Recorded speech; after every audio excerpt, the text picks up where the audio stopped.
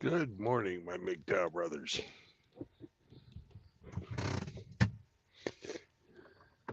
Shall we head east?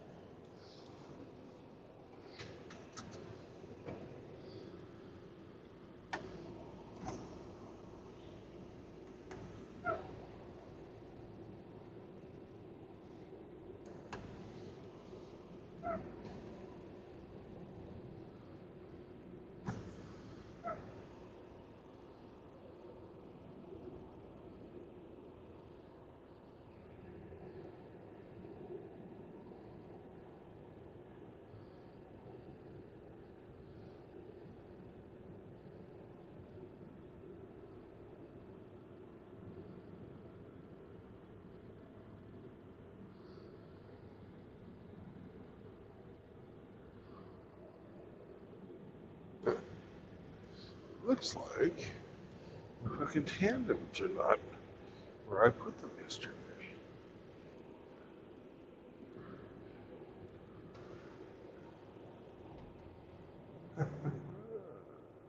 Weird.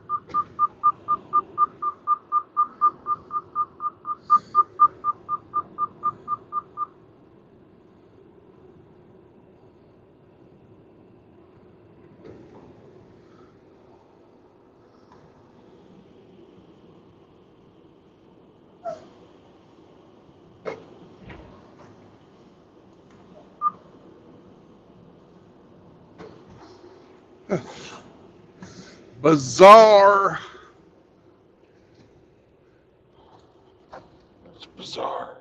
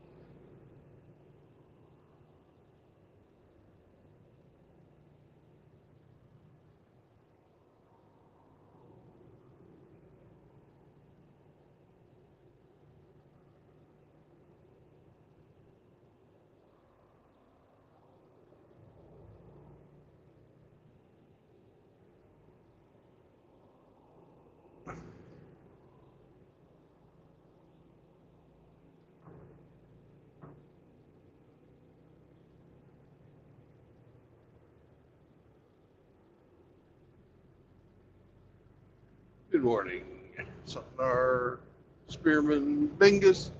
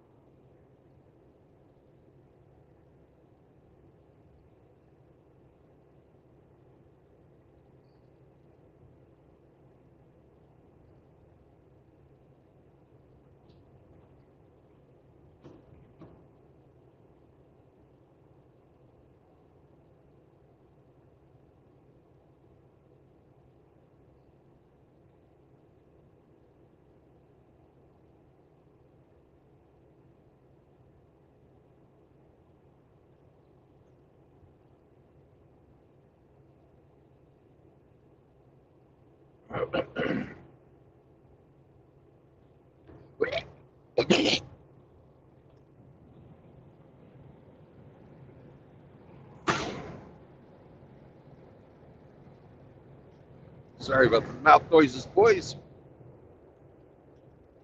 Had some snot. Had to get rid of.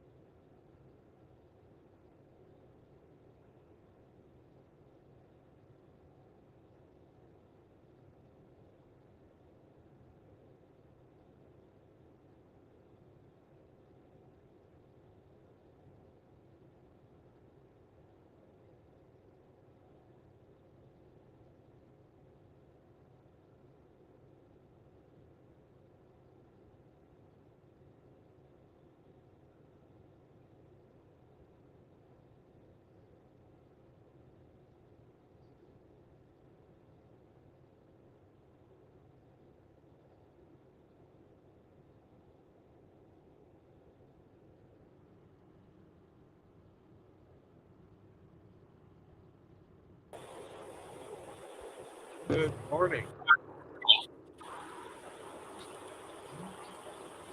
Hey, what's up, man? Good morning. Morning. How's it going, Got an Brandon? echo going. Yeah, no, I'm on the phone right now, so I'm not wearing any earbuds. How you doing? I'm doing good, man. I thought I'd join you, for a bit. I haven't talked to you in a long time since that stream with the contriver, man. It's just, I realized that since last year, everything's changed. I mean, we used to be so buddy with him, and it's like, when did it go wrong? When did our own, I guess, people turned on us and said we're the enemies? I mean, we had the whole thing going on with good mother's enemies and all those infiltrators, and you said, if it's men going their own way, don't wrench women. Sure, you can be allies with them, but don't wrench them. This is a men's space only. This is for us free men that want to say, f you to the gynocentric system, to the blue wave, to the chaos and unnatural order of things. And now that I'm thinking about, like, man, a year went so fast and everything just went bad. Went really bad. Yeah. Uh, People started changing. It seems like. It just got me thinking, man. It just got me thinking. I mean, I'm 35 years old. I haven't dated a woman in, I guess, almost a decade. If I let it go for 2 more years, Yeah. and I'm thinking to myself, do I really want that? I mean, if I ever get hit on, well, what's my reaction going to be? Am I going to be numb? Am I going to be neutral? Am I just going to entertain it and then find out, no, I really don't want it? Just tell her, no, I think we should just talk, be friends. That's about it. Other than that, that's as far as it goes. Then she'll probably ask me why. And I'll tell her why. I'll be honest with her. I won't be like, well, I just don't think I'm going to be able to find the right girl. And I don't know. And then she'll probably give me well, maybe you should find the right one. And, she's out there. No, she's not out there. There are no right ones. The right ones were what, 1940s, 1930s. Those were the right ones, you know? Uh, the odds are against you finding it. Yeah, I know. I've heard you guys, and I've heard Hammerhand's story. I've heard Father Sands' story. And it's like, do I really want to be in that situation? Do I really No. want to feel that? No. I mean, is it logical for me to go through that? No. Even Spock would say logically it would be for you to just get away from that. You've seen other men go through that. Logically, no, Jim, you wouldn't. Don't go through divorce court. Pay $5 to get out of it. Well, in this case, it's 500 to actually get away from it. And no, Jim, I don't think you should go. Logically, a Vulcan cannot lie. No. So, no, I wouldn't go through it. But who does? Who goes through it? I mean, who really? I mean, didn't that one guy that Hammerhand was talking about, that news situation, was dating these two feminists, and now he's gonna spend a year trying to escape it? And then what happened to that athlete guy that the woman was saying, I'm gonna fleece him, I'm gonna have him choke me and stuff like that, and she was saying it to her friend, who actually was also an athlete, another man. And it's like, wow, even another dude is basically in on the deal. So he's gonna get some when she gets some of the payday, from that guy. Yeah, well, she didn't get shit. I'm like, man, that's scary. That means that even guys that are simps can actually get their money too. They can get part of the bag and not feel sorry. Yeah, my favorite story was the soccer player who was having all of his money put into his, taken care of and put in his mom's name. And he was married to some fucking movie star. Mm, But, oh shit, slow down. It's starting to get icy. yeah. Anyways, and she tried to fucking divorce him and found out that she wasn't going to fucking get anything. And because all the money was in her name that she was making, she was going to have to pay him alimony. Oh yeah, that's when. Oh, how dare I? What would happen? Why should I pay him? I'm a woman. He, I he need he help. he was a Muslim.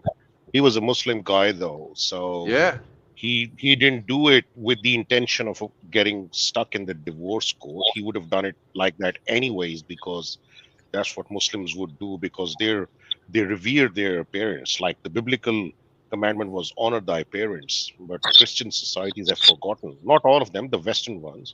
You go to Croatian Christians and Russian, they still honor their parents, but somehow in the Western world, i.e., like Australia, USA, Canada, Australia, or UK, like they love to dishonor their parents. So the culture has changed and shifted a lot, but not so in yep. many other cultures, unfortunately. Well, Well, yeah. I fortunately.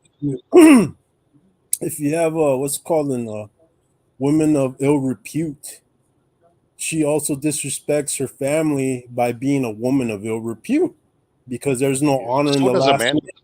So does a man, though. Yeah, Yeah, by this is one being of the, that woman yeah, of ill repute. yeah.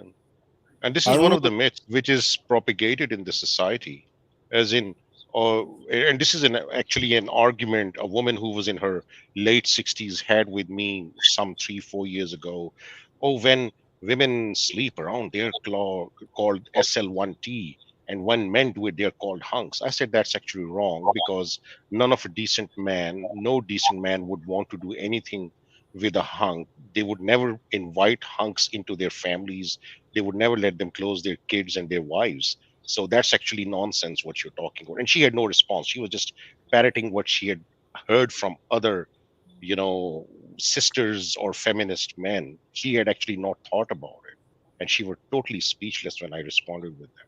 So this is one of the myths that we propagate.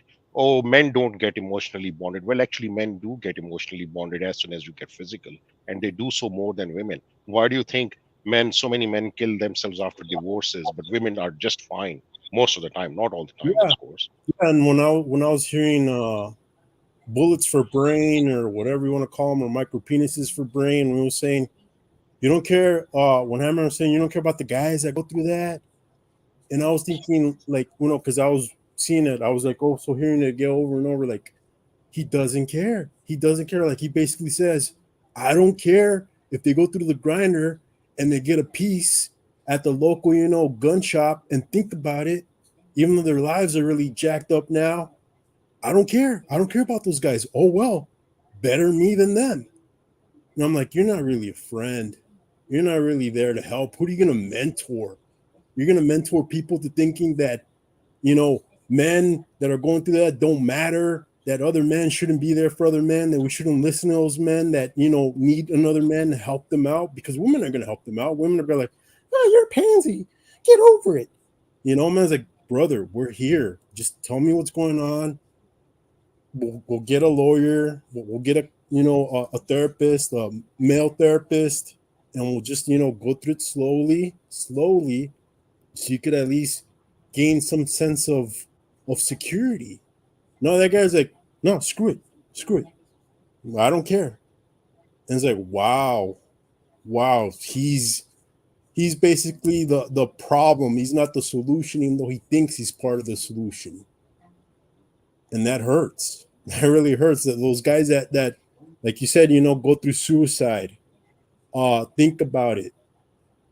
Who do they have? Sometimes they don't have no one. Sometimes it's all your fault. Maybe you weren't Most picking the right girl. most of the time, it's nobody. 75%, 75% of suicides are men.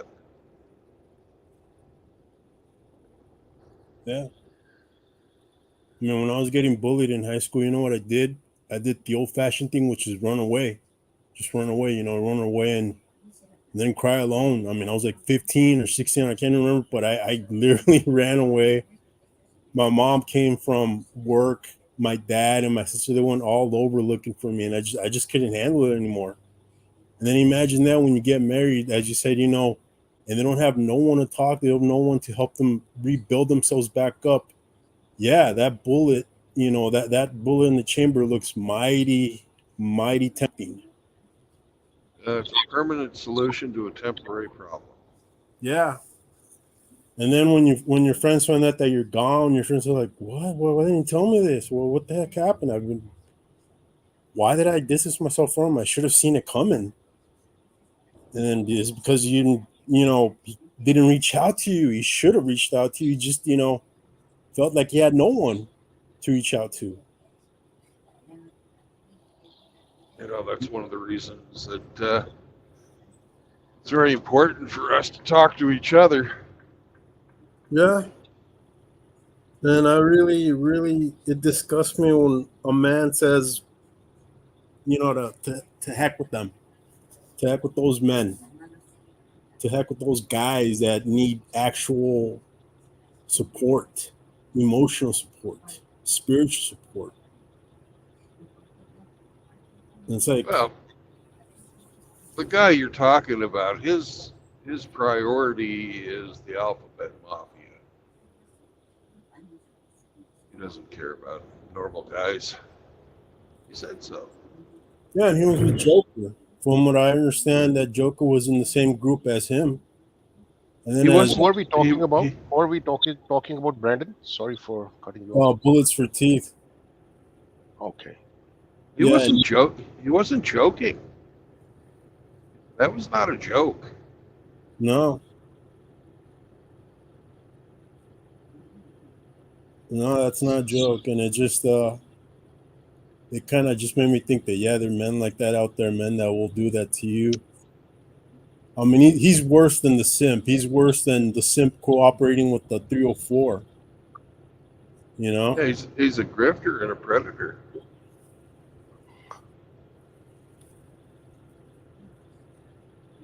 The only thing that I've had, a good deal with that guy is everything has been negative from his friend. Support of tailor-made man, to his support of MGTOW Dictionary, to And then, what's that guy that was with Lauren Southern, that dude that was gay and turned Christian? Milo Yiannopoulos, right? yeah. Milo at least was abrasive. At least he said that feminist was cancer. At least he said it out loud. At least he was, when he went to speaking, people protested. But imagine if Milo heard from Lauren Southern, "I'm a feminist. I go for votes for women." He would say, "What? You're a feminist? You're with me and you're a feminist, even though I'm against feminism. You're with me. I don't think I want to talk to you anymore. I don't want to do nothing with you. No, get away from me." And then what she did to her family, and then even though the guy is a fed, right, a fib, as that man would say, a fib, or whatever, she was basically turning his friends, his associates, on him, making all these wild stories, basically the whole Duluth model, right? And she, I remember when their chronic stream, he was reading out her sob story on X. Well, before it became, X, it was Twitter. And she was getting so much support. "Oh, we're with you, sister. We're right behind you. You're strong and brave." And, it's like, how much did she basically didn't want to contribute to the divorce because she probably knew that she was going to get the low end of the deal, and him being a fed. Well, come on, don't you think his cards are going to be aces when it comes to the divorce? Of course it is. Come on, he's going to have his buddies back him up. So I'm sure she didn't want that legal battle. It was probably costly, So she basically went with the whole sob story. And then she came out as, basically a feminist, a true feminist. She just was undercover, an undercover feminist. A chameleon. Yeah. And that to me was like funny. That was literally funny. And I remember laughing when he said that she can basically say anything that goes against YouTube's guidelines, and then Under Chronic can't. If he does, he's gonna get his channel cut. He's not gonna get monetized. He's not gonna get the message out there. But she can. Pearly things too, right? Pearly things too. And then another woman that I think Hammerhand was talking about that said, I don't need this, I don't need man. And then when she came back, and then she started saying her views dropping, and then she started talking about men's issues. Oh, I thought you didn't need men. I thought we were this and that. And then when you see your money going down, then you need men. Then you need men. Then you need them, right? Then you start talking about them. Just look at the gyms, right? The gyms are more catering to women now than men. And then men was like saying, no, forget it. I'm going to go work out in my own house. I'm going to buy my own equipment and then invite some of my friends, work out with them. And then the gyms started to go down, right? The gyms are starting to go broke from what I'm hearing. Is that Good. true? Good. Some are. Yeah, and some things are going with the clubs, right? With the clubs are going woke too, and they're going broke as well. That's a good thing. As a monk, I don't pay attention to women. I don't fucking see them as allies. I think looking at them as allies is the same mistake the MRA's made. I'm not going to repeat it. I mean, I heard of the MR when I was younger, but I never really thought what it was. I thought it was maybe some movement for guys or something, but until I actually read it out loud when I was into rep playing myself a lot, and then I looked at what's samurai? Oh, okay, that's what it means.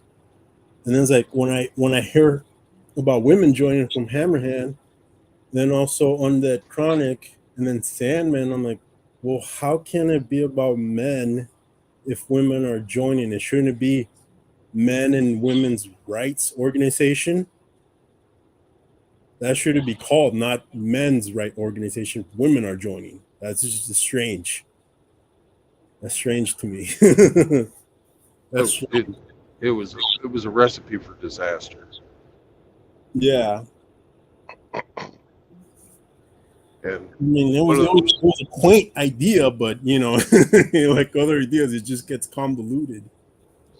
well, one of the biggest red pills that even the red pill guys like the MRA activists had to fucking learn the hard way, just like I had to learn the hard way about being married, was that this is not a patriarchy, and it has not been a patriarchy for a long time. No, because then it would be natural, right? You would, I mean, I know you have a daughter. You would actually oversee her being with an actual suitable man in your eyes, a man that's grounded in the community, a man that's family oriented, a man with morals, ethics, and value. That would be your role. That's the natural order that's been for many, many, many eons, many, many years. I have one daughter that is doing well for herself, and one that's not. I have one daughter that's married to a man like that. But he's not American. He's Turkish. Was that does he have Turkish customs? No, he's Turkish. He lives in Turkey. They live in Turkey. Oh, but I mean, he's like we're talking like very Orthodox Turkey, right? Because I mean, I know Turkey's really. He's Muslim. He's a doctor. They live in Ankara, Turkey. I mean, I really wanted to have kids, but now that I think about it, I don't think I could actually ever bring kids into this world knowing what they'll go through,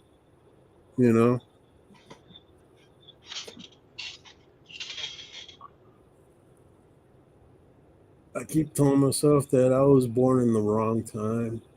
I mean, if I wanted to be traditional, then it would just be in my mind that I would be traditional, but we can't be traditional because there's nothing traditional about this society. No, you can't be traditional here anymore. Our No, society. we gotta adapt. We gotta be men going our own way and just say no.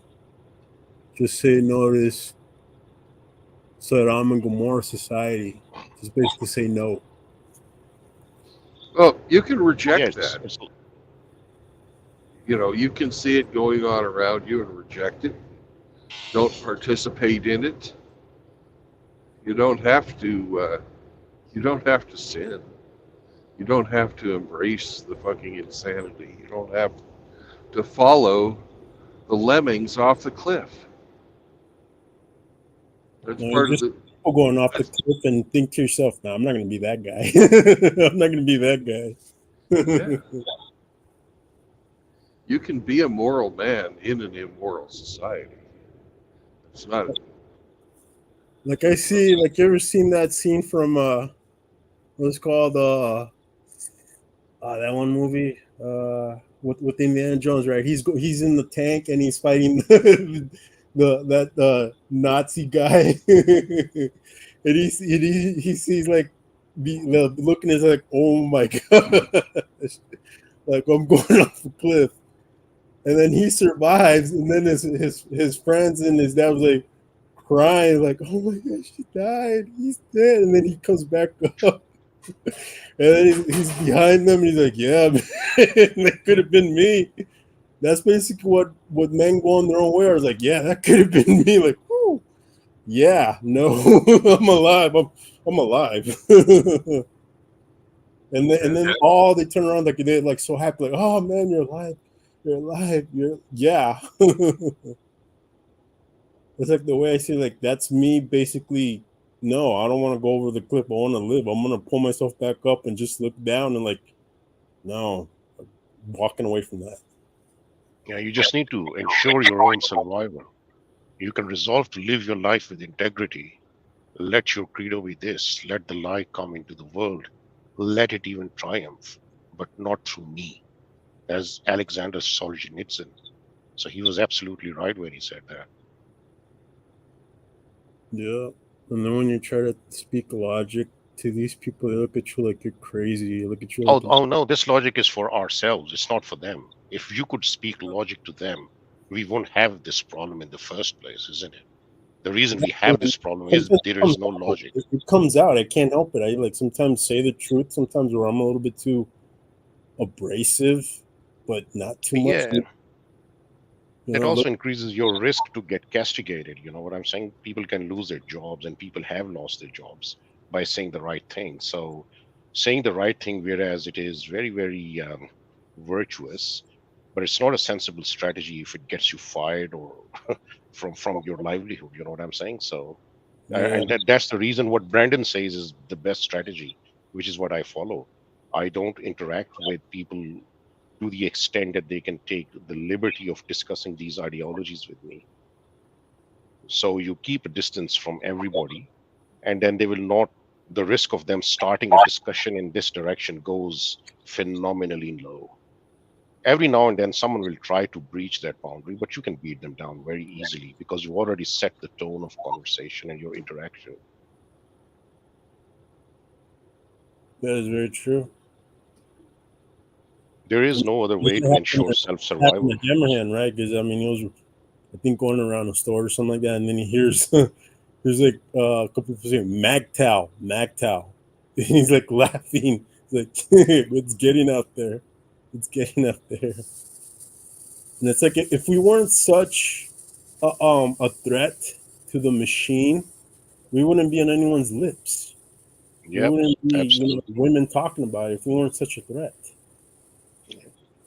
Well, they're making like TV. They're making episodes in TV series about incels and people who are manosphere. They're actually episodes in different crime dramas. One I watched was Chicago PD. Another one was, where was that and they actually included the words like PUA conference, tutoring men how to hit on women and all that stuff. So this all stuff is already on FBI watch list and this and that and whatnot. So yeah, it's Yeah, bag but is that's already the out of the one cat, so to that speak. demonize it, right? The one The bag is out of the cat. Yeah. Did I say bag is out of the cat? Yeah, cat is out Yeah. of the bag. Yeah, yeah. Yeah, just Conversational dyslexia. Yeah. yeah, but I mean, we're not doing anything. We're not creating violence, but they want to make it as if we are, so that way they can have a reason to go after us. You just have to be careful, man. Just yeah. No, I mean, I'm looking after my friend. I mean, sure. I mean, I tell him, like, dude, have boundaries. And if, that woman doesn't respect them, then, say bye. Just say bye. Because he knows already been through that. I mean, the last woman that he was with, she wanted the idea of having enhanced chesticles. And he was like, no, I'm not gonna I'm not gonna ruin my credit on that. Heck no. Yeah. And that was the end of that. That was the end of that relationship. And I'm telling him, dude, just be careful. You already been through that. You already know what it, feels like to be with a woman that basically disrespects you, disrespects your family, nags to you, complains to you about anything. Why would you want to go through that again? And he said that he wouldn't go with no woman that, drinks or smokes. Because then that's when he knows that they're not really sensible. They're not, responsible because they drink too much. They even invited him to drink, and he's like, "I don't drink. I don't do that. I have responsibilities. I have a job I got to do. I got to wake up early in the morning and deliver. Be like a driver like you, Brandon." yeah. So, man, I'm already out of the game, and I think I'm gonna stay that way for like maybe like another decade or so. Because it's true. Once you, I mean, Do you have any kids?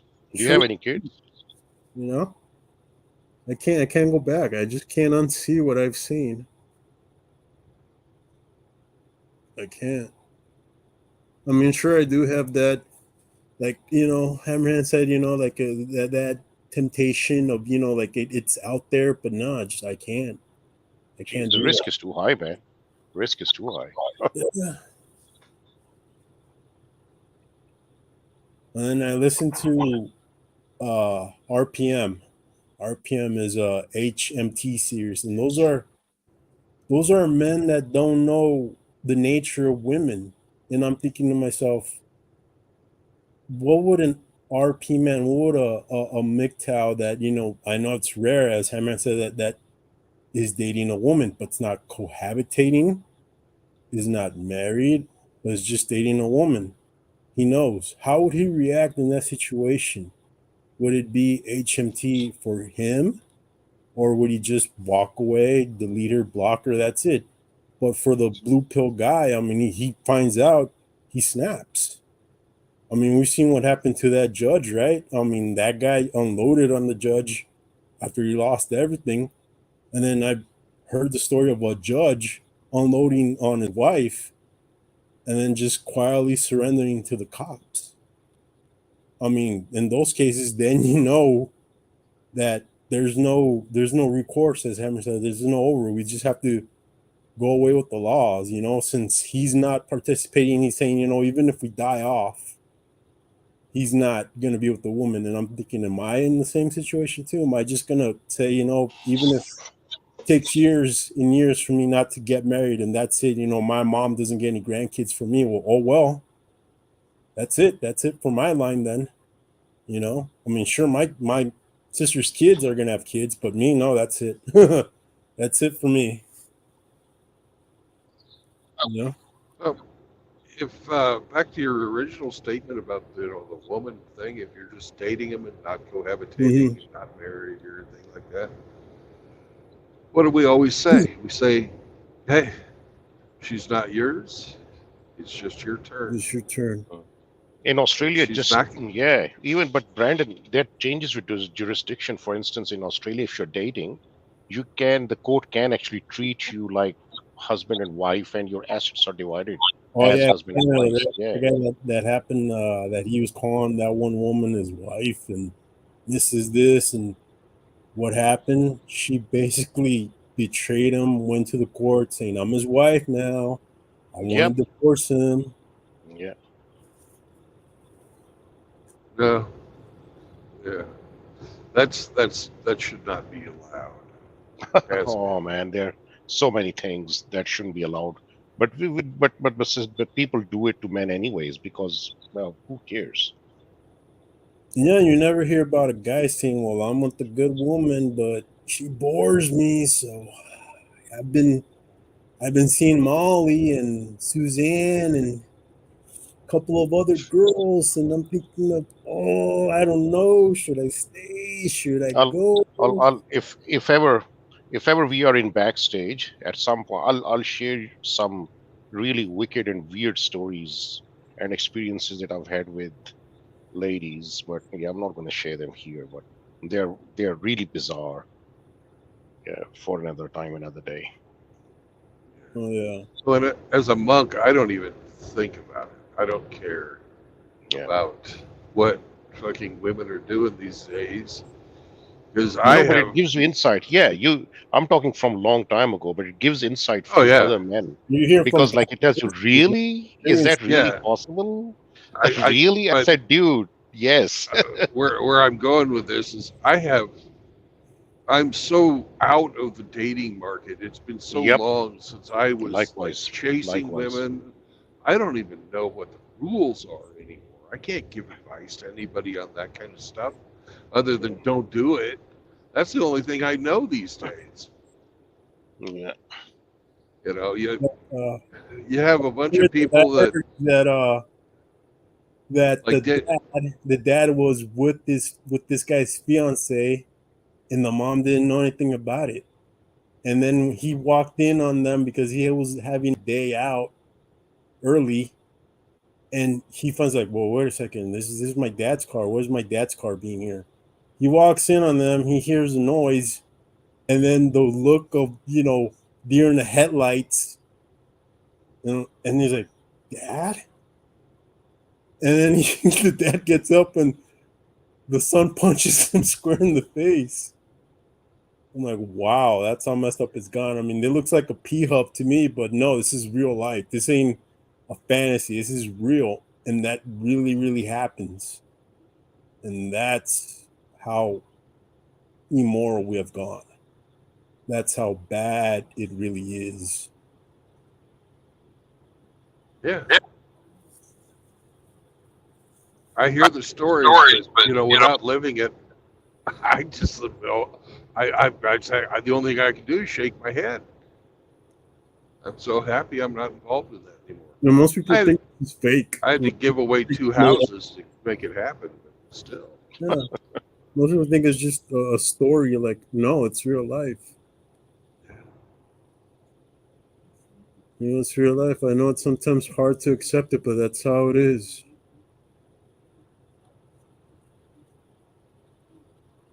I didn't have a rage when I, was going through the red pill. I was already like an angry guy. That's when my friends were like, you're just angry at the world. But I didn't find out the real reason why I was angry at the world, and now I know why. But I'm much more calm about it. But as you know, Yeah, you're bullet not you're says, not you're not angry. real rage You're is not I'm angry at the world. You're not angry at the world. You're angry at the injustice done to you or to other men for that matter. yeah, Does that make sense? We yeah. would be angry if there I was no injustice. We would be very happy. But there's so much injustice, especially towards men and families and children, that as men, we react very viciously. This is one of our primal instincts to stop an injustice or to correct it, or to at least endeavor to correct it. And if nothing else, then at least know and show and express that this is an injustice. mean, we can all agree that we want a time where women are in charge of our own destinies. We're in charge of the destinies of our offspring. We're in charge of the destinies of our family, our community. We want that back because we don't have that. I mean, as Headman was saying, there's no There's basically no politician for the normal man. There's no voice for the normal man. There used to be. There used to be a voice for the normal man. There used to be a voice for logic. There used to be a voice for intellectual outlook on life. There was a time where men that were, logical, stoic, and smart were revered, were looked upon as the Why do you pillars of think the. that has happened? I don't know, because decadence is more more easy, and being lawful and moral is so hard. I don't know. Well, we are the voice of normal men. We Yeah, are the voice of logic. It's not that we have no voice. no, I'm saying Westman, we want that time. We want that era again. We want that age again.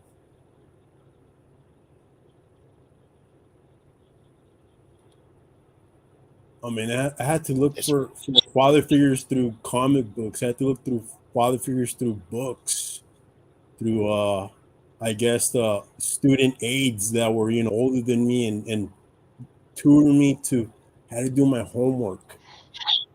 Because my mom was a single mom. My father, my real father, was more of the type that he was a Chad. He was a Chad that would be with other women and have kids, and not really be in his kids' lives. So I had father figures through fiction and wrestling and whatnot. But yeah, I mean, yeah, at one point I did wanted a nuclear family, and then I wanted to have my own nuclear family. But after I woke up, and I was like, it's not possible anymore because there's nothing like that. Nuclear family is more of in the books, right? Of videos that they would show us at school. If you want to have kids these days, then you got two options. If you don't want to get trapped in the system, one is adopt, and there's lots of kids out there that don't have a mom or dad you can adopt. But your chances of getting that as a single man are pretty low. Yeah, because they look at you as a kitty toucher, right? Yeah, the other choice is surrogacy. But isn't that costly? Well, it costs a hell of a lot less than child support, and you get fucking 100% control of the child. and you don't go to jail also. I didn't even know you can actually go to jail even if you're a sperm donor, which that's what Hammerhand was talking about too. That the one Yeah, that guy see. Here's my question about all the surrogacy because I thought about it. So having a child, even through surrogacy, is much more than keeping them alive. That's why you need Yes. two parents, and that is why we don't celebrate being any single motherhood because we know the outcome in the long run for the society are really bad because children are a lot of work, especially when they're very young. Yes. And if we say if I and I thought about because I wanted more children and I thought okay let's do this and I can afford to do it, but then the moral question was am I going to strip a child away from his or her mother? Number one. Number two, would it be more like how would I do it if it's a child 6 months of age? I have to work. Do I put the child in the daycare? Then what's the purpose of being a father or a mother? That's why you need two parents. So I can't do a rinse and repeat of what we consider bad when females do it and then call it something virtuous. That's just being selfish. Oh, I want a kid and I want to show the world I can have a kid. Yeah, but like that's not the right thing to do for the children. Well, you can think about it like that. You know, uh, a lot of people have to make up their own minds on that, but some I people have a agree. very I agree. strong fucking urge to have babies. Oh yeah, yeah, And absolutely. Yeah, I agree with that. you Yeah. can, if you don't like the daycare, you have to endeavor to make enough money to hire a nanny. And Yeah. do what the single mom won't and hire a female to be, the nurturer when they are very young.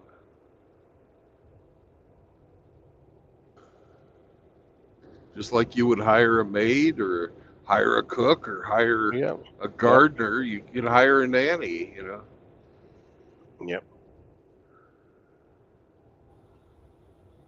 So if you, So, hypothetically speaking, if you want to do that, how would that reconcile with you being a truck driver?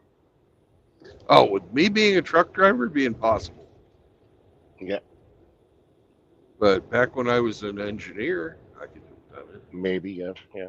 And it's easy for me to say I should add that disclaimer because I've got three kids, so I'm not in the same position where I would be if I didn't have any kids. And I could have been the most ardent uh, proponent of surrogacy. So I think I'm speaking of from a position where I'm not in the same situation where a lot of, because it is a strong urge to have children. I had it. I knew it when I was like in my teens that I wanted to have kids. So yeah, it's not easy. Easier said than done. So career also factors in, like what type of job you have. If it's something you can come home. Absolutely, man. Absolutely. It it, If you're it doing shift does. work, not, yeah, it does. Absolutely. Absolutely. Because if you're doing a 9 to 5 job, it's a different thing. When I was going through my divorce, we had a 50-50 arrangement. So I actually had to organize my entire job around my kids' pick and drops. So 1 week with me, and I would start my work after 9, after dropping them at school.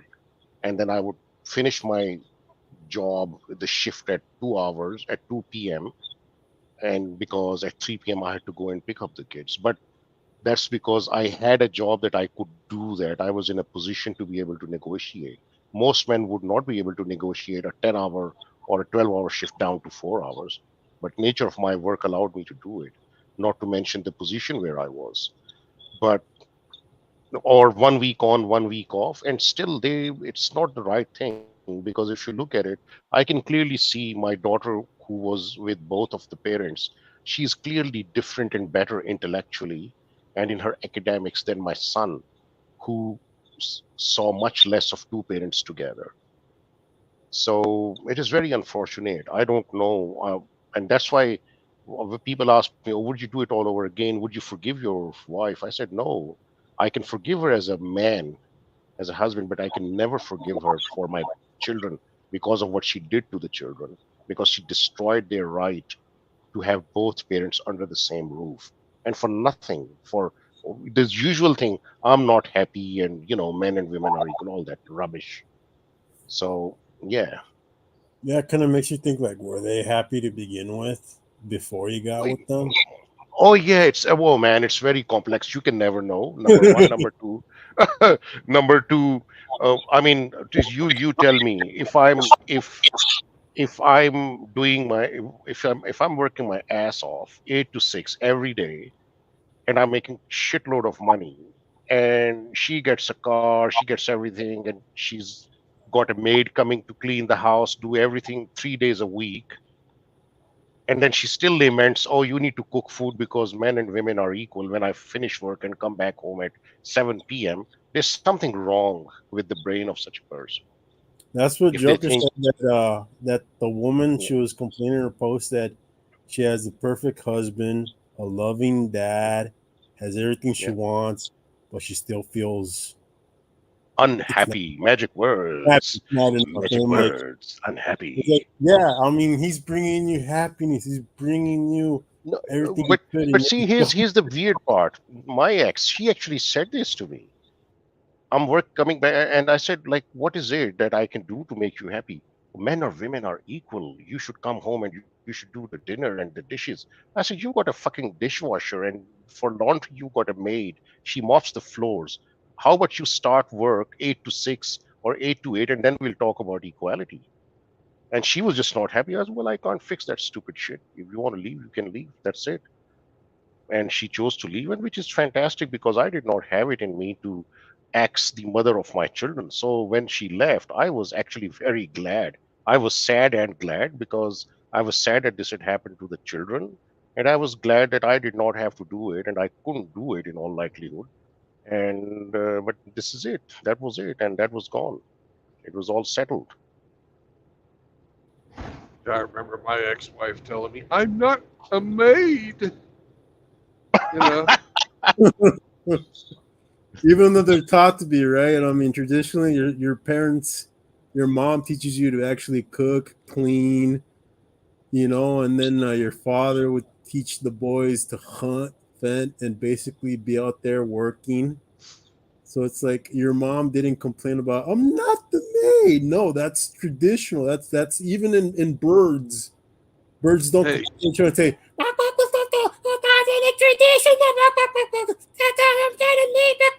no. It's like they know the role. They know the order, but us as sentient creatures, sentient beings, think about it. Like, no, you but just know she your was a role. stay, my ex-wife was a stay-at-home mom.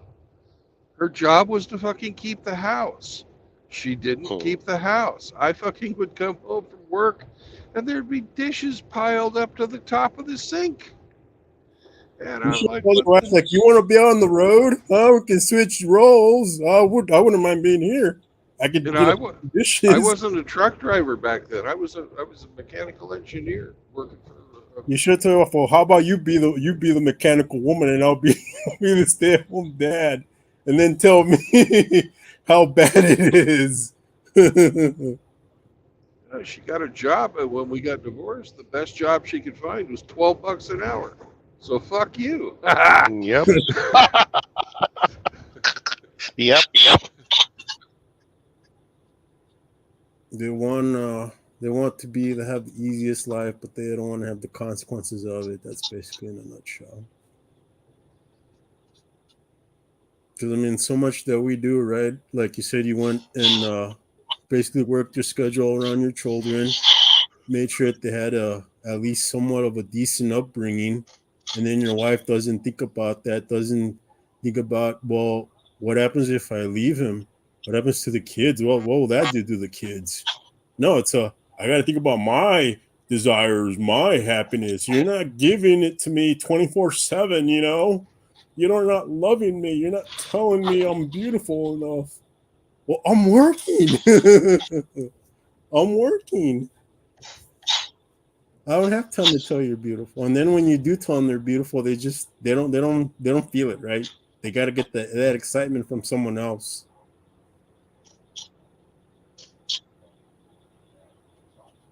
I mean, I get it. I went through it almost myself too because I was in a serious relationship. I did the blue pill thing of being friends with her for like 5 years, and then after like the sixth year, I thought, well, why not we just try it out? So we talked about with their parents, before her parents split because of the dad was accusing the mom of you being with another dude. So before that, I told my mom that yeah, we're thinking about being it serious about having our own apartment. And by the way, she's a virgin, so she still is a virgin. And me, I'm not at that point. I wasn't, but then I've never been with a woman for almost like 5 years. So to me, it was like I was really scared because it was like I've never done it ever in my life to be that serious with someone, get an apartment with someone, and then cohabitate. And then what she ends up doing is having cold feet. She talks to one of her female friends. She even sent me a text, and one of them says, "Don't do this. Don't break up with them. Don't destroy something that it's so pure, that's so wholesome. Because if you do that, he's not gonna forgive you. He's never ever gonna forgive you because you've been friends for 5 years." And then she was right. I mean, when I ended up talking to her after the split, I was like so angry. I was so angry. My parents heard me being angry. My one of my guy best friends heard me being angry. He's like, what happened? What's with the aggressiveness and loud voice? You usually have like a calm voice. Usually you're calm." And I told him the situation, like, man, after like 5 years, I know I should have just stayed friends with her for 5 years and that was it. But no, just, I kind of slacked off and put my guard down, and that's what happened. She got cold feet and said, like, no, let's not go. After a year of just dating, like, well, now you know. Now you know. I'm like, yeah, now I know. Now I know. And that was my red pill moment right there. And that's when I started getting into Sandman. And then I heard about Undead Chronic when he had his first channel and he was doing his Hercules MGTOW friend channel. And then after like 2 more years, I got into Hammerhand. And then that's when my whole journey of basically going monk mode, even though I didn't even know I was going monk mode, that was it right there. That was my wake up call. And since then, I've just been going like this. And it's going good. I'm not stressing out. I'm not, I guess, having emotional breakdowns. And I have money. I'm able to help my mom and me like pay the rent. I can basically buy animal crackers. I can buy the occasional video games and just buy some cheap shirts and not really focus on if I'm have to spend like $100 or $200 taking a girl out. Like Big John would say, all this money that you have, all this, it goes to her. It goes to her. And how much is it left for you? How much of your desires are left? Basically, very little of your desires go to yourself. But once you don't have a woman, all that money gets saved up. All that money gets stashed away, squared away for emergency reasons. For the occasional, I want to go to the movies. I want to have a couple of brewskis with the friends. I want to have that, grade A steak that costs like maybe like 120 plus, your friends. That all goes to you when you're single, when you don't have a wife, right? Yeah.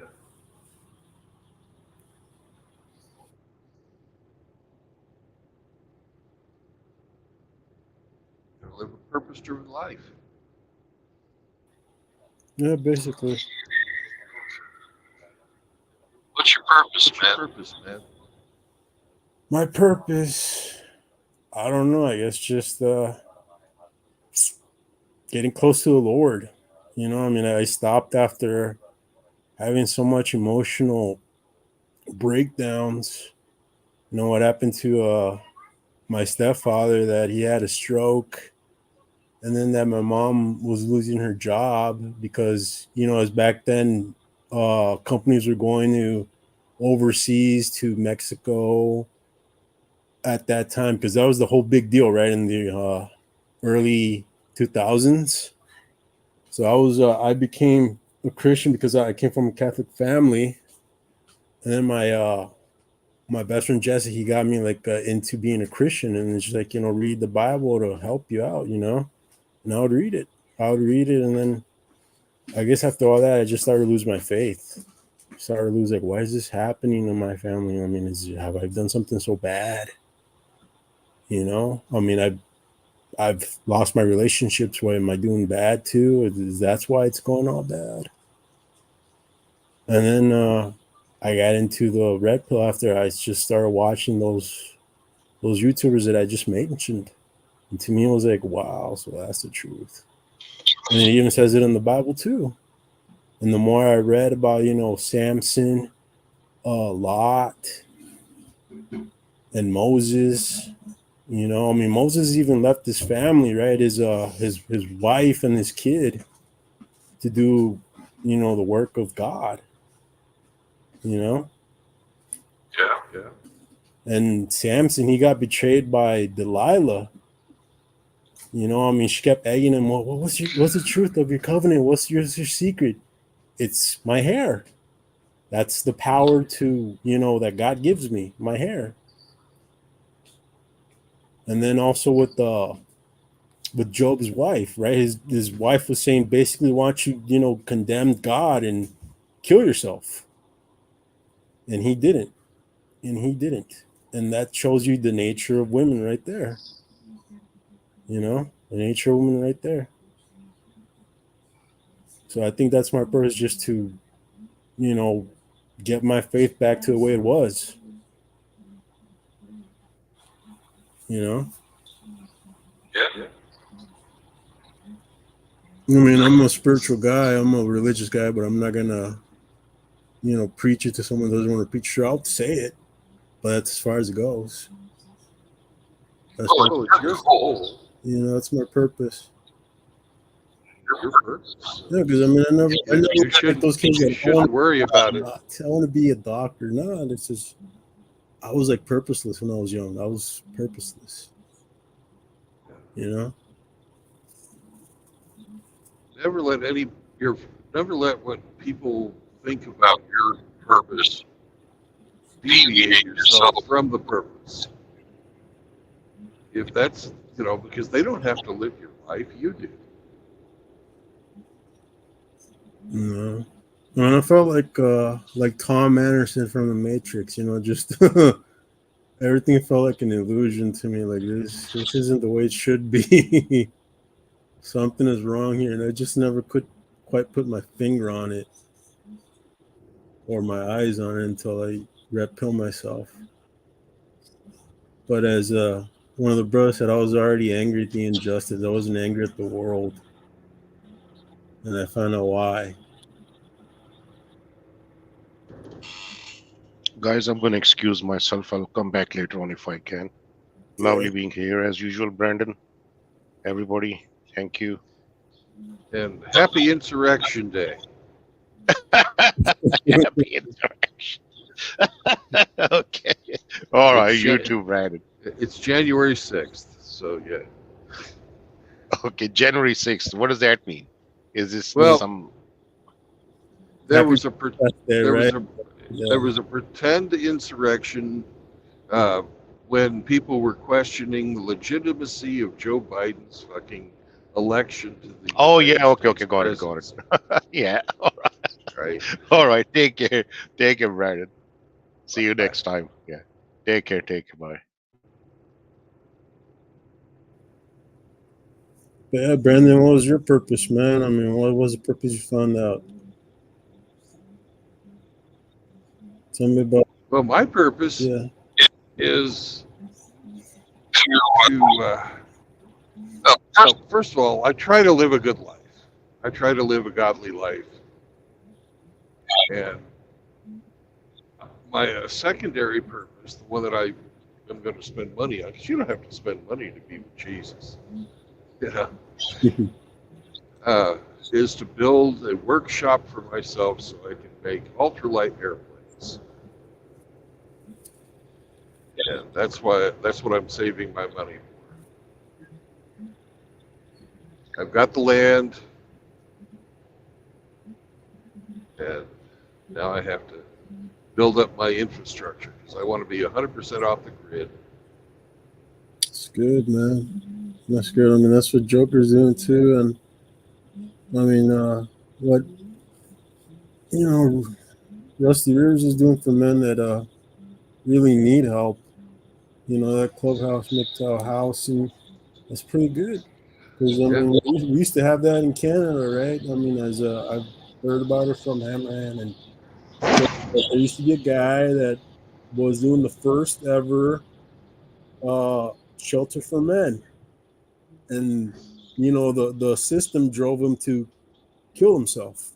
Yeah, I know that story. It's very sad. And we do need shelter for them because, I mean, women have so many rights and so many net plans and so many escapes that what about us? What about us guys? We need that. We deserve that.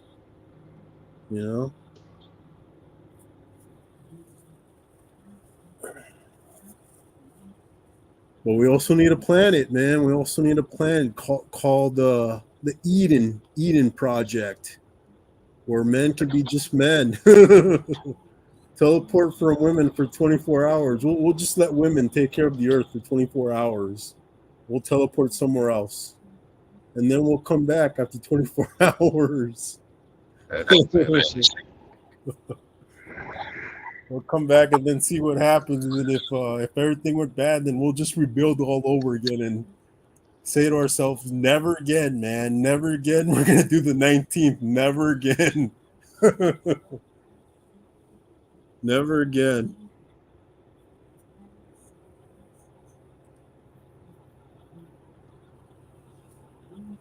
Instead of calling it America, we'll call it what will we call it? We'll call it the The nation of liberation. The nation of liberation. Well, have you ever listened to Liberation Y? Because you're free now from the system. You're free to govern yourself. Have you ever listened to the YouTube creator Liberation Y? No. You should check him out. His whole thing is about liberating men. It's the Y from the XY chromosome. I was remembering that show or that comic book, what's it called, Generation Y or something like that, about the last man, right? That they create a virus that kills men and the guy ends up being immune. And it's just about women trying to maintain the power that they have that were given to them by men. And the dude is the key, right? The dude is the key. But at the same time, there's a group of feminist women that want to kill him because they believe in that. And he's trying to survive, trying to out dodge them. I know they canceled that show, and I was getting into it. And I'm thinking, like, with that, what would happen if we did actually teleport from the planet Earth and into another planet just for 24 hours? What do you think would happen then to civilization, not as a whole, but as, I guess, as a fragment of what it used to be with men in it? Would they survive at least maybe 5 or 7 hours, or would it go to heck in 5 or 7 hours before we hit 24 hours? I think you'd have to have like 3 days to see society collapse without. If men were on strike for 3 days,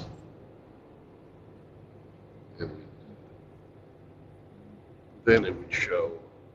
But did you hear about Iceland?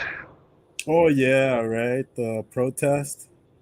Well, the women went on strike, and nobody noticed. Nothing stopped. No, and that actually should scare them. That should scare them. Imagine what AI's waifus would do, right? They're trying to outlaw that too before it even happens. Yeah. As soon as they give up their dildos, sure. Yeah, but they won't. You know they won't, and they'll come up with some excuse to stop men from having fun. I mean, Oh, they're complaining about the passport bros, right? Oh, why is he with that Asian woman? He's taking advantage of her. She's young and homeless and doesn't have any money, and he's exploiting that. No, it's not. You're just saying that because you don't want them to have fun, because you want them to be miserable like you are. You don't want no one to have fun. no. The thing that we always forget is that the women that the passport bros pick up, because I did that too myself, is that they are the foreign country, name it, monkey branchers. You know, they're the ones that will go with the foreign guys because they're looking for something better than the guys they've got in their own countries. So these women that, you know, you're running to are the ones that you know, they're just a foreign version of the ones that you're running from. That's very true. That is very true. I worked in Vietnam for a year, and then I worked in Ukraine. I had a business in Sierra Leone. And foreign pussy's pretty nice. But, you know, once you get the red pill and understand Rupert's law, you're like, oh, okay. So this is who I'm dealing with. They might cook me dinner. That's nice. They know how to cook. What are you doing? U-Haul, you're not supposed to be in the fast lane. You're driving 50 on a highway that's supposed to go 70. Except sometimes the fast lane can be filled with other trucks that need gas. Right? When you're going with these foreign women, they have tons of family that need taken care of too. That they do. And you're like, well, I didn't sign up for this. I just signed up for you and signed up for your whole family.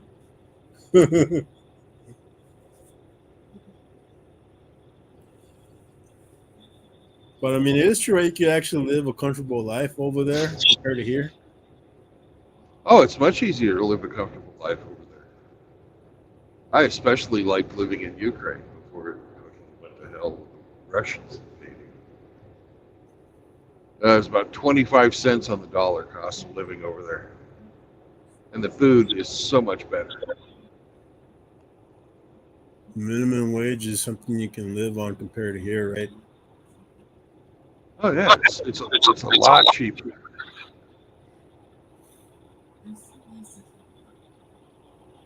Yeah. No, I mean, I can't do it. I can't be a passport bro, man. I guess I'd rather just be single now. I'm used to it. Yeah, You know? you're just spending less for the same women, basically. Yeah. I mean, I got It's female friends, but I'm not attracted to them, and no, I don't want to bang them. And then I have friends who actually are dating, and then I try to give them little tips here and there. Watch out because I don't want them to, get fleeced.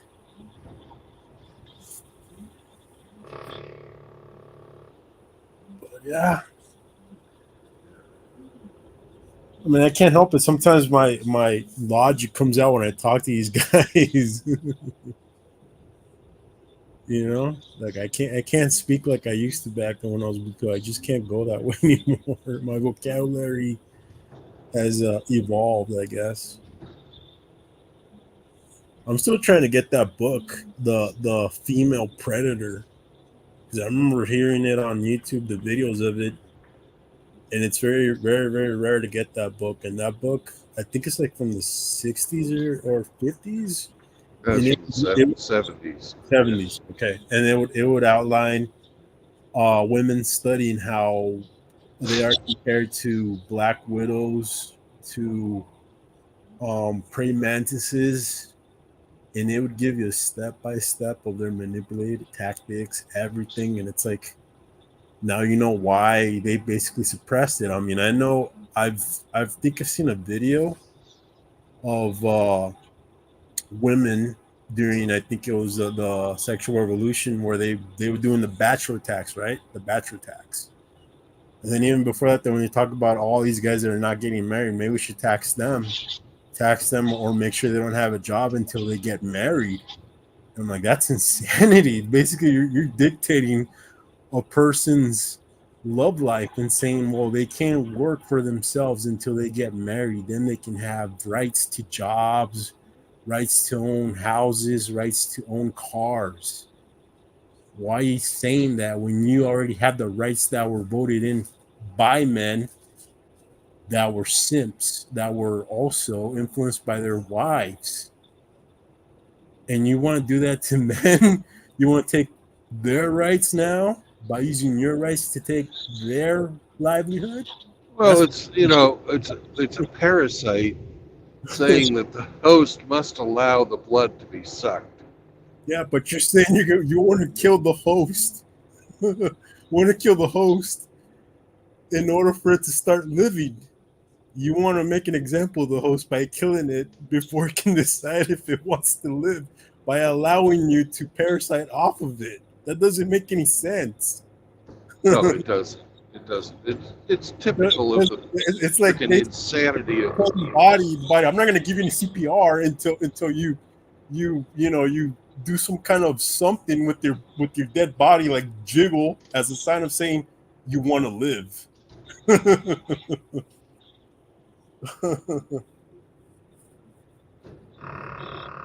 And that scared me, man. That scared me. That like, can that really happen again? Can that be coming in some way? I mean, I hear it on Twitter. It would be peaceful if all men are dead. And then I've seen that video with that bleached blonde woman that said it on, I think, Facebook or something, that we should kill all male children and other men. And it's like, wow, man, they really do hate us that bad. I mean, who taught them that? Who told them to think that way? And then I'm thinking, nah, it's their mom. Like Hammerhand said, it was Sydney Watson's grandmother's grandmother that, now is her mindset now. That is true. That is very true. Also, her dad that didn't say, you know what, no, we're not going to teach my daughter this, and stop filling her heads with your ideology. No, that was the dad that basically was weak-willed and didn't put his foot down.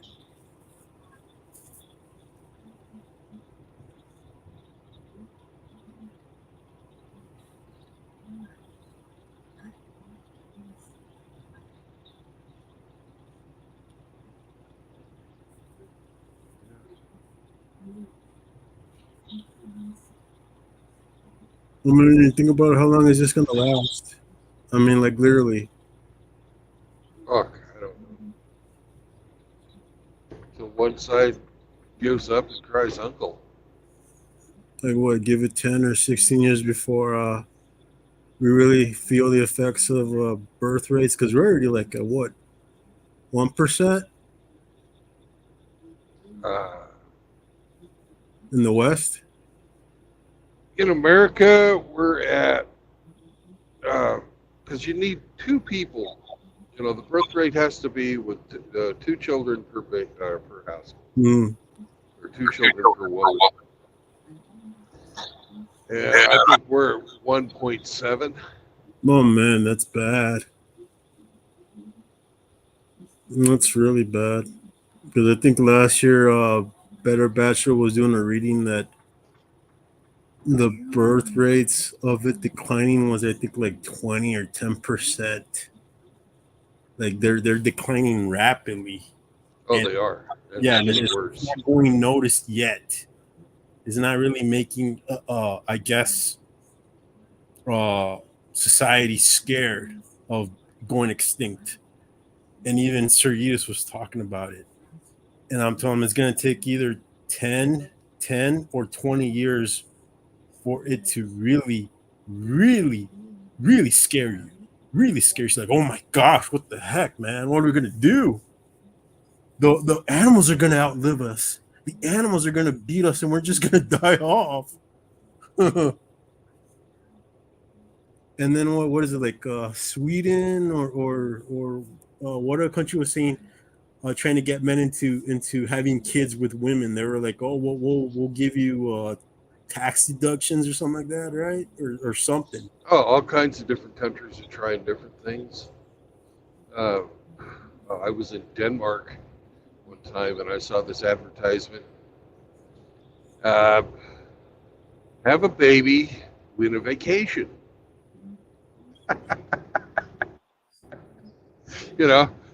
Just all kinds of different shit like that. I think your deal breaker would probably be like, maybe have me assured that I don't get raped and divorced, take any of my money, and then I'll think about having a kid with her. Give me that ironclad, and I'm good to go. Give us that, and we're good. Give us that, and we're good to go. I would think that 50-50 custody should be the normal, and this whole thing where women get custody 96% of the time, that's worse than the money. And there's no oversight in that, right? There's no oversight. There's no what's called monitoring where the money goes to, if it's spent on this. Oh, it's mommy support. Yeah, I remember. I think like last year, right? We were talking about it. It was like Alabama or Tennessee, something like that. Wanted to reform the alimony and the child support. They wanted to go check to see if it was doing what it was doing, and then the state, the government basically said, no, we can't do that. They were basically lobbying against it because then you would know where the money was going to and how much percentage was given to the kids. And then There should if it be came out in public, then no it's scary. alimony. There should be no alimony. Period. And there And should then they be. got angry, right, in Florida. They got angry when they were cutting that out for newlyweds now. That new law in Florida, right? That no one would get alimony if you're like a certain past, but it wouldn't affect already people on divorce. I'm like, wow, it shouldn't it affect even people on divorce for like maybe 20 years already. That should affect them too. Because then you're not making a dent there. You're not really changing anything if it's already someone that's been 40 years divorced from, and then they're still supporting their ex significant other. Why don't we just basically saying we're gonna cut the benefits of people that already been supporting someone for 20 years? Cut that off too, and then you would notice how many people would get angry. How many? What was it? That women's rights that they were having in Florida that were going against it. I forgot what it's called. Wives something. And that was like that was a turning point there too, right? I mean, if we could keep it going, do you think it would at least get traction, something like that?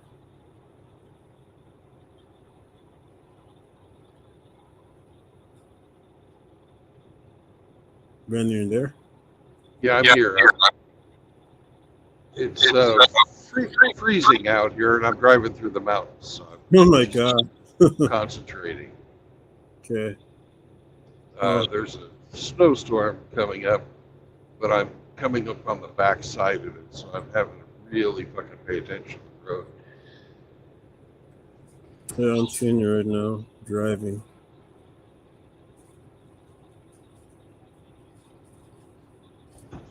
Just need to get government completely out of the fucking marriage business. I agree.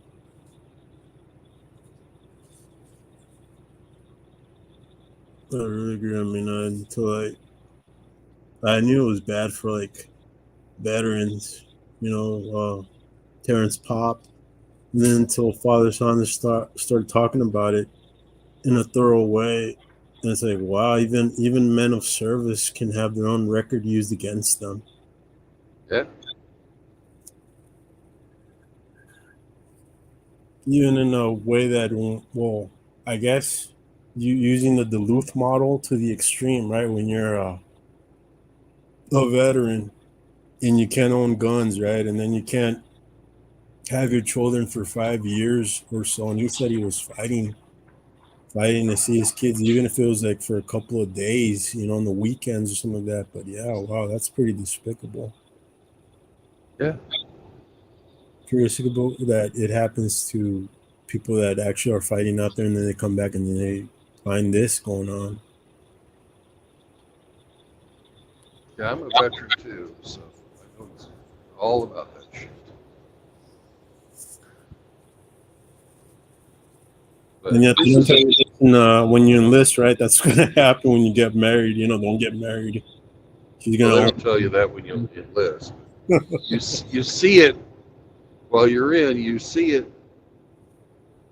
I was in the Navy, and every time we'd go to sea for like 6 months or longer, there'd be 30%, 40%, just depends on which cruise it was. But about 1/3 of everybody who was in a relationship or in a marriage, they wouldn't. It wouldn't be they wouldn't have their relationship or marriage when they got back.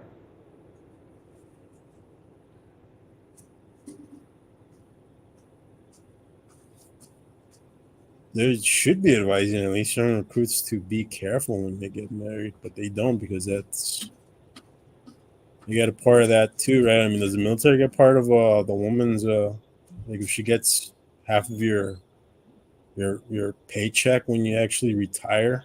Yeah, You know, it goes to them too. yeah. Sometimes. Oh my gosh, it goes to the VA. No, they get the women get your fucking. You know, they would garnish your retirement. And then they would give it to the VA. Oh my gosh. Wow. They're parasites. They really are.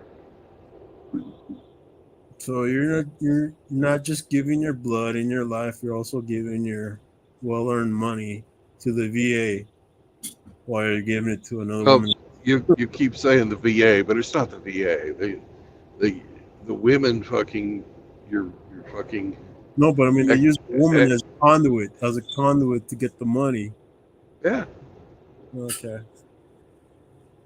Yeah, because I was hearing RPM and his when he was still with the bag, as he would call her, that she thought the idea of wanting to buy a house, getting a loan from the VA, and I didn't even know you could get a loan from the VA.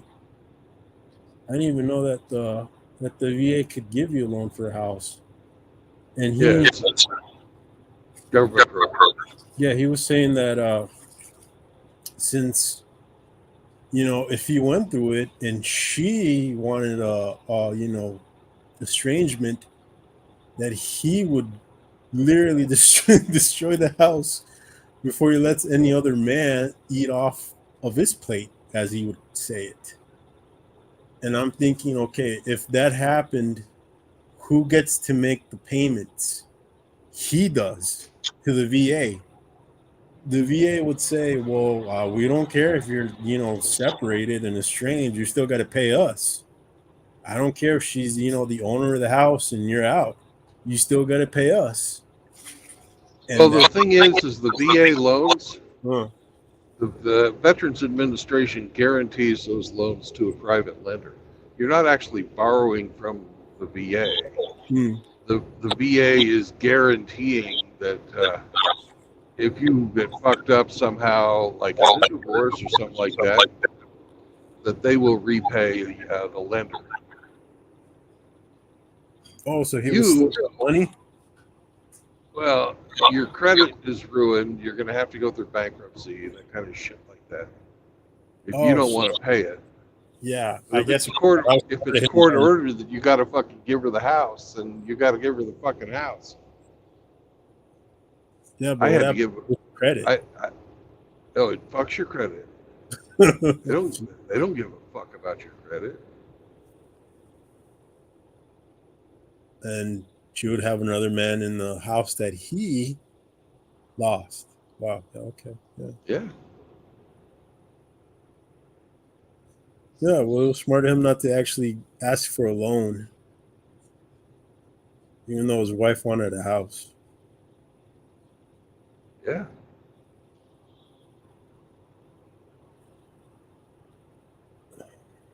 One of the things I'm doing since 2014 is I'm debt free. Oh yeah, that's good, right? I don't even carry a credit. I don't even own a credit card. So the debt is higher when you're married, right? Compared to the debt when you're single, which is zero. Well, if you borrow money to live your life, Hmm. you're living on borrowed time.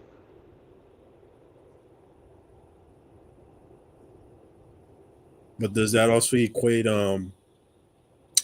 taking care of someone? And also the Bible says the borrower is always a slave to the lender. Yeah, that's true. Usury is usury. Yeah, usury is usury.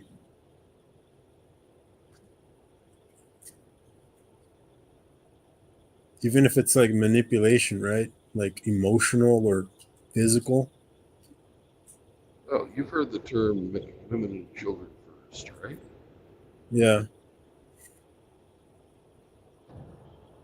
That's a form of usury. That's, telling you that you are expendable and you are supposed to dedicate your life, the currency of your being,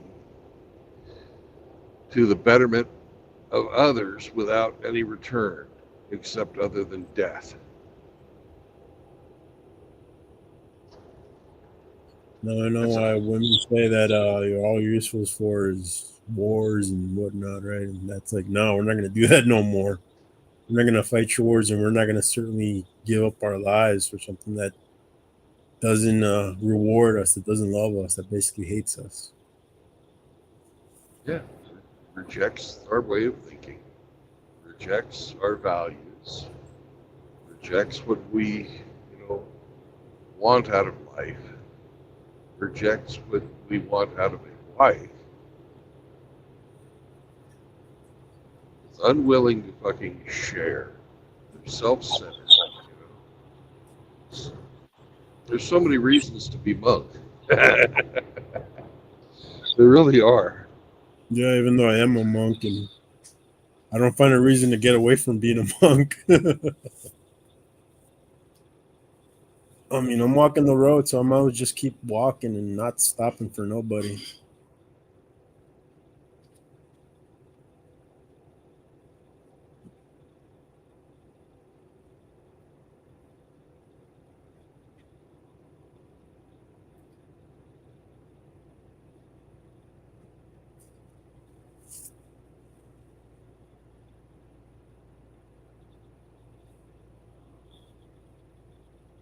I'm into it's stress free, and I don't have to worry about anything else other than just my health and paying the bills and paying the rent, and then how much food we eat. That's about it.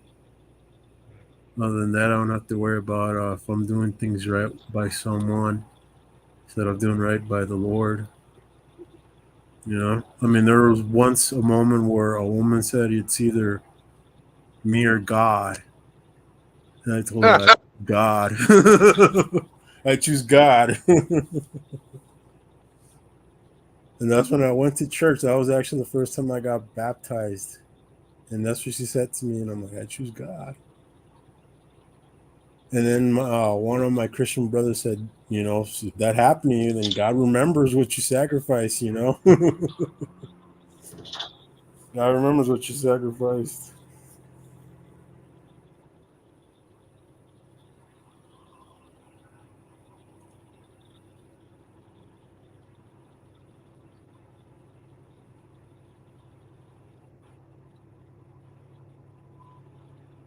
I remember the conversation that you guys were talking about that, yeah, it should be in order. And yeah, it's basically we answer the man upstairs and we answer for what women do at the same time, right? Because that's our responsibility too.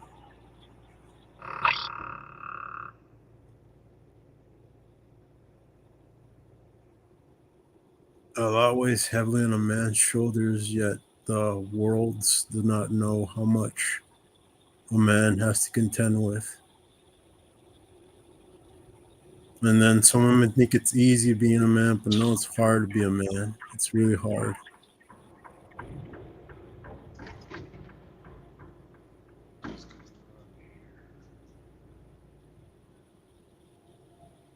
Let's merge. Let's right. Let's go out here. I don't understand what the highway department wants.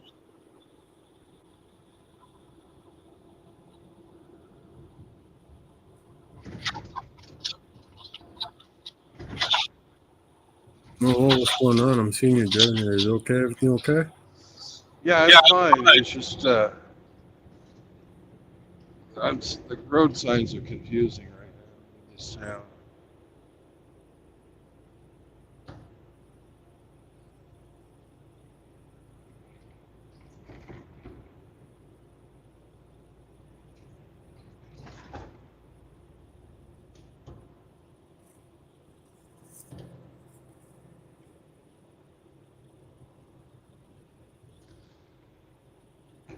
Got it figured out now? Yeah, good, because I'm seeing a little bumpiness here. Oh, it's bumpy as fuck. It's construction zone.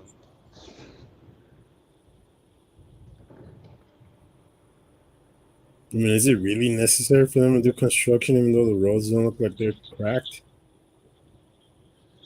I guess so. You gotta constantly maintain a road. Yeah. Oh, it reminds me of that one scene from Falling Down. You remember when he actually went up to the construction guys and he like, well, wait a second, what's going on here? Why are you maintaining everything when it doesn't seem that it's bad? I didn't even know actually that movie was a Red Pill movie when I was actually watching when I was a kid. I never knew that. Yeah, it's a pretty profound one. Yeah, I But mean, you remember at the end of it, though, they killed him. yeah, but he never had a gun. He actually just had a water toy.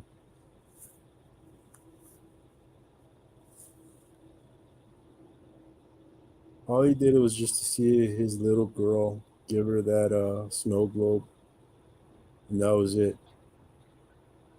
Yeah. Then when he looks himself in the mirror, that and he shoots the mirror, that signifies the last vestiges of his humanity, from what I understand.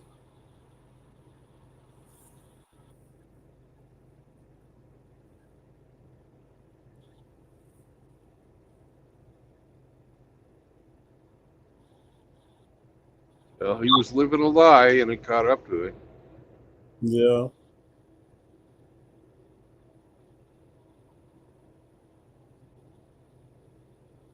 I mean, is that where we go to when we're stripped of the illusion? We go back to our bare essence as men. And we look at ourselves deep inside and ask, what was it really worth it? Was it really worth it doing all this? And you find out the answer, no, because you weren't doing it for yourself. You were doing it for someone that didn't appreciate it. Well, that's why the Stoicism helps me a lot. Yeah. If you don't really seek any external validation, good or bad, it doesn't matter. If they disapprove, it doesn't matter if they approve. If you're just in it to satisfy your own internal judge, if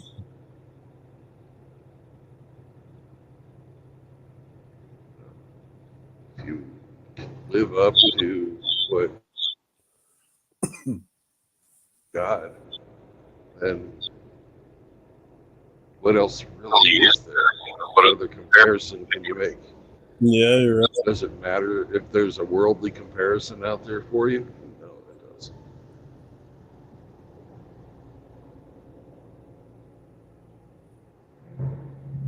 I guess that's one thing we forgot, right? To look at it spiritual in a logical sense. And we threw that by the wayside.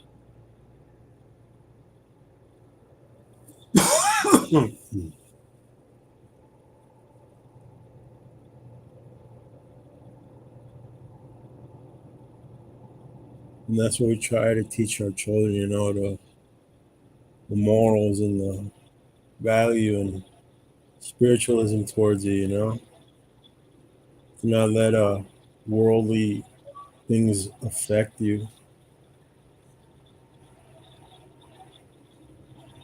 And that's what happened.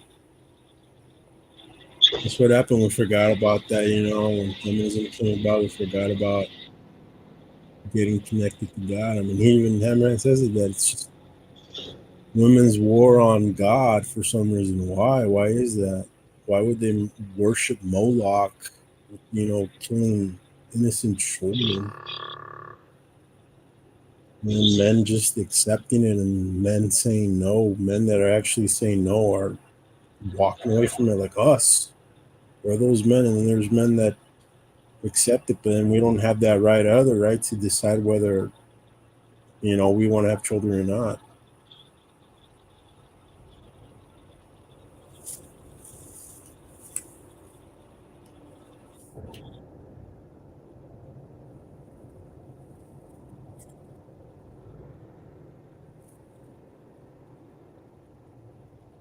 Word of God is counter to feminism. Yeah.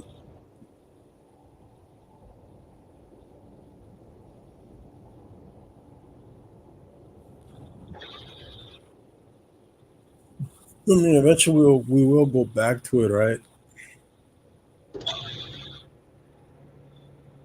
Eventually, a reckoning has to happen.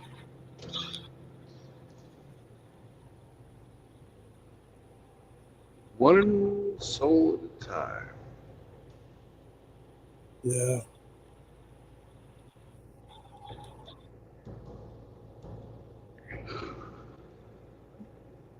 No, no, no. And they're crying to that. There's some pastors that drink during a sermon. I'm like, oh my gosh, well, I didn't even know that. He's like, is it that bad that you got to get drunk? Is that the time when the truth comes out when you're saying the word? You know that when you're sober, you can't say the truth. You gotta. Isn't that what Chris Rock said? That there's three kinds of people that tell the truth, right? Kids and drunks, and then women, right?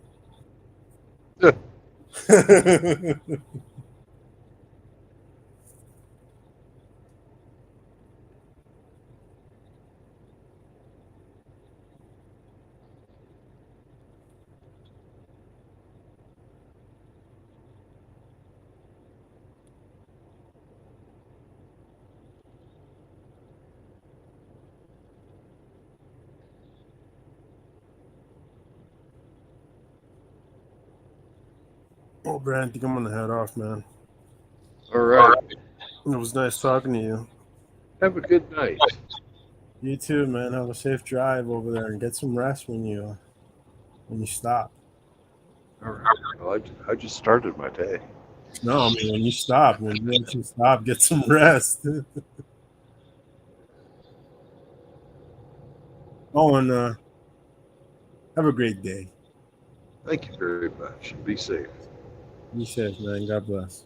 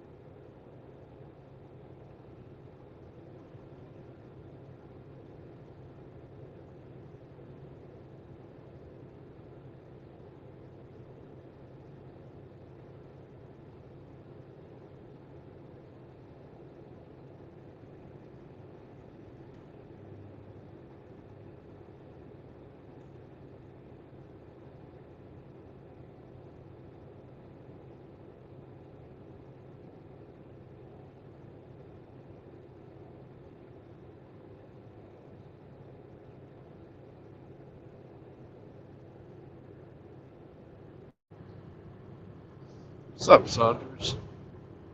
Hey, Mitchell. What's up, Seraphin?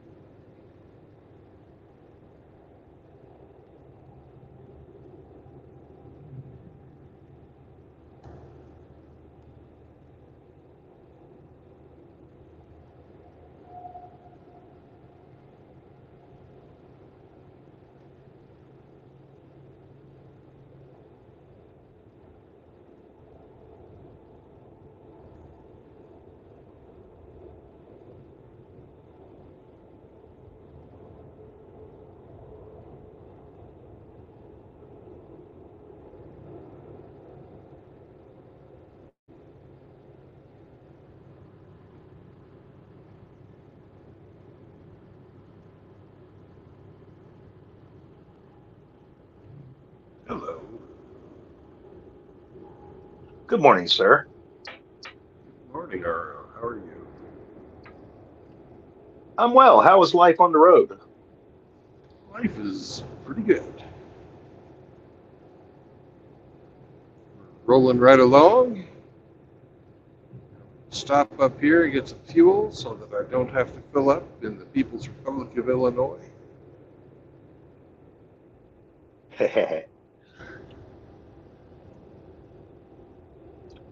Hey, are you aware a certain weirdo is screwing with you this morning? Oh, you mean Saunders? Yeah, Yeah, I know he's in here. I don't read what he says because, well, I'm driving. of course, of course. Just to clue you in, he is also live streaming and he is sharing your stream on his stream, and he's just being silly. Hello, Saunders Stream. Hope everybody's well.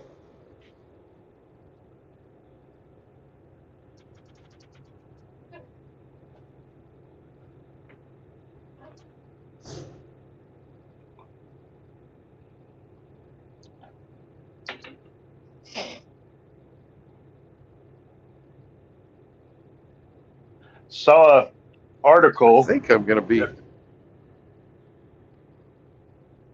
It's on an Please go article. ahead. Please go ahead. I didn't mean to step over you like that. No, I was just commenting on fucking my gas station being about 4 miles away. Yeah. So, what article did you see? It was a story out of Alabama that reminded me of a certain outlaw we all know and love. But apparently, this man crashed his car in front of a Bass Pro Shop, stripped naked, jumped into the giant aquarium inside the Bass Pro Shop, stood naked under their waterfall thingy, and eventually the police showed up and removed him from the scene. That's about right. It doesn't remind me of Outlaw at all, other than location. Well, that He was doesn't enough for me to have a seem like chuckle. a. Yeah, he doesn't really seem to me to be like a skinny dipper. Probably not. Imagine how traumatized this poor fish.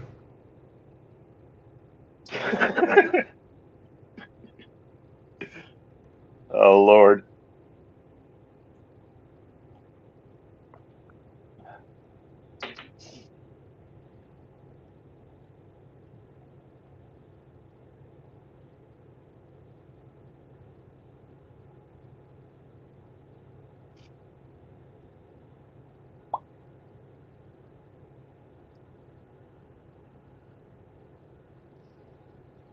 I have seen Hide or Hair the hamster.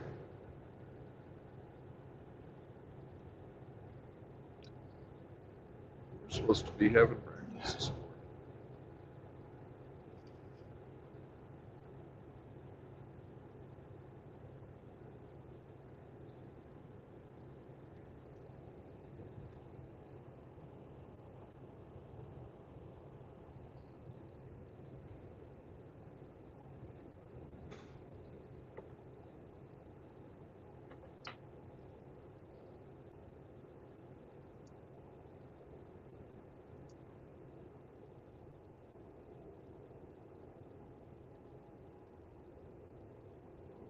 Mr. Estes, that was pretty sharp.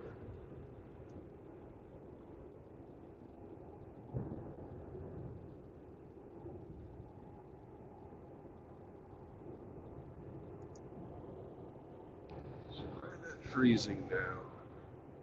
Shit.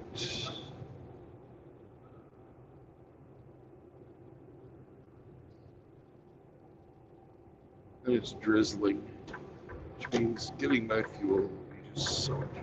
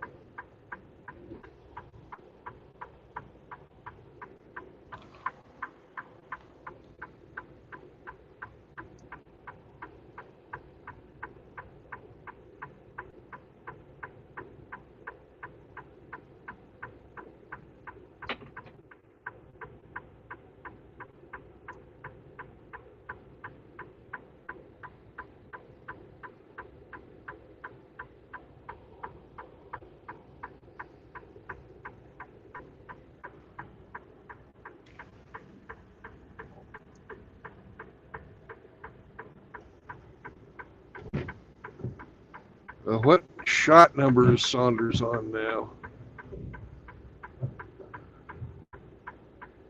Because I got up in the middle of the night and had to piss. I went on the stream for a bit, and he was doing number 10 then.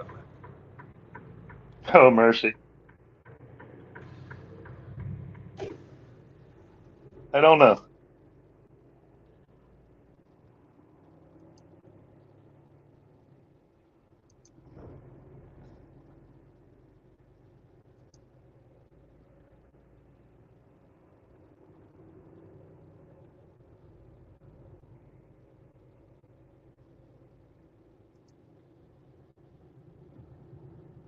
Saunders says 13.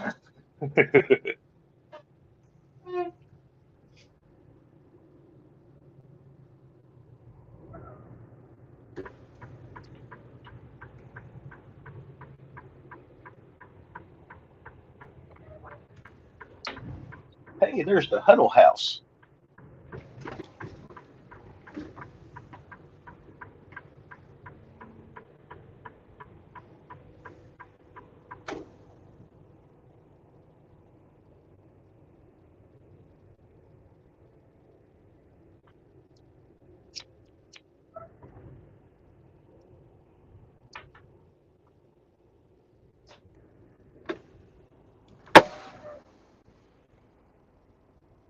Self on fuel.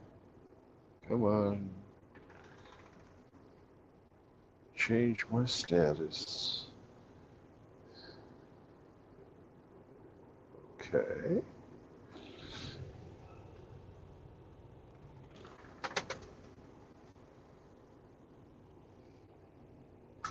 Got to get some fuel in the truck, Sammy. Then after we get fueled, we'll take you for a piss break. I promise.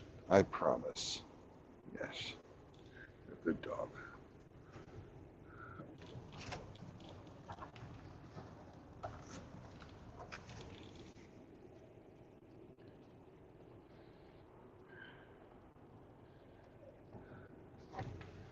We're at mileage. It's going to ask us our mileage. 45,771. 457,171 miles. Damn near 500,000 miles. Mm-hmm. I'll be back in a bit. Right on.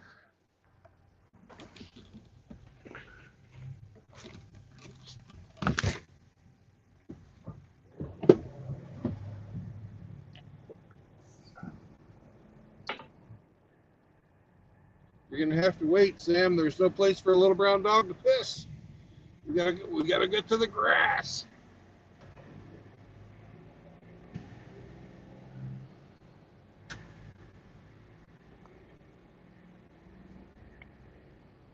We do. We have to get to the grass.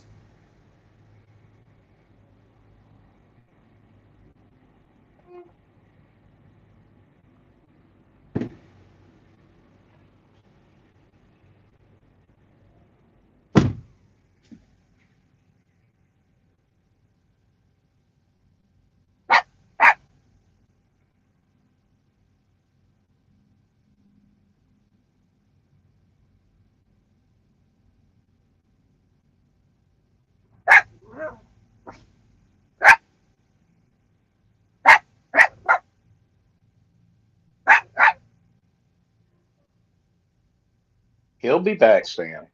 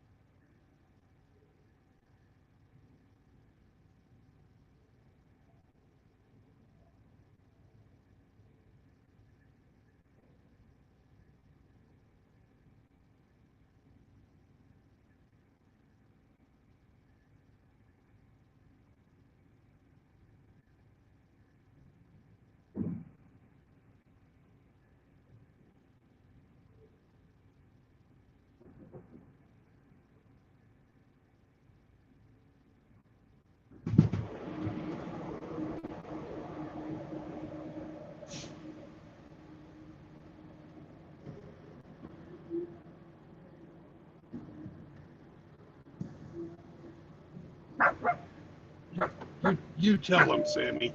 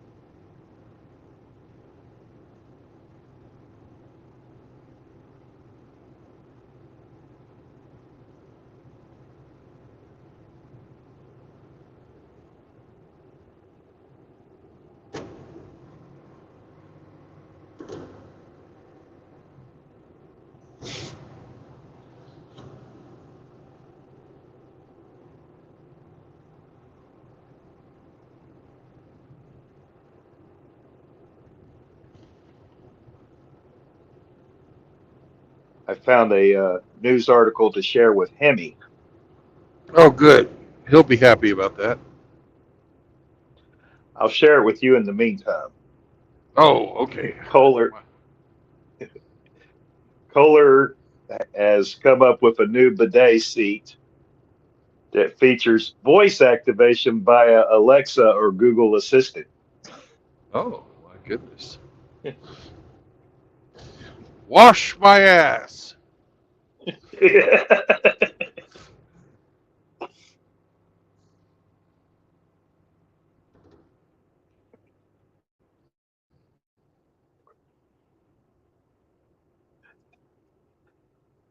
And what do you suppose Amazon or Google would do with the information they gather from that pairing?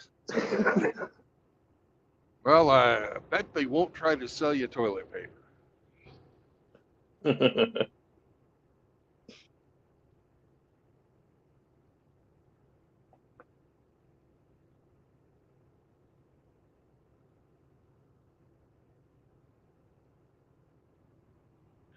see if this is our happy hamster.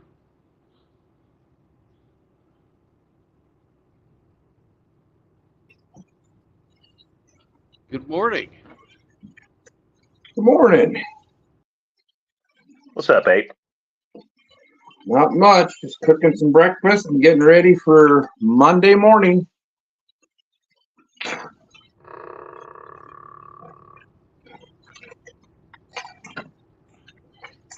All right.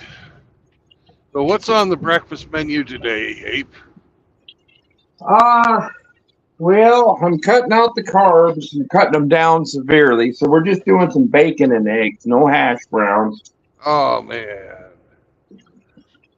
I know. But I'm not. I'll feel a lot better once my body gets used to eating protein and fat more than anything again. Yeah.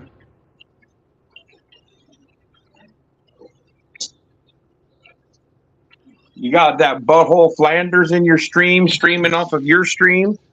Yeah, it seems that way. Restreaming? Re-streaming. Yeah.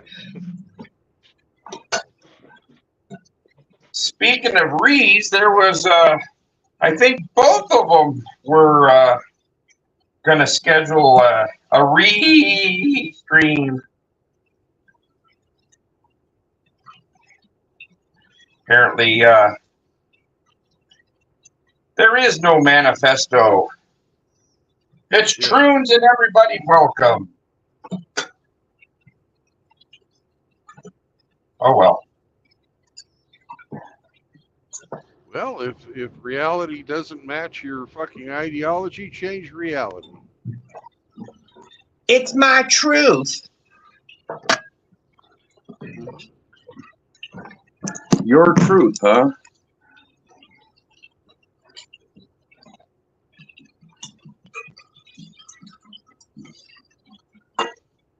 Well, you know, the Jefferson Airplane taught us that if the truth is shown to be lies. You ain't no, was that Grace Slick? Yeah.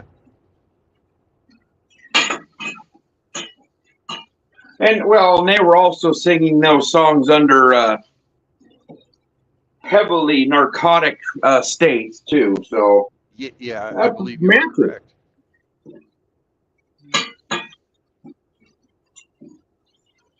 If the hamster's shown to kill flies.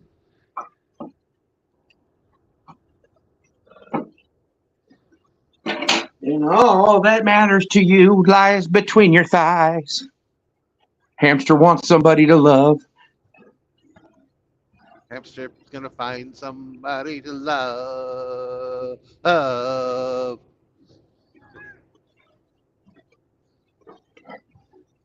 He's probably listening to this right now, saying, damn, and I was going to have breakfast with this asshole.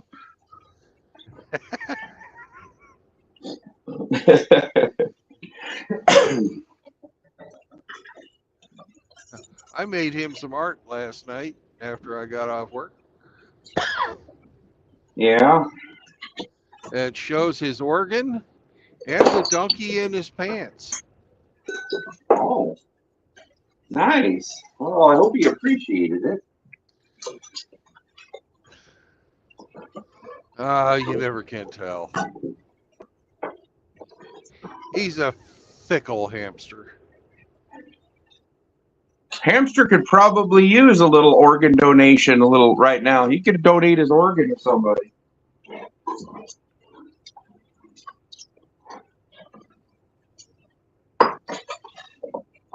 He's a free-range organ player. I think you need to show a little more respect.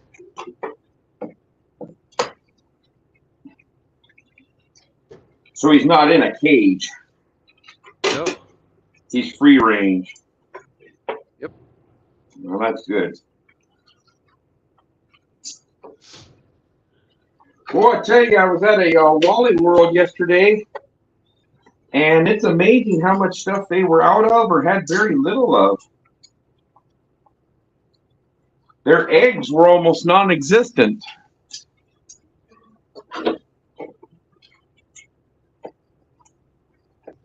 You gonna put There it was in a quite a chicken bit of coop? stuff that.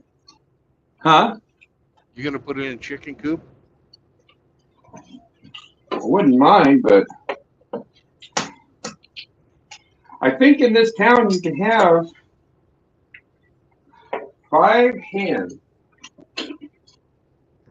Yeah. A lot of places just don't want no rooster. They don't, because they fucking are loud bastards. You know, when I was in the Navy, I had a dream.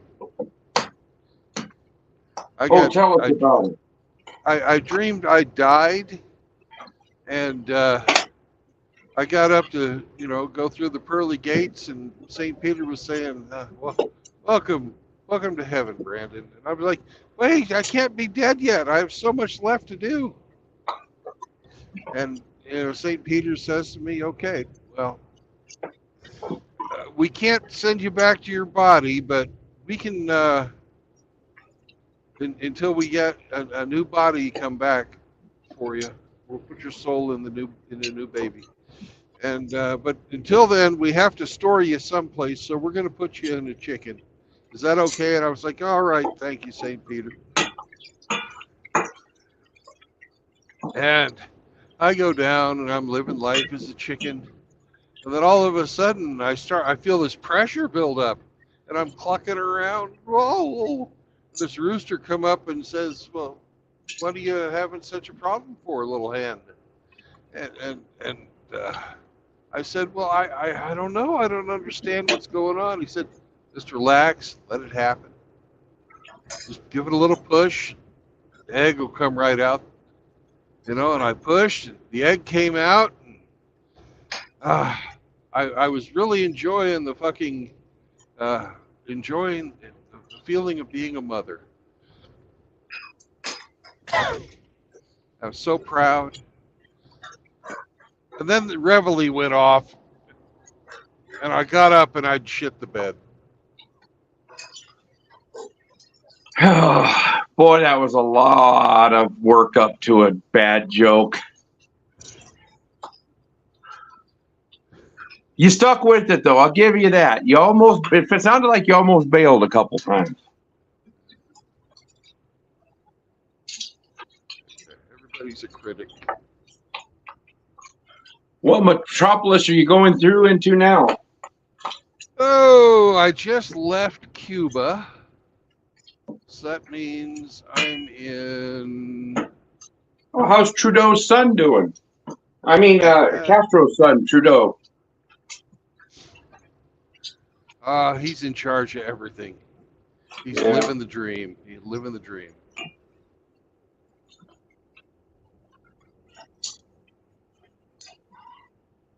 I think we're in Sullivan. That's what the road sign says. Sullivan. Solomon, Missouri? Sullivan. Yeah. Missouri. Yeah. Because Missouri has an A at the end. Or an E.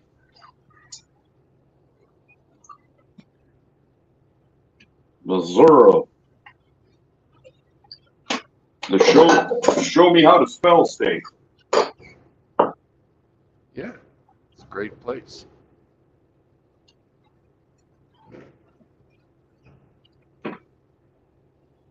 Uh-oh.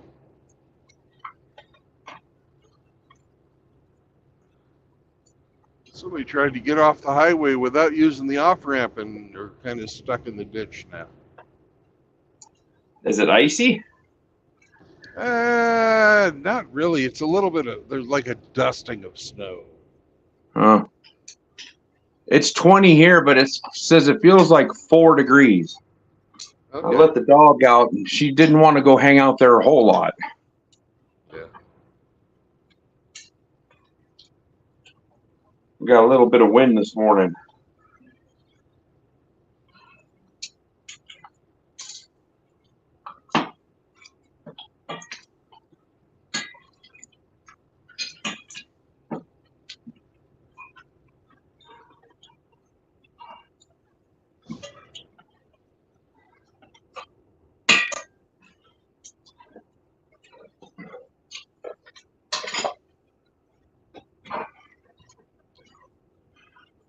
So are you at least cooking your eggs in bacon grease?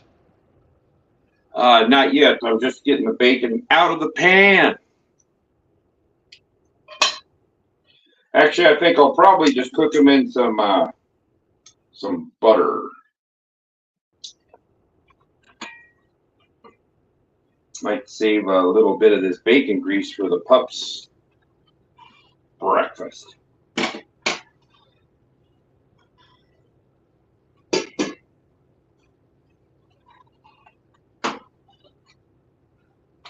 She doesn't like to eat in the morning, though. She likes to wait all day and then eat at about 5 o'clock at night for some reason.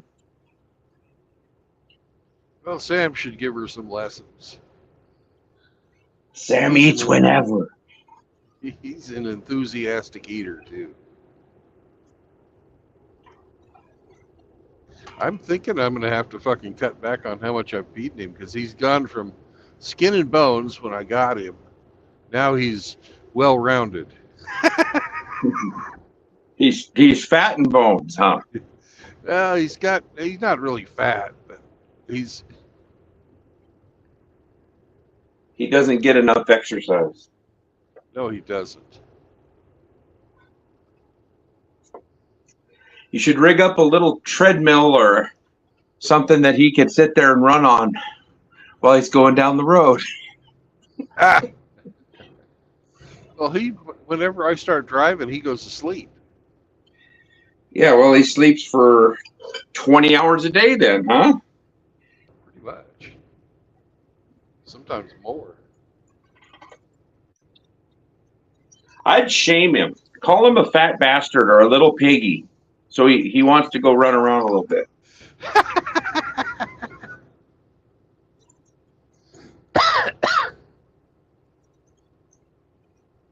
The only time I shame him is when he's like pretending that he doesn't, he's been asking to go and asking to go and asking to go. Then he gets outside. Oh, it's cold. I don't want to go out there. Then I call him a pussy. Does it work? Yeah.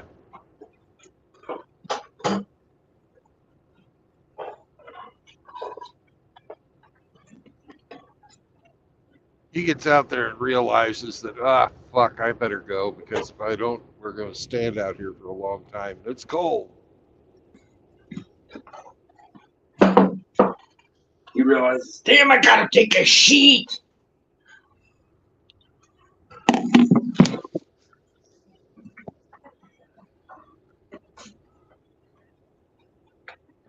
Well, if the leash goes on, he's got business to do.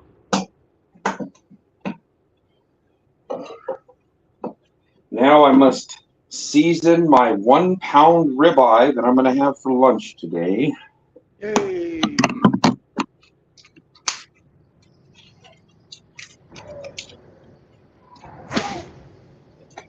That's 16 ounces of love. Oh no, I'm sorry. This is not a ribeye. I forgot. I bought one ribeye and a couple New York strips. It's a really nice looking New York strip.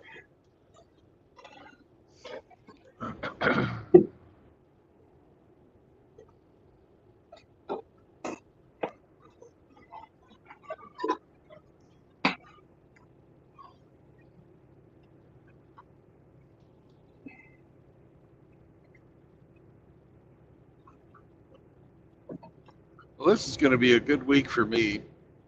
I've got this job out to New Jersey. Then I'm going to go over to Bethlehem, Pennsylvania.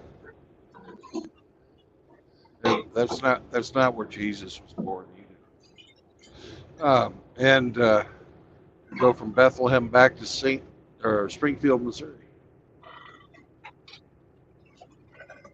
Wow.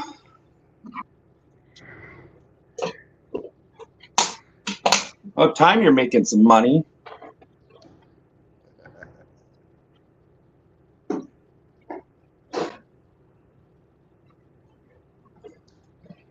I got my fuel bonus yesterday.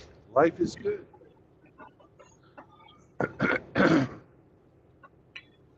Oh, did the other company do that fuel bonus too, or just these guys? Just these guys. Ah, Sierra England didn't pay any fucking bonuses. They would say, "Oh, you'll make extra money if you do all these things that you'll never fucking be able to accomplish."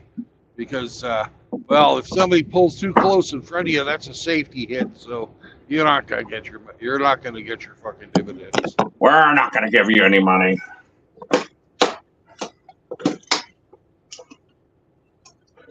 I had a Swift truck get a little close to me last night too. Bastards. Because you're so friendly. Uh-huh.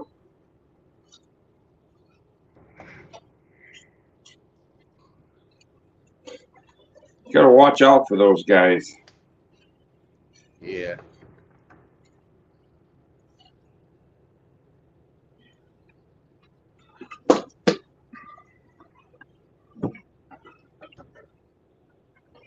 Sometimes they're not so swift. Ha! Whoa!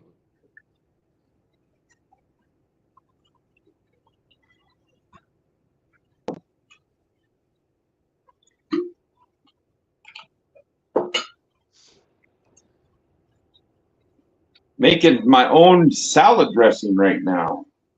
You are.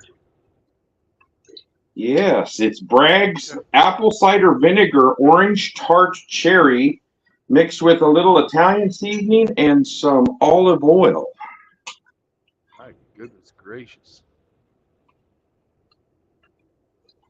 And not the ow Popeye kind of olive oil. Oh, that's too bad.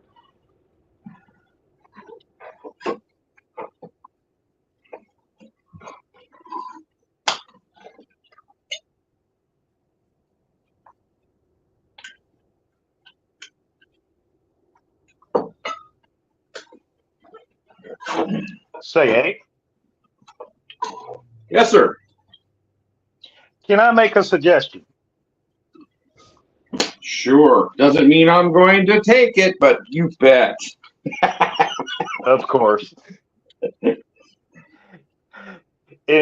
Instead of treating your dog to a bacon grease snack, instead cook one of the eggs you're fixing for the dog. You know, with no salt, and be much better for the dog. Well, she gets a raw egg once in a while on her food. And sometimes she'll just sit there and look at it for hours.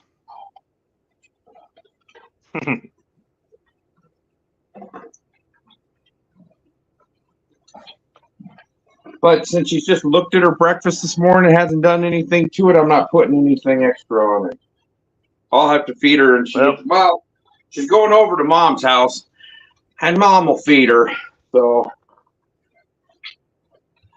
like a typical kid, wants to wait till Grandma's place. Yeah.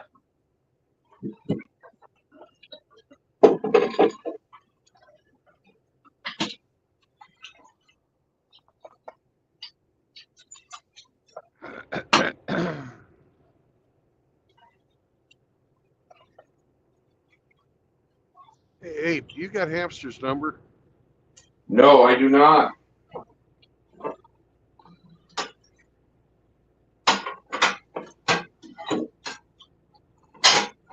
I am not trusted with such information, sir.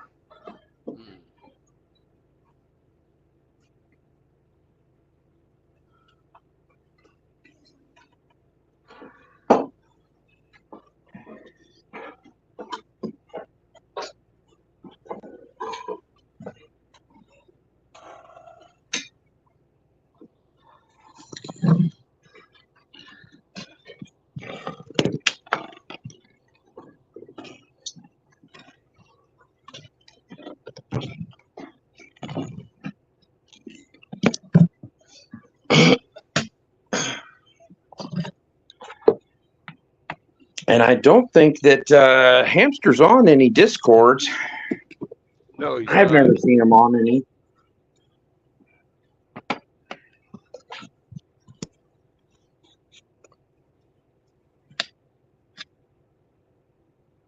Way station, 1 mile. Do you have all the pre-pass stuff in that truck? Nope. Oh, really? Yeah.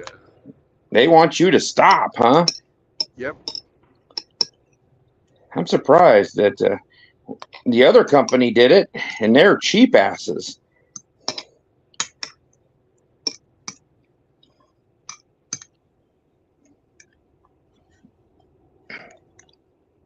What are you hauling now?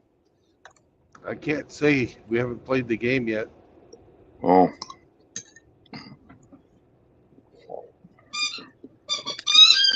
Hey, somebody found their squeaky ball.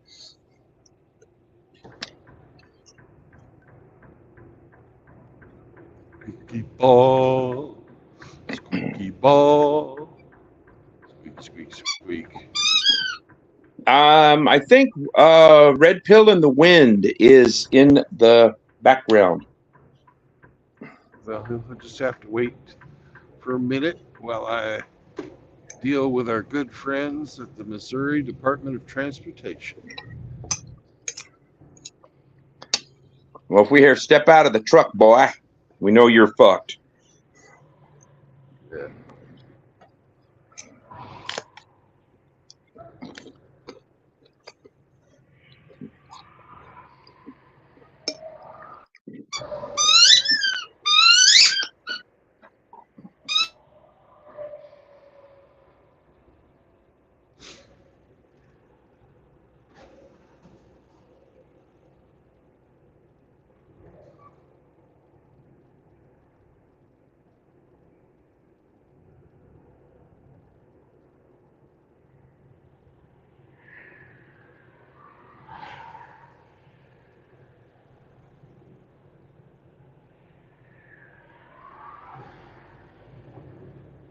Green light, go. All right.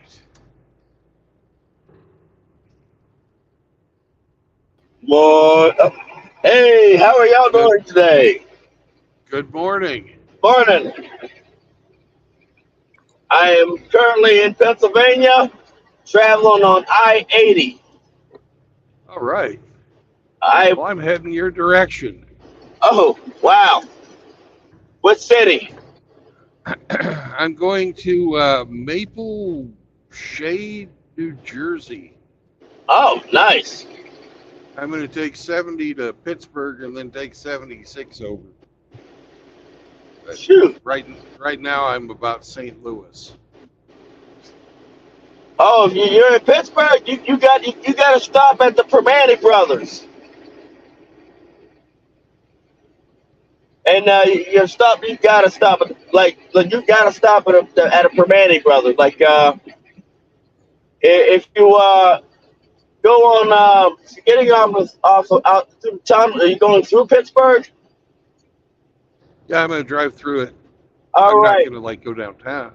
Are you you're going on so that means you're either going on 79, right?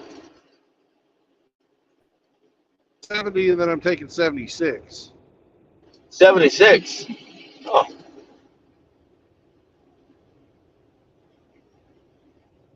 you like it's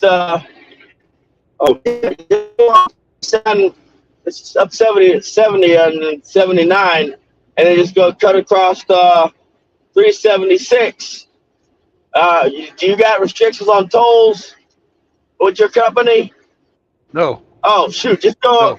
go up 79 in the 376 79, or go up 79 in the 579 in the 279, and then go on 376. And there's a Permane Brothers on off of Route 30. Would you continue? Would you? Is it a truck stop? No, but you can park your truck on the side of the road where the Permane Brothers. I'm getting ready to guide you to. They make gigantic sandwiches that they put their French fries on the sandwich, isn't it? Yeah. Yep. Basically, after you get on 376, you want to get off at the Forest Hills exit, and then ride Forest Hills out. You won't be able to use your engine brake, so have plenty of space in Forest Hills. Then after that, you get on Electric Avenue, ride that out until Braddock Avenue. You make a right turn on the East Pittsburgh. Basically, you're making a right turn off of Electric Avenue onto the East Pittsburgh Norfolk Sales Bridge, and ride that up. You'll see the Permane Brothers right ahead on your right. You should be able to pull on the side of the road, right next to that field. And if you want to get back on Route 30 to get to the turnpike, all you got to do is make a left up Navy Marine Corps Boulevard, and then turn right on the route back on Route 30.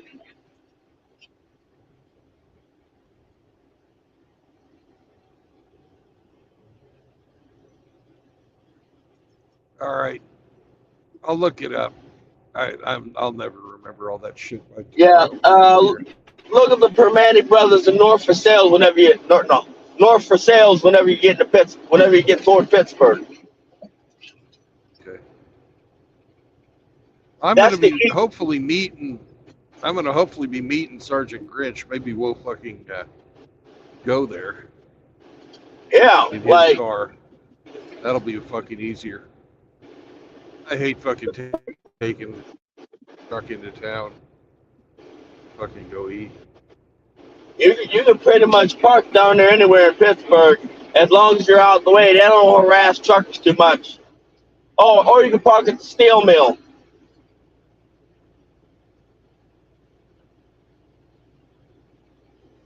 You know what I'm talking? You know what I'm talking about?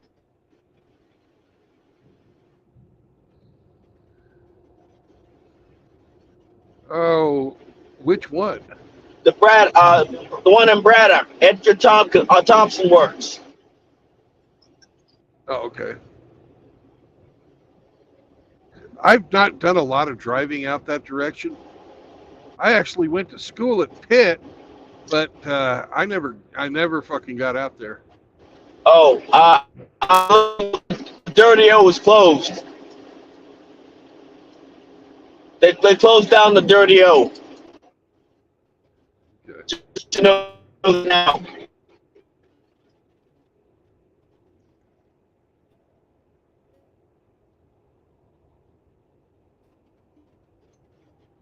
You know what I'm talking about? No, you're a robot, man. Robot. Domo arigato, Mr. Roboto. Domo. Domo. You know the Dirty O, the original hot dog joint? Oh, fuck. man. I haven't hung out there since 2006. No, I don't remember it, man. Well, there's a couple, there's a restaurant that they closed due to some things. Yeah, and they put a medical store there or something.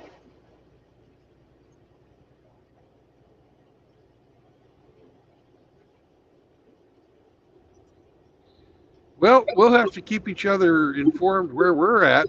Maybe you and I will be fucking crossing paths. I mean, it depends on when you get to Pittsburgh. I'm going to get there tomorrow. At what time? I don't know. It really depends on how today goes because I'm fucking driving through a snowstorm right now. We're gonna get hit with that snowstorm tonight. Tonight, like not tonight, but soon. I'm about to be driving through it pretty freaking soon myself. So, Because I've got a very hard fucking delivery date of 8 o'clock on Monday morning. oh, wow.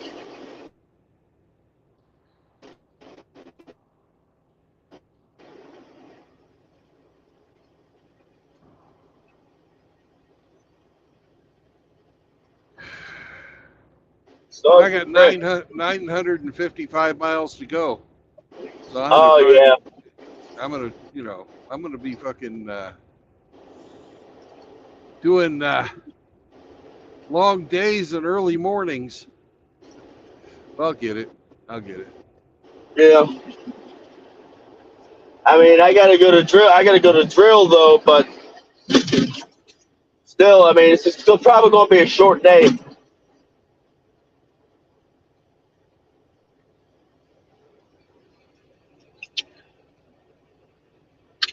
Anyway,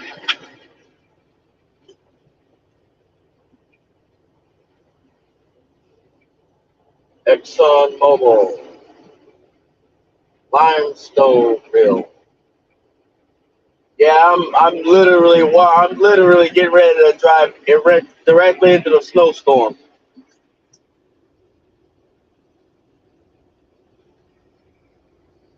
Yeah, just slow down, take your time, drive for the conditions. You know the drill. Right.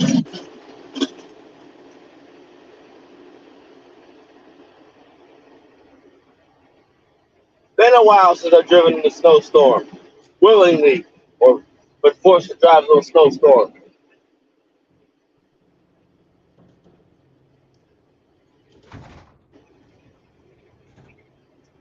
Remember, I gotta put some fuel in this truck. Yeah. I'm gonna be glad to get out of the fucking Ozark Mountains. That's for sure.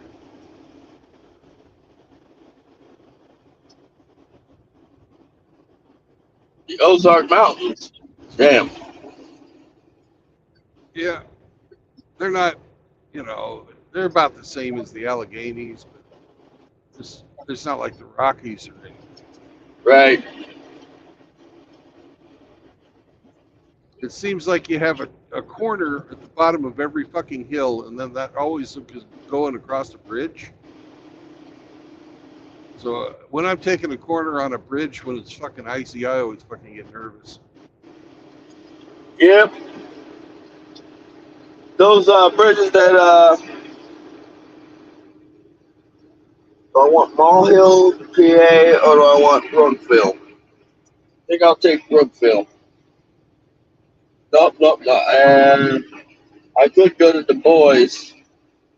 Yeah, I'm gonna go to Brookville. Yeah, those ones screwed me too.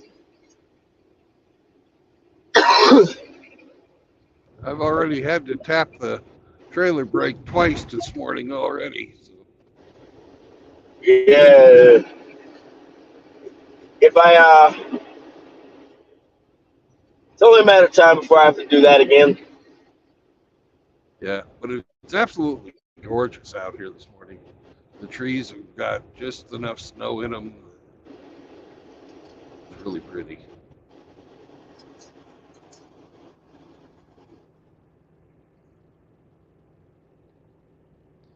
Unlike Mouth Agape Ape, he's not really pretty. Oh, he dropped off. Damn it. Oh, I'm hearing you slamming me. Oh, no. Good, good, good. I'm back. I had to check to see how far I was from my rest stop.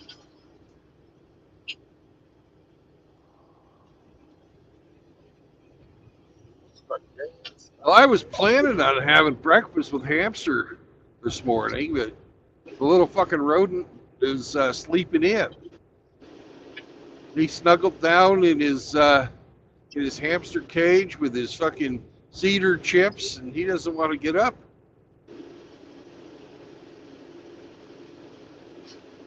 Right? Hey, it's what hamsters do. They hibernate. Yep. All weather insulated. Okay, got it. Well, he's Yes, sir. insulated. Yeah. Yeah.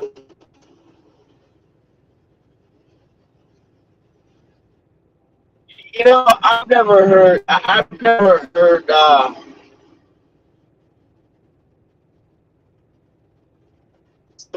People. I'm trying to figure out how in the world somebody's so dumb to put dirt or sand on a flatbed.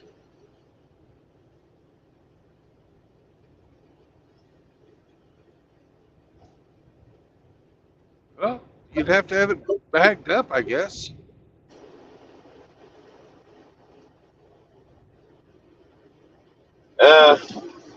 It would have to be.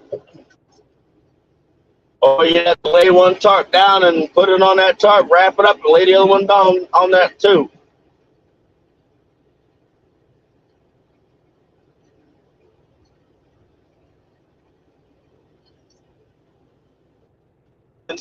Down.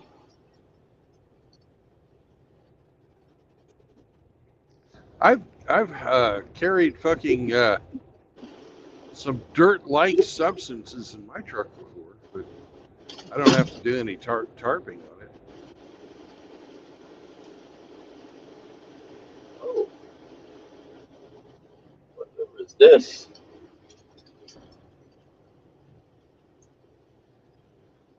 Reptile Land Zoo. Little.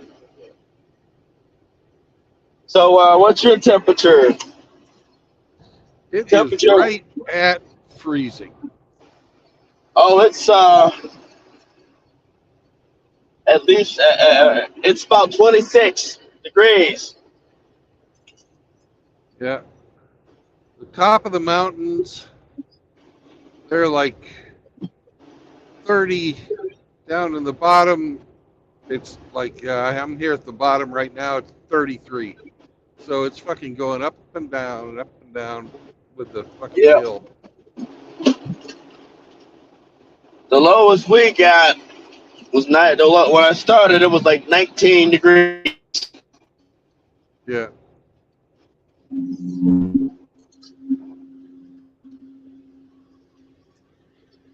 Supposed to get off the 32. It's supposed to get up to 32 Yeah. with severe winter storm warning.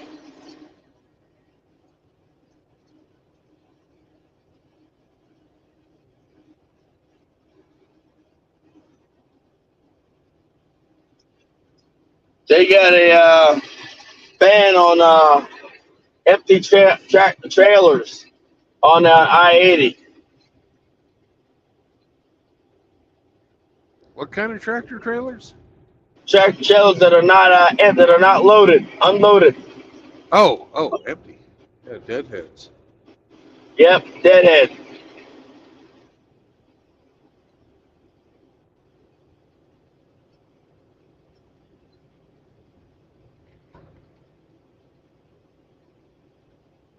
They already done sprayed the salt brine on the road. They haven't done shit here. They need to. Yeah, where you at? I'm in I'm on I-44, about I'd say 30 miles from St. Louis.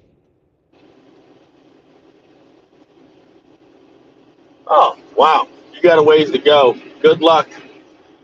Yeah, I got just under 1,000 miles to go. I got 946 miles to get there.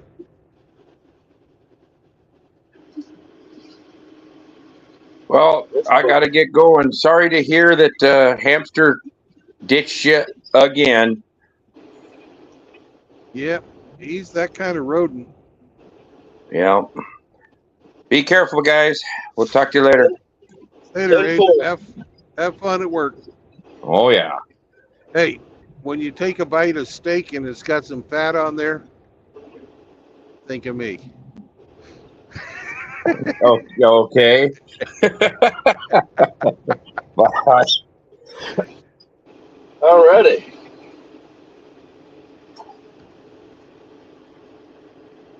Yeah. 3 hours to go. 3 hours to go.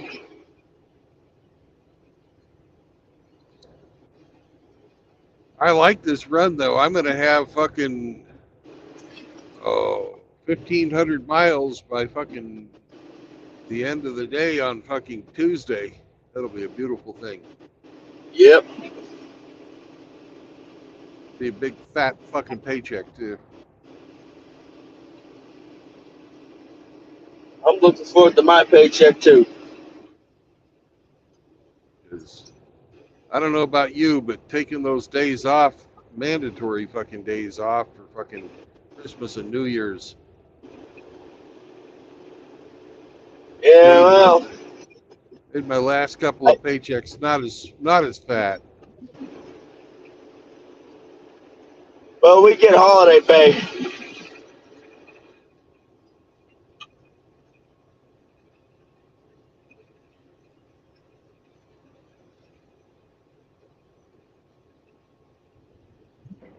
Ah,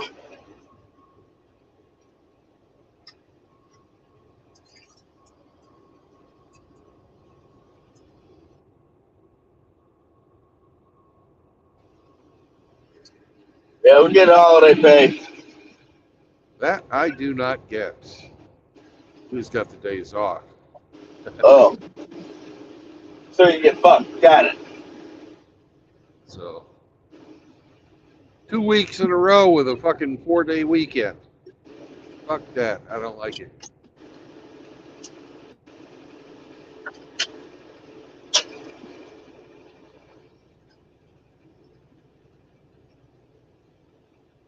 Oh boy.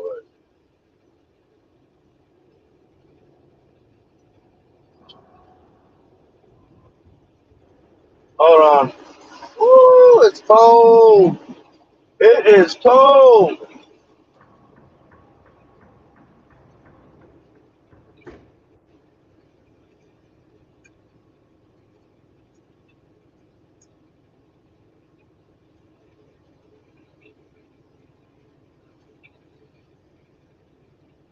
Kind of glad it stopped snowing. All we got now is a little fog. Yeah, that's because you beat the snowstorm. You're ahead of it now. No, I'm behind it.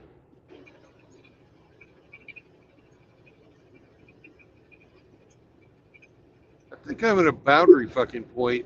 I think south of here it's rain and north of here it's fucking snow. I was looking at the weather radar this morning and it looked like it was pretty much just going to straddle my route, which is the worst of both worlds because then you have to fucking deal with the ice. Yep. I'd much rather just drive on snow.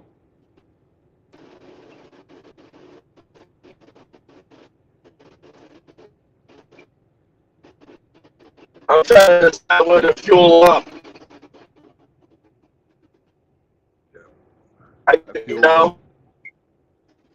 I always fuel up at a place called Cuba, Missouri.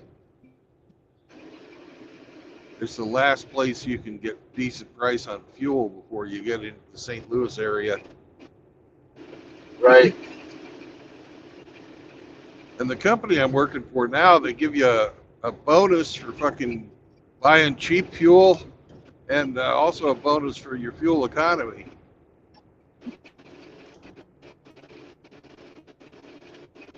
Uh,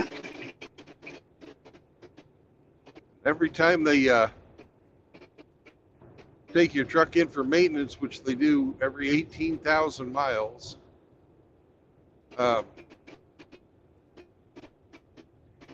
they read your computer and see what your over or what your fuel economy is.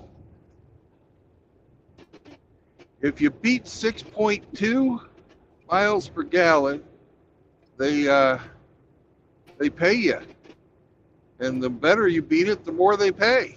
So it's fucking great. every night. So,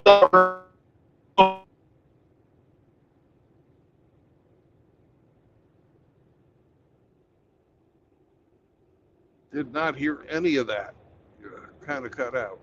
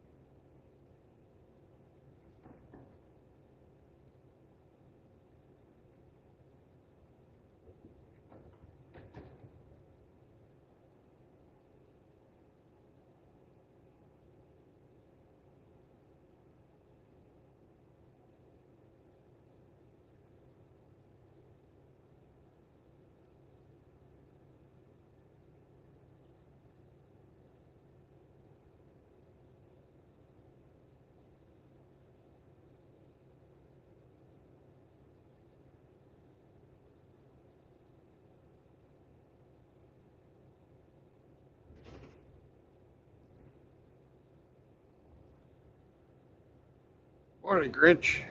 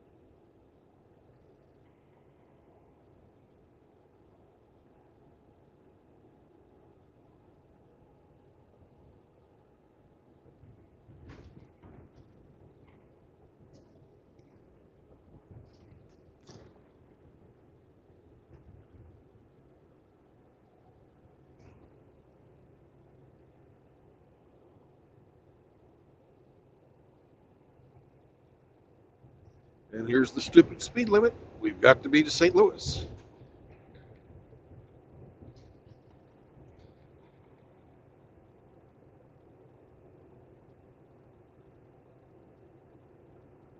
And we are.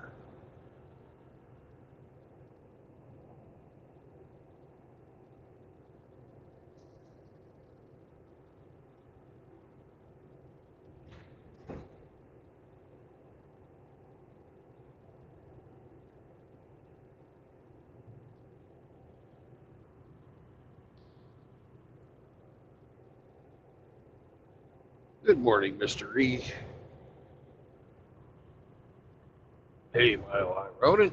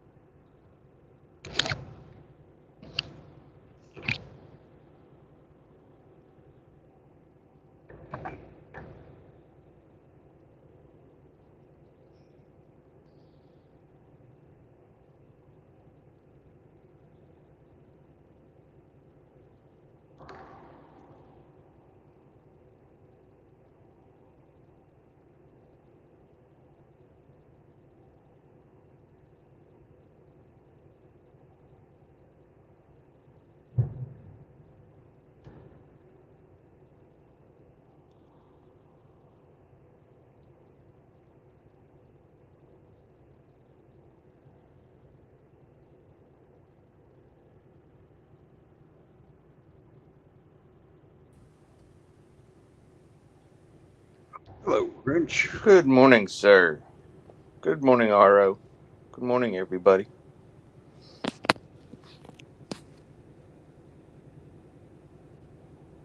I'm supposed to. How are you?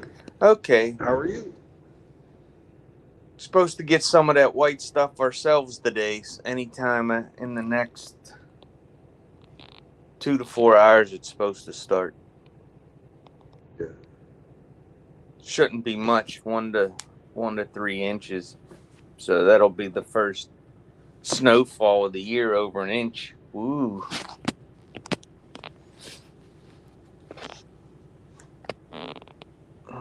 How are you this morning is the big question.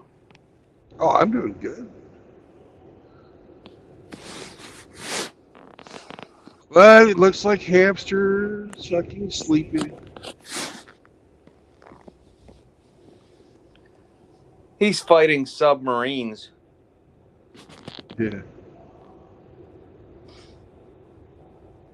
Too many torpedoes away.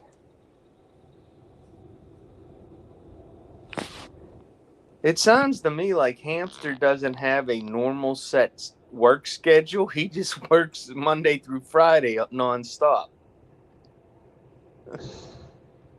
Yeah. No, when you're salaried like that, you get assignments, right? Yes. You know, supposedly there's billable hours and shit like that, but when you're backing up a outsourced fucking engineering department because your company decided to be cheaper to outsource it, but they still have to have people to make sure that the outsourcing guys are doing it correct. Wow. That sounds like a nightmare. Yeah, that's Hamster's world. Yeah, he's always sticking his finger in the dike. Yeah, he's the one that fucking has to make sure everything's correct. And if it's not correct, I think he takes it upon himself to fix it versus just pointing it out that it's not correct.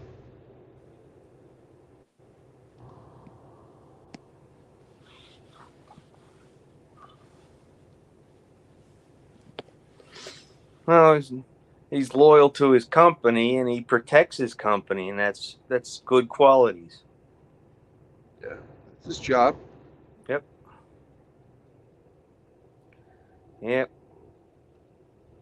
When I was salary, I know all about working those, 10-hour days, 6 days a week.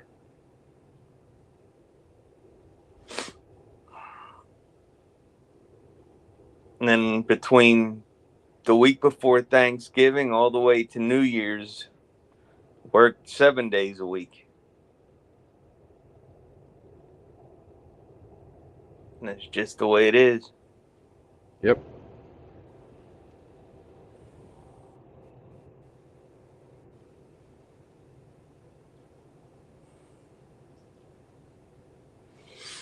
So are you heading up my way? I am. Ah. I'll be getting there tomorrow sometime. I haven't, it depends on where I stop tonight. So I'll be able to tell you when I'll get there tomorrow. Just east of the PA line is I think it's a TA in a town called Tri-Philadelphia. Yeah. And that's about an hour from me. Right. So if you don't quite make it. Hey, could you write that in a text message and send that to me? And I'll see if I can make it that far tomorrow. Yeah.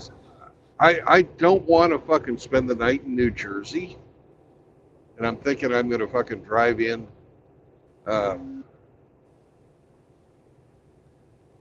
the morning because I've got to be there at 8 on Monday morning.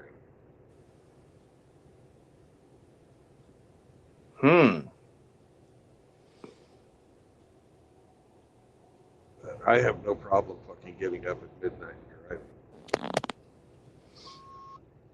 Yeah, I will. And it really just depends on the weather. Yeah, I had looked up all the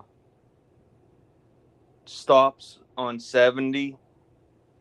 I had it on a chart. If I can pull it back up and send that to you, give you an idea. I just write the Tri-Philadelphia one that you said there was 2 exits that are about an hour from you. If there's a truck stop at one of those exits, that's what I'll shoot for. Because Okay. the beautiful thing about getting up early is I'm going to find parking. You know, it's the guys that run it till sundown that have the fucking trouble finding parking. Mm-hmm.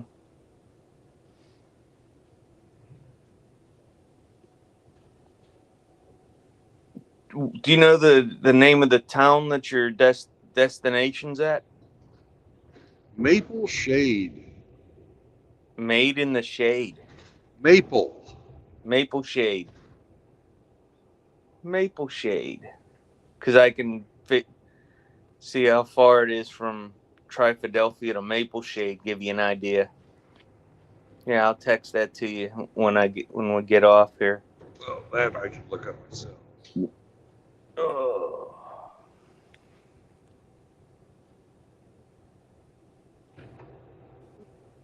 I slept like a brick last night.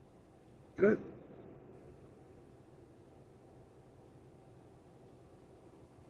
Yeah. I guess Old Man Winter's finally caught up to us.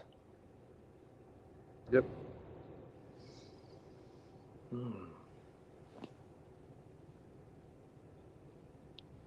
I had a Cutlass when I was in high school and first couple of years of college. First time I went, and I sold that Cutlass, I think in '88, right before I went to service.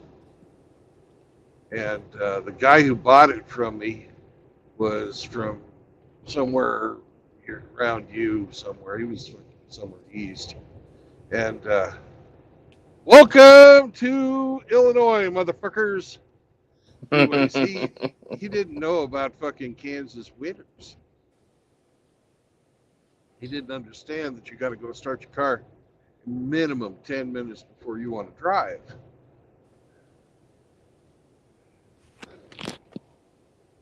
Because it's not like where you are, where, you know, it's cold and you get lots of snow, a lot more snow than we do. But you don't fucking, you know, it's not cold. It's not freeze your fucking oil in your oil pan fucking cold there. And this fucking guy went out fucking driving along and blew the engine like 2 weeks after he bought the car from me. And I love that fucking Cutlass.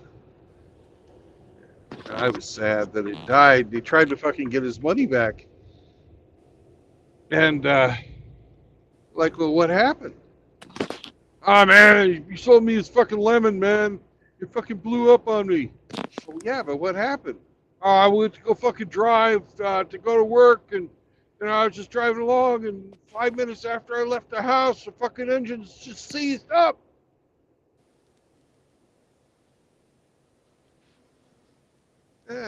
What a dumbass, you know? Of course you're not going to have any fucking oil running through your fucking bearings and shit when it's frozen. Luckily, we haven't had to deal with that this winter. Hell, I don't even think it's gotten that cold in Minnesota yet. I always pre-start my car before I leave, even in the summer. I don't know about that. Yeah, I try to give it a minute or two in the summer to, you know, get up the pressure. I'm not in a hurry. You know, and today's cars aren't like when you and I first were buying our first cars. You know, now I just hit a 2 buttons and it remote starts from the house.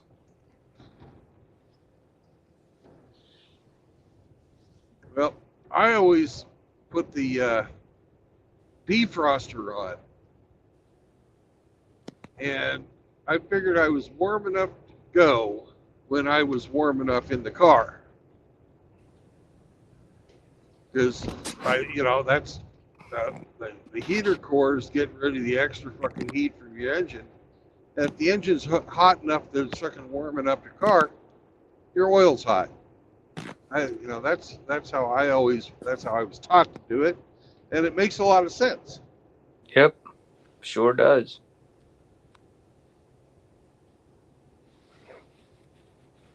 I just checked the vehicles yesterday.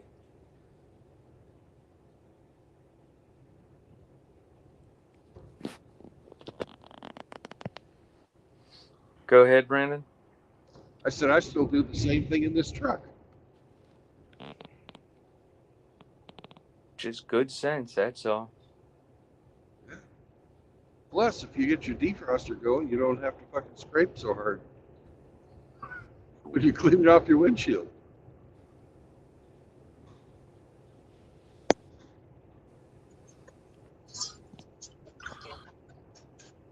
I thought I was shitting in tall cotton when I got that, because I had it before the Cutlass. I had a Ranchero, and it was pretty basic vehicle. And the Cutlass had electric fucking defroster on the back window. That was fucking awesome.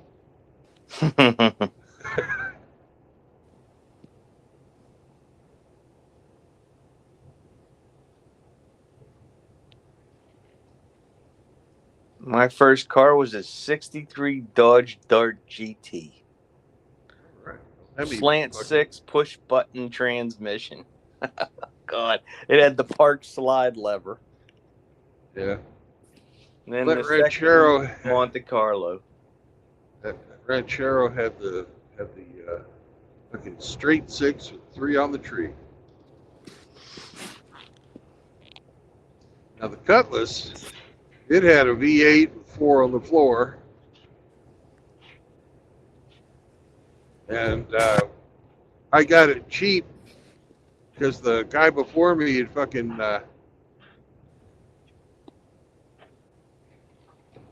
it didn't have a back axle when I fucking got it. So I took the fucking back axle out of a wrecked Monte Carlo, threw that in there. The old boy had fucking hit a rock or something doing about 40 and fucking just ripped this fucking thing out. I had to fucking dick with the frame because it had just fucking ripped it. Just ripped it right the fuck off the truck. I mean, off the car. But that was the only thing that was wrong with it. He said, "Oh man, it fucked up the transmission and all kinds of shit." No, it fucked up your fucking drive shaft and your U-joints. You're too stupid to know that, but I didn't tell him that.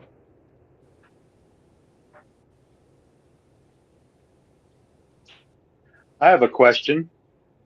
Yo. In northern climates where it gets really harsh winters, are engine block heaters that you plug in the 120 overnight, is that still a thing in places? I don't know if it's still a thing, but it used to be a thing. And it probably should be a thing.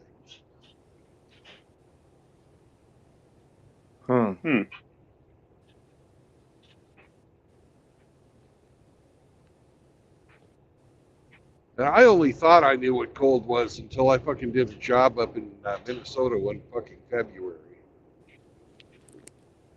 You get up in the morning to go to work, and your tires would freeze overnight, so there'd be a flat spot on them. And you'd have to drive 5-10 miles before your tires would warm up enough that they became round.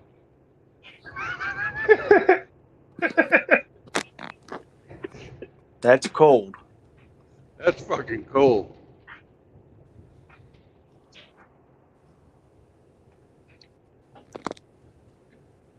Hamster, you fuck. You got about 15 minutes to fucking say something, or else I'm going to head east when I get to the fucking I-70 exit out of St. Louis from the bypass. Drunk rodent.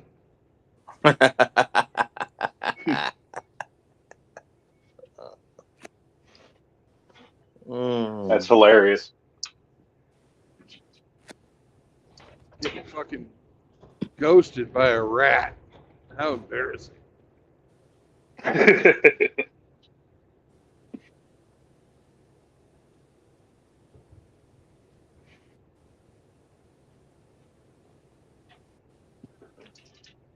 Fellas, guess what I came home to last night when I got home from work? Outlaw. No. Oh. It was my kitchen full of yucky girls making tacos. Did they share their tacos? Yes.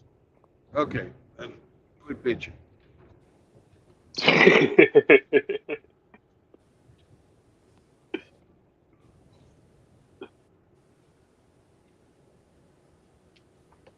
Hello. You bastard. My God. You don't tell Morning, me. Hamster. Hey, I've been listening. I've been lurking. And then I heard where you were, and it's like, well, there's no fucking way I'm going to make it. So, sorry, man. Yeah, you waited until I was at a point of no return before calling. I see how it is. Well, I see how it is. At least you know how I am. I'm just that kind of asshole. No, I was up, but you said, oh, I'm 30 minutes out. It's like, oh, shit, I don't have time. I'm not going to make it. Sorry, bro. But I was up. I was listening. I was lurking. I said I'd be there about 8:30. I'm going to get there about 8:15. Yeah. Just can't believe this. Brandon, the hamster needs to be courted. He's not going to just come to you.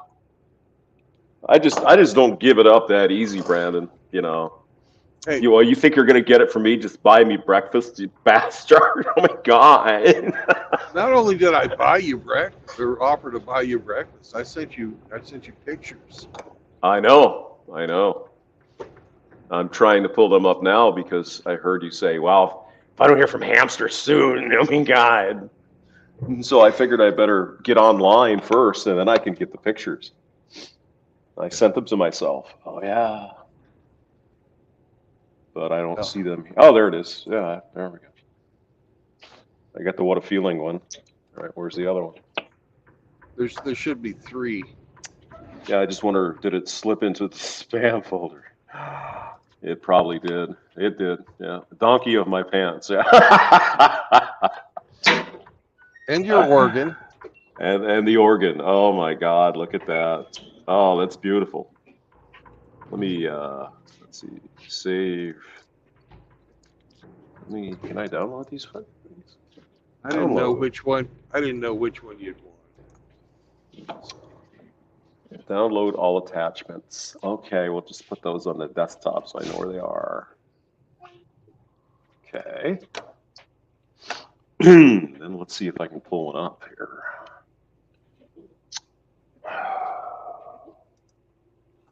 So you say you're going to New Jersey? Is that right? Yeah. Did we play the game yet? Huh? No, we have not.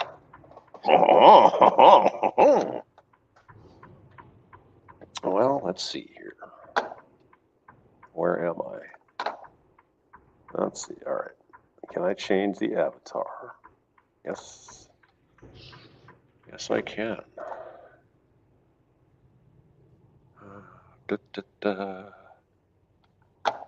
Okay. Where they at? Well, I've decided I'm going to stop at the fucking Loves and do my 30 then. If I'm not going to meet you. So. Stop at the Loves. Which one? The one on over by your favorite mountains.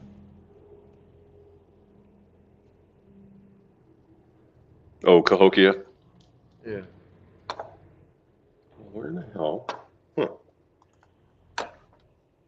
Oh, it zipped them. What the hell? Why did it do that? I don't know. I don't know either. Come on.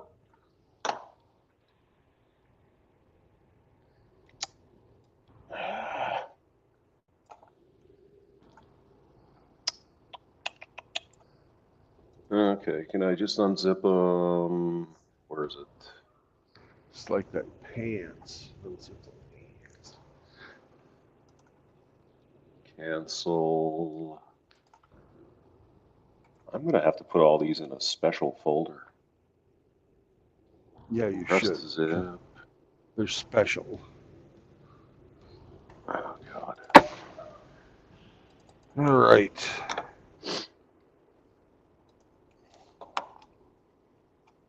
Change to off duty. Come on, we're on break.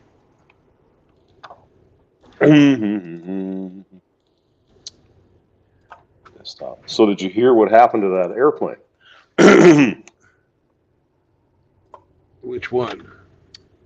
There was a new incident with the 737 MAX. No, I have not. The where they have apparently have an optional exit door, Uh-huh. and they put like a plug in there to if they don't have the door. Well, Uh-huh. that plug got sucked out of the plane. So they were flying at 16. Nobody got hurt, so that's why it's just kind of funny. Nobody was injured, but the the hole, there was a big hole in the plane, and then they're flying at 16,000 and depressurized all that. Yeah. But nobody got hurt. There was no injury. Just the plane is missing a door.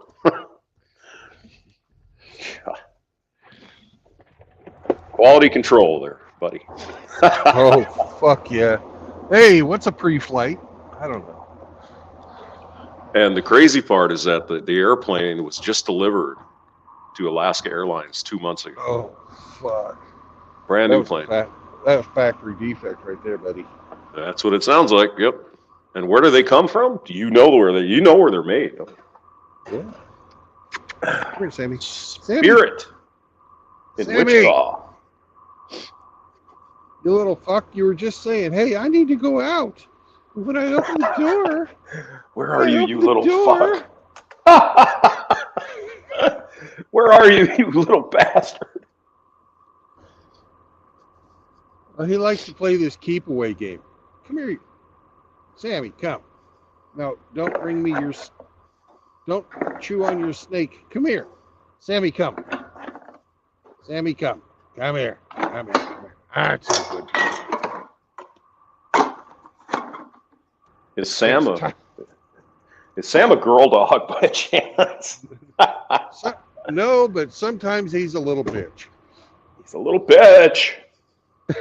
He's like, it's cold. There's snow on the ground. Brandon, we have to walk through the snow to go piss. Oh my God. Oh my God. No, my paws are getting cold. Yes, sir. So, yeah. So, pretty crazy aviation stuff going on. I mean, first the plane crash in Japan. Did you know they got all those people off that airplane in 96 seconds? That's fucking amazing. That crew, oh my God. That crew is outstanding. Those guys deserve a freaking a big bonus of some sort. You know they're going to get Goodness. they're going to get all kinds of accolades for that, I'm sure. Oh, yeah. Yeah, as they should. All right. So there's a hamster and a donkey in the cathedral. There you go. That's your organ, man. It's beauty. I love it. And he's got a donkey in his pants. Oh my God. That's funny.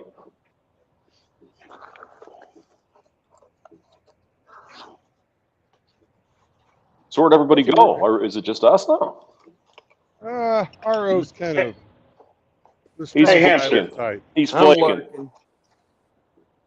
Stop your flaking, mister. Hey, Hamster.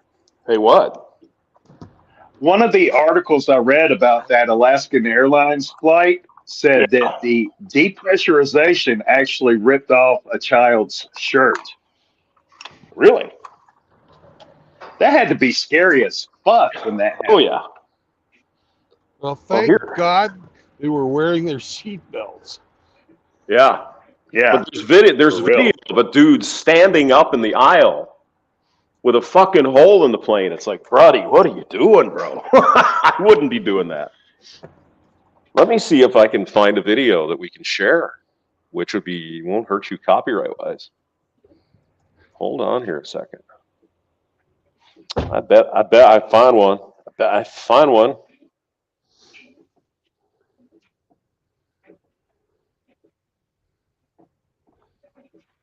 Mm-hmm.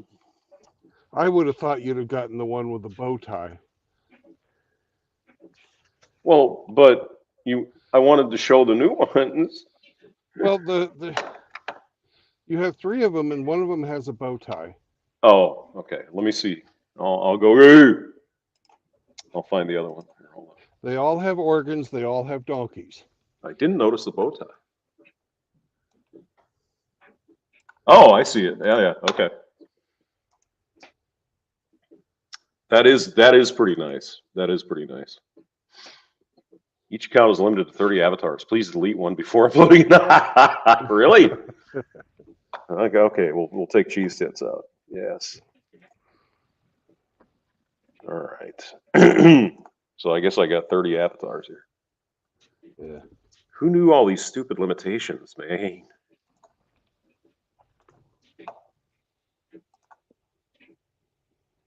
Oh, I suppose they put in your account. All right, there you go. Sir Ginger of Hamsterdam there with a donkey.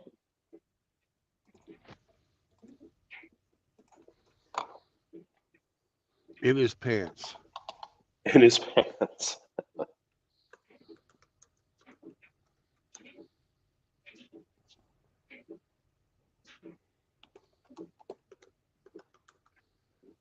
Okay, let me see if all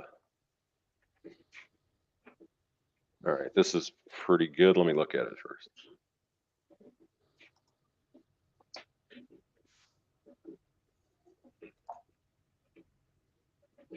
Oh God.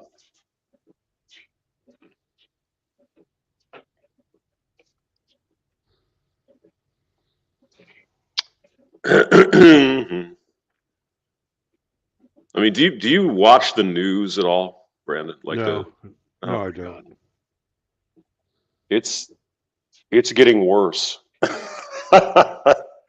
It's like these dumbass bimbos. Oh my God. All right, let's see. This is probably going to work. Hold on here.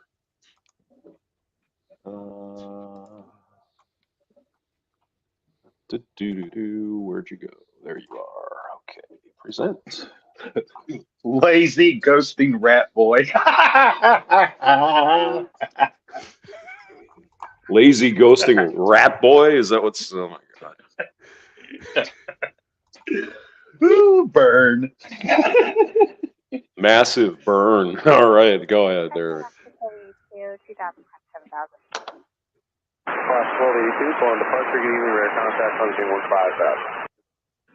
Limiting 15,000, Oscar 1282. Class 1282, contact Seattle Center 128.15, good day. 2815, good day, Alaska 1282. Oscar 1282, Seattle Center, climb and Oh, maintain. this isn't going to show anything. That's just ATC. On Fox tonight, Here. heart-stopping moments on an Alaska Airlines flight as it came in for a landing with part of the plane missing. Yeah, passengers say a large piece of the fuselage flew off shortly after takeoff from PDX, leaving a big hole in the side of the aircraft. Fox 12's Jeffrey Lindblom spoke with a man who was on that flight. He joins us live at PDX with the latest. Jeffrey, how terrifying. Yes, a scary situation this evening because a plane leaving from Portland around 5 o'clock for Ontario, California had to make an emergency landing. There you go. Flight crew on Alaska Airlines Flight 1282 declaring an emergency as these photos show the aircraft appearing to be missing a panel. It was about as wide as a refrigerator and about as high as 2/3 of a refrigerator in height. Evan Smith says he was among the Yes, it was an emergency door, sir. 174 passengers aboard the flight heading to Ontario. It says they've just reached cruising altitude at around 10,000 feet as disaster struck. There you go. So there it is. Apparently no one was sitting in this chair, so they didn't get sucked out, but that's fucking scary. That's pretty scary. There's a really loud bang towards the left rear of the plane and a whooshy noise, and all the air masks dropped. Okay, we need to turn back to Portland if we can get one. Flight crew made the call to return to Portland, while Smith says he looked back about 6 rows and saw what he believes is a missing side panel. There you go. It's called a door. Yeah, apparently what I've been listening to is this is an optional exit door that some planes will have installed, like a door, and some won't, apparently. So, oh, okay. So it's some kind of a plug, I guess. You know, it would be a door, but it's not. So they put a plug in there or something like that. Normally, it's just a window. It's just a regular window, like right here, and there's plastic shit around it or whatever. But I would say, Brandon, you know, knowing a couple things about this, I'm guessing they didn't follow the instructions to install this correctly. If I had to take a guess, to say you're correct. Yeah. They probably didn't torque the screws correctly. It didn't put Loctite on it or something. So, yeah. In the aircraft. Yes, we need it. We declared an emergency. Just gotta sit there. There's not anything I have any control over, and it's just wait and see what happens. Smith says he spoke with another passenger who said they were a row behind where the incident occurred. And they said there was a kid in that row who his shirt was sucked off him and out of the plane. So the kid lost his shirt. I don't know if you heard that. Good thing he had a seatbelt on, or else that would have been a different And story. his mother was holding on to him to make sure he didn't go with it. He believes some cell phones and other items may have blown out too, and he says it's fortunate they weren't higher in the sky. He also credits the cabin crew for doing what he calls a good job, as he says he watched crew members help some women who were fearful move to a different spot on the plane. I mean, I wouldn't be walking around with a hole in the fucking plane. I would sit where I was. No, I wouldn't be getting up and walking around. That wouldn't be what I'd do, unless or you were instructed by the air crew to do so. But still, God Almighty, I wouldn't walk around. Fuck that. Oh my God. Well, it's a good thing they were American flight crew versus a fucking Eastern European or an Asian flight crew. Oh, how's that? Well, you've seen our fucking stewardesses. Yes. They're big fucking ladies, some of them. Some of them, yeah. Most of them, actually. Big old, well, they got lots of riz and butt cheeks. Oh my God. Yeah. Did you say stewardesses? Oh my God, what a sexist animal. Oh my God. How could you? They're airplane. Let me put it to you this way. I flew Qatar Airlines on the way back from Ukraine, and probably the heaviest one there was 120. Yeah, that's unheard of. And she was the biggest. She's according to in Qatar, she's fat. Oh my God, look at her. She's a beast. It says something that those planes can take that kind of a hit and still go ahead and land safely. Yeah. Well, I mean, excuse me. I'm guessing.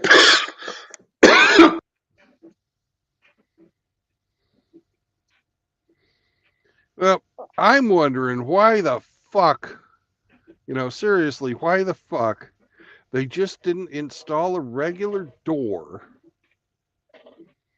and not install the handle. Just, I don't know. Well, probably wait. I'm sure those doors aren't light, right? So they could save 50 pounds. It's going to be cheaper to fly it, probably. So, what I was going to say, I'm guessing even the doors aren't a structural part of the plane, right? No, they're not. They're just like in a house. They generally don't come off in flight. They definitely don't do that. No, they don't do that.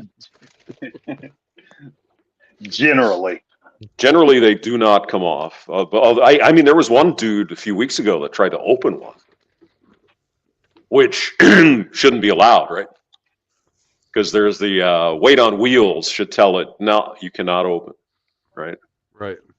So there's probably a way to bypass that, but I don't know. And all aircraft doors after DB Cooper have what's known as a Cooper lock, which is a air vane that once the airplane gets up to speed will pivot so that it's in line with the airflow, and it controls the lock. It's the last fucking stage of locking. Oh, okay. And it cannot be overridden from the inside. Because DB Cooper, he actually jumped out the back of the airplane, didn't he? Mm-hmm. Or allegedly, nobody knows. Yeah. But that was an old, what was that, DC-10 or what was that? No. It was the it had the engines on the back. Tri-jet kind of thing, or hold on here. We can find out. We have Dr. Google. MD-80. It was the MD-80 before the MD-80. It says it was 727. Okay. Let's see here. 727. Yeah, it was a tri-jet. Yeah. And it had an exit stairway out the back. Yeah. Which was kind of unusual probably today, but that was pretty normal, I guess, back then. Yeah, that's when you went to an airport without an air bridge. They didn't need ground support equipment. It was, novel at the time. Mm-hmm. They call it the aft air stair. Open. Here, I'll show you. So you could get in and out of the plane back there. Interesting. So yeah. So I hate all this fucking B-roll shit. What are they? Just show us the video from the God almighty here. Let me show you, see if I can find the interior. Okay, here it is.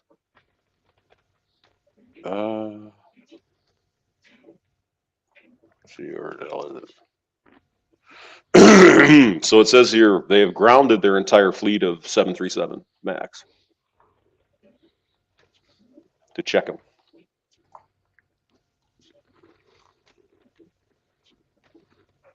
As well, they should. Mm-hmm.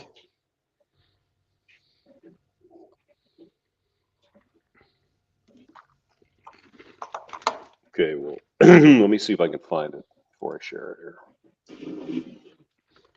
There was some good interior video. All right. This is actually a pretty good picture. Let me... Are you having breakfast, Brandon? I'm in All the by granola yourself? bar. Let's see. Mm-hmm. We had it set up so we'd be doing our 30-minute break in St. Louis, and we are just not with you.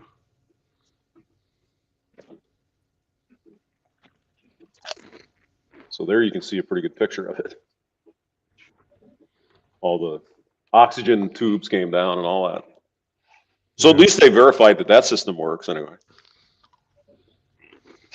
Showcase the sheer scale of damage and the evidence of just how perfectly, as well, the section of the aircraft came undone. It almost looks done to precision, as you would. That's because it is. DJ. Expect if this was to completely dislodge. Interestingly, several statements. Oh Oh, jeez. That isn't it either. Hey, Hamster. Hey, what? In the chat, I just posted a YouTube link. It shows some pretty good cell phone footage from it happening inside the plane. Thank you. Yeah, I'll pull it up here.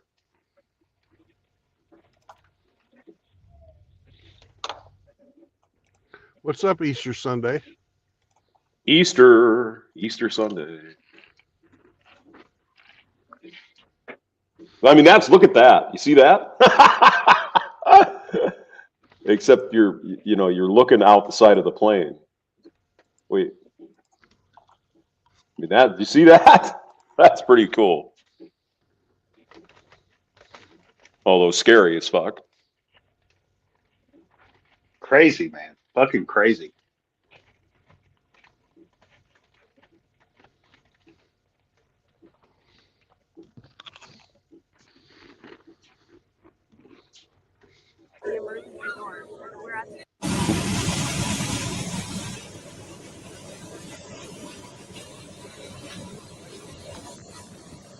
You see, you guys probably can't read that, but the text says, it was just a random piece of the plane. No, it was not a random piece of the God, please.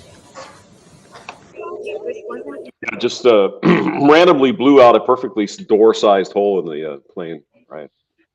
Random chunk.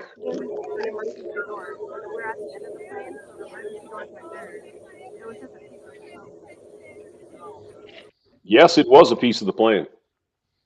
We can all agree on that. Look at this guy. What? There was no one seated there. There was thankfully no one seated near the window. Yeah, they just said. 7378 max, 9 max. Okay. So that's a safety car for either one. All right. Yeah, I thought we were too.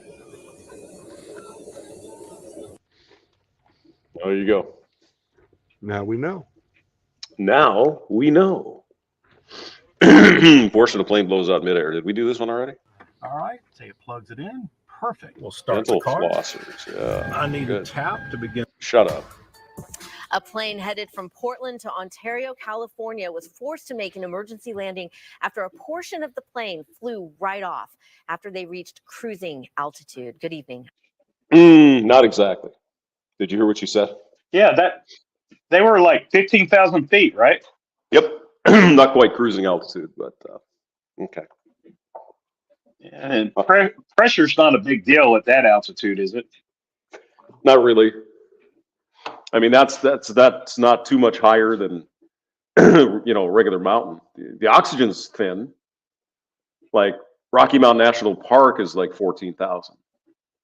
And I was up there, and yeah, the oxygen's thin, but you're never going to know unless you're running a marathon or something, right?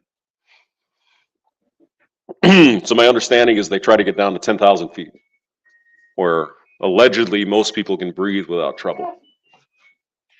I'm Jana Calciana. And I'm Christina Rendon. Luckily, no one was hurt. But Newt reporter Jeffrey. Oh, it looks like we got a lot of equal opportunity going on at this television station. Blom spoke with one passenger who says the depressurization was so Equal intense, opportunity for phones women. flew out Mm-hmm. of the plane, and a shirt was pulled off of a child's body. Sounds like the pilot also was a. She might have been a woman, but she knew what the hell she was doing. She got the thing on the ground without anybody getting hurt, so that's a good thing. Flight crew on Alaska Airlines Flight 1282 declaring an emergency as these photos show the aircraft appearing to be. Get that off of there. So what is that shit? Just some random chunks of stuff, I guess. I suppose somebody's going to have to go up in the mountains and find the damn plug, probably, right? They're going to have to recover it. Be missing a panel. It was about as wide as a refrigerator. Oh, we saw this guy already. Okay. Anyway, so there you have it, folks.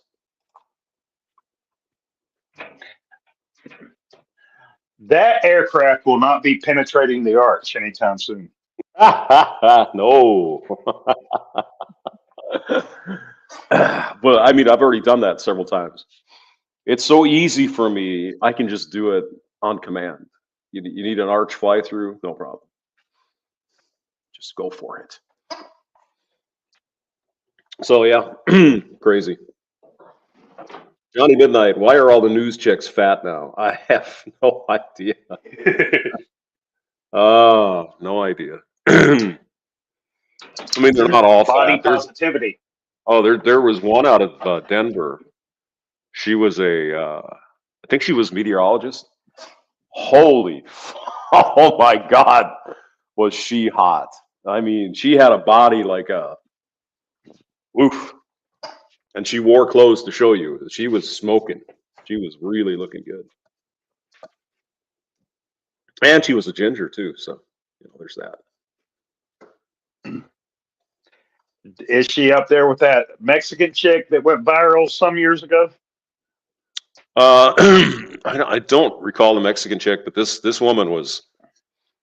She must have done she must have gone to the gym several times a week. She was fit. No, she was fit enough where when they're really when the girls are really skinny, but she has that little bit of muscle coming out like by her gut, just a little bit. It's like, oh God, her clothes were so tight.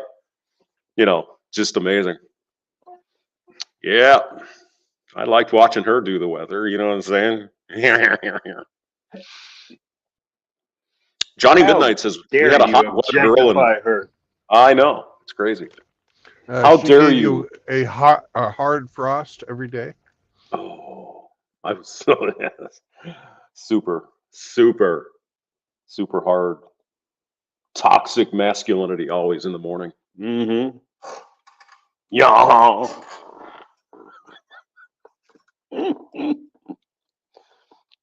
Yep.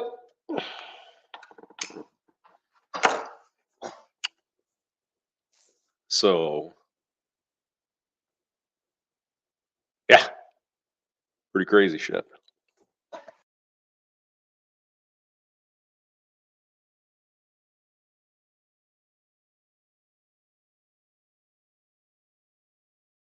But now, I must change computers.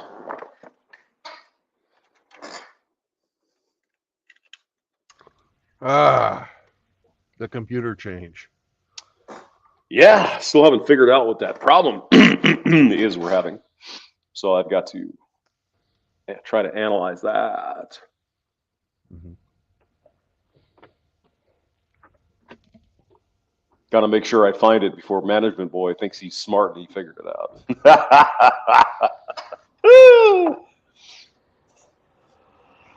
Hamster don't play that kind of game, man. I don't do that. Sorry? You don't do that.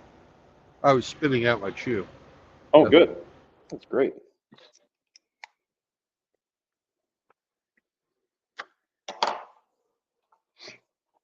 Sounded like maybe Sam had had some gas going on there.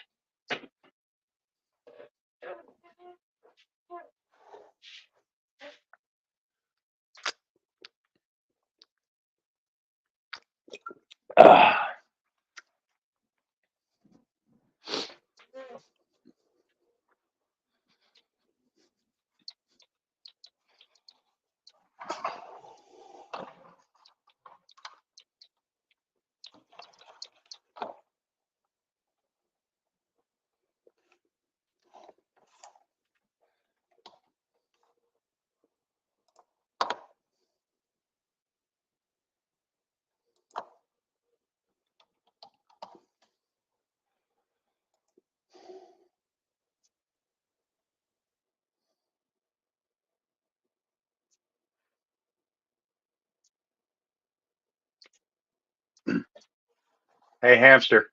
Yes, I'm putting a link in the chat for your personal enjoyment at your leisure. Is it the Mexican weather chick? It surely is. All right, well.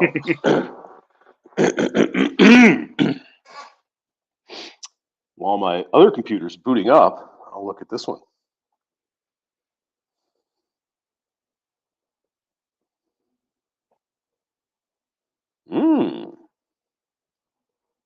Yep, very similar. Not bad, eh? Yeah, she's attractive. That was 8 years ago. She would probably hurt you in the bedroom. I'm just saying. Whoa, yeah. Yeah, I'd risk it. Very similar to her, yeah. Except she was a little more ginger and a little more Americano. But still, spicy. Spicy.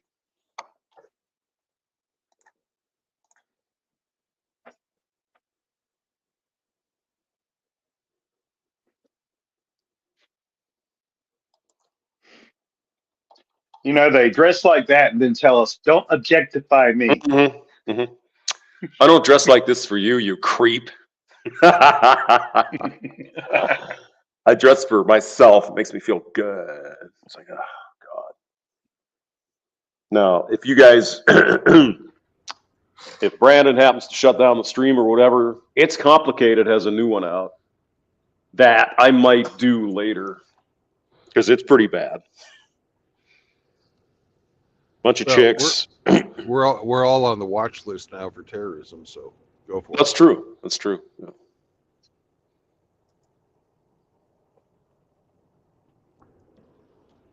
Yes, you evil white man, you.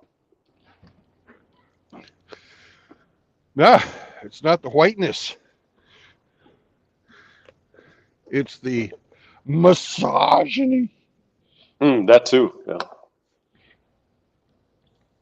Because being a misogynist makes me an incel. And incels are dangerous because we can't control them with pussy. Mm-hmm.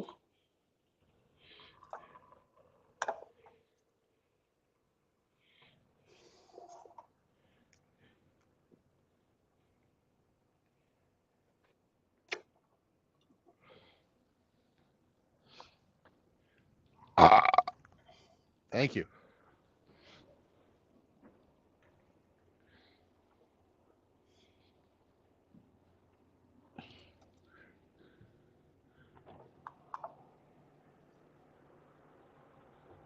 Mm-hmm. Okay. Okay. Mm-hmm. Mm-hmm.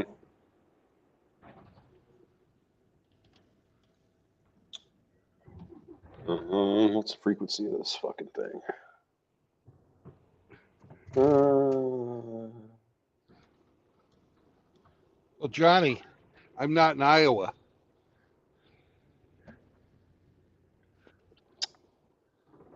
Uh, 300 microseconds, 300K. I'm sorry, go ahead. I was telling Johnny Midnight that I'm not in Iowa. He was telling me what the Iowans don't call him, Snow Pig. You are in Missouri, Mr. No, I am in Illinois. Oh, I'm sorry. You made it over to Illinois, did you? Okay. Yeah. And we've done our government mandated fucking non-productive time, and it's time to leave. Cool. Mm-hmm. And get ourselves on the way to fucking Indiana. Your final destination is New Jersey. It is. And you already played the game, so what are you hauling, mister? No, we haven't played the game. Oh, we haven't played the game yet. Okay. No. Johnny, hop on, motherfucker. Yeah, Johnny, get in here. What are you doing? Or any of the rest of you guys either. I'm here and I'm ready. You don't need to be afraid. But we need 3 people. We proved that yesterday. We tried playing it with 2 people, and one of them kept fucking dropping.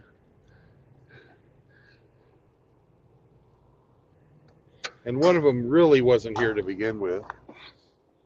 And then there was Rusty. You should dock their pay.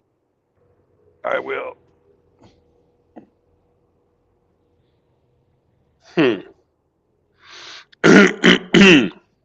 I can probably.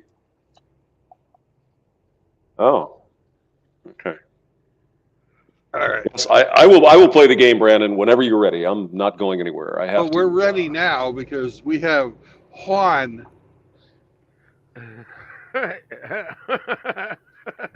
It's Juan. too early to be Juan.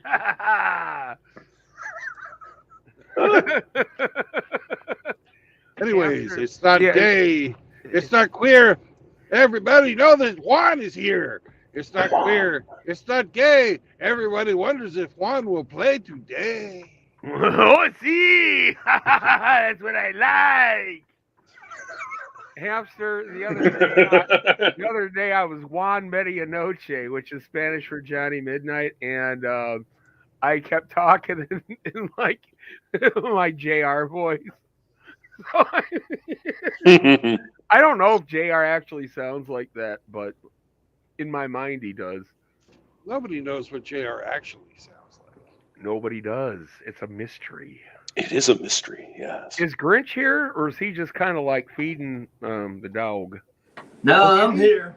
Hey, I want to tell you something, Grinch. Remember when I was telling you about my post officer? Yes, sir. Twice in 1 week. Twice. First, my neighbor lady comes by It's and not a Bronco. says my neighbor lady comes by and says, "Oh, hey, Johnny, I got some of your mail." I said, "Oh, big fucking surprise." Later that week, I go to my P.O. box. There's somebody else's mail in my P.O. box. Can you believe that shit? The only thing I can tell you is when I started, there was 18% of the company was female, and about an equal number of it was management. Now it's over 51% management and about 40% female in the crafts. So you tell me what the problem is. Oh, yeah, my post office is 100% female. 100%. Yeah, well, there you go. There's the problem.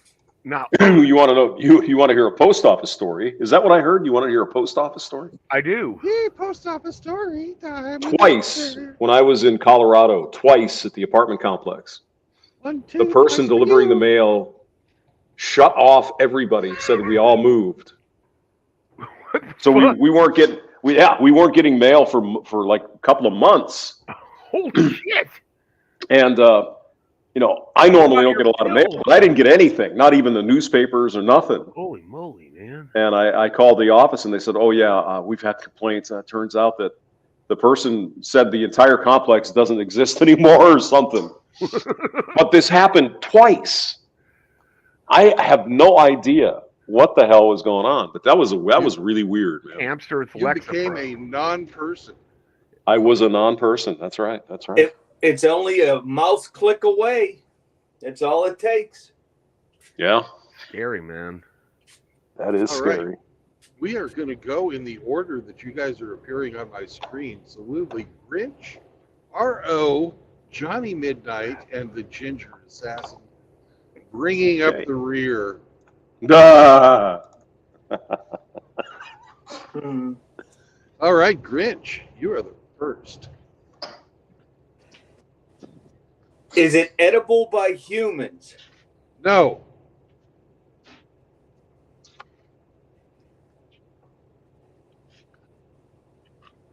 Is it women's clothing? Ah, so close. I can smell where you're going with that one, but you're not correct. R.O., you are up, sir. Do your Is it doggone destined for? best. Is it destined for retail sale? For retail sales? Yes. I'm going to answer that with a very cryptic yes. Is it Hardy Backer siding?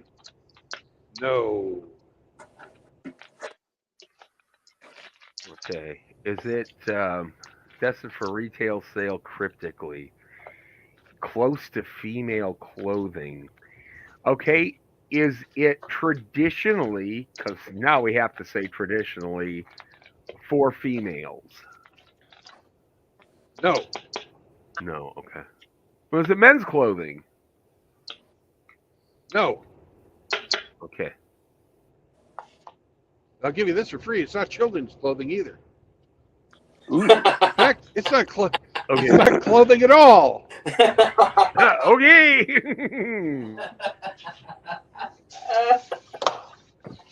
Well, that solves that problem. All right. That means it's hamster time. Yeah, well, I mean, earlier somebody guessed women's clothing, and you said, "I see where you're going with that, but no."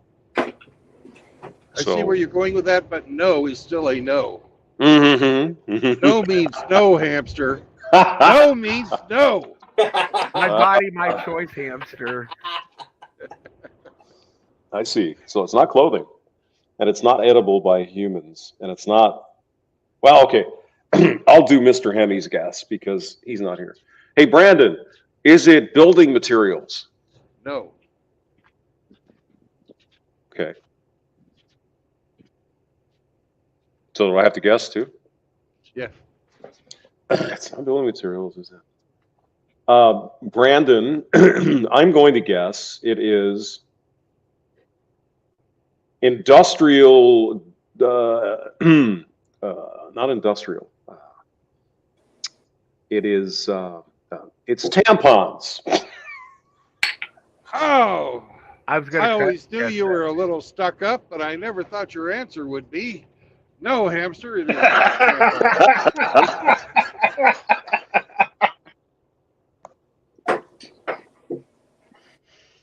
all right. Time for a hint. No strings attached. All right. Time for a hint. What kind of a hint should I give you? A good hint? Useful one? Yeah. This, when you guys asked if it was a retail item, or if it was close. Actually, the wording was, is it close to retail, or is it some type of retail? It was a vague fucking retail thing. I would have to say that this is a retail support item. Mm. Okay, there's your hint. Grinch, you're up. Is it made of plastic? No. So it's not Tupperware. Is since it's going to New Jersey, I would guess wooden baseball bats. Oh, that's a great guess, but you're wrong. As usual. Okay, RO. Okay, is it made of metal? Yes. Is it trash containers? Oh, wow. Trash containers just because we're going to the Garden State? I'm sorry, but no, it's not. Or as Eric Zombro likes to call it, the garbage state. Which made that a good guess, RO. Trash containers, garbage state. Is it a machine? No. Is it and it's made out of metal? Oh, shopping carts. Oh, shopping carts would have been wonderful if it had been shopping carts, but it's not shopping carts. No. Go on, hamster.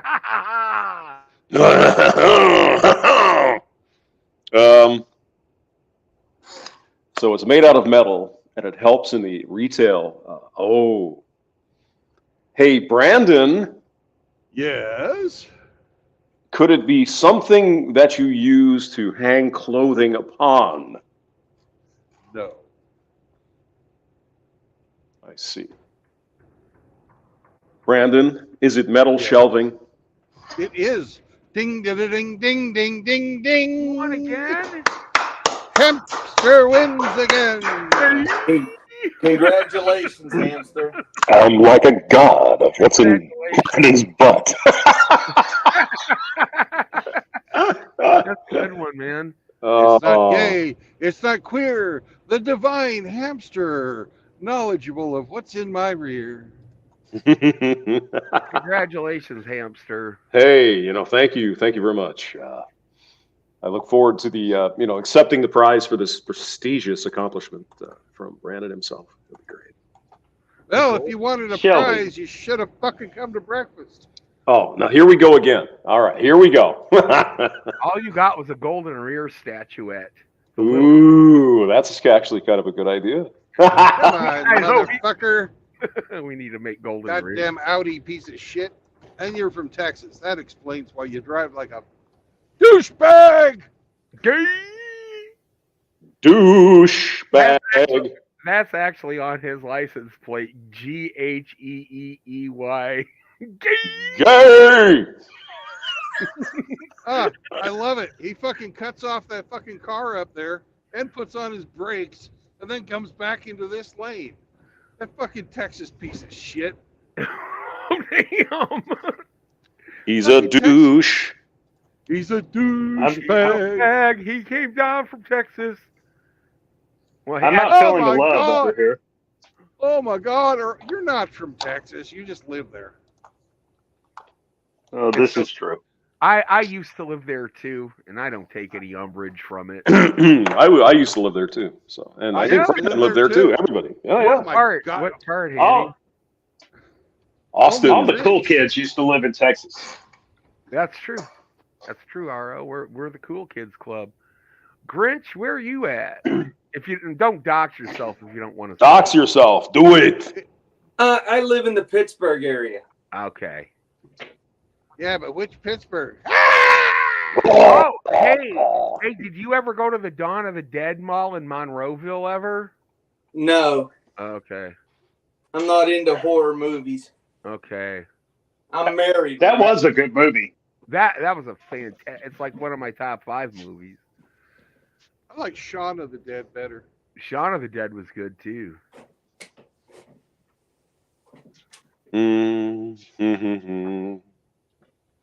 So they want 400 microfarads in the output of this thing, huh? Holy shit. That's right. So we only have, oh my God. That's a little cap, kind of like a beret. 1, 2, 3, 4, 5, 6. That's 300. Wait, Hamster is doing maths. Yes, I am. I got some shizzle I gotta do, yo. Shizzle. Shizzle my wrist. It's Saturday, Hamster. You should not be working. Yeah. Yeah. Yeah. That's okay. I get paid. What do I care? I get paid. Well, you don't care enough to get breakfast paid for.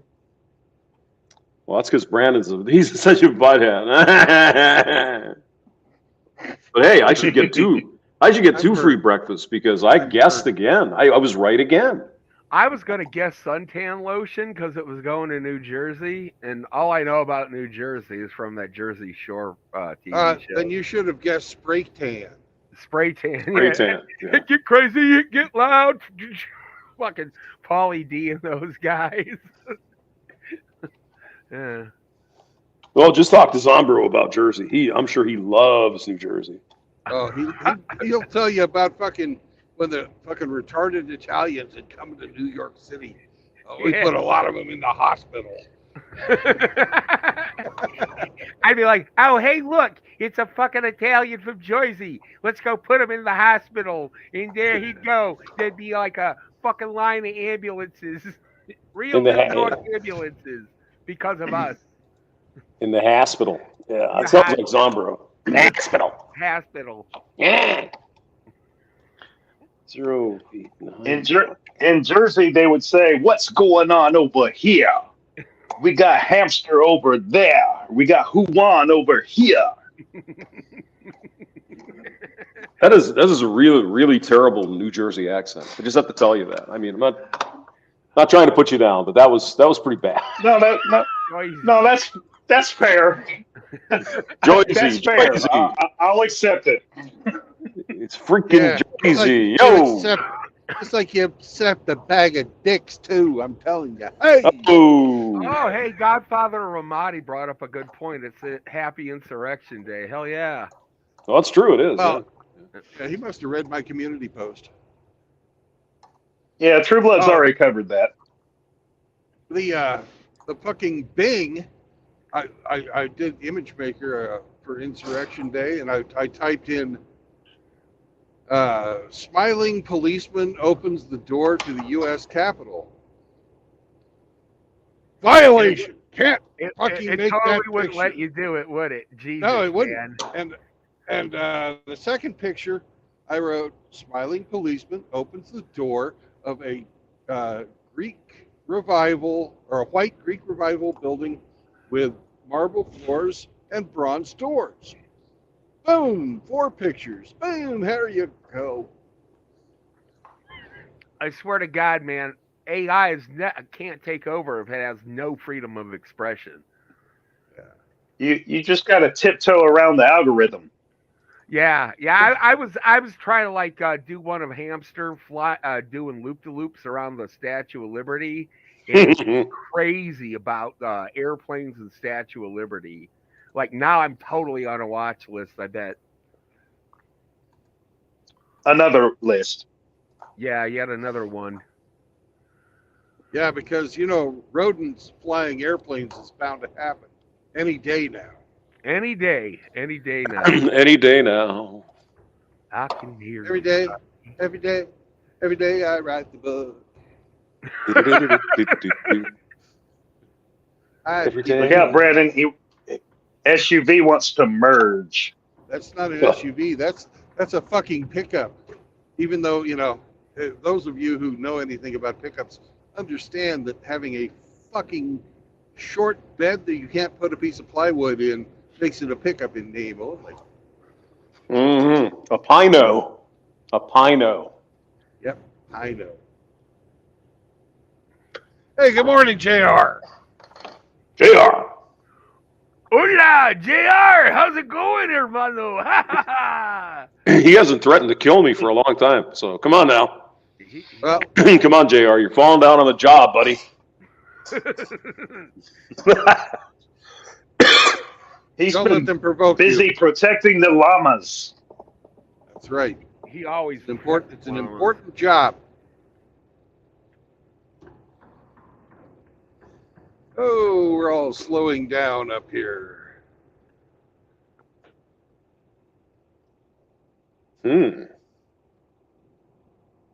Doesn't like this at all, mister.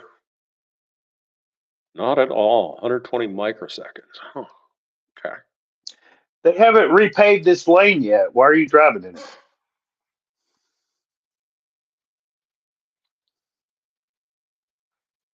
Stay in your lane, motherfuckers. Oh, this does not look good. Oh my God, it's the Grinch. I know. It's like he's about to say something, but his mic's off. No, I'm here. I was out walking Chloe.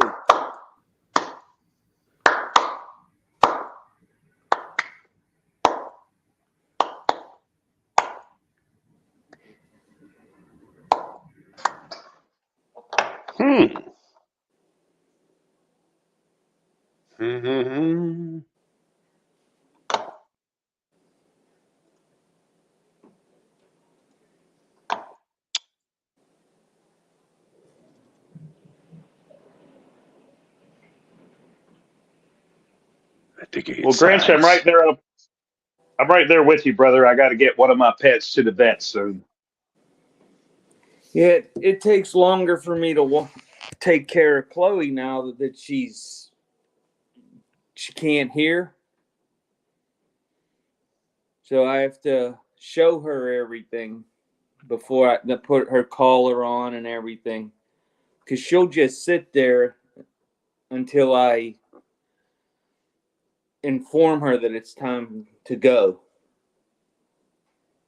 She'll adapt.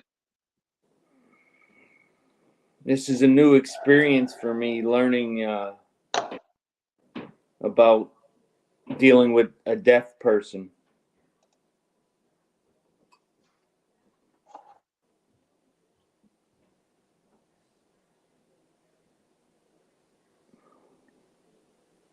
She'll adapt, bro.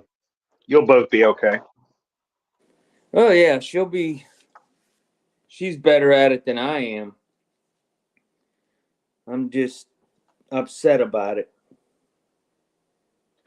Well, in my experience, dogs turn out to be better people than most people. No argument there.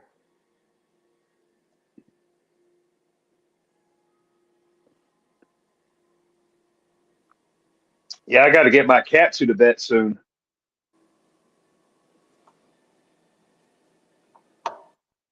What's up with your cat, RO?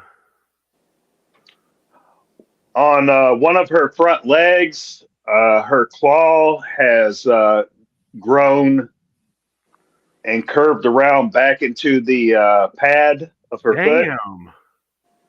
And it appears to be a little bit infected. So instead of trying to trim it and correct it myself, I told my daughter, go ahead and make an appointment Monday morning with the vet, get her in, and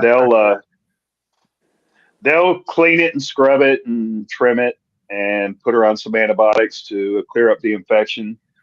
But yeah, I wonder how that happened. We should have called that.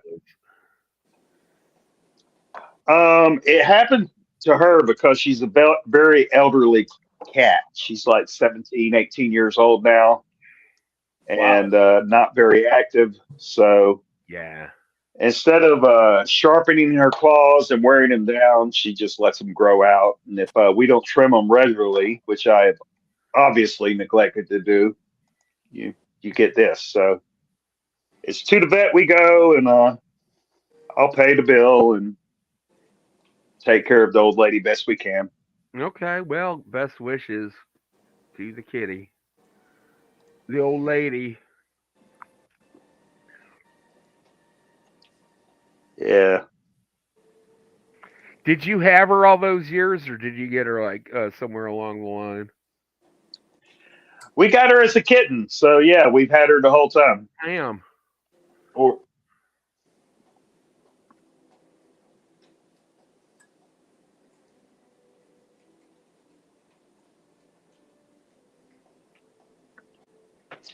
she had a sister that we adopted at the same time. We used to have two house cats, but one of my kindly neighbors was good enough to run her over with his car. Mm.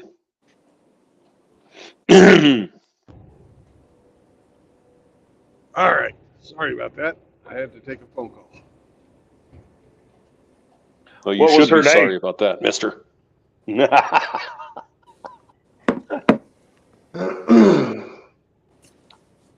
I sent you that information on Tridelphia, Brandon. Cool. And some of the boys were telling me about a Something Brothers. Midtown the Wind was telling me about this. Something Brothers sandwich shop. Pomerani Brothers. Yeah. Yes, in Philadelphia. You would like that. Are we going to be anywhere close to that? Yes. Yes, that's where I was planning on taking you. Oh, cool. That's the Permani sandwich, they call it the Pittsburgher. So it's like a beef patty with coleslaw and French fries on fresh cut Italian bread. Okay, that sounds good. I ordered the double meat one once there, and that was too much. That doesn't sound good at all. I object. Of course you do. Hey, we're going past the Wicks Pipe Working Company. Hamster, you should come over here and do a live stream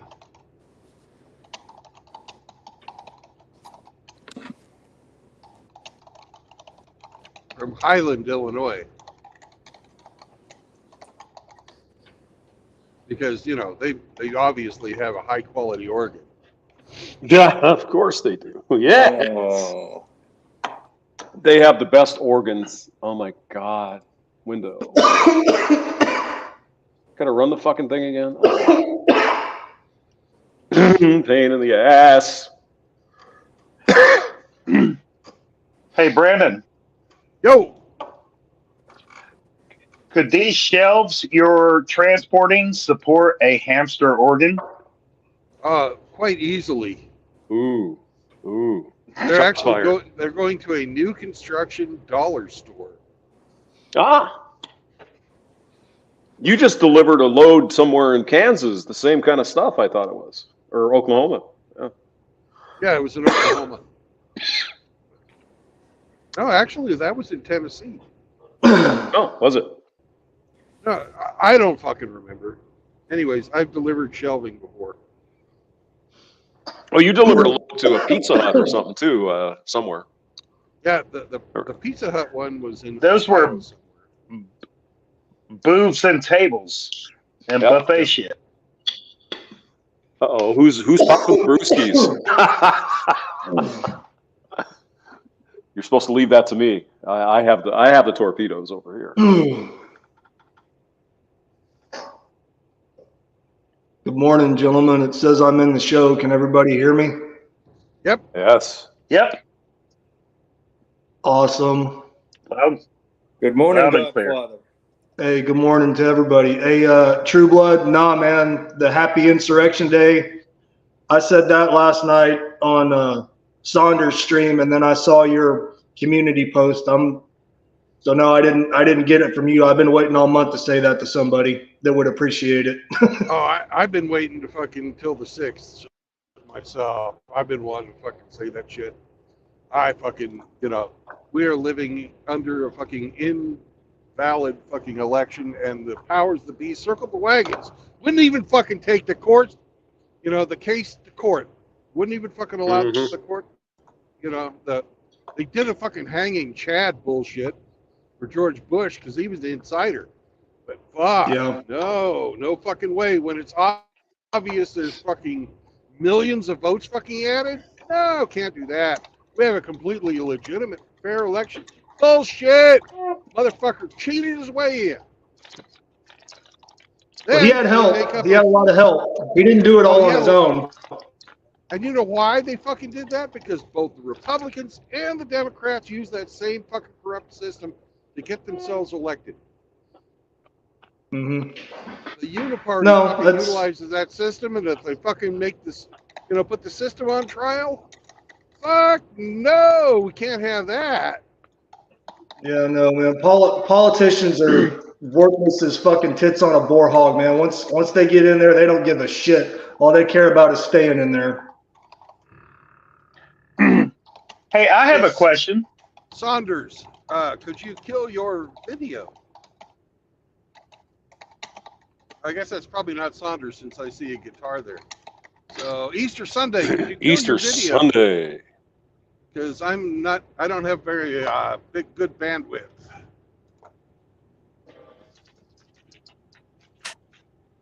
Easter, could you kill your video, please?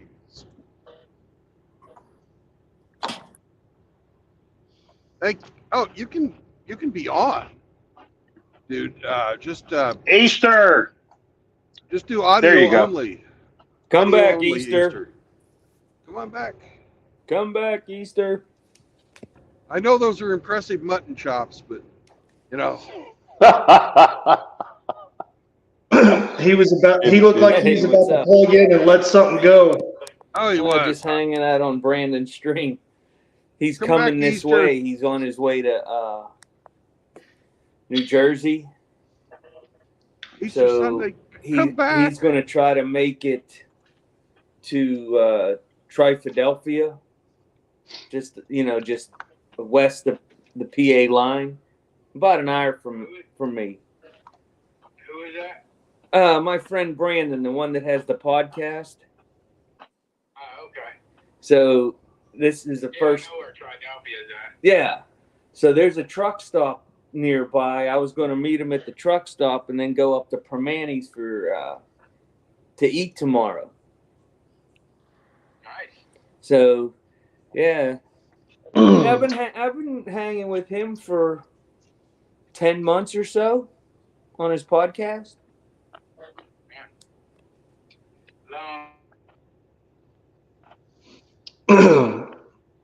Hey, Grinch, was it you earlier before I came in that was talking about having to take animals to the vet?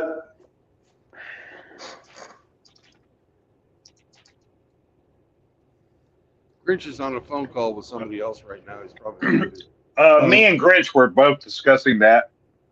Oh, well, what was that? Man, I can barely see your result. It's all good. Okay, It's results. It's Results. results. All right, man. I'm having trouble focusing this morning. I just kind of woke up a little bit ago. No, I was gonna say I had to rehome one of my dogs yesterday. So, but he's going to a better living situation to what I can provide for him right now. But it was still hard to let him go. But I know that he's going to be well taken care of. It was just, just yesterday after I let him go was just a little rough. Well, sometimes we got to do that. And No, it was the best thing for him. And like I said, I mean, I've had him his whole life. I literally helped bring him into the world, and he's been with me since before his eyes even opened. So yeah, it was a little rough, but I got through it. I still got one. I've been there, brother. I've had to do the same thing, and it wasn't a good time. But you got to do the best for the doggos. No, that's what I did, and I know that it still just sucks, because the selfish part of me wanted to keep him, but I knew that wasn't the best thing for him. Right. So, that's life. Right. You gotta let things go. Well, you were the bigger and better man for putting the dog's best interest ahead of your own feels. So salute, bro. Salute. No, thank you. Yeah, no, I've done that the whole time that I've had them. Even in our current situation over the last year and some change, I've always put the dogs ahead of myself. Always made sure they ate before I ate. I took better care of them, tried to take better care of them than I did myself. And it came back around and bit me in the ass sometimes, but that's just, they're my animals. So, I mean, I'm going to obviously put them first if I can. Yeah. Good man. I tried to do that with my pet hamster, but he's still. Here we go. Ungrateful little rodent. Hamster bastard from hell. My God. No, when you said a breakfast stream, man, I thought you guys were going to meet somewhere and eat. Yeah, that's what I thought too. we were, but Brandon he bailed out at the last minute. He said screw that. He didn't get off on Hamster's exit. He just kept trucking.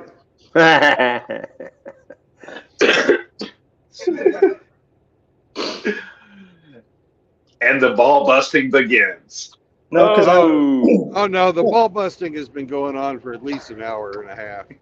No, because I was watching the stream earlier this morning before I finally passed out, and all I could see was True Blood driving, and I'm like, that don't look like the fucking Waffle House.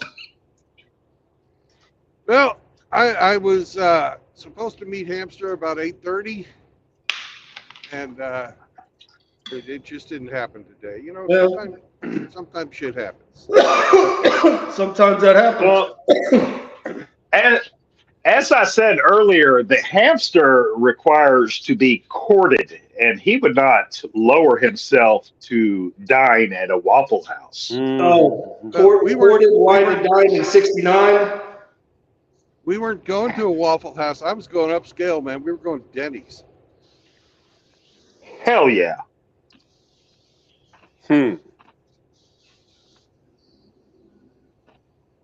You hear that? He just, I can't eat He's a 48 dick. oysters at Denny's.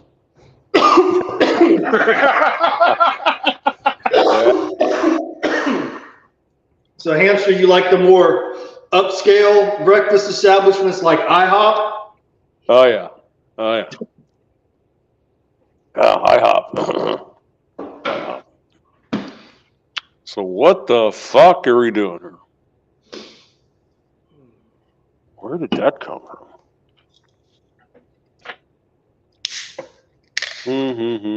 Brandon, who's having a Brandon, beer? what's all that white stuff on the ground? Oh, that's cocaine. Oh, nice. See, can we label this fucking shit or not?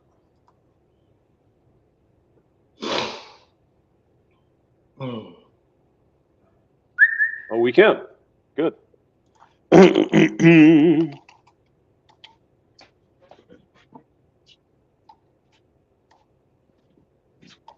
Oh, man. Oh, somebody wants to come in. All right. Hello? All right. Welcome to the stage.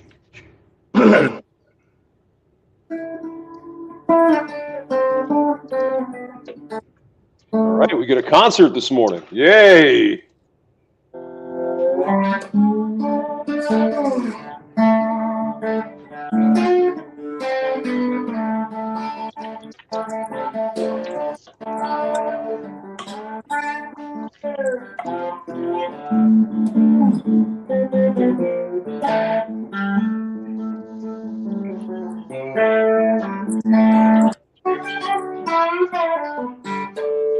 Good morning, everybody. Good morning, Easter Sunday. Man, I hope you all are doing well, and I hope, hey, we're all alive, and we woke up this morning. Every day above dirt's a great day. That's absolutely correct. But anyway. Easter Sunday. Yes, sir. After your intro, I now have the blues. What's up with that? I don't know. I guess I need to give you some reds, I guess, at this point, right? Oh, and all kidding aside, I know we're talking about basically guided tour day. The way I'm looking at it is, I'm looking at it past the puppets, that are basically just kind of running interference. The real problem I think that we have is the people that sell us the products and that provide us the services that we get through as consumers have decided that they're more powerful and more important than the governments. And to a degree, they are correct because they have bought many of them off. And I think we're kind of in the middle of this agenda where basically, it's like there's a reason why Occupy Wall Street scared the hell out of them, because that's where all the real power is coming from. It's, it's like all these people in DC, they're just running interference. I mean, they're basically just beholden to them. And the real problem we have is they have based their constituency and their product footprint based in China, which is a communist Marxist country. And now they want to basically try to implement this type of system globally that will be in agreement with that and a collectivist society run and control. So honestly, I see January 6th, but honestly, gents, they're going to make it a whole lot worse just because they can. And we got to look out for each other. But, I think at the point where we can't even pretend that, we're playing in a real game or by fair rules. I mean, I think the curtain's been ripped down. And it's going to be very trying time. Hey, only the strong are going to get through this one. I'm glad we're all talking. But anyways, happy tour day. I don't want to occupy the conversation. I'm just going to go back to playing some guitar. But anyways. Hey, stay on, man. Oh, yeah, absolutely. I don't want to talk. I don't want to keep running my mouth. I want to do some listening, too. So. Oh, you're preaching to the choir, brother, and I'm fucking 100% agreement with you. I mean. 100%. I mean, you look at Joe Biden. Who in the hell thinks Joe Biden is running the United States of America? Nobody. No. No. Puppet. Exactly. You know, Nancy Pelosi, who is the true power still of the Democrat Party, she's beholden to those people that tell her what stocks to buy. You know, this is literally the state of where we're at with the federal government.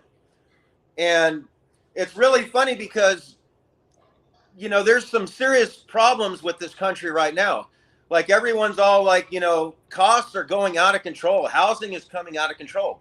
The problem is when you have 15,000 people crossing the border every single day, there is no possible way any country on planet Earth can build housing to keep pace with those numbers. When you have those kinds of numbers, you're going to have housing shortages. When you have housing shortages, you have homelessness. Where you have homelessness, you have drugs and crime. And everybody can see it. Nobody's stupid. But the problem, you know, is they're looking at their social nets, and too many are NPCs that are just emotionally led to care about the latest thing.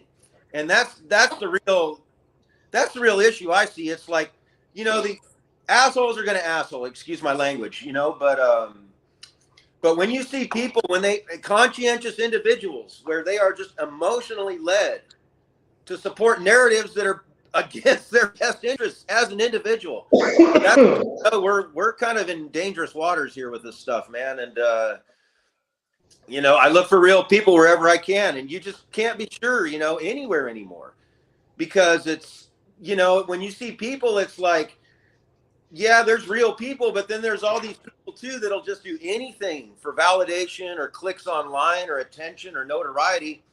Obviously, in some cases, it generates them revenue, but it's like, man, you got to have some morals here, and I'm not seeing them at all. And you know, and I think we're about to.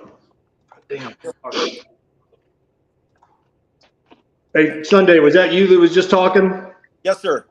Okay, no, man, I agree, and I think, well, no, I don't think. I know that, and it doesn't matter, Democrat, Republican. They've been pandering, you know, to the lowest common denominator for years, and promising you the world, and then it's like with, you know, the whole welfare state thing that the Democratic Party instituted. And look what that's done. You know, people would rather, you know, kick the husband out, have kids out of wedlock, and, you know, collect a check from the government and food stamps every month, you know, versus trying to improve or better their situation or stop having kids. Yes, sir. So, but again, you know, the Republican party's, you know, the racist party that's trying to keep the black community down. And then, no, man, it all revolves around money and wealth and keeping it, you know, contained and centralized. And that's been the plan for years. I watched a 2-hour thing that Hammerhand put out a little while back, talking about how basically this thing has been engineered since back in the 1800s. This plan was put into place, you know, to keep the wealthy and the poor, and to turn people against each other and to create division. And it's all, you know, just fallen into place. But like you said, the curtain's been pulled back, and the people that want to see can see, but there's too many people out there that either don't believe it or can't see it, or just too stupid to realize what's going on because they just believe whatever they're told. Or like you said on social media, you know, oh, I get a like or whatever, and it's another dopamine hit, and that's all they want. Oh yeah. Because that's how watered down their fucking minds are. Oh yeah. Well, it gets worse than that, you know, and I think, can we safely say we're on the subject of female promiscuity? Oh, every subject is open and it's a free speech zone. Do not moderate your speech. Speak your mind. Okay. But it does tie into this topic because the problem is, you know, they talk about like, you know, the PORN and how it's dangerous to men. Social media and smartphones have the same problem with women. And the problem is you have this collectivist system that is promoting female promiscuity. This is just aside from how we feel about it. The problem is when you have excessive female promiscuity, you cannot have stable environments to raise families. And once the families have been pulled as the linchpins of society, there go the communities, which we're seeing now. Once communities are gone, there goes the country. And that's literally where we're at. If you really want to know what is killing this country, it is literally female promiscuity. Yep. And I think that is the problem with their narrative right now, is even though they want this narrative and they know that to a large degree they can basically emotionally manipulate women into supporting political and social narratives, the promiscuity problem is going to cause a population collapse, which they want depopulation, but they can't control this. I think with their collectivism and their feminism, there's now viral points in it. And one of them is female promiscuity. And I think the other side of that is the red pill. And I honestly think out of all the groups, this is where the truth lies, because ultimately, instinctively, I mean, spiritually, like from an animalistic perspective, a lot of us understand that it is spiritual poison to try to lay or pursue a woman that's been with dozens or hundreds of men. I mean, we as men instinctively know, you know it, like you just instinctively know it's wrong. Like if that's your brother's woman, that's your friend's woman, you don't want to go there. And that's literally what held society together for thousands of years. And it's like, they're going to try to like mute that so women can do what they want. And it's like, no, this is not going to work. It's going to fucking collapse. And all of this is just window dressing. But ultimately, yeah, it's because she's going to lose it all because she can't keep it in her pants, man. Yeah. Well, Sunday, have you seen that thing where they're talking about now how, and I don't know where these quote unquote studies or newly found research came from, because I didn't even bother to waste my time reading it. I just caught the bullet points and I was like, bullshit, whatever. But somebody was saying that studies show now that I guess back in, hunter-gatherer, caveman times, that women were going out and being better hunters than the men.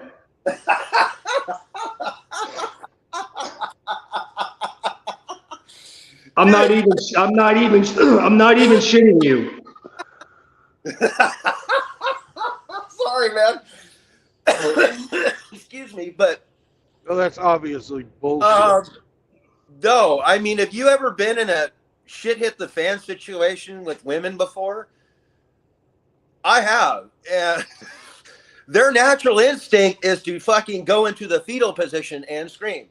Yeah. No. And they are not physically strong like men are. We are conditioned to go out and deal with that shit. And that's, instinctively that that's just a bunch of. Well, that's like in the military. I did almost 20 years. I did almost 20 years in the Marine Corps.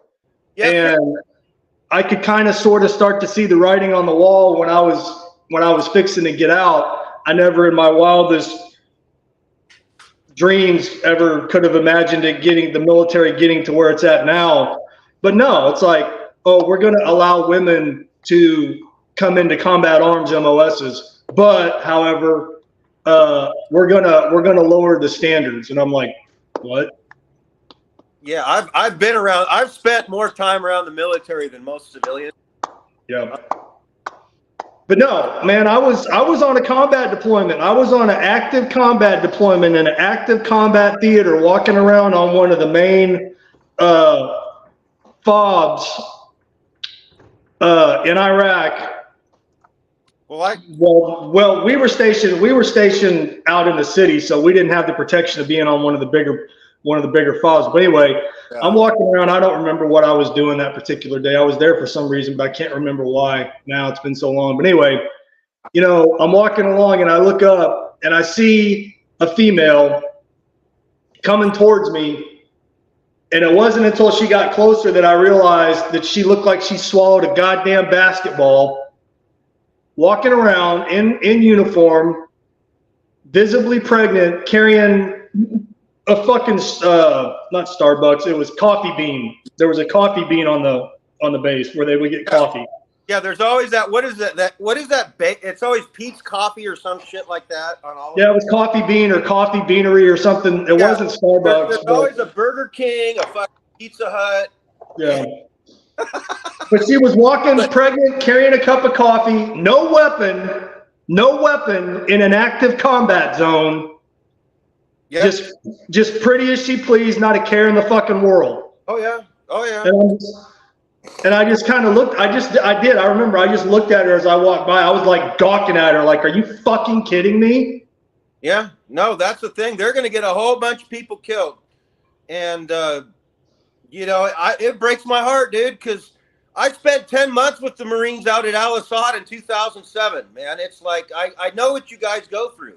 I don't know what you go through as far as fucking hitting the streets, but I've seen you guys. I've spent a lot of time with you all, man, and it's. Yeah. Well, no, she probably got pregnant while she was over there, because I think Army at that time was doing like 18-month deployments. So she probably got knocked up while she was over there, and she was just waiting to get rotated back so she could, have the baby. Oh yeah, I know a lot of them make money on the side over there, right? Yeah. Yeah.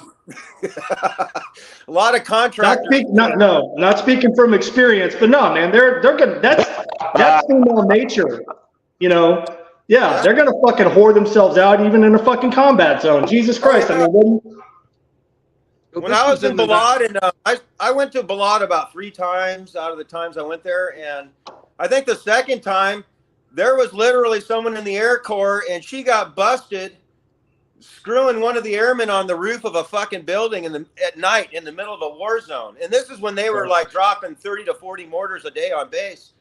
And I'm like, you got to be fucking kidding me, man. And honestly, I remember those times just when something would happen, or you had to move. And a lot of them would just sit there and they'd fucking freak the fuck out. And it's like, you can do that later, not right now, And I'm not even fucking trained to do this shit other than, stay the fuck out of the way. But I saw it, man, and it's just, but going back to that whole female hunter-gatherers, I mean, we're not fucking lions, okay? We're not cats, human beings. But no, to go back to your... Sorry, Sorry, who's trying to talk? But anyways, I'm done. But anyways, go ahead. No, I was just going to go back to your original point that you started with about promiscuity. Yeah. And how it's just openly accepted and it's viewed as, strong and empowering and all these other bullshit, buzzwords that they like to throw out there to try to justify their piss poor decision making or what they've been told to believe. Back in the, 1800s, early 1900s, if a man didn't shame or check a woman for getting out of pocket, I guarantee you the other bitches would circle the wagon around her and get, and break her ass down shotgun style to where she was curled up in a little ball crying in the middle of the street. Oh yeah. If you were out there acting like a fucking hoe. Yes. Well, because there's no public shaming anymore because nobody's ashamed of anything because everybody thinks that whatever they're doing in any particular given moment is just fine and dandy and you just have to go along with it and you can't have an opinion on it. Yeah, and unfortunately, if you look at the products and like our children and our grandchildren, a lot of them, and you can see the results of that kind of environment. And there's even teachers, like teachers in their 20s, coming up and they're going on video going, man, there is something wrong with these kids. And they are completely violent. They're out of control. They don't listen to anybody, and they're violent. And they're flashing those, we got red hazards as a consequence of this. It's like, we're about to find out, that good times create weak men. We've got really, God bless you, because I know you're a father and you're trying to raise your kids right. But man, there's a lot of young people out there that are completely emotional. They're prone to violence. They have no regulation, and they're literally ticking time bombs. Oh, And no. a lot of that's consequence. No fathers, no men. No. Got rid of all the men. Women can do it all, and now we've got all these fucking shitty young adults coming up, and I don't know. It's freedom is a coin, man. You know this, serving the military. That is a coin that was earned in blood and the lives of soldiers and sacrifice. Yeah. You look at this younger generation, they don't even want to serve. They are going to give away that coin willingly and openly because out of fear and out of being emotional.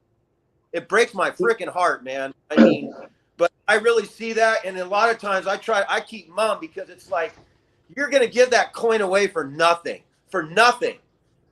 You know, I mean, this is the greatest nation that was ever founded, man. This nation is the product of free will, which is God's will, based upon a society, you know, that was built upon the tenements of Judeo-Christian values. And we're walking away from it. We're giving away the coin, man. And it's not only it's an affront to everybody that ever served. I mean, that served with honor. Yeah. No, Sunday.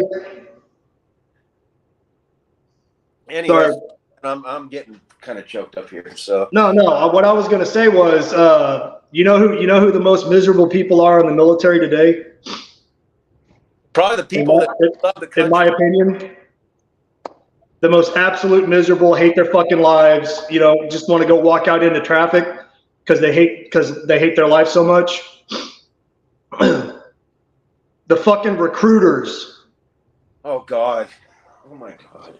Because I'm not even joking, man. And it's, you know, you're not going to convince me that this shit's not intentional. And, you know, the feminization of men, you know, being on all these fucking head meds, you know, like I said, not being able to regulate your emotions or, you know, control your violent tendencies or whatever. No, man, the enemy, they've been watching this for years happen in real time. And there's not many military age males that could even pass a fucking MEPS physical to get into the military, let alone pass boot camp. You're right. So you're gonna talk about a fucking draft? Get the fuck out of here. That's never gonna happen. Let alone drafting women. Well, you know what their actual plan is, right? That's just a feint. Their actual plan is, you notice that a lot of these people crossing the border are young men of military age. No, they're gonna try to get them in and get them in the military, and then they're gonna turn them loose on us. Exactly. Because they don't give a shit about us. Yeah, exactly. That's where it's headed. Like I said, man, they're giving away the coin, man. They're just and that's scary to think about, but no, that's a possibility. But I mean, you got to think about it. Like somebody like me who grew up in the military I grew up in. I don't know, man. I don't know if I could do it. If I got put on American soil, you know, dropped in the middle of a civilian population, me personally, I mean, unless my life was being threatened, I don't know if I could do it.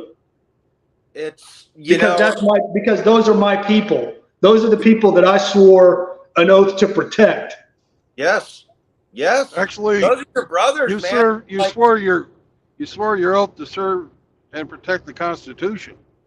Well, it's not only that, man. You go into the Marine Corps, you know, it's like those people are your brothers, man. It's like you go in, and by the time you're like, I will lay down my life for you. And that is what the Marine Corps are all about, man. And it's like, that is no small thing to promise or to pledge to anybody. And if you don't think somebody's going in that's solid, that's got your back, man, there's just, how in the hell can you do that, man? It's just, no, True Blood's right. You know, the oath of enlistment is, I swear to support and defend the Constitution against all enemies, foreign and domestic. Yes. However, I took the same oath. I know. Oh, okay, True Blood. I didn't know you were a veteran, man. I didn't know that about you. Appreciate your service. Yeah, thank you, man. But no, man, I don't. Like I said, I mean, unless I'm being actively engaged. I mean, you want to get pissed, you want to yell, you want to scream, you know, you want to throw rocks or whatever. Okay, You know, but if we're gonna get into a fucking active gunfight, that's different. But just you being pissed off and coming out in the street, if I was even in a situation like that, like, nah, man, I'm not gonna open fire on my own people. No, but you know what? I bet those Chinese crossing the border would. No, they would. They would. That, you know, and I think about that a bit too. And yeah, they're like, all this and a paycheck too on the 1st and the 15th. Sign me up. Yeah, and you know that Dick Durbin, Senator Dick Durbin, one of our puppets, head of the U.S. Senate Judiciary Committee, has already stated that he supports bringing those people into active duty military. He's already said it, and he's one of the top people in the Senate. Was that that schmuck from Ohio? He's the guy that kind of talks. Illinois. Yeah. Yeah. And but he's one. You know, he's probably the top guy. I know that Schumer is technically the head, but he's the head of the Judiciary Committee, which is the big. Because that's where all the power is in the Senate. You know. Yeah. No, they're calling for this, and they either really don't want to sit down and take a hard look of what possibly could happen if this gets enacted, or they just don't fucking care because they know that they're not going to be affected by it. They're certainly not students of history. No, absolutely. No, I mean, yeah, I know. Let's repeat the mistakes of the Romans. Okay, good job. You know, and the problem with this upcoming election is despite all the shenanigans and all the rhetoric, you know, they're just going to press right back down on that abortion issue. And they're just going to hammer that home. And that's the evil part of all of this. And it's like, I can't be pro-abortion, man. It's just, I don't care if it's going to cost you votes, but it's an evil. But you just see them, and they're going to push it through with that. And that's to me, that's almost like, okay, you're just validating the fact that there's something really satanic going on here, you know. And I wish I could wave a magic wand. I wish we could all come together as citizens and fix this. But the problem is, we're being deplatformed and depowered as citizens for the benefit of corporations. And corporations, they look at women. Hey, look, this is our primary target consumer. And I don't get mad at women because I understand, or at least this is my belief, that we're in an online Calhoun experiment. And I know they've talked about this. You know, it was the experiment with the mice where they put them in the lab. They gave them unlimited food and water, and they all went extinct. And I think this is what's happening with human beings. But the way it's happening with us, we circle back to the conversation. You get back to these dopamine hits, you get the validation. That is the unlimited resource online. That is what people will pursue because there's a belief, well, there is really no limit of validation. And people are going to lower and lower common denominator to get that validation. Well, that's until you hit the wall or your fucking your simp bucks run out. You know, when the simps move on to somebody else. Oh yeah, but you know But see, now we're getting artificial intelligence into the mix. Now imagine if there's AI simps. These aren't even real people. These are bots controlled by corporations, used to control narratives through emotional manipulation. Like women out there, let's say in a few years, they think they're talking to somebody legit on Instagram or Facebook or a dating app. And it's really AI.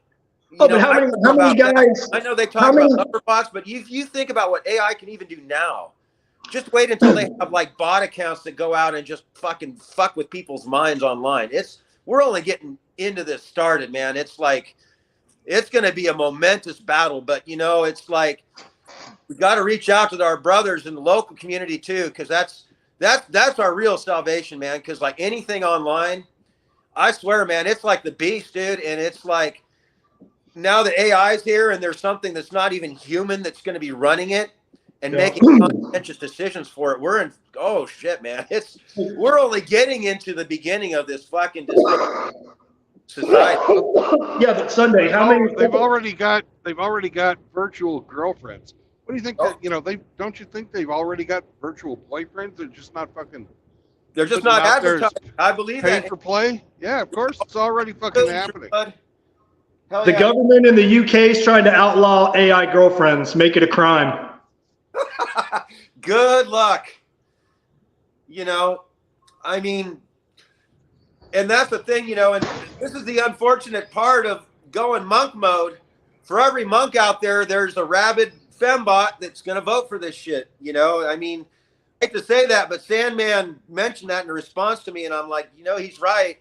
So we're kind of trapped in this paradigm right now, and but we really can't do anything about it. It's just, you know, it's like as an individual, we have to protect our best self-interest. And if these people are working against our best self-interest, and we know that, you know, we have to say no to it, even if it's just non-involvement and saying, I ain't messing with this, man, you know? Well, why is it okay when a woman says no, no means no, but when a man says no, they're like, fuck you, do what you're told? Well, it's because we actually live in a fucking gynocracy, and we have lived in a gynocracy since fucking Victorian ages, and everything, you know, is designed to protect the women and children, to fucking support the women and children. Our entire society of the West is designed for that. You know, it's not designed to support the elderly. It's not designed to fucking support the free will. It's not designed to fucking do anything other than support the fucking women and children. You know, you've heard women and children first. You've seen the fucking, you know, code of fucking chivalry that was introduced after the Romance period of fucking poetry. You know, it's all fucking there, and it all fits together. And now they've gotten to a point where everybody supports the women and children through the welfare state, and the man is no longer the integral part. Therefore, we're being phased out as decision makers. And since we're being phased out because we're a minority now, they don't need to court our votes. So no politician is ever going to vote against their own best interest, which is getting reelected. They will never, ever, ever fucking support our issues with laws. And that's what killed the, you know, that's one of the things that killed the MRAs. You are absolutely correct, sir. I mean, you're preaching to the choir, but you're absolutely right. It's, you know, that's the thing. They are the target and primary consumers. And I can't fault our forefathers for building a world for the comfort of their families. They just didn't understand that technology and the corporations and this, you know, and honestly, Wall Street, and once the military that it would create this so slow process of, you know, undermining and deplatforming, you know, the very people that built the world. And but that's the thing is, you know, I work in infrastructure, obviously, and I can tell you that, you know, the infrastructure, it's very delicate. It's not as solid as people think it. And you know, you get these third world people and you can get some of it working on, but I'm telling you, man, when it's going to go, and these people are just not going to fucking know what to do, man. It's, oh God, man, I'm just, you know, it's like everything that I hoped I would never see in my lifetime. I'm kind of worried that now I'm going to see it, man, you know, and it's, and anyways, back to this January 6th stuff. It's just a symptom, you know, because everybody knows that even since January 6th, far worse events have even happened at that same fucking building. You know, the Palestinian sit-in had more damage than whatever happened on January 6th. Oh, they welcome those fuckers in with open arms. Yeah, and they're in trouble now because they understand that, you know, that they call it a dragon, and now it's on them, you know. And this was a big issue even 20 years ago, and conservatives saw it back then. You know, my old man, you know, he's a cop, he's a good old boy from Iowa, but he even told him, man, you know, these Muslims, they're going to poison the country, and we bring them in. And a lot of their stuff's very tempting because their ideologies are similar to ours, and they have a more radical view on how to deal with the issues we're dealing with. But they don't hold Western values near and dear. They do not. They're not women and children first. And you know, and it's like, oh boy, you're going to really empower that. It's just. Oh no! This. You know, you remember when you talked about how they lull people to sleep? And the way they used to do this is they would just not talk about certain issues. Like it's something, and you know, and it's kind of going on right now where they don't talk about it. And so you don't find anybody talking about it. Eventually you just forget about it because you're going about your day and working and doing your stuff. And eventually you forget. Now there's people reminding, but eventually they know they're going to have to get into it.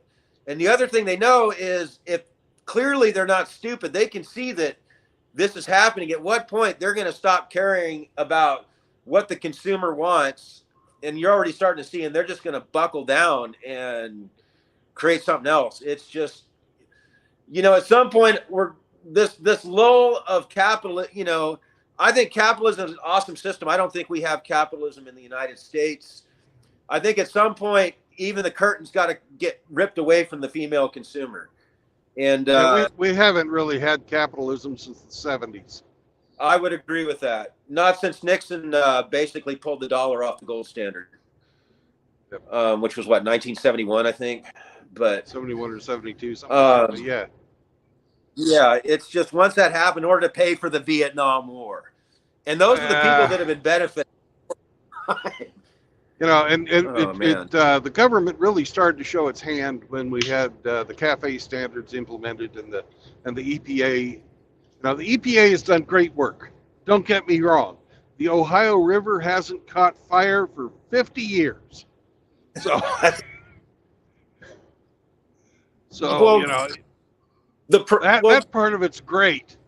Yeah. But the you know, where they're going out on people's fucking private land, telling them they can't build a fucking stock tank or a pond for their cattle, or telling them they can't irrigate their fucking fields or shit like that.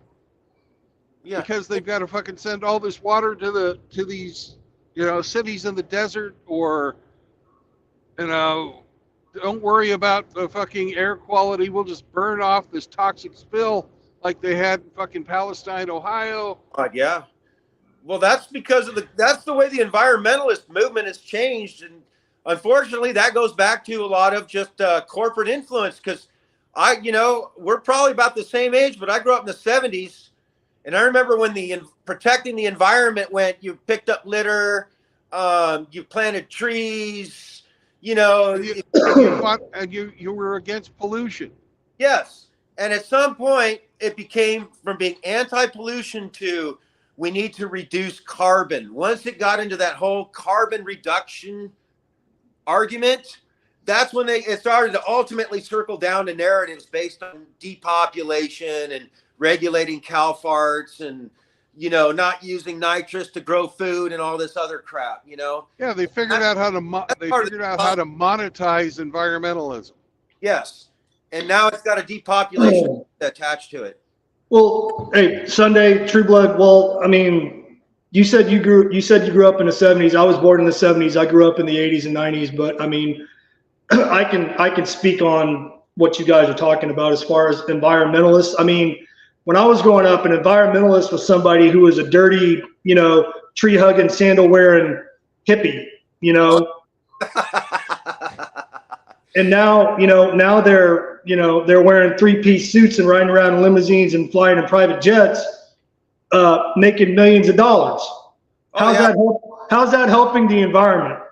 It's not. And that's the problem is, unfortunately, with those that are led by emotionally, hypocrisy is the hallmark of them. And that is the thing, and that's the one thing where I just, I stopped listening to the left. And it's just, I guess, probably maybe 20 years ago, I just went full blown like, fuck the government, fuck this, fuck that. That's the thing. They're all hypocrites. They don't practice what they preach. It's like oh, you're some tree hugger, but yeah, you're going to go fly in $1 million, billion-dollar jet, and you're going to create more pollution than 1,000 families could. The very people that you're whining and complaining about. You know, it's just hypocrisy of the highest order. Nobody looks at somebody like a John Kerry and thinks you're helping the fucking planet. Excuse my language. Or a Bill Gates. You're not helping the planet. You're helping yourself. Right. You know, hate human beings. And that is the real problem with, I guess it's not a problem. It's actually, it's just horrible. It's abominable. You can tell that these people hate, I mean, with a capital H, just general people going about their lives, trying to do their business so much. It's like, well, there needs to be less of them. And we need to tell them who they can have children with, and, you know, and what they should buy and what they should think and how, you know, and it's like, and I think only people that legitimately hate like other human beings could ever entertain that mindset. And I think we have a bourgeois elite class ruling the world that hates the human race. And this is kind of where we're at right now. No, I mean, this, you know, to kind of sum it up for me, I'll go back to what Results Oriented said earlier in the stream before I came on. They were talking about, you know, dogs, and in terms of, you know, people hating other people, you know, or like, man, I'm the kind of person, I like most dogs more than I like most people, present company not excluded. Even if it's not my dog, I would rather hang out with a dog that isn't mine than hang out with most people or associate with most people. Because at least with a dog, you know where you stand. Well, Father, that's why I play guitars, you know, and I keep to myself. Well, You know, Mark Twain said, the more I get to know people, the more I like my dog. Yep. So,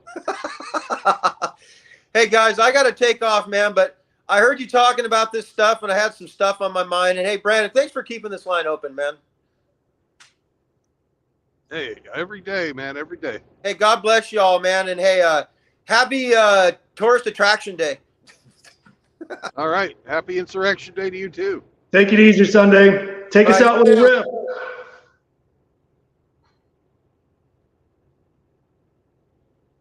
Did he go? He doesn't do requests. Oh. He doesn't do requests. He's not the hamster. He doesn't have his organ hanging out. Oh, Hamster, you're still there. I can't see who's in the stream. All I can see is the view from Brandon's windshield. Yep. Don't see any more snow though, or cocaine. No, we're out of the snow. But here's somebody who knows a lot about snow, Mr. Hemi 4Speed. Oh. Morning, gentlemen. Hemi, good morning. There's no snow here yet. There's no snow here yet. Chihuahua, Grinch. Good morning. Jehovah. Hey, Hemi, that was a really good reading on the manifesto the other day. Thank you, sir.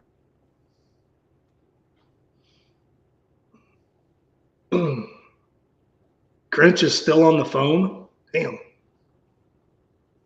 Who knows? He could be. He has a lot to say sometimes. I know he can be pretty active in the chat sometimes. I've seen him just comment. And I'm like, man, I can't talk that fast. I like that happy Insurrection Day. That's cute. Those guys are still in prison, eh? Yeah, some of them. So, Where are we talking? What are we talking now? Like 2 years later? 3. Three years now? Without 3 years without a trial? Well, they started trying some of them, but they haven't finished yet last year. Yeah. That's by definition political prisoner. Right. Yeah. Because how many of them sat in a cell before they ever saw the inside of the courtroom, if they ever do get to see the inside of the courtroom? I don't know. It's unfortunate that for True Blood, myself, and I don't know if Grinch is a veteran. I don't know if you're a veteran. Grinch is a veteran. Grinch is a veteran. I have not served. That this can happen in, you know, my country when we have a constitution, you know, that is supposed to prevent stuff like that from happening. Hey, Godfather, the Yes, sir. reason why the court cases are not moving is because it's at the Supreme Court level. Oh. The defendants are challenging the law that they're being held under because it was part of the Enron law of destroying evidence, and it falls under some statute that is in that law is what they're being charged with, because they can't charge them with insurrection and they can't charge them with breaking into the Capitol other than that one window because the Capitol Police opened the doors. No, it's on video. You can see it, man. They moved the barriers out of the way. They opened up the doors. They were waving them in, letting them walk around, video, and, you know, and then that chick got, you know, smoked in the face. Yeah, it's a mess. Yeah, no. And nobody's been held accountable for that poor girl's death either. And they probably never will. They won't even tell you how many federal agents were there that incited it. Oh, you're grossly naive if you don't think that was a glowy op to get them worked up to get them to do that. And the whole, you know, the what do they call it? The Proud Boys and the minute and what they're calling, quote unquote, the white supremacist, you know, militias. It's just all bullshit, man. And the people that are in charge can spin it however they want. And if you try to question it, you know, you get shut down or you get thrown in a hole, or, you know, you lose your income, or you get deplatformed or whatever. Just like up in Canada, you know, when was it Trudeau, man, pulled the plug on all those truckers that were protesting, and they went in and cleaned out all their bank accounts. Yeah. And we locked a few protesters up for almost over a year without giving them their day in court due process as well. Oh, Hemi, you're up in Canada? Yes, sir. Okay, I didn't know that. Long honk. He's triggering liberals with the Heil Hitler honk.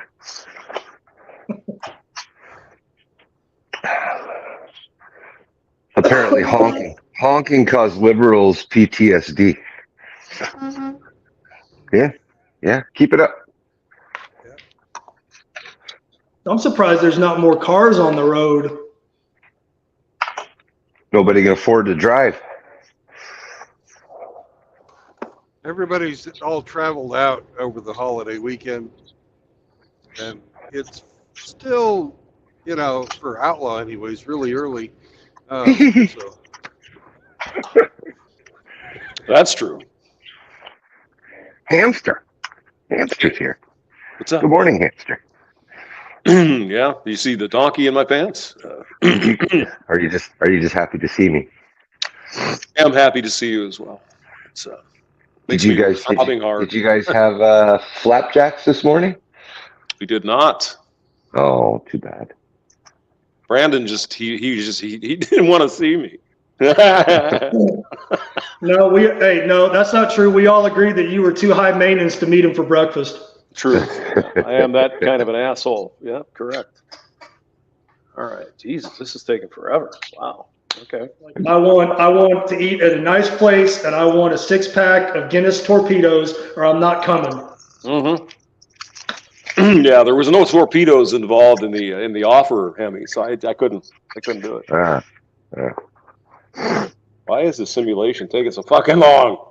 Are you working today? Oh, I am working. Oh, Hemi. Yes, yes. I have news for you, my friend.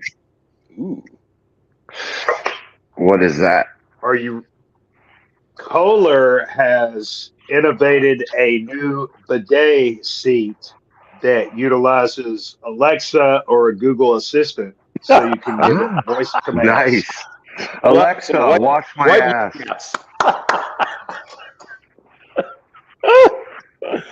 Oh my God. Alexa, that's too hot. Alexa, shoot the hot water on my butthole. You know, there'll be a camera attached to the end of that sprayer, too. Yeah, for proper aiming, of course. Yeah. Oh, for aiming purposes. Mm-hmm. Yes, yes. I knew you'd be down with that, Hemi. My bidets are not Wi-Fi enabled.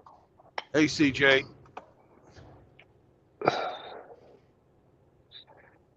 I can honestly say I've never used one of those before. I've seen one, but I've never used one. Most North Americans haven't.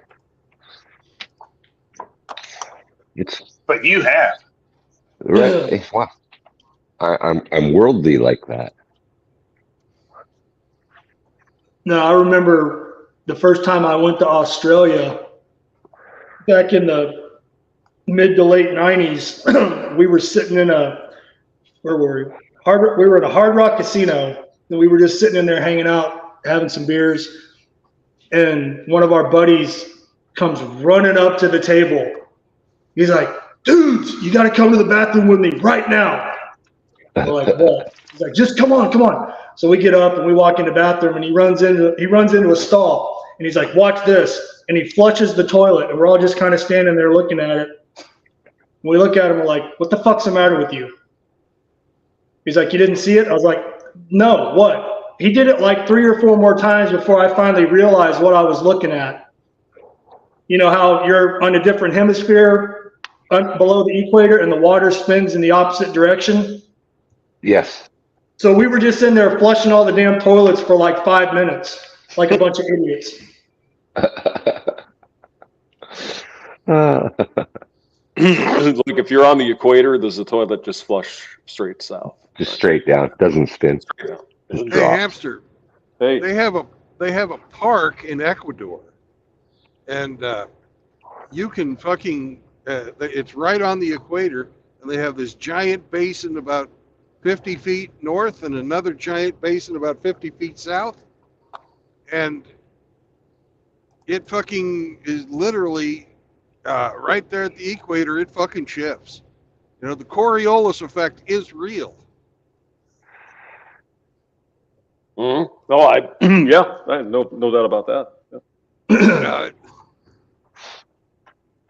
No, I've crossed the equator 4 times. Oh, I'm a golden shellback. Yeah, I went through the shellback ceremony. Yes, but did you go through it at 0-0? True Blood, man, that's been so long and so many beers ago, I can't remember. Well, you'd have been off the coast of Africa if you had. No. Okay. No, I just remember, well, because Marines, it was optional for us being on the Navy ship to go through the actual ceremony, because we could have just got our, shellback certificates without going through all the hazing bullshit. We're like, fuck this, these squids, they can't do nothing to us. So we just went along with it. It was kind of embarrassing and fucked up, but we survived. Well, back in my day, you had to do the ceremony to get your shellback certificate. But Yeah.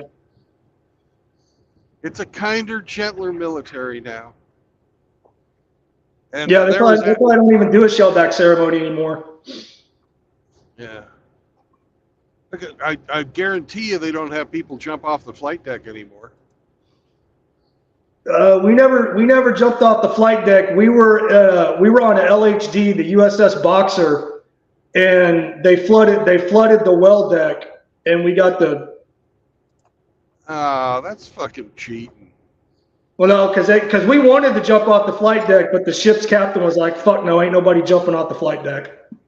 Now, we were on, or when I did it, I was on the Enterprise. And, Oh damn! And That's a long way down. fuck yeah. But you know what? Nobody got fucked up, and we had fucking Marines out there with M14s, ready to shoot sharks if there. Oh yeah, for sharks, yeah.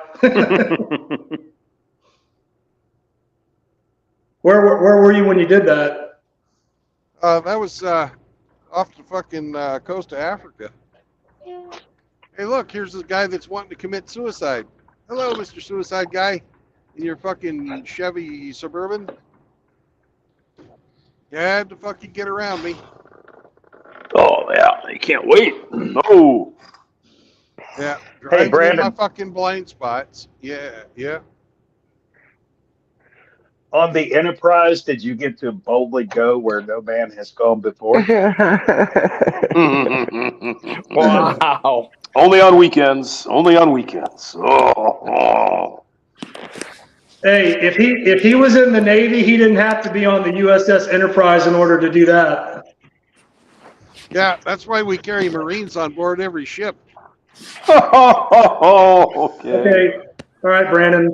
Have you heard this one? Because sheep would be too obvious. That's right. Somebody has to break them up. Well, you know why the Marines are at the front of every at the front of every formation? Why is that? Well, they're looking for elves. Hey guys, I got to drop out for a while, going to the RV show, so I'll catch you later. Brandon, I'll talk to you soon. All right. Grinch going to buy an RV now? Looks like it. Maybe. God damn. First the tricycles, now the RVs. Where does it end? Grinch, reject consumerism. I'll take that under advisement. Yeah. Take it easy, Grinch. All right, Have a good guys. day, Grinch. Frost is here. Good morning, Frost. Ian Blades, and for no reason too. All right. Ian Blades says, "F you, Yanks. I was Navy. Everyone had to jump off the boat." Oh yeah. Well, who the hell was driving the boat? Just asking. Stupid question. All the polywogs had to jump. The show Right. I know. Have to because they already had. Did you guys know that that ceremony goes back all the way to the Phoenicians? That's how fucking old it is. Really? Yeah. This is when you cross the equator, you jump off the boat, right? Well, the tradition of fucking hazing your crewmates. Back in the Phoenician days, if you got to the pillars of fucking, basically what's now the Straits of Gibraltar, pillars of Hercules, that's when they did it. Sounds like toxic masculinity to me. Oh my God, yes. Oh no. Well, there were no women on ships back in them days, so it was all toxic. Well, they're on the ships now, and they've got you fellers straightened out. Yeah, no, not the first one, not the first time on ship, but the second time I was on ship, they brought females on, and the Marines were told, don't look at them, don't interact with them, just avoid them at all costs. So that's what we did. And my best friend still managed to get one of those fucking squid bitches knocked up. When I was in Millington, Tennessee, fucking all the fucking squid chicks that got knocked up by fucking Marines. It's the fucking almost the same story down in Pensacola, but not quite as extreme. Yeah. No, because he came to me one day and he's like, dude, I fucked up. I was like, what do you mean? He's like, you know the chick I've been hanging out with? I was like, yeah. He's like, she's pregnant. I was like, you stupid motherfucker. He's like, I'm like, what are you gonna do? He's like, I guess get married. I was like, you stupid motherfucker. Push her overboard.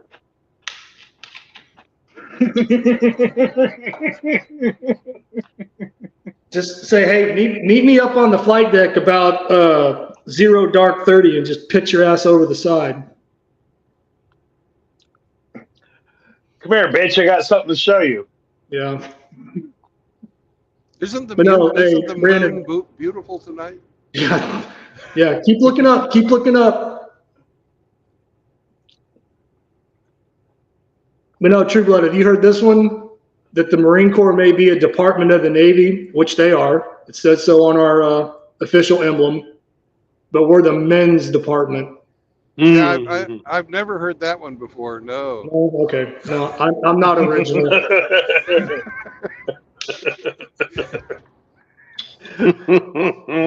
Well, you know what they say: muscles are required, intelligence not expected. Right? Right. Yeah. No, Just in. Water wet, fire hot. Yeah. Just give me a gun and point me in the direction you want me to go. I'll take care of the rest. Do you know why the Marines actually walk at the front of the formations? Oh shit! Why they what? Why Marines are always at the front of any marching formation with the Navy? No. Because the Marine Corps is the senior service. The Marine Corps is older than the Navy. Yeah. Really? Yeah, that's the real reason. I didn't know that. Yeah. Well, from the halls of Montezuma to the shores of Tripoli. But no, the whole reason that the Marine Corps was even formed was to provide security on naval ships to keep them, to repel borders, because that way the Navy and the crew could focus on doing their jobs and not have to worry about fighting. That was the whole. That was part of it. The main reason why the Marines are on Navy ships is to prevent mutinies. Mutinies? Yeah, because they wanted a group of fighting men that were completely fucking loyal. Yeah, because most of the fucking Navy, the sailors were pressed. Yeah. Whereas the Marine Corps at that period of time was all voluntary. No, you're right. Yeah, no, the Marine Corps, there were no conscriptions or forced service. No, I mean, it was all voluntary. You know, they blow smoke up your ass, but you know, there's some real, honest to God, fucking real reasons that the Marines were the way they are, and you know, valid reasons. They also served as sharpshooters most of the time, or fucking. Because if you don't think sailors back in the day fought, you're kidding yourself. No. I'm not saying that they didn't fight. I'm just saying that wasn't their primary mission when they were underway. Well, the sailors' jobs when they were underway was to man the naval equipment, whether it be cannon, whether it be fucking the sails, which required a tremendous number of people to do. And, you know, that was a specialist. So we also had fucking fighting specialists as well, and that was the Marine Corps. Yeah.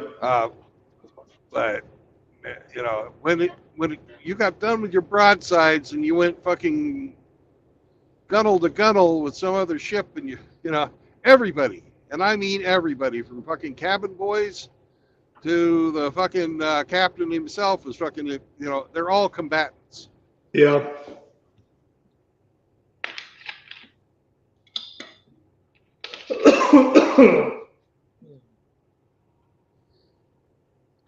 And the Marines didn't have to worry about deploying drummer boys or flag bearers. They just fucking took the fight to the enemy. No, the Marine Corps is were the ones that provided the drummer boys.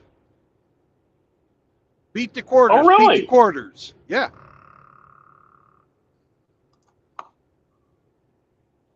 I'll be damned. And the there wasn't any flag bearers. We had signalmen. Is that something they still do? The flag signaling? Is that something that's still used today? Yeah. I don't know. It is. It's the fucking Yeah. Navy. They never get rid of anything. Traditions, man. Hell, I think the Navy still uses Morse code, if I'm not mistaken. They Morris and a bunch of others, but yeah. But you have to be able to work a semaphore. It's part of the signalman fucking part of the signalman fucking rating.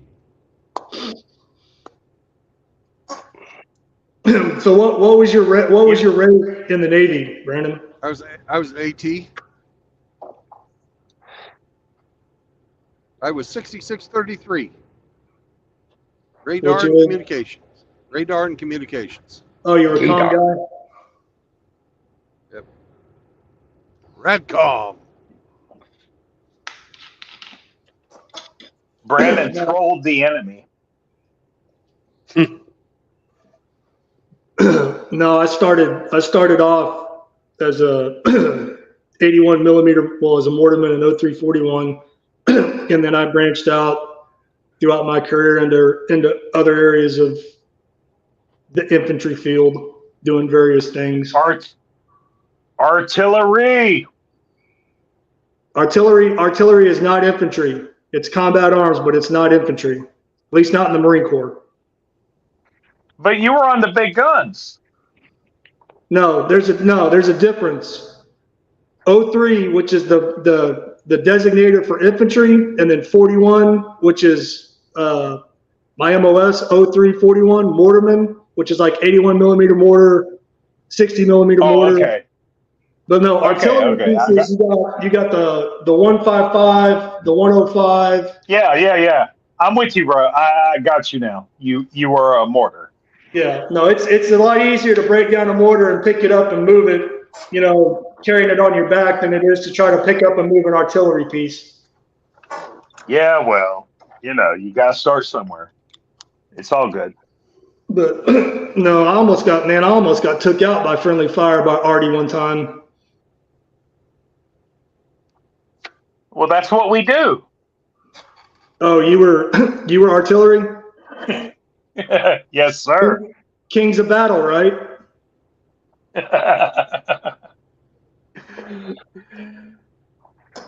Yes, sir. Artie School, caissons go rolling along. Yeah, no, that's Artie School. That's in Fort Sill, Oklahoma. Yes, sir. That's where I was. I'm originally from Oklahoma. I'm not going to say what part, but I'm originally from Oklahoma, born and raised, but I don't live there anymore.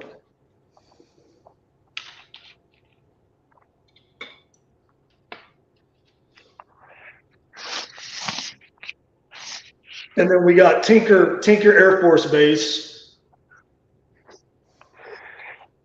and Fort Sill. That's it. I think those are the only two main military bases in the state of Oklahoma.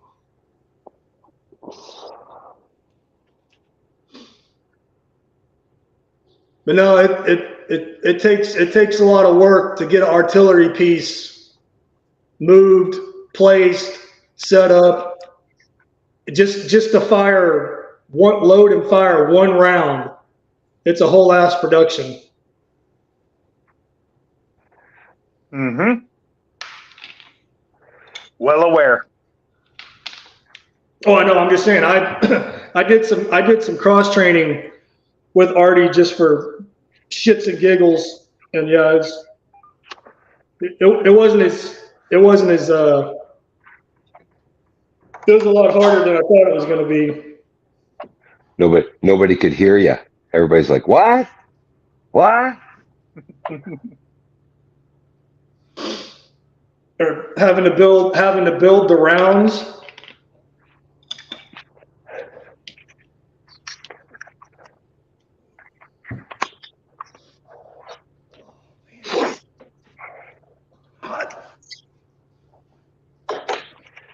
Well, I never got to work with any modern day artillery like MLRS. I had to work with that old ass Korean War bullshit.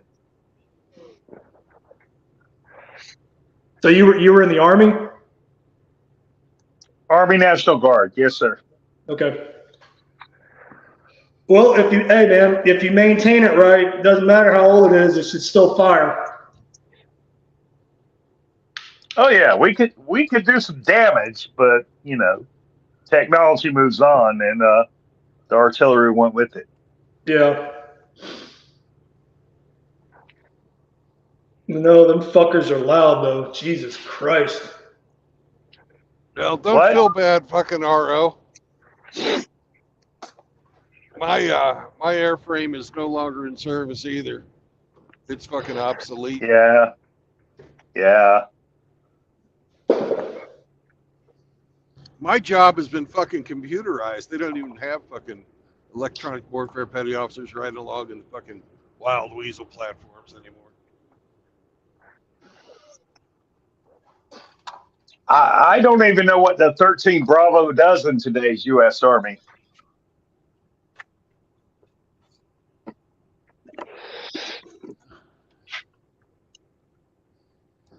They probably always did. operate. They probably operate some kind of drones or bullshit. I don't know. They still got mortars. Or no, you were Mortars artillery.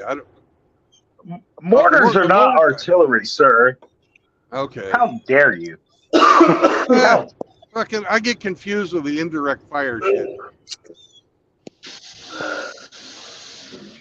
Good morning, dude. I put 200-pound bullets down range for a range of 14 miles. That used to mean something. Don't mean dick squat today. No. But I'm older than you, and it didn't mean really dick squat then either. You're like 3 years older than me, dude. Get the fuck out of here.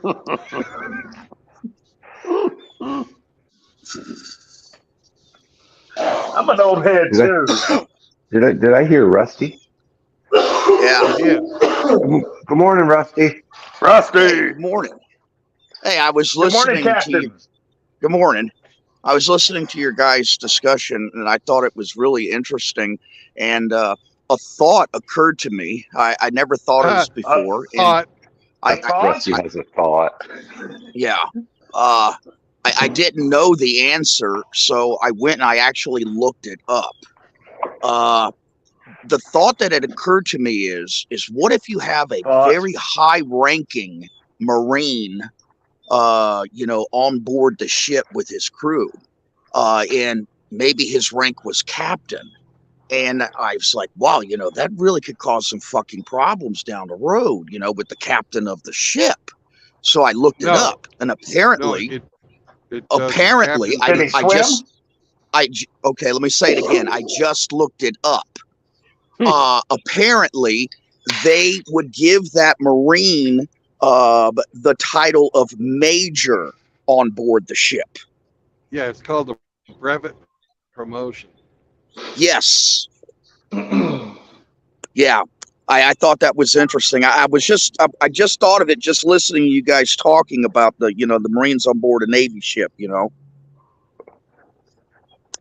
A captain in the Marine Corps and the Army is several grades below a captain in the Navy. Yeah, the captain of the Navy is equivalent to a full-blown colonel. Yeah, a captain in the Navy is an 06, equivalent to a full bird colonel. In the Army, it's an 03. Right, same thing in the Marine Corps, 03, captain. And just because you're a captain in the Navy doesn't mean you're a captain of a ship. You can be a captain in the Navy and not even be on a fucking ship. Yeah, you could be GS. You can also be a captain, and there's been captains of ships that were actually second lieutenants. Commanders. It depends on the ship that you fucking get put in. Right. But if you are in charge of a named vessel, not a numbered vessel, but a named vessel, you're automatically bestowed the title of captain regardless of your actual rank. Right. No, True Blood, I remember going through boot camp and we had to learn the rank structure. And I remember it, and it's still, I don't even fully remember it to this day. Once you get up into the flag officers for the Navy, rear admiral, upper half, lower half, I couldn't remember any of that shit. I mean, if I saw stars, I'm saluting. Just admiral. 1 star. 1 star lower half, 2 stars upper half. 3 stars regular admiral, 4 stars fleet admiral. And, 5 stars fucking chief of fucking staff, or joint chief of staff. Yeah, I can't recall ever actually coming across or meeting a Navy admiral at any level. I mean, I've been around generals in the Marine Corps, but never admirals. But I mean, it's the same thing, the flag officer corps level, just different terminology. They're just politicians in uniforms. That's all they are. Yeah, no, once you get up that high, yeah, that's basically it. Hey, True Blood. Yo! Would you like to hear a short story about nepotism in the U.S. Army? Oh, I'd love to. Okay, here's the deal. On my when I was 20 years old and a student enrolled in university, I decided I was going to join the Army National Guard, and I enlisted, and I went to basic training in AIT and did all that. And when I got out of basic training, I went back to my college to continue classes, and I enrolled in their Army ROTC. Right. And unlike all the other cadets in Army ROTC, I'd actually been through enlisted basic training in AIT, and I knew what the fuck the Army did. Whereas they were just doing civilian war games on weekends. And anyway, I go through the program and get to my senior year. And senior year is when they send in assessment packets to determine what kind of commission in the Army you're going to get. Right. Which combat arms and reserve duty versus active duty. And one of my classmates, same senior year as me, was the son of the current chairman of the Joint Chiefs of Staff at that time. And his packet went to the Pentagon, where a bunch of bureaucrats just gloss over it and arbitrarily assign you a commission, whether it be active duty in a combat arms or some bullshit. And the son of the Joint Chiefs of Staff did not get the commission that he wanted. He got like infantry, active duty, or some bullshit. And that wasn't good enough for him. So he called Dad. And Dad made a few phone calls. And, oh, look, the son of the chairman of the Joint Chiefs of Staffs got reassessed. And, oh, look, he gets a active duty Army aviation commission. They're going to train him to fly helicopters. What a cush gig. And then there's plebes like me who don't have any family in the military hierarchy. And they assess me fucking infantry, reserve duty. And I've already got training in the artillery. All I wanted was a reserve duty artillery commission, and they gave me fucking infantry. Can you believe that shit? I believe it. Hey, here's another tale of fucking nepotism. Once upon a time, there was the son of an admiral who was a pilot and got that pilot commission because he was the son of an admiral, similar to what happened to your friend. But this son of an admiral was sitting on board the flight deck one day in his fucking airplane, and he fires off Zuni rockets. Oh, God. They go across the flight deck and hit another airplane, causing it to catch fire because it's fully fucking loaded with fuel. And that catches the whole fucking aircraft carrier on fire. And over 500 sailors lost their lives fighting that fire. But did they find that son of an admiral ever was guilty of They any made him a type of politician. malfeasance? No. He fucking continued to fucking fly. He got shot down. Was wounded when he got shot down. Did one fucking honorable thing in his Navy career, and that's not fucking go home because the Viet Cong were going to send him home because he was the son of an admiral. And he refused to go home until the rest of the fucking POWs were sent home. We're talking about John McCain. John McCain. Fucking hero of the Forrestal. I knew that's who you were talking about. That's about the biggest case of nepotism I know about. Yeah. So I kind of got, well, it's not similar, but it kind of goes along the lines of nepotism. My second enlistment, I was a combat instructor at the basic school in Quantico, Virginia. So we were dealing with second lieutenants who graduated from OCS that were going through their MOS school. So I was dealing primarily with infantry officer course students. And on this particular day, just happened to be 9/11. So we're out training, and all of a sudden, like 2 fucking big blacked out Suburbans pull up. And these fucking dudes in black suits and glasses and earpieces jump out, and they come running over to us. And they're like, "Where is Second Lieutenant Jones?" They're like, "Second Lieutenant Jones." And we're like, "Who the fuck are you?"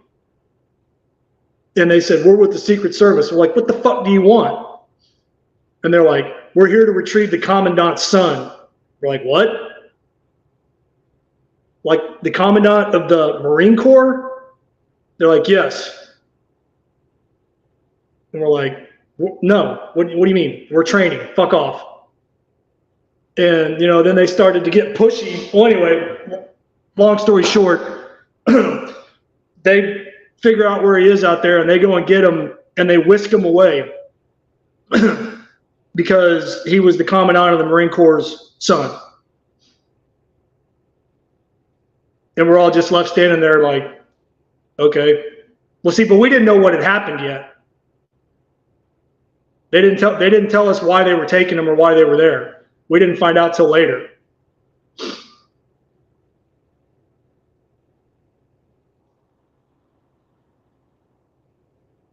But so he got took somewhere and thrown in a bunker, so he was protected.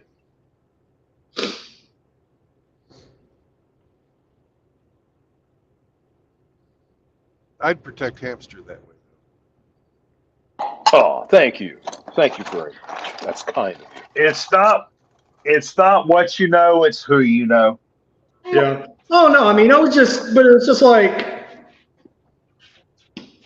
I mean, me personally, if that would have been me, I would have been embarrassed, and I probably would have refused to go, and they would have had to forcibly put me in the fucking Suburban. Just because I didn't want to look like a bitch in front of my Marines.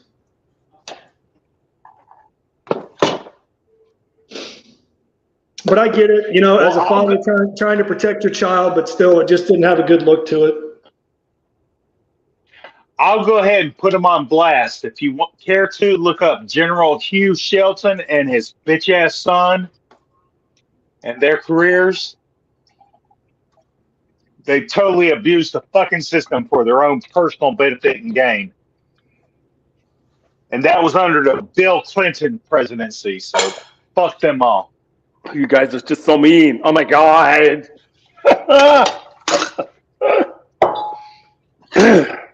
See what you missed out on, Hamster? I'd say I didn't really miss it, but yeah, no, I understand. A friend of mine was actually on the Forrestal after they fixed her back up. He was the audio visual engineer back in, I guess in the 60s somewhere. Audio as the 60s. As the Forrestal became known, the forest fire. God. So, well, that's what they fucking they fucking nicknamed it. Well, as you say, there were hundreds of men who died because of that. Hamster, what the fuck are you doing over there that's making all that noise? Jeez, somebody's getting a little excited over here. Holy shit. He's killing fruit flies. Fruit flies, yes. I'm going to get out the blowtorch. You still are dealing with fruit flies? I thought you said you took care of that. I did. Yeah, I thought the vinegar was doing the trick. I'm a fruit fly warrior, that's why. Constant vigilance. That's what it requires. Constant vigilance.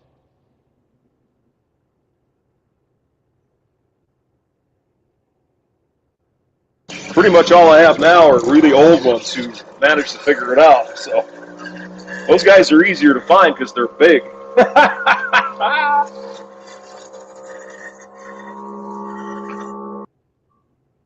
Well, spray them with your alcohol and make them die. No, Hamster said that's what's attracting them is the Guinness torpedoes. Or no, it was the whiskey you were drinking that night. You said they were attracted to the alcohol. Yeah, there was a pretty much empty bottle of whiskey I had, and they all kind of went in there. A bunch of them. It's like, what the fuck? Yeah, that doesn't make any sense because obviously whiskey's not sweet. You wouldn't think it would attract them. That's weird.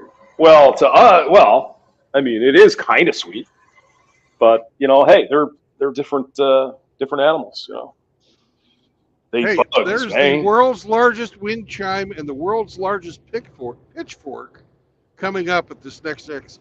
Son of a bitch! Who knew? Who knew? The world's largest wind chime and pitchfork. Yep. There was another world's largest something, but I didn't read the sign until it was too late.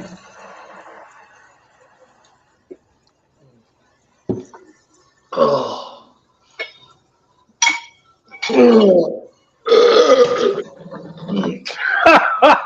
How about the world's largest rodent, which doesn't show up for breakfast? Oh, okay. Here we go. Breaking balls again. Breaking balls over here.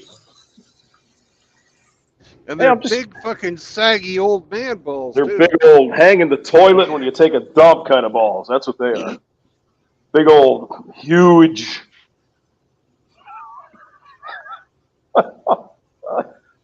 Gosh almighty. Think about it, Hamster. Yeah. Think about it, Hamster. You could be knee deep in pancakes and bacon right now. Well, no, because Brandon would be down the road by about 2 hours by now. You know. Oh, you're going to get nitpicky. Okay. Yeah. All right, whatever. Hey, you know. All right. Sure. Yeah. Well. Well, it wasn't worth Hamster's time because he felt he wasn't courted properly enough. Oh, and exactly. The third one is the world's largest golf tee. All right. Are you in Illinois yet? Yes, That's I wonderful. am. That's all American kind of kitsch there, man. That's good stuff. I love it. The world's largest ball of twine is over in the Saunders neighborhood, isn't it? I don't know. I thought it was in South Dakota. I don't know where it is. I could be wrong. I bet Saunders is in Nebraska. There ain't nothing out there but corn. Ain't nothing out there in Nebraska but steers and queers, and I don't see no horns, boy. Great movie, by the way.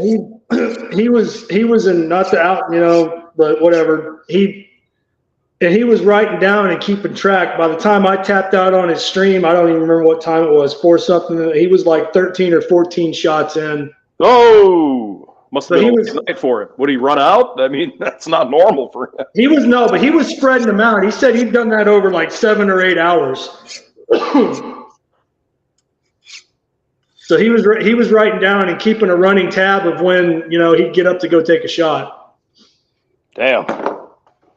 That's a lot of hooch there, Brandon. That sounds like your Navy days when you were visiting the lady boys in Thailand. Right?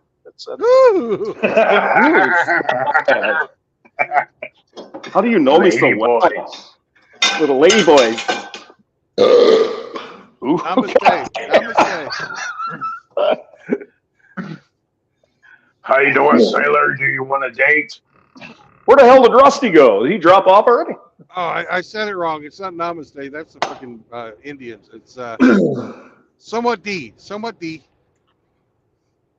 Brandon, you been to Thailand? Oh yeah. Yeah, me too. Same place twice, Phuket. Well, you went to Phuket. I went to Pattaya Beach. It sucked. It was a fucking shithole.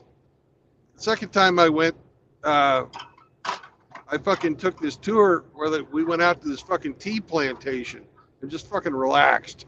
It was great. Get the fuck out of Bangkok, man. It sucks. No, man. My little 20-something-year-old impressionable mind, man, got warped because I saw shit over there I could never have imagined growing up in small town Oklahoma, ever witnessing with my own 2 eyes. I was sort of a bastard back then too, and we had a guy who got a Dear John letter 3 weeks after we started a Westpac, and he had just gotten married and spent a fucking shit ton on a ring, and he had it set up so that if he didn't spend any money on Westpac, he was going to be able to have that ring paid off by the time he fucking got done with the cruise. Well, the payments didn't stop, but his marriage did, and right. the whole fucking Westpac. And I could use a little pussy. Every time we hit port. Man, I need a little pussy. So we finally got sick and tired of hearing him talk about this. And when we got to fucking Thailand, we hired him a midget prostitute. There you go. No, we had a guy. Sailor, you're so tall.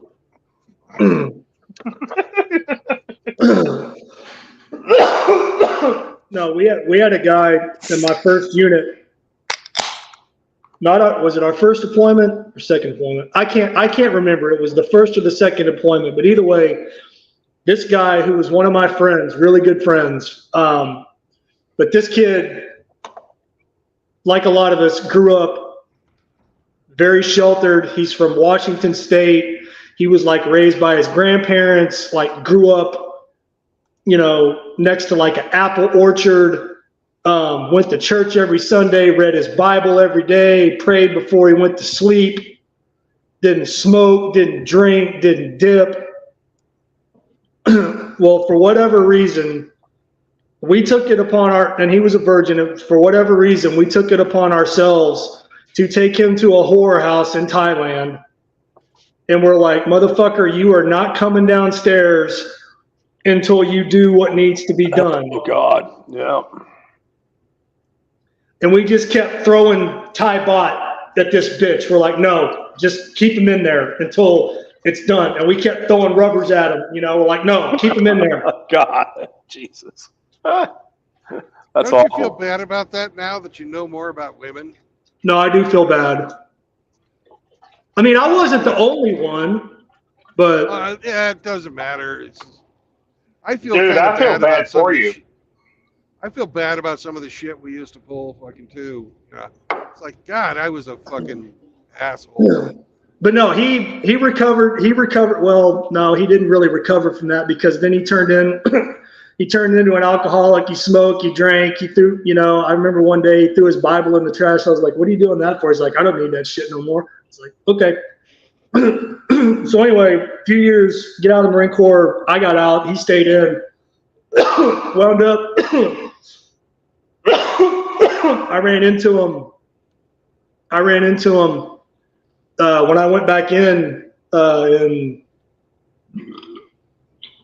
don't know. It was in the late 2000s. I ran into him again on Camp Lejeune. He was a E8, a master sergeant, married, 2 or 3 kids. Then he wound up retiring as an E9, a master gunnery sergeant. So obviously he recovered from that trauma. But I still felt bad that we drug his ass into a whorehouse and threw him up and took him upstairs and just threw him to the wolves.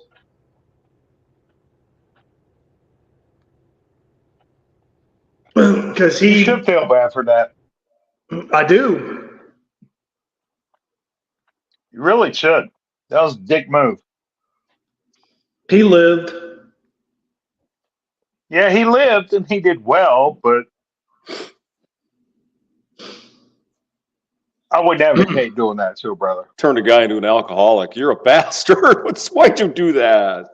I didn't put the beer in his hand, Hamster. Oh, yeah, but you put the whore on his dick, you bastard. Why'd you do that? We're trying to make a man out of him. It could have been maybe just like that scene from Young Guns where that is not how you make a man. That is not the correct path to making a man. Okay, well, I was in my 20s and I didn't know then what I know now. Well, I get it. I was young and stupid too, so I get that part. No judgment there. So I'm just glad he didn't contract the super AIDS, black gonorrhea, syphilitis. And his fucking dick fell off in the toilet one day when he was taking a piss. that is a good thing, yeah. It was John Zombro's here. Look at that. Zombro, call in, man. Do it. Where the hell did Rusty go? He was here 2 minutes and he went away. He wanted to share with us that Marine Corps captains get revenue emotions. But no. What did I wonder if he went over the equator with his boat. And did he jump off? He's been to Belize. I think that's as far away from Mississippi as he's been. Belize, isn't that like South America by like around Brazil? It's Central America. It's just south of the Yucatan Peninsula. I don't think it's across the equator yet. No. Hamster's boat goes on a 3-hour tour. A 3-hour tour. If Hamster was on Gilligan's Island, they would have cooked his ass and ate him. I probably would have done Marianne first, though. Can we get into that discussion, that debate, that age-old debate, Ginger or Marianne? Yeah, but Ginger was freakier in the sack. I'm sure she was because she's redheads. Yeah, but Marianne took it. Marianne took it in the ass.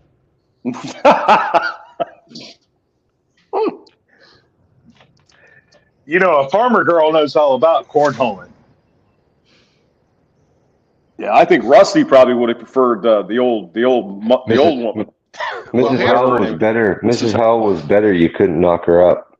Ah, there you go. Mrs. Howell, Mrs. Thurston Howell the Third. Yep. No, man, he had ED. The whole time you're banging her, she won't put down her parasol. So who do you think was getting more ass on that island, the professor or Gilligan? Gilligan was getting plowed by the captain. We all know that. Oh, little buddy, it'll be okay. Just bend over and relax. It'll be okay, little buddy. The professor kept concocting sex toys out of coconut holes. Yeah, the first coconut fleshlight. Oh, look, we could use this as a radio. No, let's go and bang with it. Yeah, great. We fucks it, not uses it to talk.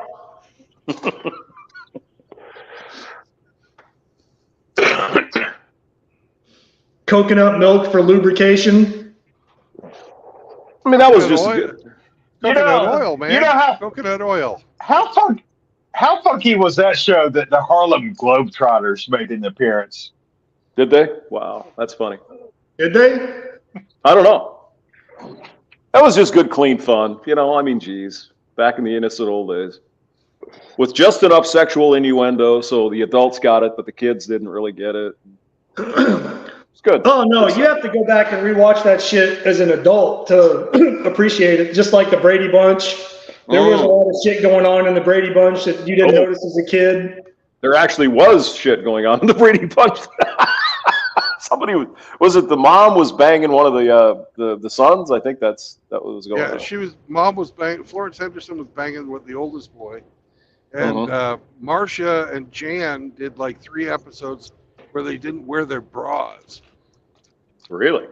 Yeah. Ooh. So they were feminists, man. They were pioneers. Oh yeah. Scandalous. Marcia. Ooh. So that was a big scandal back in the day, by the way. Oh yeah. Well, I mean, She Star forgot her Trek. bra, and then she said, "Oh, my nose." Star Trek had the first interracial kiss on television with Kirk and Uhura, and Yeah, I that's believe All in the Family showed the first baby penis on live TV. They changed the diaper and the kid's penis was there. Never happened. Baby penis. They didn't even show the toilet Only or the bedroom. That was crazy. Yeah. Only Hamster would know this trivia about baby penis. Well, I'm just saying. I used to be in the media. I'm trivial, man. I'm trivial. Very trivial. Oh my God. Those were the days. That's right. That was a good show. I liked it. All in the Family was a great show. Archie Bunker just dropping red pills on every fucking buddy. Yep. Yeah, but he was actually trying to lampoon that type of a guy. Right. Right. But he was so successful at it, people fucking liked the character. Exactly. Exactly. Carol O'Connor, I think it was his name, right? Carol O'Connor, Yeah. I think. Yeah, Carol O'Connor. And that makes it so much better because they were trying to fucking shit on him, but people liked it. And they didn't get their message across. But it was too successful to fucking stop. Well, I mean, they were parodying the racism and all that shit. You know, how stupid is it? And look at this guy, right? He's intentionally going overboard to show how dumb it was. Right? Yeah. And I think it made Meathead sense. was supposed to be the hero of the show, but he turned out to be the court jester. Yeah, Meathead. Yeah, Meathead. Yeah. Well, is that Rob Reiner, who's now a freaking crazy person, or Rob Reiner. Yep. Yeah. That was his idiot son-in-law. Mm-hmm. Oh, Sally Struthers, man, she was cute back in the day before she blew the fuck up. Well, yeah. Well, we all get old, so what are you gonna do? Yeah, she ate all that food that was supposed to go to African refugees. Yeah. Oh God. Then there was the Jeffersons was a spinoff of that, right? Yeah. With George Jefferson, I Yes. think it was. Yeah. That was a great show. I loved the Jeffersons it was a lot. fucking It was. I liked Archie Bunker. Yeah, but Archie and George got along. So clearly he wasn't a racist.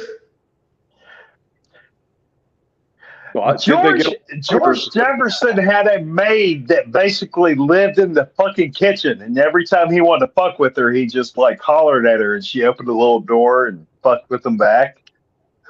But he pretty Wheezy. much owned that bitch. Wheezy, wasn't it? That was Wheezy. his nickname. Wheezy, yeah. Fun stuff. Do you guys I mean, remember that that other series that Carol O'Connor did in the 80s, In the Heat of the Night? Yep. Where Chief Gillespie, he did a good job in that show too. Wasn't he in the I didn't original watch that movie? bullshit. Wasn't he in the original movie In the Heat of the Night? I think he was. No, that was and I'm gonna sound like a geek because I even know this. Rob Steiger. Rod Steiger. Rod Steiger was Chief Gillespie, and Sidney Poitier was Virgil Tibbs. Yep. You can call me Mr. Tibbs. Sidney Poitier turned into a real piece of shit. He passed away, didn't he? Yeah, he's dead now. Yeah, probably. Yeah, you know, the peak of our civilization was when you were married to a bitch named Edith and you could tell her to stifle. Stifle. But Archie.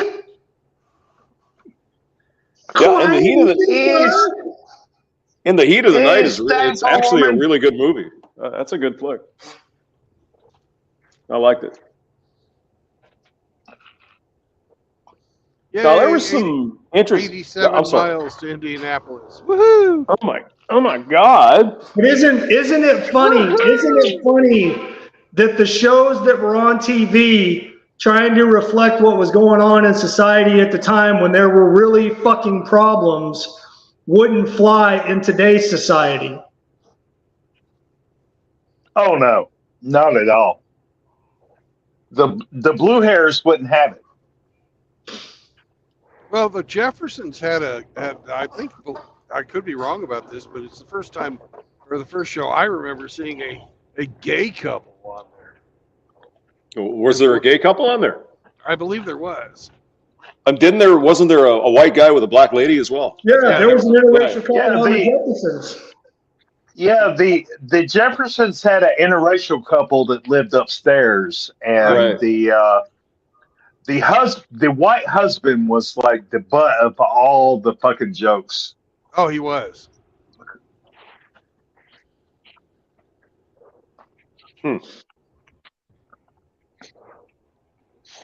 And they had one controversial episode where the white cuck husband asked the black central character, George Jefferson, "How would you feel if I called you nigger?"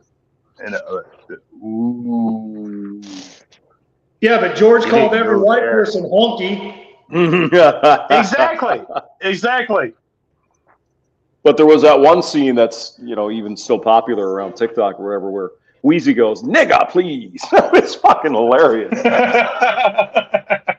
talking to George. It's fucking funny. But because it was a show depicting a black family doing well for themselves and moving up in the world, like the song in the beginning, moving on up. All I remember is how Wheezy called her George can shit mother-in-law. on Whitey and call people honky, and it's funny because it's a role reversal.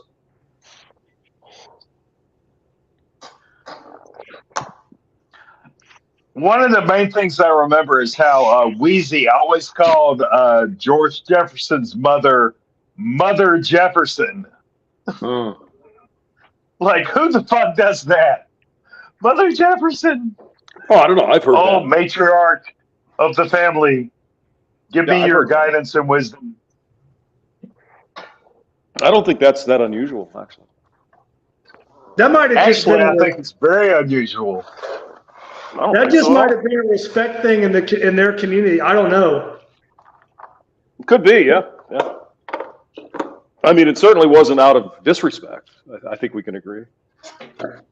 I mean, that's like my dad called my mom's mom Mrs.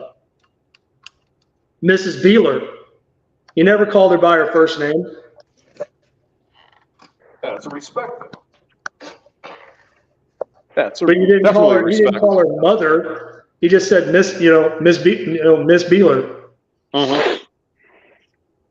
You Just out of know what I respect. called my mother-in-law before my wife nuked our marriage and destroyed the family? Bitch. I called her fucking Mimi, and she liked it. I'm like, hey, Mimi, what's going on up here? Like Drew Carey? And she loved it. You say Mimi from the Drew Carey show? That fucking scary bitch. Yeah. No, it was not from the Drew Carey show. It's just a Southern euphemism. But, you know, I had a great relationship with my in-laws and my extended family before my wife nuked that shit. Oh, no, I always got along with the in-laws. It was their daughters that I couldn't get along with. Yeah. This toxic masculinity But is gonna kill me. My Mimi was fucking awesome, and I miss having her in my life because my ex-wife nuked the family, and I don't have a Mimi anymore. I'll never forgive her. I used to be the king of the living room, man. I could walk into the living room and I could own the parents. The daughters, not so much. Yeah, fuck the daughters. Well, I did that too. We did. Yeah, we did, Brandon, and we paid the price. Brandon is evil. Listen to him. While I'm shaking my father-in-law's hand, he's thinking, this motherfucker's railing the shit out of my princess. Yes, sir, I am. He might be thinking to himself, "Are you really? Have you seen her mother? What are you doing?" He could have been thinking that too. Like, thank you for taking this off my hands. You can't give it back. No returns. Yeah, there's non-refundable. You get it, and that's it. Hey, That's kind of What's what that? Abe told RO. Lay down.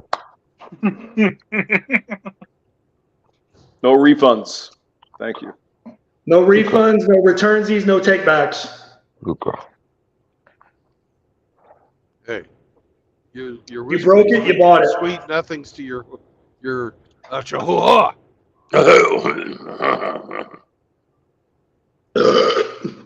Nice. When's the D&D start, Brandon? 12:30. 12:30. Oh, so we have another hour and a half. Oh shit! I forgot about the D&D. Oh man, Saunders was going off last night about that, saying he wanted to come in and be your all's dungeon master. We got one already. Thanks. Because he's like the ultimate nerd. He's like the ultimate nerd, according to him. Nah, he's a piker. He's a poser. He's a poser, is what he is. Brandon is the ultimate nose. He's the ultimate nose. He's the ultimate nose. Hey, you're about to get pwned. Hey, Hemi. Hey, Hemi. Yes. Hemi. Yes. I need you to program my bidet to receive the proper voice commands. You can't afford me. You want your bidet to be remote so Hemi can go in there and say, give him the extra scrum. I need All right. Well, extra wait, warm water hang on to a wash second. my ass. Welcome to Indiana, motherfuckers. Whoa, yeah. We have left the People's Republic of Illinois. Roger that. We got through without being arrested by the communists in Illinois. It's, Dude, you just sounded like an airline pilot making announcements. no, I didn't. You're just imagining that.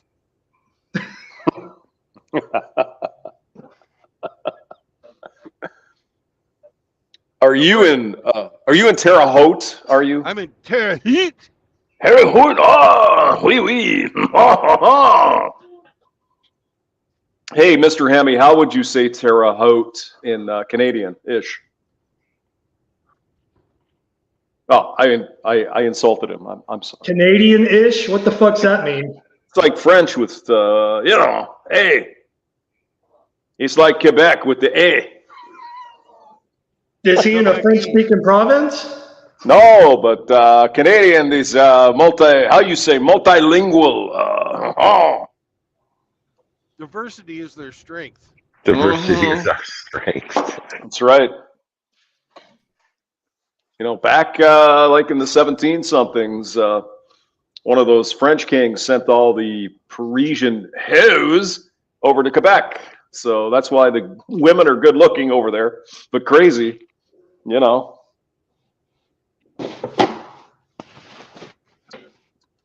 Quebec has good looking women? Oh, yeah. Oh, yeah. I did not know this. I have heard the strip clubs are very nice in Quebec. Just heard. I can't say I've experienced it firsthand. How you say Quebecois? Is that how you said it yesterday? Quebecois. Quebecois. Quebecois.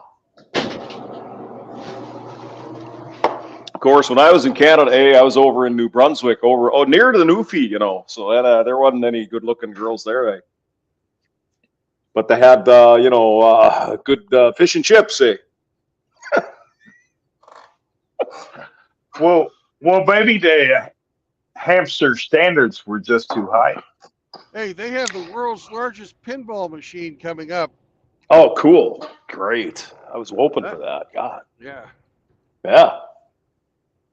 Now, hey, Brandon, just a geography note. Did you know you're in coal mining country? Coal I bet you mining? Coal, yeah. Like in black rocks that catch on fire? Mm-hmm. Well, how about that? Terre Haute. Terre Haute. How do you say it? Hemi, how do you say it? You know, Brandon was born a coal miner's daughter. I was born coal miner's daughter. Are you calling me trans, you fucking dog?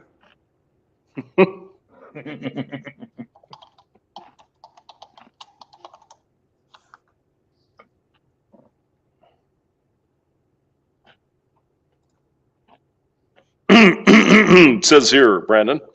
Yes. With coal-bearing bluffs immediately to the town's north and west, coal mining became a major industry in the town. By 1906, West Terre Haute had 11 mines in operation served by both the railroads and the wagons. How about that? I can dig it. I can dig it, man. Sunrise Coal is the second largest coal producer in Indiana.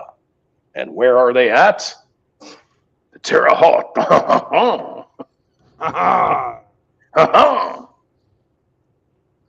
And Brazil is only 23 miles. Son of a bitch. They have a wormhole. Yeah. Yeah, I mean, actually, where you're at is really kind of pretty. Right when you get over the border, all the trees and hills and shit. I think it's nice. It's pretty. But it's almost like Missouri, but it's Indiana. Indiana wants me. Name that song and win a beer. Oh, wait a minute. I named the song. Oh, God. That means you win a beer. Yes, I better go to the fridge and get one.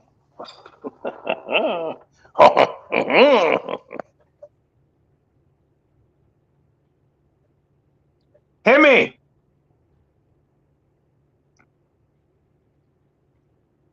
Hemi! What do you want? What do you want? Repeat after me. Repeat after me. Hello, Google. Hello, Google. Wash my ass. Hello, Google. Wash my ass. Very good. More pressure. Hello, Google. More pressure. Pressure on the old sphincter. Somebody was telling me that some chick fucking falling off of a jet ski suffered a fatal hydraulic injury to her vag. That's not good. Yeah, that was me.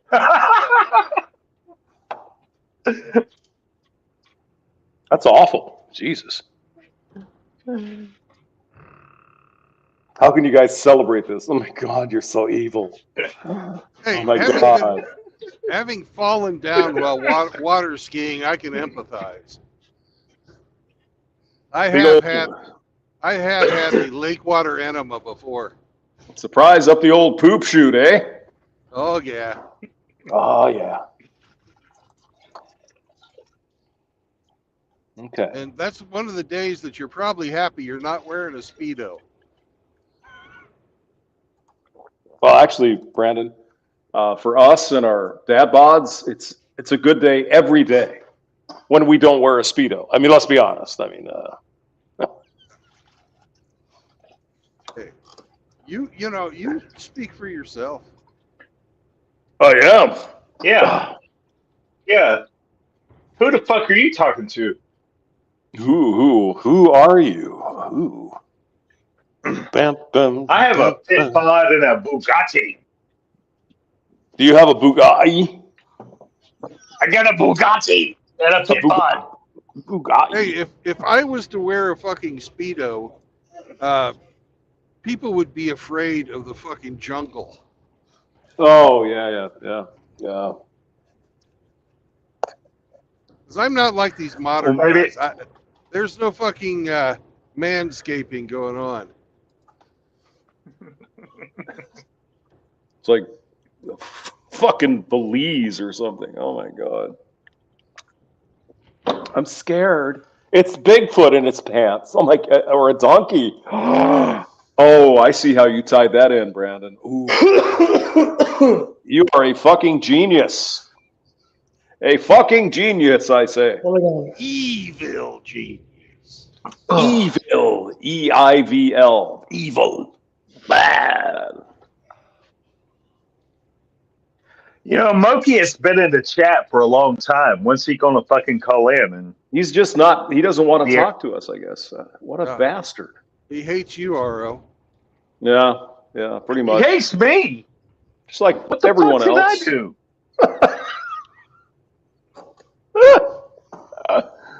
Breaking balls over here. God damn. I feel like Outlaw all of a sudden. Yeah, where the hell is Outlaw? It's 11 o'clock. He should be rolling out of bed. Well, I'm just glad we've got enough people for the chorus today to be, We do have that, yesterday yes. when we should have had a fucking trio, but we had a duet because Zombro, the bastard, wouldn't sing. He had the David's instead. He was laughing. David Smith says, "Don't get Hamster started on an air traffic control check." Thanks, David. Thank you. I'm in my place. I appreciate that. I know we Hey, don't Hamster, start they have there. They have the Rose Holman Institute of Technology out here. Yes, I know that. Yeah, I know some people who have gone there. Can you tell us about the Rose Holman person?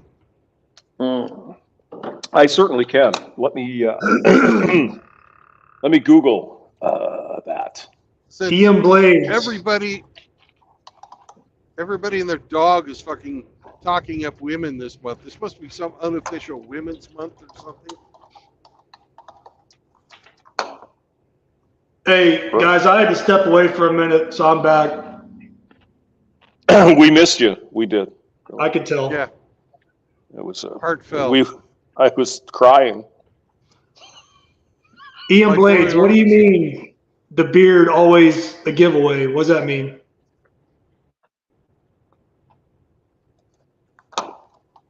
Stick a hat on it and call it Blackbeard?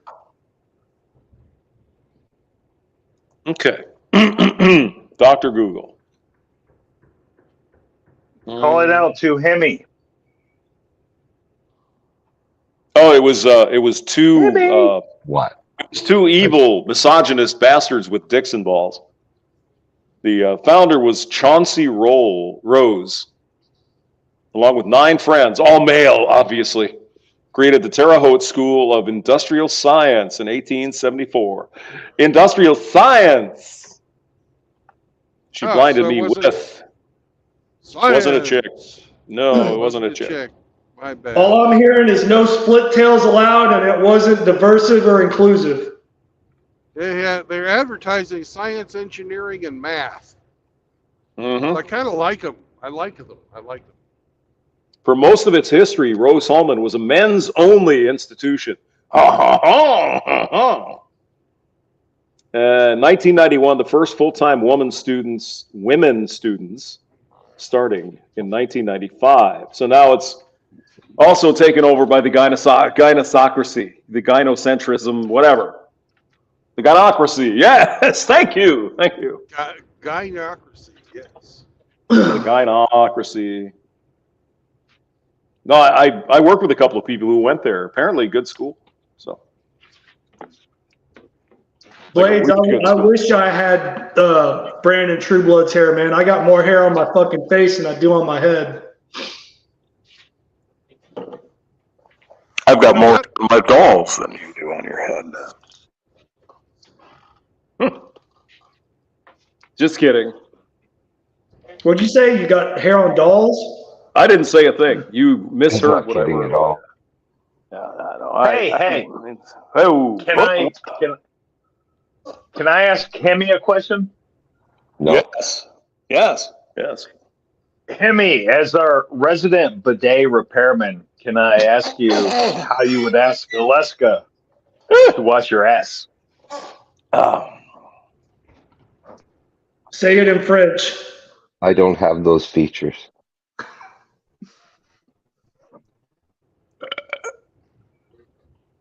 Well, you need to update your application, sir. What you could do, Hemi, is you could program it to be Canadian, wash my ass, but then the French version of wash my ass would rub your balls. You could do stuff like that. I mean, it'd be fun. It's like some Quebec guys that are washing my ass and his balls get played with. It would be funny. Oh, I'm sure Alexa can be manipulated just like any other woman, especially if you spit some French out at her and make it sound sexy. Oui, how do you say? Oui, yeah. You want to, how you say? You want to fuck? Yes. Oh, yeah, the girls just melt over that shit. They love it. Panties drop, man. Pussies turn into like leaky faucets. Just you're in there like swimwear. Roger, we have the moist pussies in the chat. Moist. I hate that word. Send out the moist.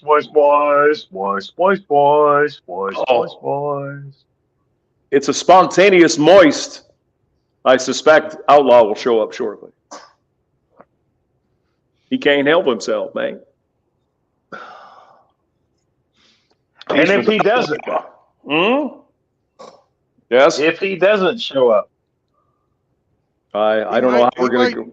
He might not show up. He got offended yesterday during the game. Oh my Did God! he really get offended though, or was he just like whatever? He was just a pussy. His vagina got scuffed up. It's easy. It's called getting sand stuck in your clit.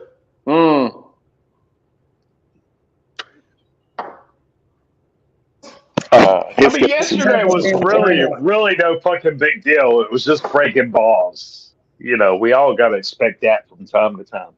Breaking the balls.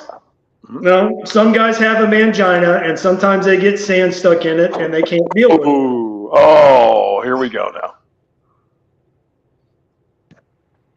Sir, I resemble that remark. So. And my balls look like Brillo pads because I'm hairy. Hamster, I'm not trying to blow up your little rodent ego, but I doubt there's much in this world that offends you. Here we go. Oh, okay. Okay, we'll give it a shot. Let's see who can be most offensive. Breaking balls. Well, Hamster would make a delicious sandwich because it comes with his own dressing. All you have to do is pop the fucking herpes sores and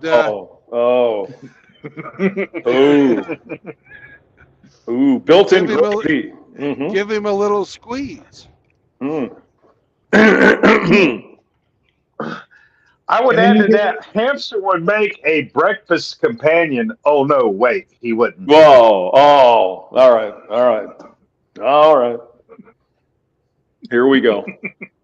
Hamster would drop little spicy raisins on your fucking pancakes because he got offended because he wasn't wined and dined in '69 in the fashion that he thinks he's accustomed to. That's right. That's right. And I would say to Brandon, Excuse me, Brandon. I just made these blueberries for you. You go, oh yeah, let me get the syrup out because I can do that. It's the suction of the siphon. Fuck you. Blueberries sound better. God damn. That was fucking hardcore. If you guys don't know, there's a video on my channel where Brandon tried to explain how the syrup works at the Pontoon Beach Denny's, and it's fucking hilarious.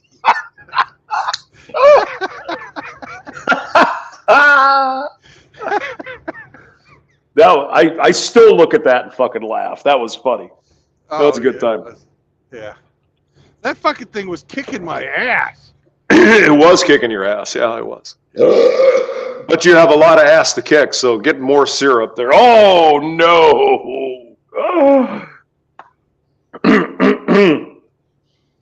Get 2 jars for your man boobs, you big fat guy, you. Oh, my God. Hey, Brandon. Since I've been losing weight, I don't really have man boobs anymore. You don't. You know, you look svelte and No, Really? No. Really, Brandon? Really? Would you like to fucking compare the size of my man boobs to what they were back when I was first making videos?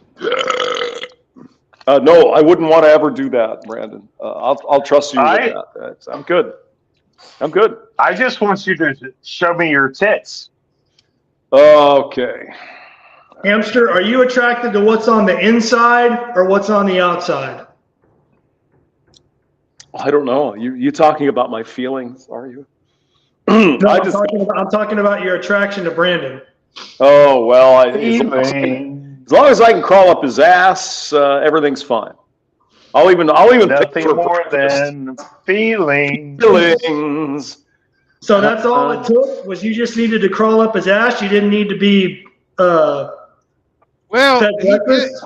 he did say fucking dressed like Richard Gere from Officer and Gentleman, and everything will be all right. Hey, Richard Gere looked hot in that movie, so sure, yes, I'll crawl up his ass. All you would need is for Brandon to bend over and have a paper towel roll and let Hamster run up it, and everything would have been copacetic. Well, the problem is when Brandon bends over, since he's a truck driver, it's all full of poo-poo, and there's huge balls and dick in the way. So if he could just move that, everything would be fine. Like an entrance, like a warming entrance to your home. Feng shui. His asshole.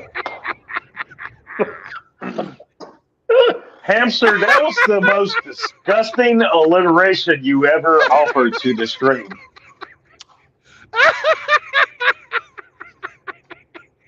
How dare you, sir? I've never heard someone equate the inside of an asshole to feng shui, but good job, Hamster. Thank you. I might have to make a short out of that. That was pretty good. Glad you were able to connect those dots. I'm a super hamster. Note the timestamp right now. I believe it's what are we at? Fucking 7 hours and 44 minutes. 7:44. Got it, sir. Yeah, it's a shame you don't have a Hemi to take care of these things for you. Well, Hemi's around. Oh, hey, we put Ian Blades off eating forever. Oh God. Well, he needs to lose weight anyway. So he's gonna starve and waste away. Yep. Well, he only eats haggis. Ah. Oh no. Now we're breaking balls internationally. This is good. God, I'm sorry, guys. Hey, we can be equal opportunity offenders, and it doesn't have to be. It can cross countries and borders. What? I don't know. Look in the fridge. I don't know what Abby and her friends did with it. Look in the damn fridge. Look in the fridge. Come on, kid. Yeah, that's where all the food is. It's in the fridge. Look in the fridge. Look in the fridge. Eddie's with that bullshit.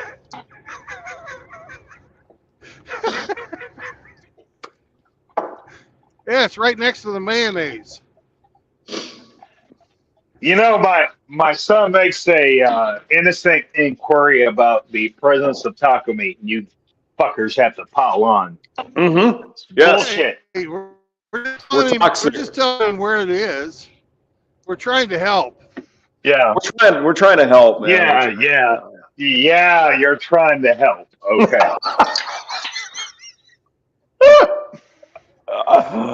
Oh, God. It's in the friends fridge. like you. It's in the fridge, pretty cut and dry. Who needs hamsters? Oh, my God.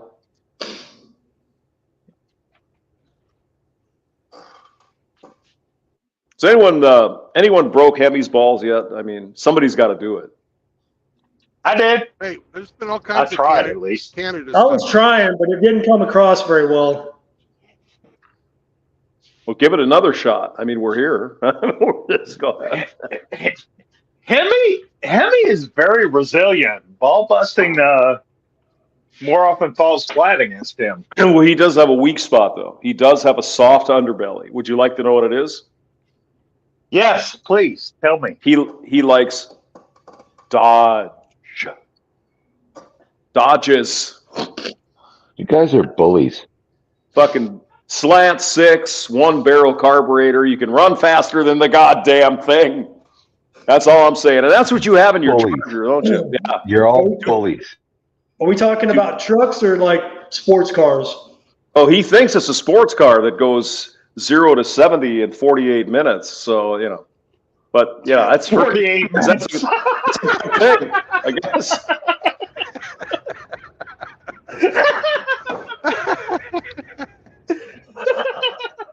48 minutes. There's a reason why it's called American Muscle Car. We don't sell those in Canada. We give them, hey, this is a muscle car. It'll go.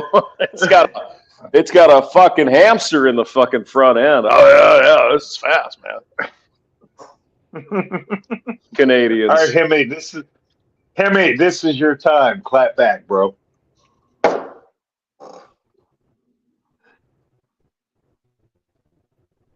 Oh, really?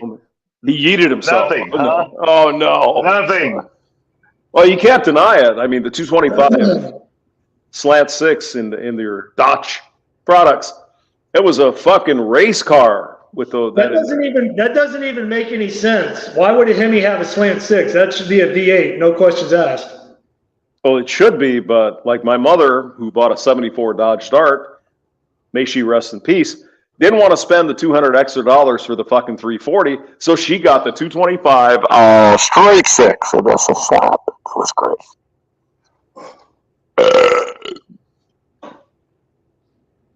I'm sure Hemi's familiar with that. Did you say a Dodge Dart?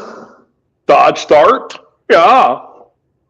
1974 Dodge Dart. I remember that car. She even got a 2-door, but she didn't get the fucking 340. Really? What are you doing? Oh, but little baby hamster would have cost me $200 more. Oh my God. Oh God. Did it have a back seat or was it just two seats? Two-seater? It had a back seat. It was a 2-door, but God damn it, you could run faster than that thing would go. I'm serious. And I'm a fat slob, right, Brandon? I mean, I could run faster than the car. Yeah. So hamster got thrown in the back seat of a weak ass fucking car with no car seat, correct? No, get this. Here's the better part. She also had, before that car, a 67 Mustang fastback with a 351. What happened to that car? That didn't go slow. Well, it's like, oh my God, it's leaking from some head gasket. I'm going to sell it. Sold the car for $500. Pristine. In What year was this? 1971. That's 1971. Can you imagine that? Yeah, I can. I'm actually upset. You should be upset. I'm actually upset and offended on your behalf right now, having you told me that.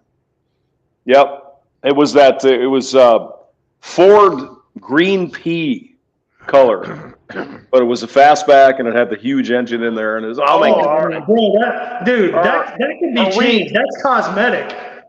Mm-hmm. Are we getting into the LX Mustangs now? Those worthless uses of pieces of metal? Man, Hamster, that's like your mom throwing out your fucking priceless baseball card collection and not telling you about it.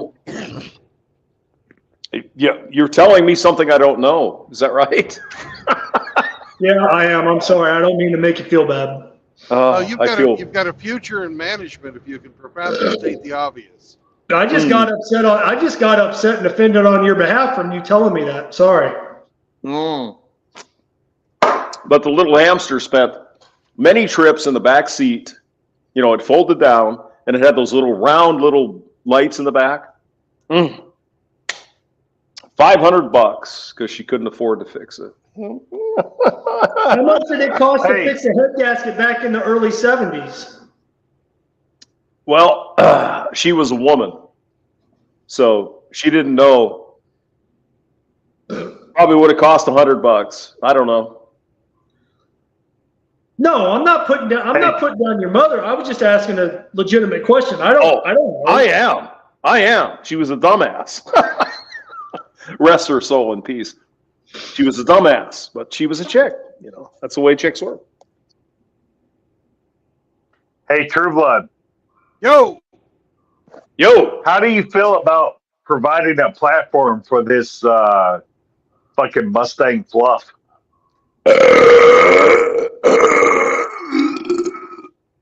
it's a free speech zone, you fucking monster. Nice one, Hamster. Cheers. Thank you. That was pretty good. I have to admit it. You could feel the chunk coming out almost. It was great. You could feel the love in that one. That's the best of both worlds. You got it going down and coming back up. Ooh. Can you feel the love tonight? Tonight. All right. I think it's time to get out the real computer. Versus the false one? That's right. Because this one has... It's got my organ. Oh, Hamster, you're gonna start playing? Oh yeah. You won't play the organ. Oh, I've been playing you won't play the the organ. organ. Hey, what are you talking about? You're scared. You won't play the organ. I always play my organ all the time. All the time. Here we go. No, I ain't trying to do it. Nice hit. Show disclaimer. Hamster does not actually play the organ. He plays with his organ. Hey, can somebody explain to me why on StreamYard there's a chat option or a comment options, but I can't see the chat options, but I can see the comments? Is that just my piece of shit phone? Your piece of shit phone, sir. Okay, that'll work. I'll accept that. Piece of shit phone. Piece of shit. Piece of shit. Phone. I've been listening to a lot of Adam Sandler comedy lately. That's funny. Got a piece of shit phone. Very long. And the spring pokes the balls.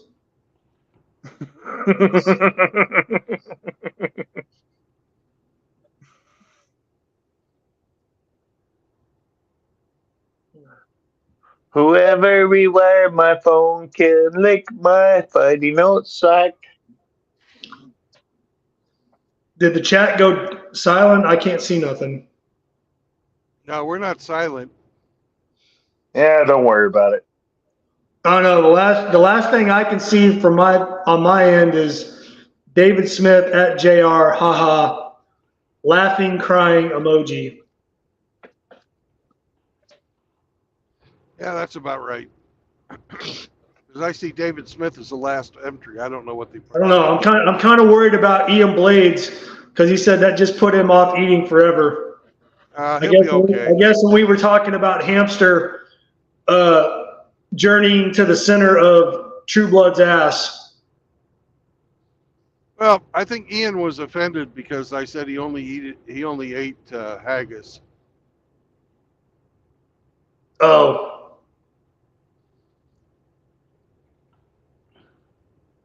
And, he's like, it's not true.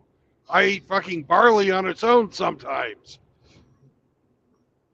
I've never seen haggis. I've never been compelled to eat it or been in a situation where that was even an option. And I hope to God that I never do. No offense to Scottish people if that's your thing. It's just not for me. Yeah, it's just beef and barley stuff in a sheep's stomach. Come on. Or is it mutton and barley? Probably mutton and barley. No, it's sheep.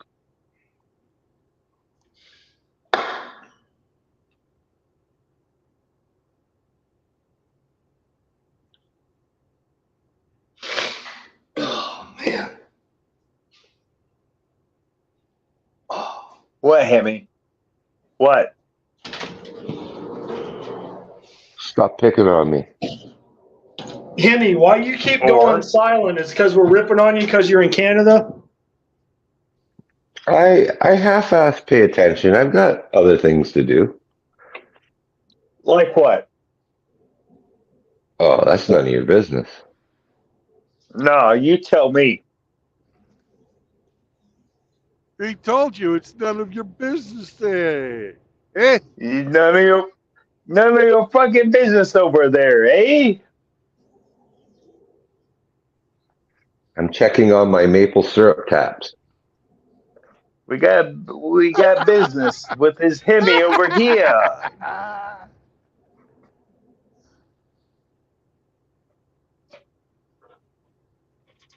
I'm wondering, will I make it as far as Ohio today?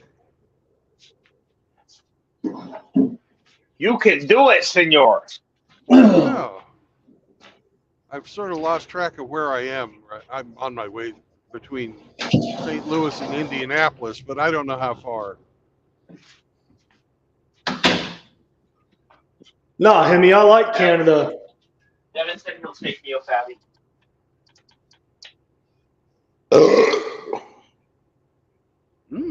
Hockey, Canadian beer, the McKenzie brothers. Goo, goo, goo, goo, goo, goo, goo. Take off, hoser. 44 miles to Indianapolis. I think I can make it just across the line into Ohio. And if I'm really lucky, I'll get to Dayton.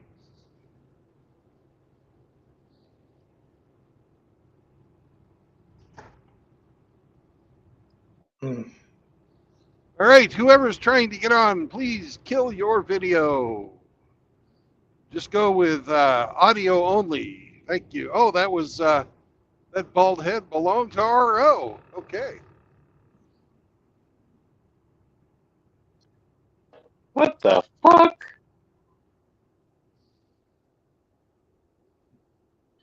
And we lost the hamster. Hamster yeeted himself. Hamster dropped. Fuck that. Fuck that hamster. Not going to happen. He didn't come to breakfast.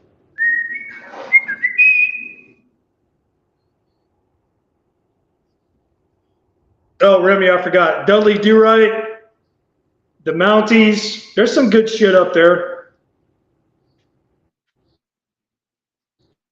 What are you talking about? Canada, the Great White North. Really? It used to be good. Well, no, I understand that. I'm just saying there's some good things that most of us down here know about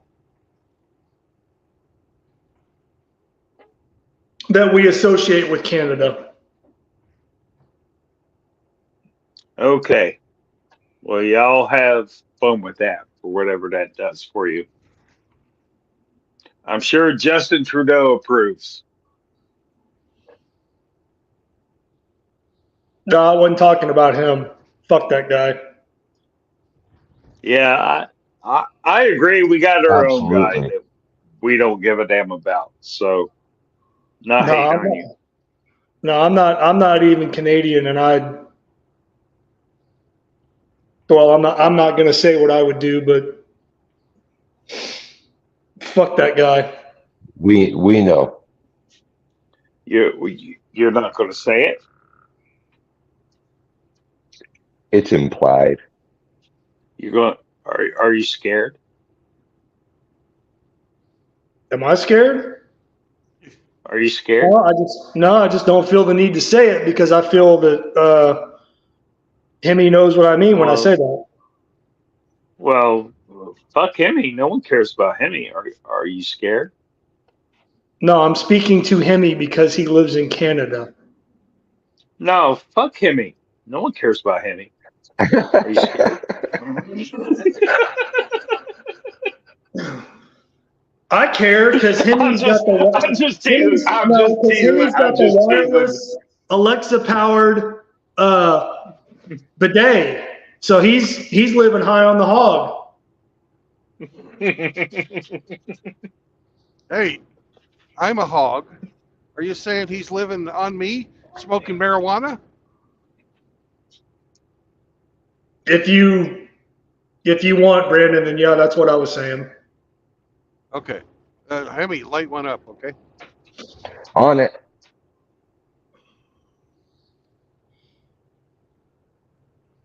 Hemi. What do you want? He's not talking to you. Really? You gonna disrespect me like that? Yes. Are we all just going to ignore that it's 11:30 in the morning and RO is drunk? I'm not drunk, sir. Oh, How is this dare just you? I'm leftovers getting from last drunk. night? I've been having beer for breakfast since I got on here. This is just RO happy-go-lucky, not at work and having a good time with his life.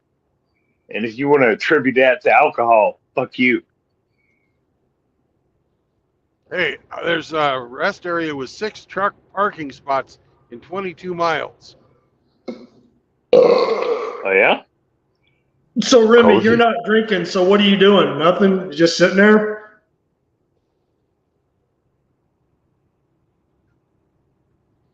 Who are you asking? I asked Remy what he was doing. Oh, listen to that beautiful organ. Oh, the sweet sounds of Hamster.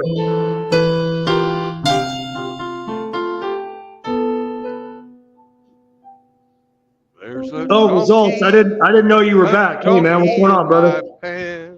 There's a donkey in my pants, yes. A donkey in my pants, and he really wants to dance. That funky donkey in my pants.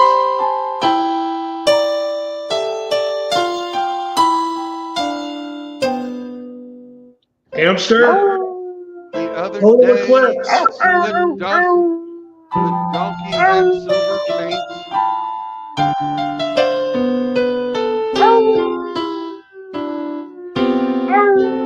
Oh, Hamster.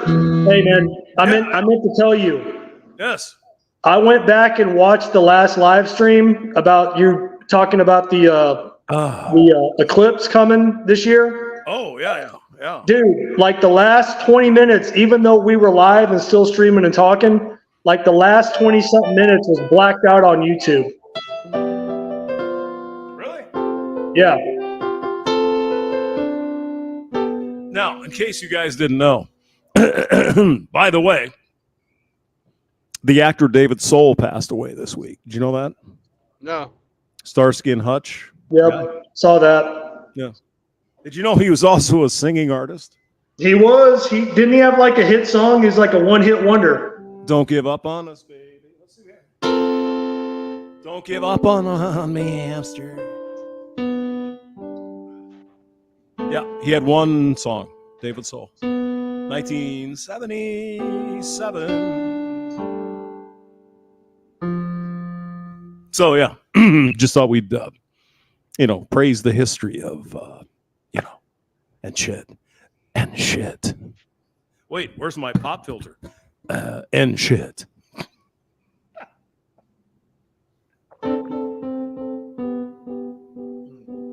Hey, are you guys ready to sing? Oh God, yes. Yes. Absolutely. Emmy, are you ready to sing? For $1. All right, and a 1, and a 2, and a 1, 2, 3, 4. Moist. Moist. Moist. Moist.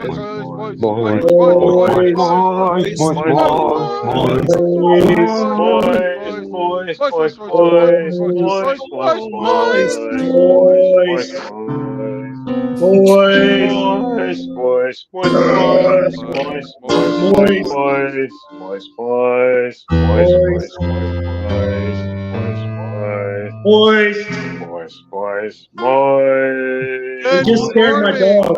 Good morning, Outlaw. Hey, good morning, guys. Hello, Outlaw. What's going on, Aro?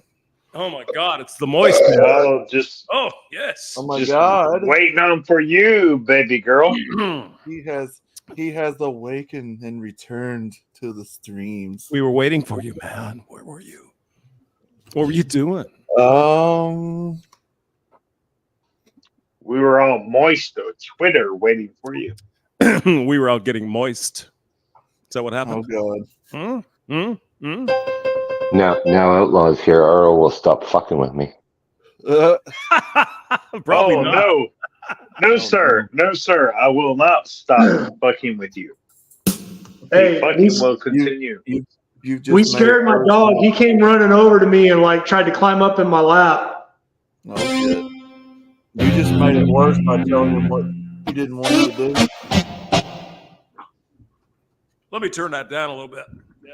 Outlaw, good morning. Look at Hamster. Hamster's getting kind of metal with the organ.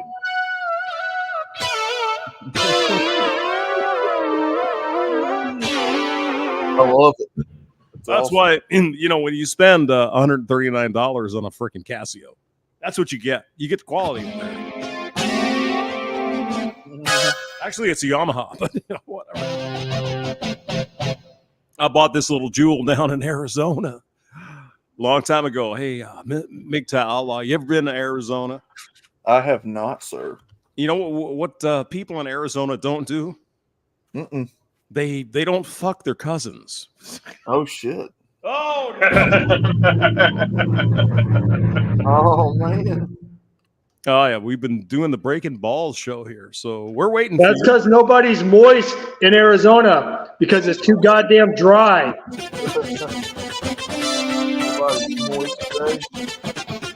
Damn it! We gotta change that.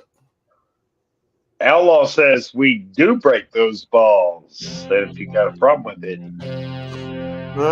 step up. Well,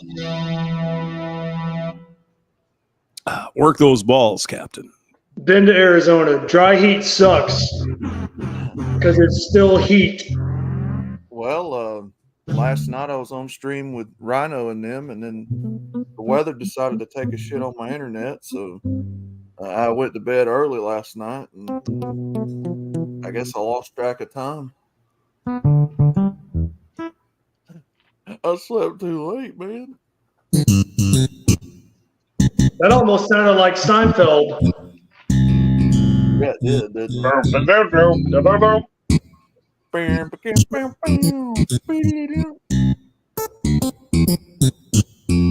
Hamster, do the Beverly Hills Cop theme. I can't remember what it's called. What is this?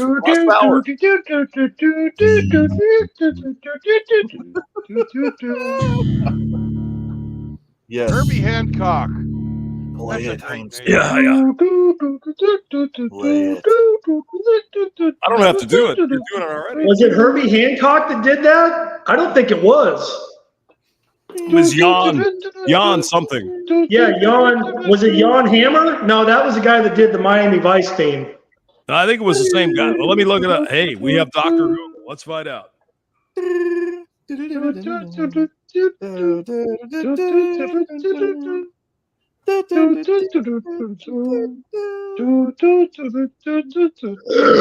Harold Faltermeyer.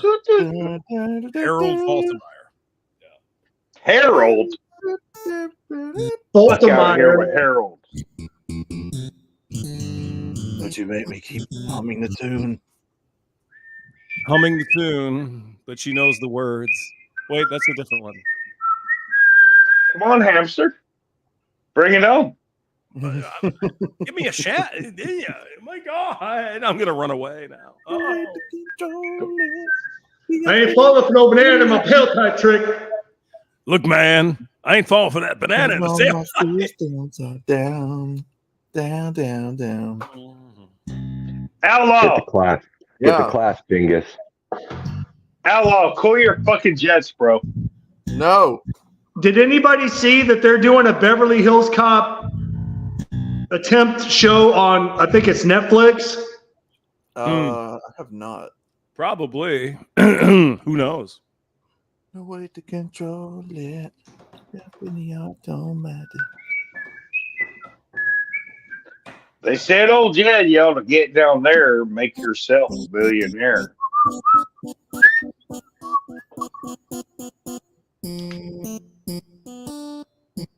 I'm only one-handed Put the beer down. Use both hands. Shut the hell up. You're drinking beer. Fuck off. I'm not trying to entertain the rest of the stream, though. You're succeeding. I'm not either. Succeeding. Yes. Oh my God! Why is everybody so at each other's throats today? Why don't you just sing us a song? Sing a song. How about I sing some Kate Bush? Nice. You don't like Kate Bush? Hamster. Who doesn't? No more Grace Potter when you're live streaming. I got your shit cut off, remember?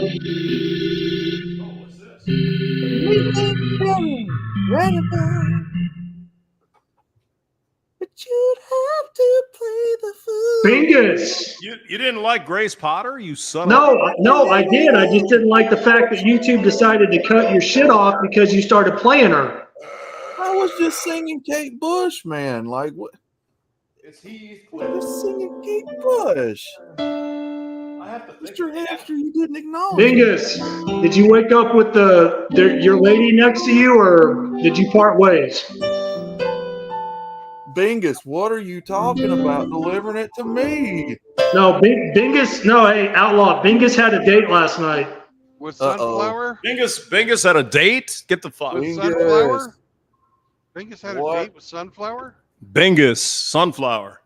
Bingus, what are you doing, man? Sunflower.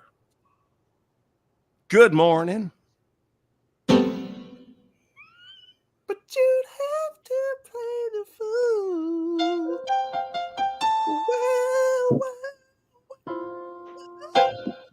I mean, shit, I can't think of the song. Oh, we could just sing Kate Bush and you guys didn't say nothing. No. Bingus came into the Saunders stream last night and was telling everybody about his date, and he was getting torn to shreds.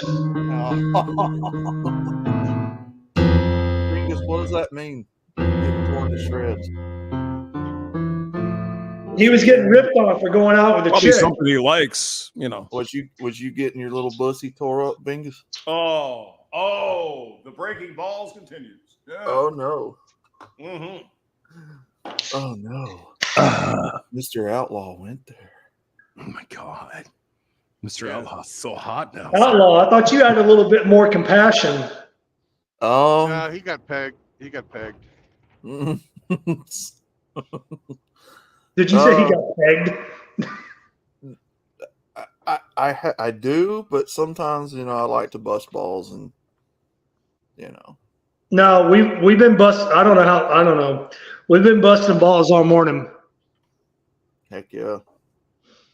That's because we're evil, and this is an echo chamber, and a doxing server, and we're all fucking MRAs. Oh God. That again?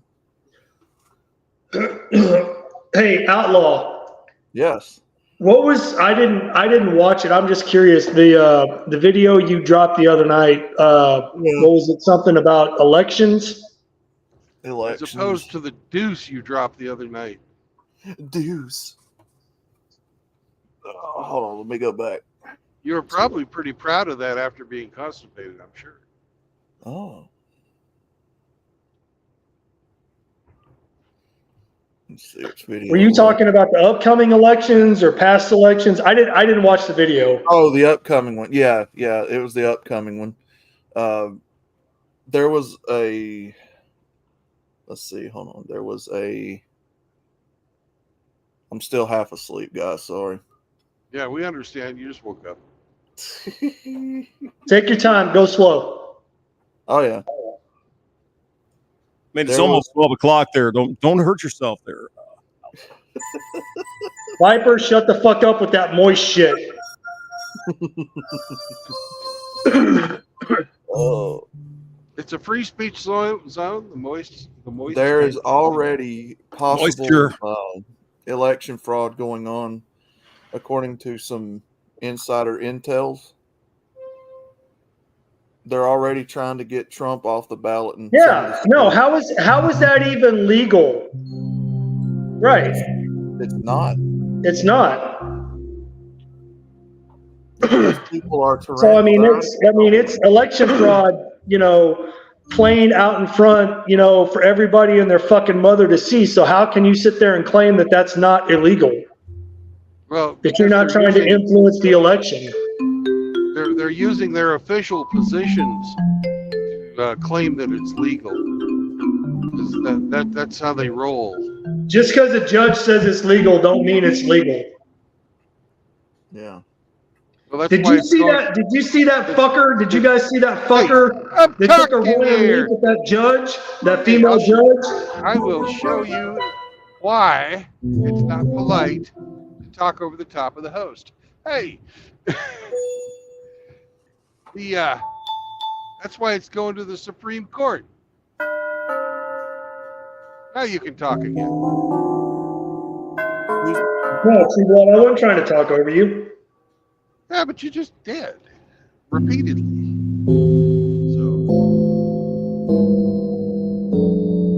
But did everybody see the video clip of that guy running and taking a flying leap at that judge, the female judge? Yeah. Oh yeah. Mm-hmm. And then apparently he beat the shit out of her because he was having a bad day, so he felt like killing her.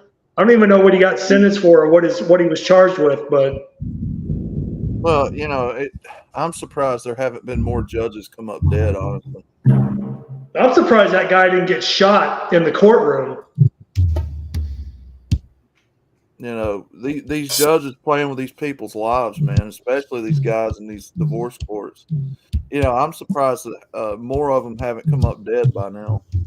Yeah, no, I don't know if he was in family court or criminal court. I don't know. He was in criminal court. He wasn't a good person, and he was a multiple offender, and got sentenced to life. And he decided, hey, I've got nothing to fucking lose. And no, YouTube, that is not us championing for judges to die. Get your facts straight, YouTube. I know YouTube likes to twist people's words, and no, we're not advocating for people to get killed. Stupid fucking YouTube. Anyway, but yeah,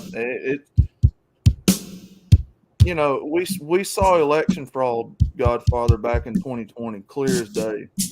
We know that election was stolen.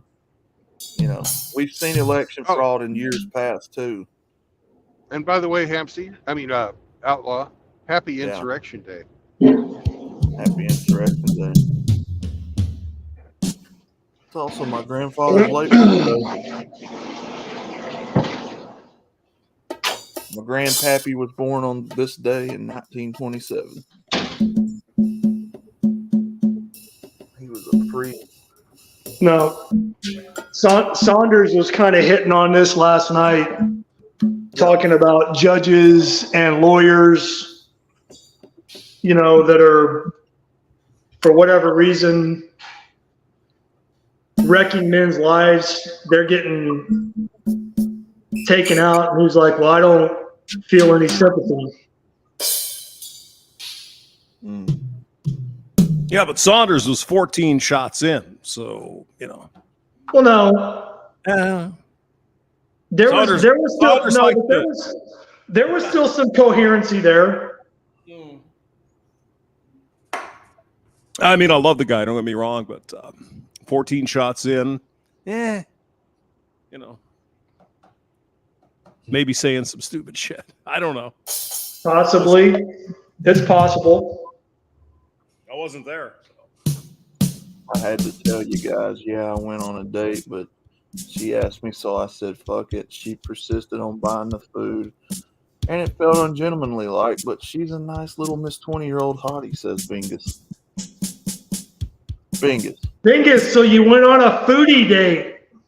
Bingus. She took you out on a date, bro.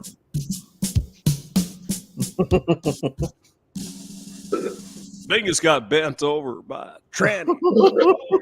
No, hey, Bingus got wined and dined. That's more than Hamster got. Oh, God.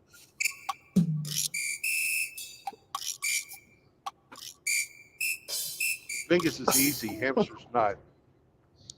Hey, by the way, what was with everybody staying up late last night and streaming? I got up this morning to pee around 5 o'clock, and Bacon was still streaming. Chaos was on, and then I saw Father Saunders was still on. I'm like, what the crap? No, man. Outlaw, I fell asleep early, and I woke up around midnight, 12:30, and I saw Saunders was going live, so I got on there. And I was on there till like 4, almost 5 o'clock in the morning. And then finally I was like, I got to tap out. Slept for about 3 hours and then woke back up. And this stream had been going on during that time. And I clicked back on thinking I was going to see Hamster and True Blood sitting in a booth shoving waffles or pancakes in their fucking suck holes. Because Hamster's being a goddamn diva. Oh shit! This is where we're at. We would have.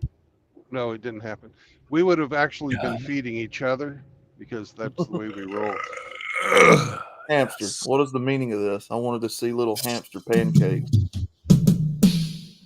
Oh, you can. Yeah, I want to see little hamster pancakes and bacon slices, man. Extra blueberries, Hamster. Yeah. What's going on here, man? I don't know. They're just hitting the keyboards. He didn't get up in time. He's like me. I'm rubbing off on him. You rubbed off? Oh, you gross bastard. He slept in like I do. It's okay, Hamster.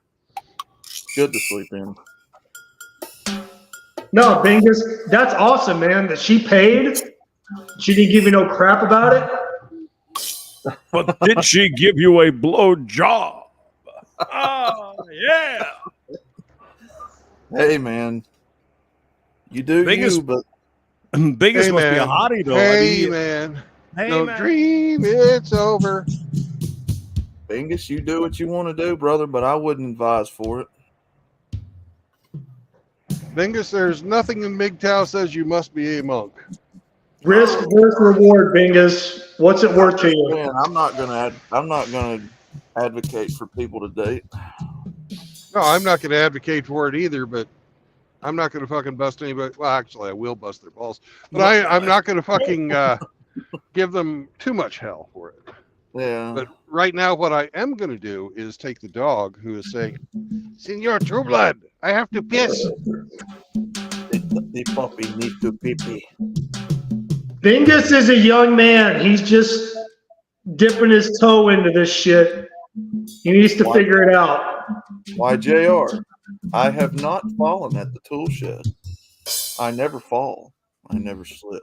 That's right, because he's got handholds there. Maybe. I'm Red Pill Terrorist. Hell yeah, JR. Oh, hell yeah, bro.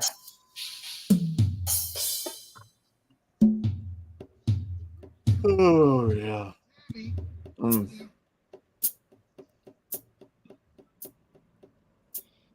So, Bingus, is there going to be a second date?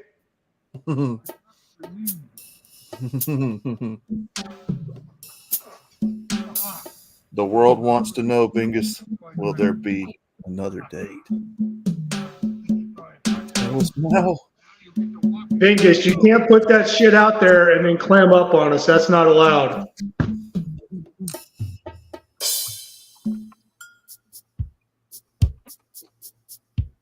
Llama lives matter. I don't know what the fuck you're into, JR, but okay.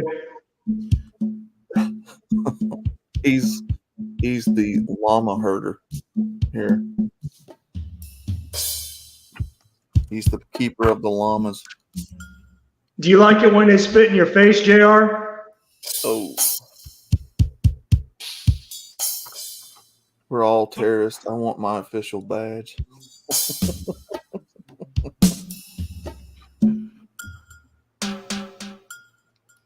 We're all terrorists, yeah.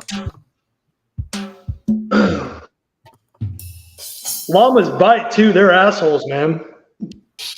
Yeah.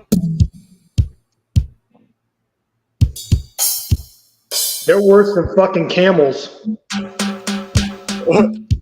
I spit back. Hell yeah, you spit it right back in their face, JR. You don't take that shit from nobody.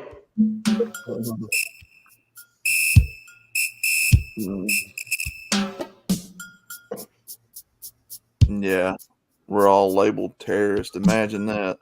All we're trying to do is get men off the plantation, and these people are pretty much telling you they want you to stay on the plantation for their usury. Or you're terrorists. Yeah, what logic, government? What logic? Pat yourself on the back.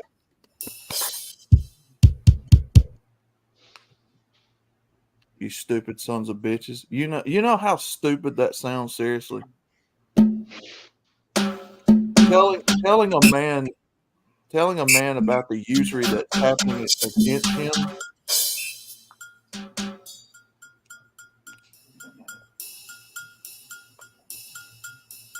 And then all we're doing is trying to tell him about that usury that's happening at his expense and how he can avoid it. And you're the terrorist. No, hey, Bingus was the exception to the rule last night. He wasn't used. He used her.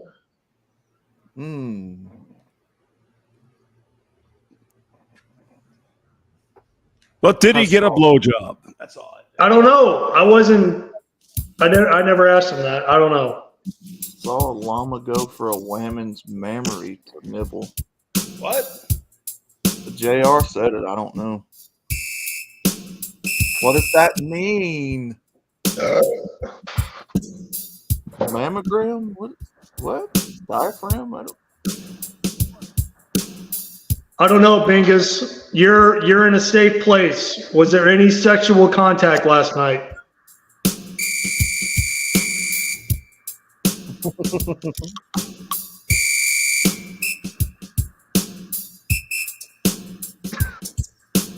Yo, I saw Bingus go on a date last night, and he said it's great. No, Bingus, you can't come in a place like this and then clam up and be shy. He said it was a great date, but he was the one that got paid for it. So, he was on a date, or was she?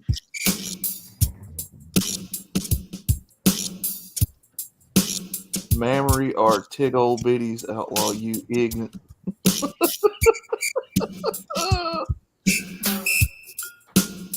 Brother, I'm still half asleep, JR, so I'm still trying to wake up. You know what I mean? I slept pretty hard last night.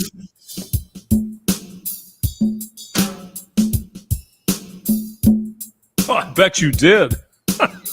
Oh, I slept pretty hard. I was Stop standing it. up at attention all night. Oh my God. Oh no. Oh no. Yeah. I couldn't even sleep flat on my stomach or my back. I was sleeping with a slant. Because it was so hard. It was so hard. I'm like a tripod. It's terrible.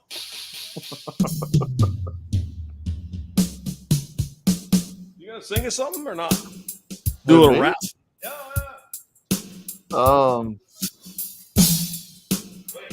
I gotta think of something here.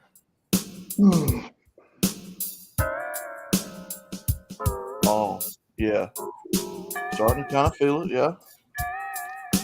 Oh, yeah, yeah.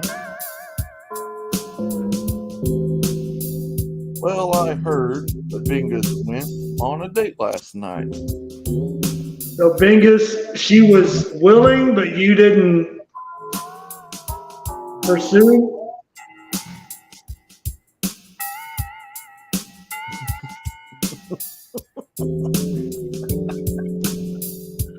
Well, I went on a date with my girlfriend, yeah.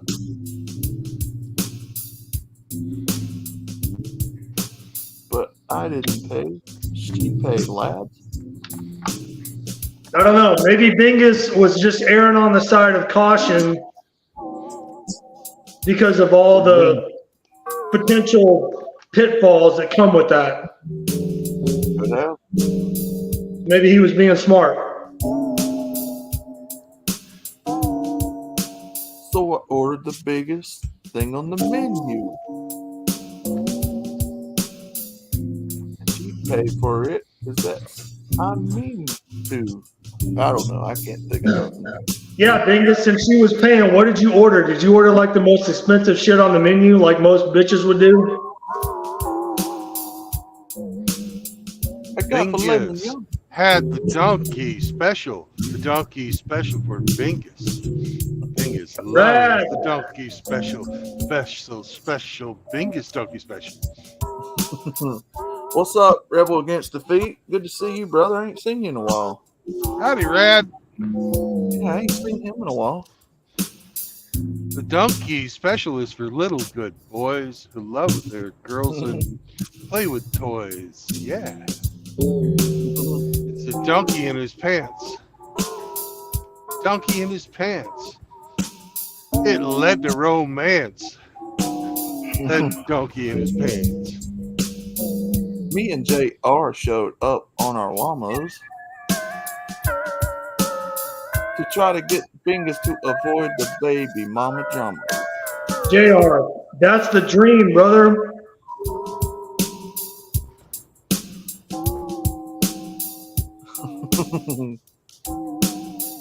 If you're not careful, Bingus, she'll stick you with child support payments, man.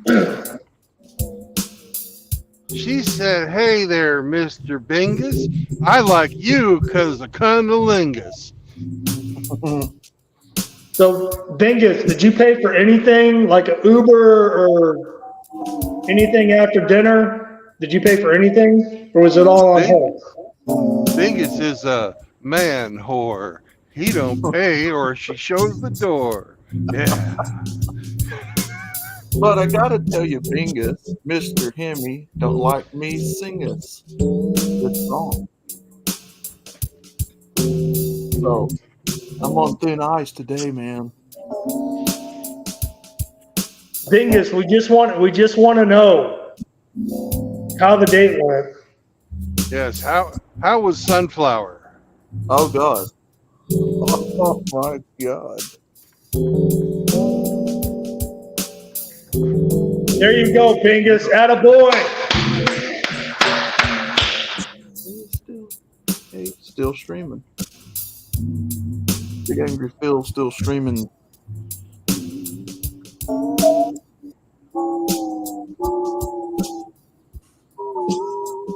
I was Bingus and I was ordering, I'd get the Wingus, the buffalo wings, and try to avoid Mr. Hemi saying you can't sing us. No, Bingus said he didn't pay for shit the whole day. He didn't pay for shit. Did you ride in her car, Bingus? I bet she drove. Yeah, that's what I'm thinking. Did she drive you, or was it an Uber situation? Nah, she drove him. She drove him, and she opened the door for him too. He got chauffeured, fed, didn't have to pay. Did she buy you flowers, Bingus? Oh shit.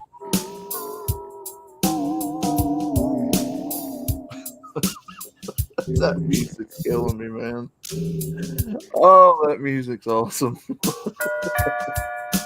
So she came and picked you up, Bingus. Yeah, she did drive you out. That's what I thought. You made her pay for gas. That's what I'm talking about. Stick it to her, man. Bingus, that makes you a Chad.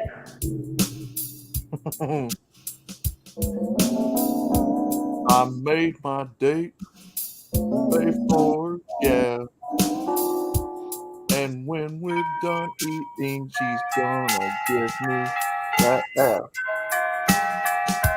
'Cause I'm Bingus Chad. I'm Bingus Chad. Bingus, you've achieved Chad status, even though you've not been inside her yet.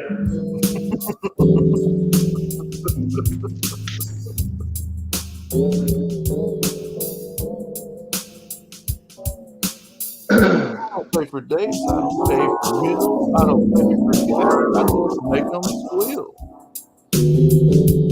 I'm the Go to the same school. What, college? I'm the Bingus Chad. I'm the California lad named Bingus Chad. Bingus, you're gonna have to change your handle to Changus. Changus.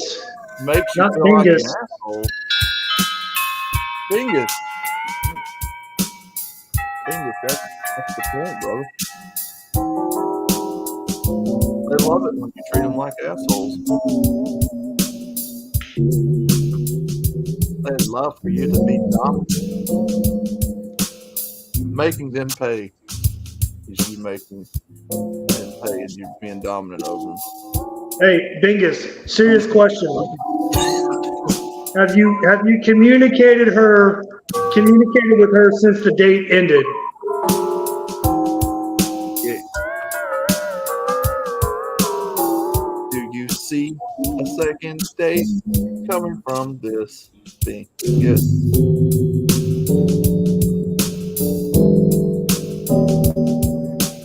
It would be kind of nice if you'd hop on panel and sing it with us. Oh shit, Mr. Hemi's here. Oh, Hemi, now you want to start talking. Yeah. Been here all along. Oh, what do you think about my singing so far, Mr. Hemi? Terrible. Terrible. Oh my god. Hey, Hemi, assholes. Hemi, I have a navigation question for you. Okay.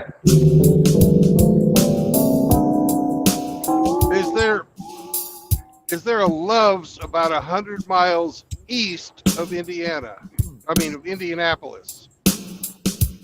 Yes. On what highway? Highway 70.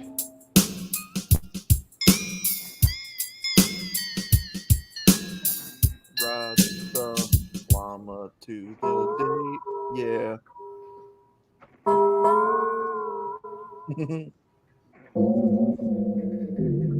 Make her get No, JR, you're not wrong. I don't know. I think young Bingus may not be there yet.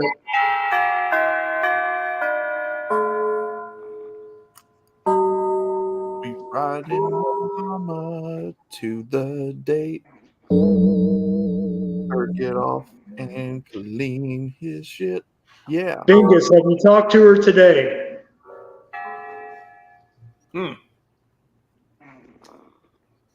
I think Bingus is not noticing the offer to come on. I don't know, Bingus. I would say give her a week of no contact and let her sweat. Let her sweat between her fucking legs. Oh my God. 50 miles east of Indianapolis. Yes. How about over 100 miles? This makes me not want to go on a date again, and no, I haven't talked to her today.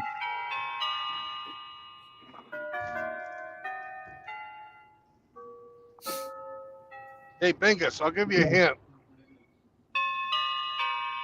Stop telling everybody about your personal business.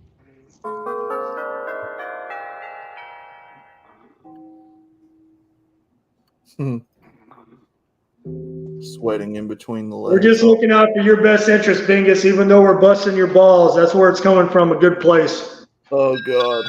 Sweating in between the legs. Jesus, Bingus. Why gotta be so Yes. dirty? Exit 160. Why gotta be so dirty, man? Exit 160. All right. Thank you, Hemi. We got D&D coming up here pretty quick, though. Yep, 12:30. Oh, y'all haven't played D&D yet? It comes up at 12:30 on Saturdays. Ah. That's east of Columbus. In Ohio.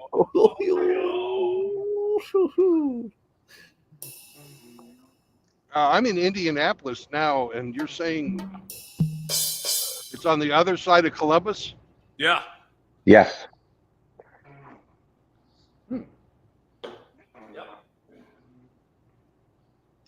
It's time to ride the llamas.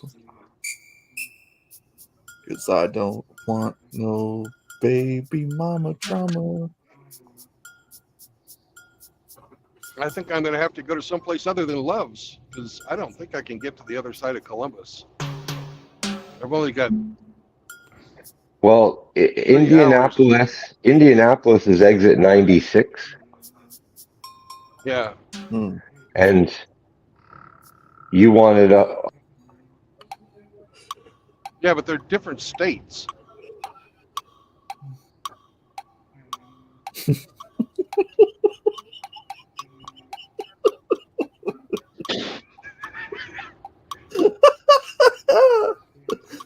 Oh my God.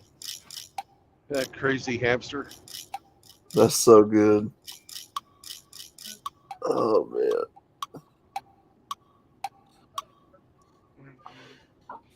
Yeah, honestly, Bingus, I mean, I don't know if I'd have told that, but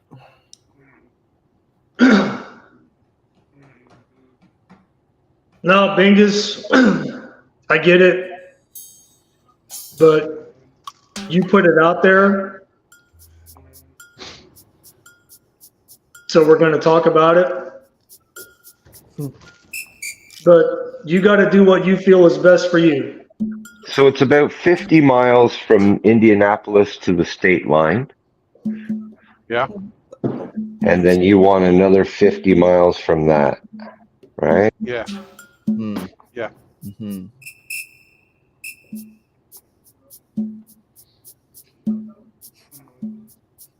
I can't believe that this is Saturday already. Another week's come and gone. Is it Saturday? Yeah. I can't believe another week's done come and gone. Already a week into this new year.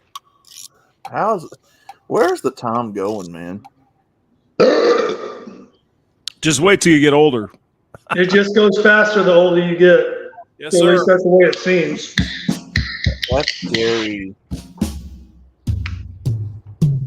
I don't know, Outlaw, how old are you? 35. 35? Mm-hmm. I'm still a young baby. Well, no, I mean, I'm pretty sure Bingus is the youngest buck in the chat. Mm-hmm. He's I'm 24. I'm that young buck that's got a little bit of gray to his beard. Go for exit 59, 59. Exit 59. Roger Yeah. that. I'm that young buck that's got a little bit of gray in his fur. I got a salt and pepper beard myself in real life. Same thing. I'm 40, 48, and I got, well, I'll say more salt than pepper on my face and hardly any hair on my head.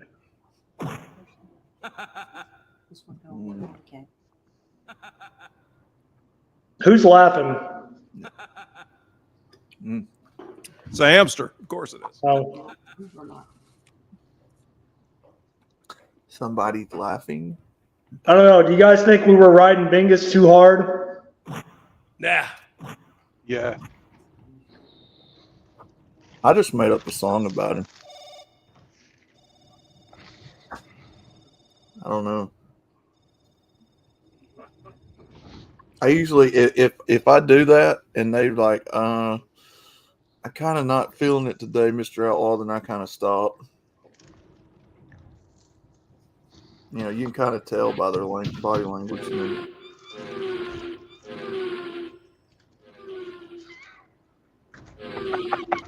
Well, no. I mean, we're supposed to, support and be there for the guys that are sure in here, not rip on them. I mean, yeah, we kind of ripped on Bingus, but I think we were doing it in a good way, if that makes sense. yeah. Well, no, I mean he's free, Bingus, and I'm talking to you. I'm not talking at you. I'm talking to you. You're free to do what you want or what you don't want to do. Just understand the risks that are out there based off of the choices that you make. Well, the thing is, and I don't have to say anything to Bingus. He knows what we believe here, but personally, brother, and I've done said it before, I don't advocate for people to go out here and intermingle with these 304s, but at the same time, they're their own people. They can do what they want. You can't tell them what to do. All you can do is be here and give them advice. And we're all one blowjob away from going back to the plantation. Yep. No, JR, but sometimes we can press a little hard in trying to get our point across, and sometimes it kind of stings a little bit. Bingus kind of likes it when it stings a bit. Gay men's rights activism. Who called? Oh, never mind. I don't know who he's talking about.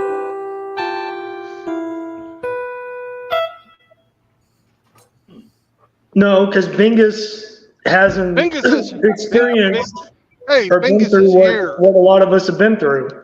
Bingus is here. Hey, what's up, guys? Oh, welcome, Bingus. What's up, bro? Got my internet to work. We love this guy. Hey, Come what's on now. going We're just on? giving him a Good morning. Good afternoon. Good What you morning. doing? How you doing? Yeah. What's up, brother? Thanks for coming in, Bingus. Yeah. What's up, bro? No, I don't like messaging on unless it's just talk, but it was that day it was just normal kind of shit. I got off, I just got out of school and freaking kind of just was a fluke thing.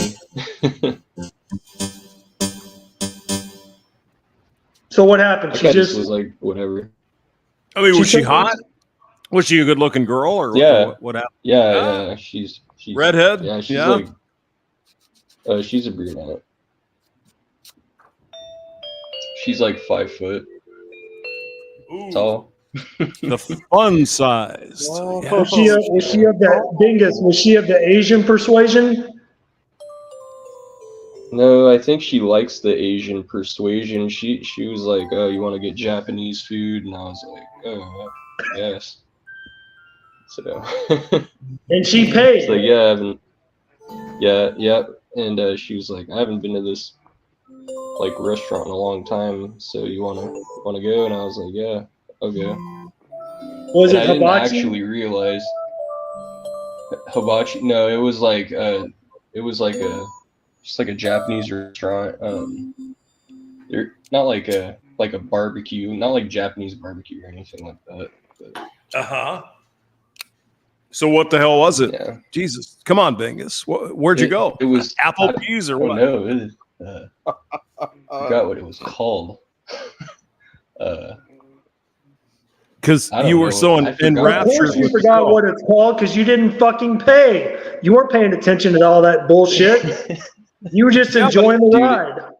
Yeah, but I It mean, was all a blur, to be honest. I was mean, the just, girl like, was kinda hot going though. with the I mean, flow. Bingus is like, yeah. No, we get it, Bingus. Yeah, there's a few moments where I was like, should I kiss her? And I was like, no, How is this I don't hot know where girl that mouth being has with been. me? Yeah.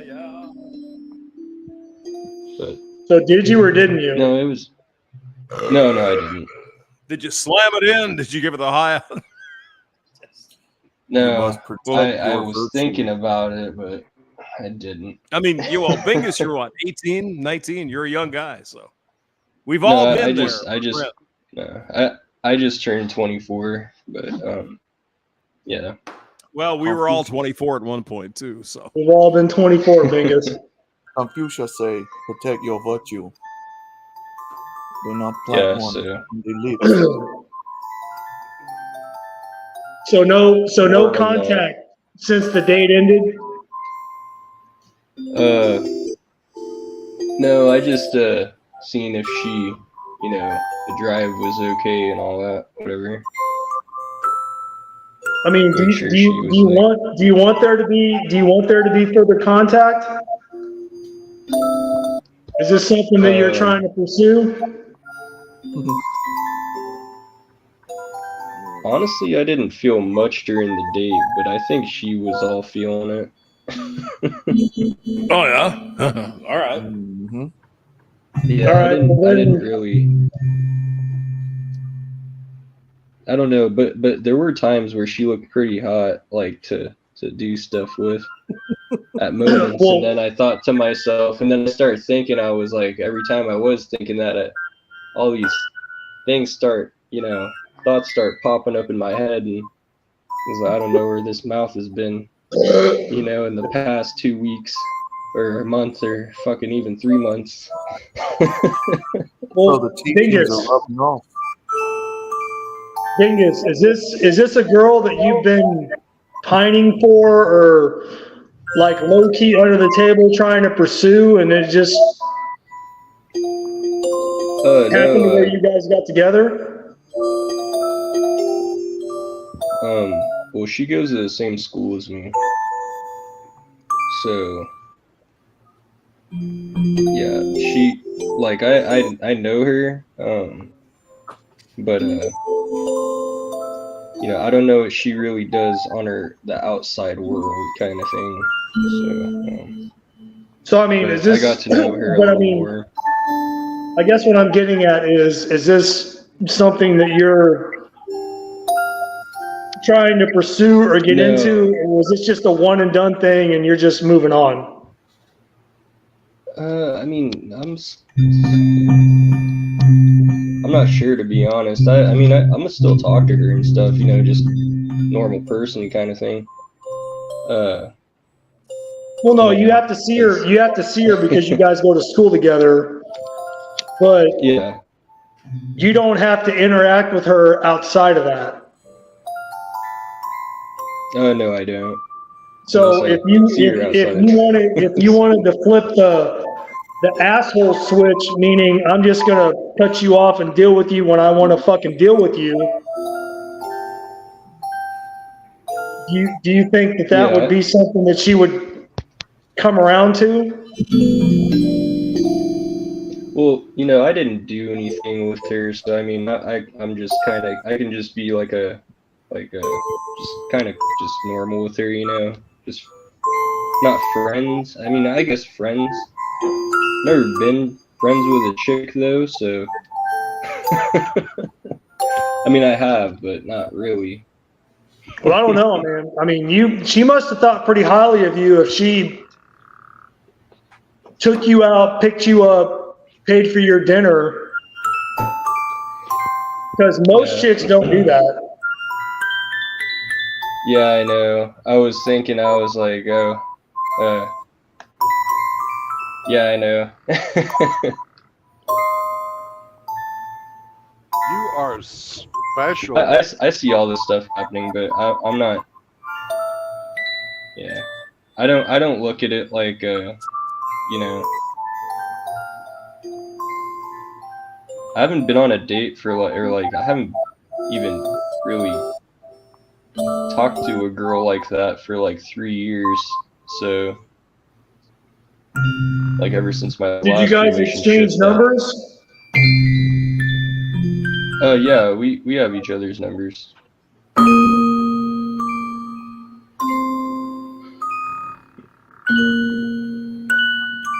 This sounds like a horror movie. Hamster's playing over here. No, That's Hamster. Hamster playing romance music. Hamster's trying to serenade you.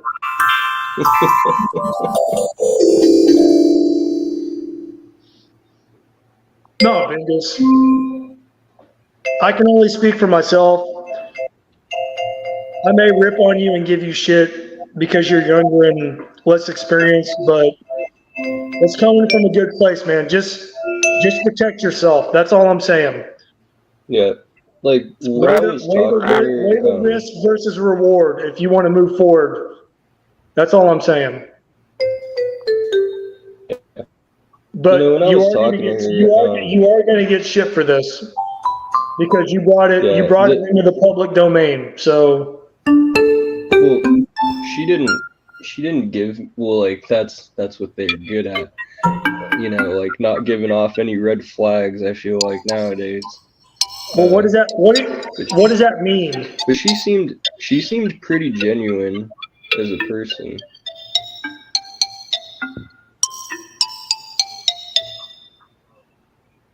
Genuine about what? Like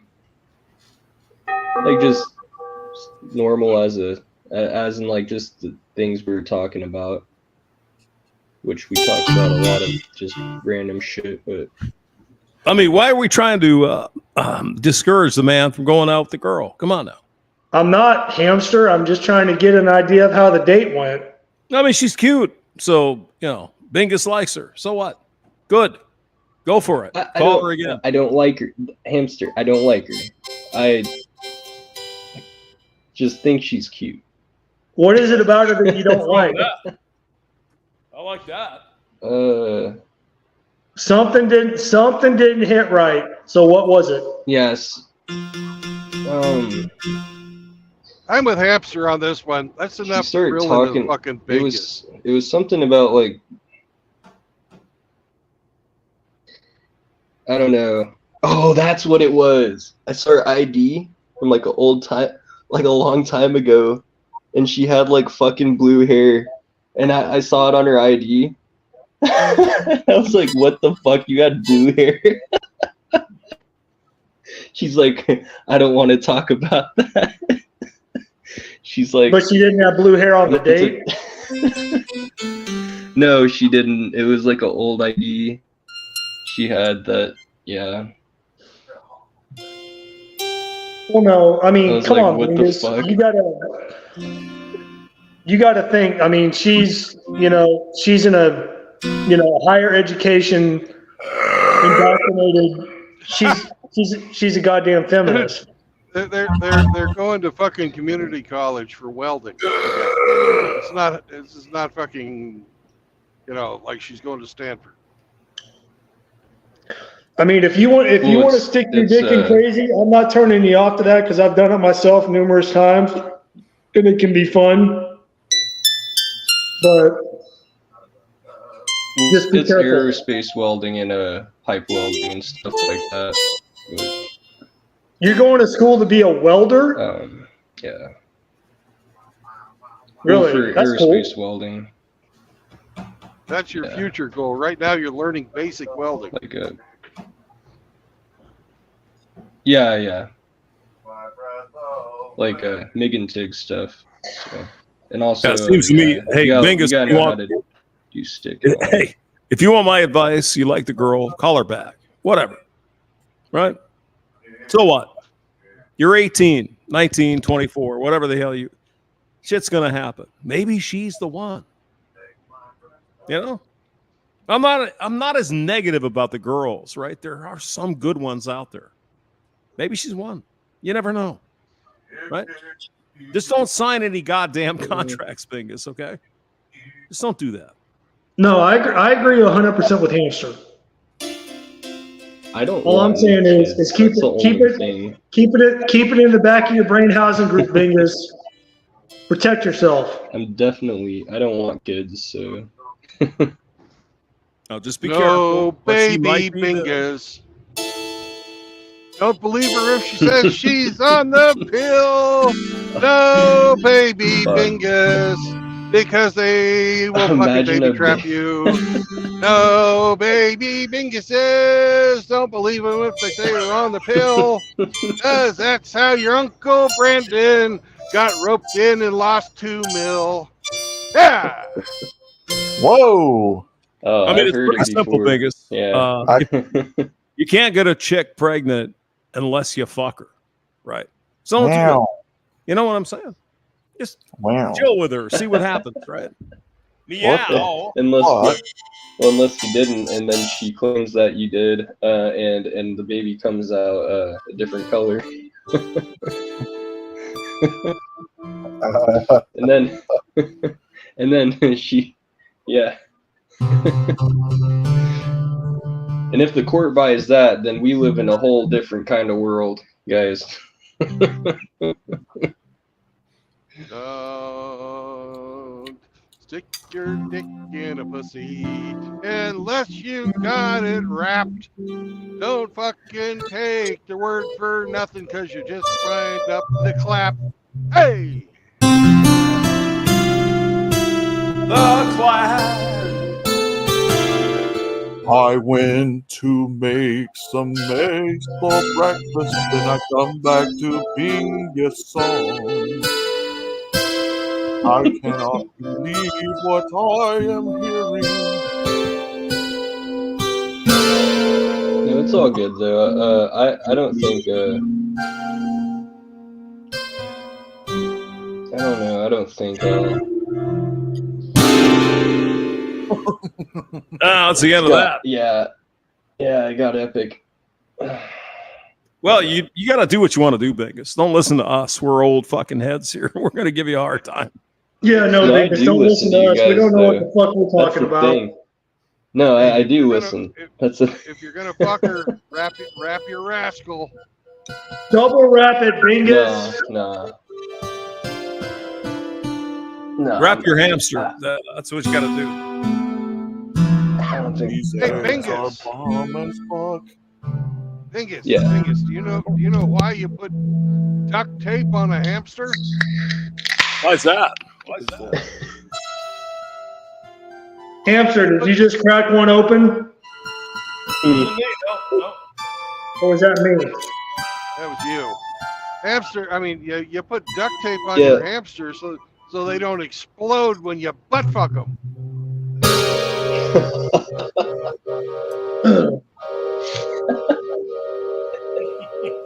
No, Bingus, hey, I can't speak for everybody, but I can just speak for myself. Just, do what you feel you got to do, but be safe and take care of yourself at the same time. And just know that we're here for you.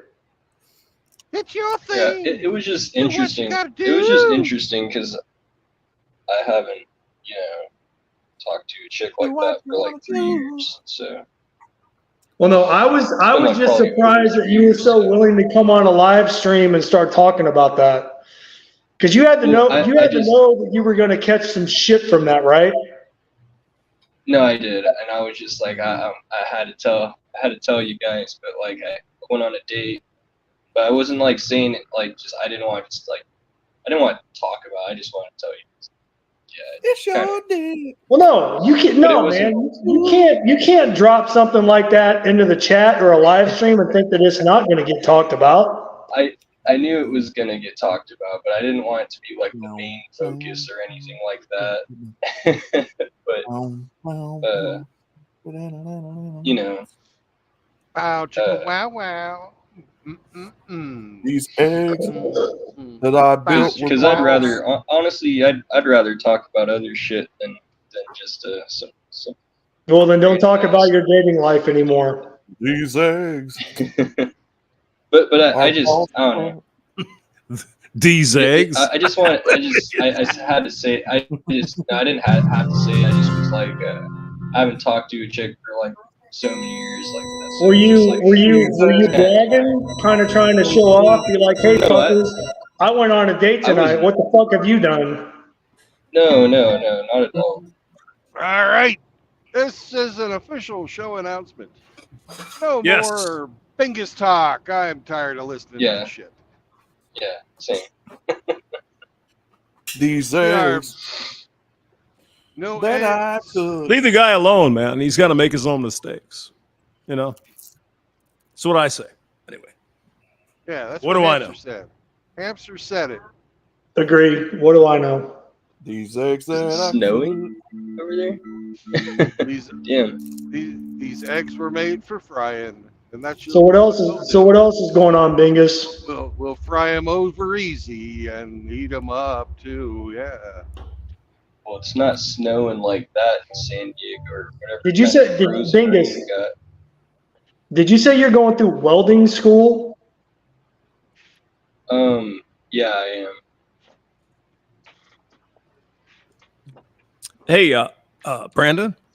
Yes, sir. Eric Zombro is backstage, so he'd like Oh, to he join. is. Let's let Eric on. Well, I put a little cheese on my eggs. Actually, yeah. Eric is gone, but Constantine is here, so that All means right. it's D&D time. All right, Constantine. Hello. God bless. What's up, brother? Good to see you.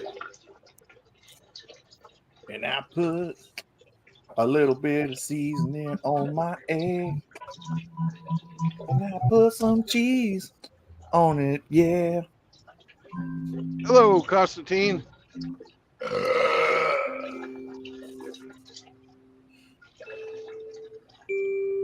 Skype Master C.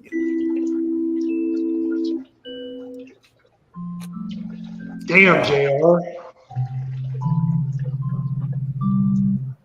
Yeah, I made a huge. Hey, Constantine, if you're trying to talk, I can't hear you. Yeah, we can't hear you, Constantine. He's on mute. Yeah, you're on mute, Constantine. Maybe he'll come off mute. Come on, sir.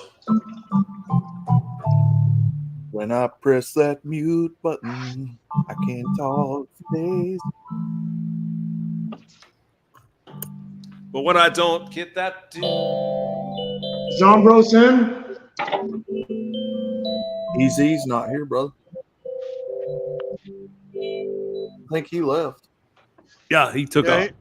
He's got a very short waiting time. If you don't get him quick, he don't come in. I don't know, man. Zombros is in my neck of the woods, northeast Oklahoma. So, I mean, they may be having some shitty weather right now. Yeah. No, I have family going to Tulsa today, and they say the weather is nice. Hell yeah. No, So Mogi. nice out No, here. Mogi. I do not like zinc on Southern eggs. California. I was born in Tulsa, and I grew up in northeast Oklahoma. Hamster left. Yep. Constantine is still here, though. Well, Did we Is lose that a the good one, hamster? Hamster? yeah, Hamster left. He left out of here. Well, if that is Dungeons and Dragons time, and I will take my leave, and I will see you guys later. Yo, Outlaw. Yeah.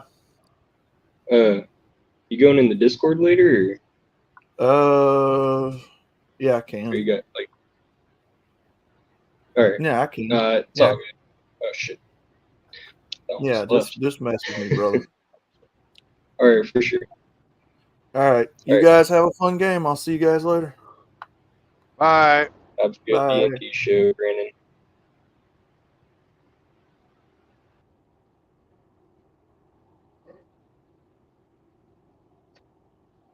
Hey, Constantine, we cannot hear you.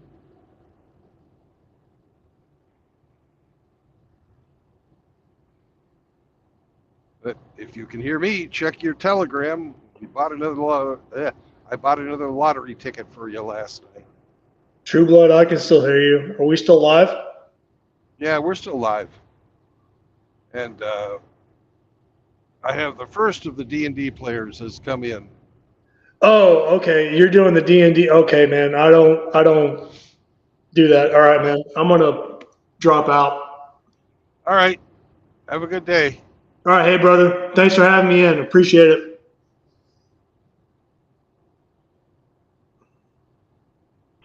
I hope you win. Bye. Later, Hemi.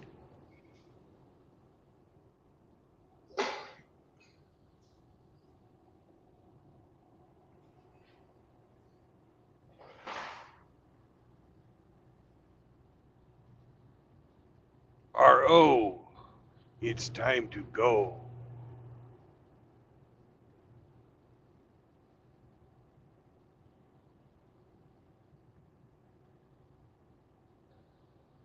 Constantine, I can't hear you.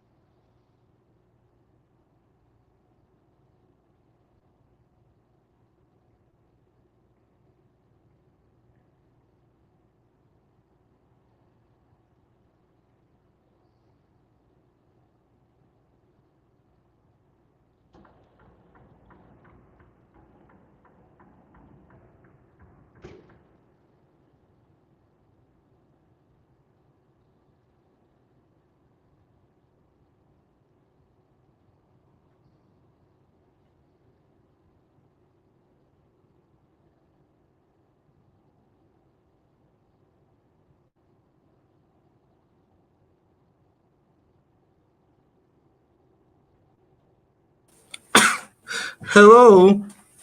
Welcome. You've discovered your mute button was on, I take it.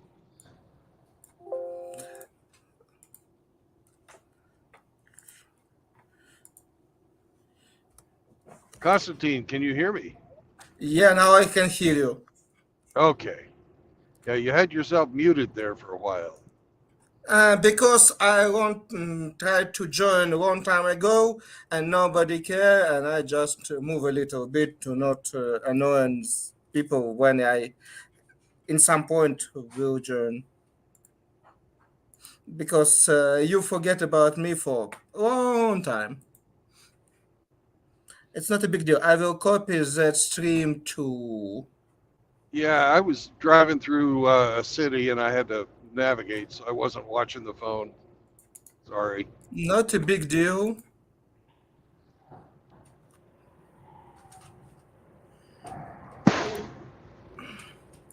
I was going through Indianapolis. It's somewhere in Indiana. Yep.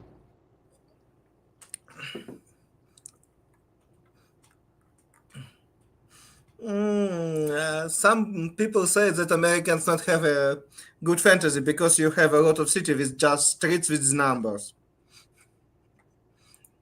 Same Kind of view makes it about easy Indianapolis. That sort of makes it easy to navigate. So, yeah.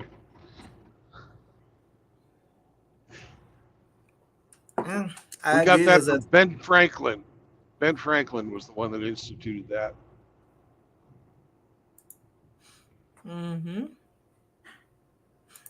At some point, it makes sense because it happens mostly because you built a new city that you were already advanced civilization.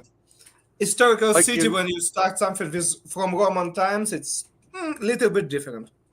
Yeah, yeah.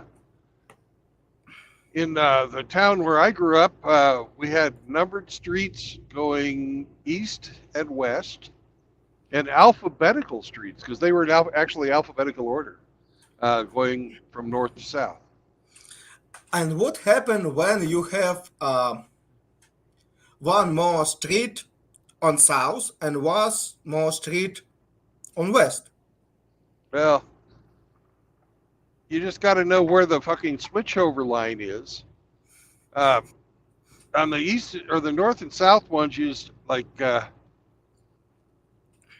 it gets a little crazy depending on the town. They have different places like where the north and south ones they would you know the A would stay the A, but you'd have another. You'd start in alphabetical order the opposite way.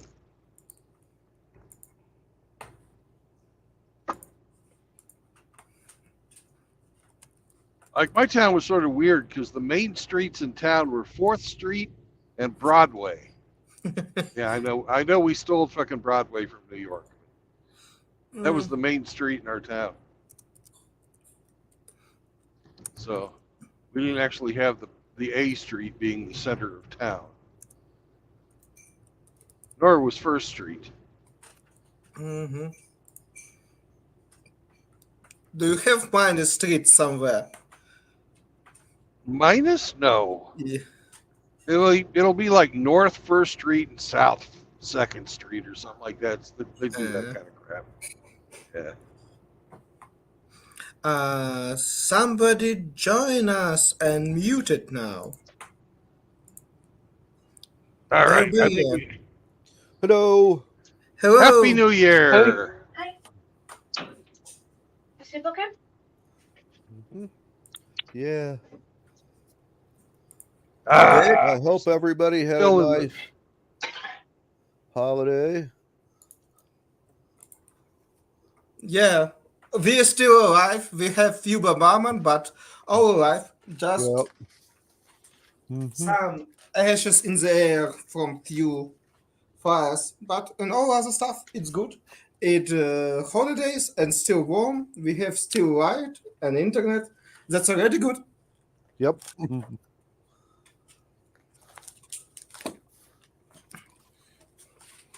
Oh yeah.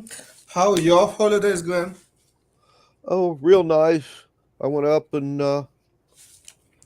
saw my mom and some of my siblings and their kids, and you know,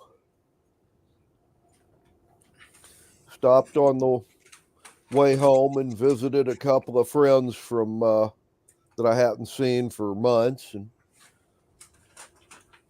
had a good time. Weather was real nice until yesterday. And then it snowed here and turned cold. So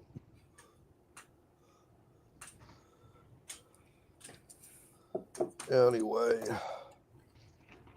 Glad to hear it. Yep. And Bill, where are you at today? I just passed Indianapolis and I'm heading east. I have a delivery in New Jersey on Monday morning. Okie doke. Yeah. Yeah, I hear the weather's pretty sucky up in the northeast part of the country. Well, You'll you probably can get to look see at some of the that. screen and see what it's like. Well, if you'll look at at the screen, you can see I see out my front window. Yeah. Snow and Snow and overcast. it's not really looking, snow. Yeah. Mhm. It's freezing mist right now. Yeah. Yeah, so it's just all kinds of fun. Right. Luckily, there's not much wind, so that's good. Yeah. All right. When last we left, we had completed an attack. Yes. On the cloud giants. Yuppers. And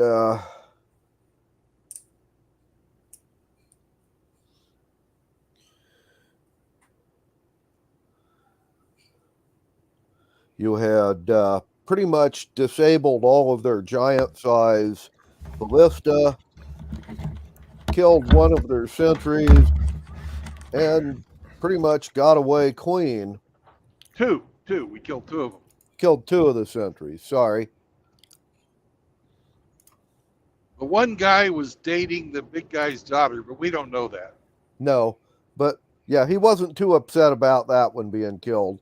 They're pissed about the other guy, though, but that one, he didn't mind. Anyway.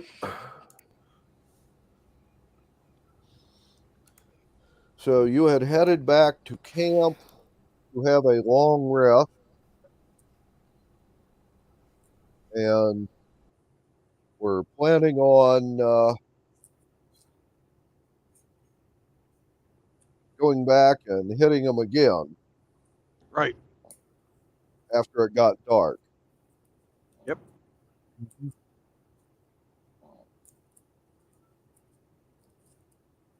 And we're sending messengers to the other camps and the Dwarven City, both asking if anybody wants to come and join in the fun. Mm-hmm. Yeah. But the attack we're going to do today, we have all of those flechettes that we've had our craftsmen building. Mm-hmm. We're going to. I not remember for previous attack. We saw some kind of well or some source of water that can be in that castle. I don't remember. No, you did not see what they had. You basically attacked things on the outer wall and the courtyard. Mm-hmm. And you didn't check out the interior of the castle. Okay. Because against giant, it's preferable some kind of guerrilla wars, and better if because I already specialize in that. Prepare some poison, prepare some stuff, just in case we have such opportunity. Right. Okay. Anyway,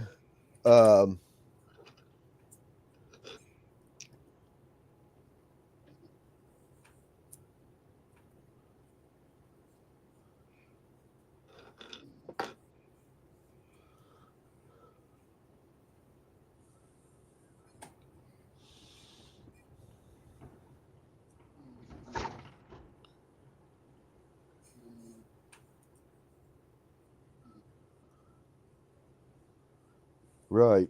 Well, your messages have been received by the other folks. And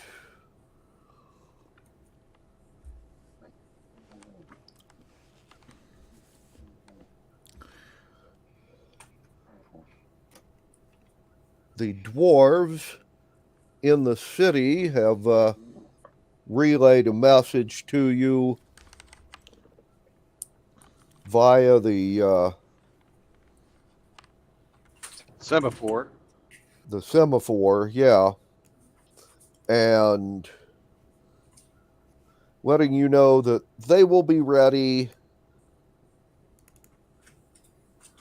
at the time you said you were going to like show up. If you're about a day's march from there, which would mean a half day's flight, if I remember correctly.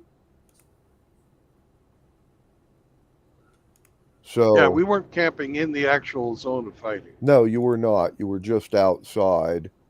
Mm-hmm.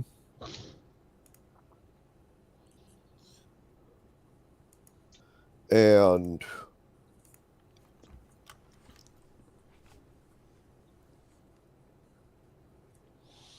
so we're doing our attacks every other day mm-hmm.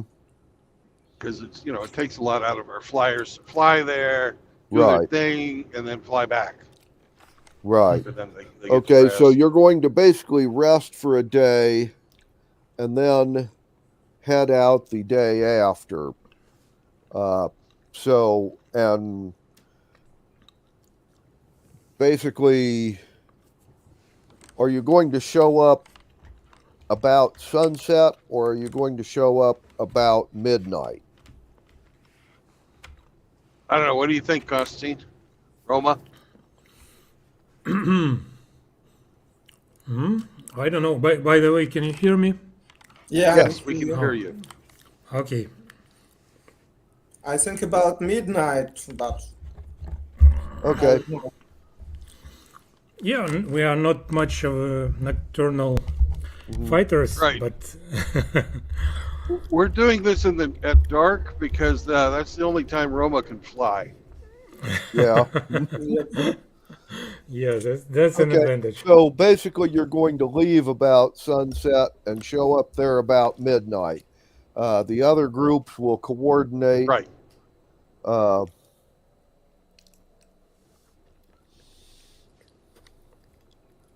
And let's see what else we got. Yeah, the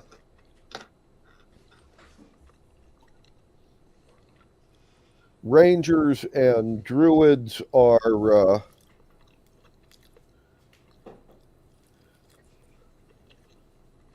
basically going to be there. There is a relief column of hill dwarves that's a few miles from where you are. So they could, in theory, march there and attack about the time the others did if they left,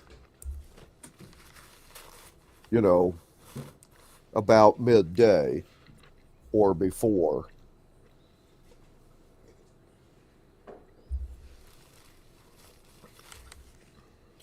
And are your infantry going to march up this time, or are they going to stay here and We're planning on defeating these guys in detail, the cloud giants, and then sending the infantry in after the cloud giants have been taken out. Okay. Because we're going to use the infantry as cleanup. Right. Okay.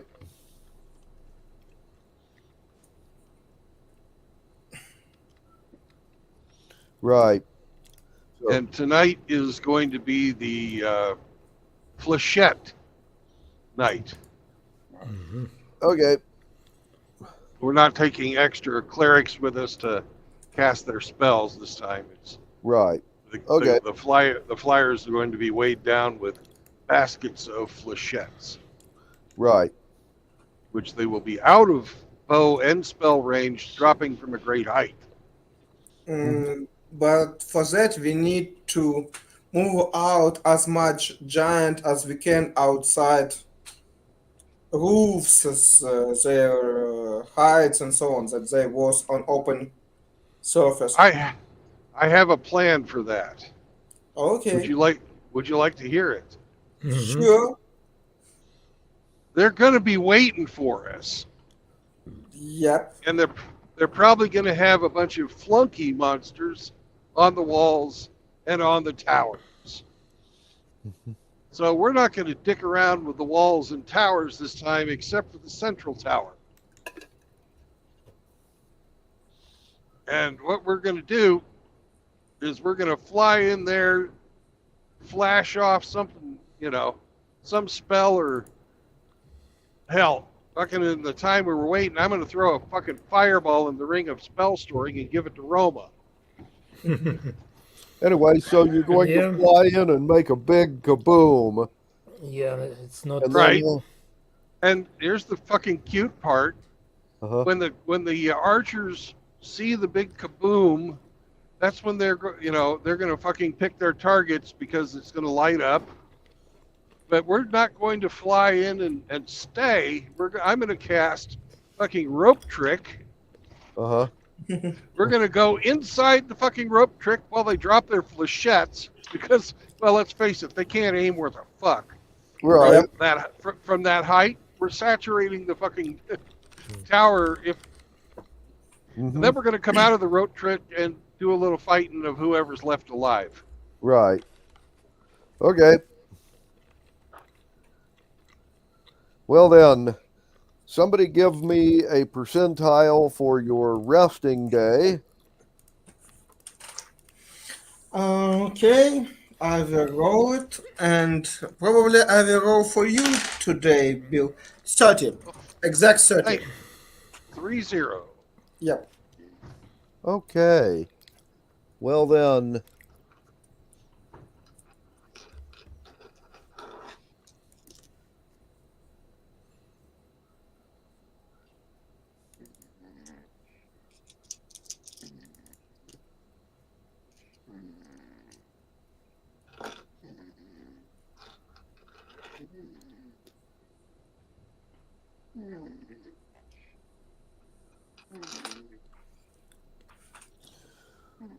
you will have no random encounters on this day. You will get messages from the semaphore, however. And they will basically say,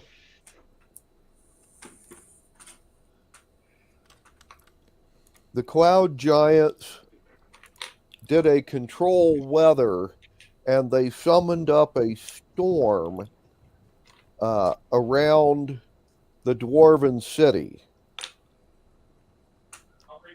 Cold rain, moderate wind, and the castle took off and spent the night circling the storm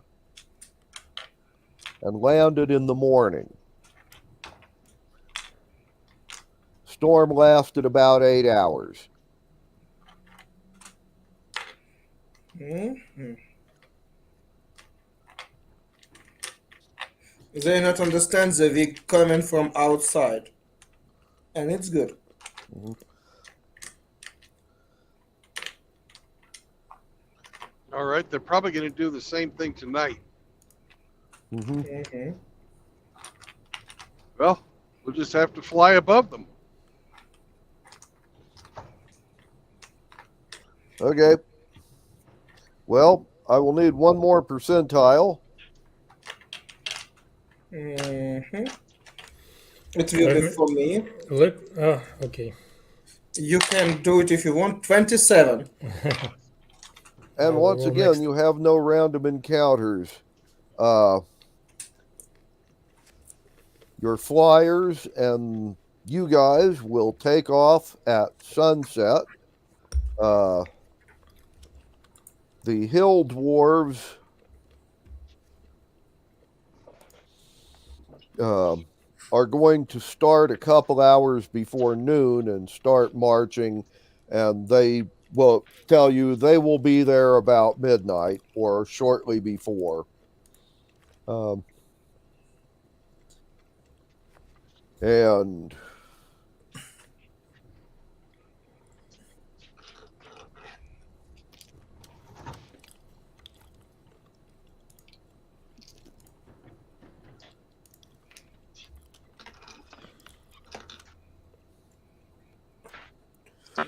anyway,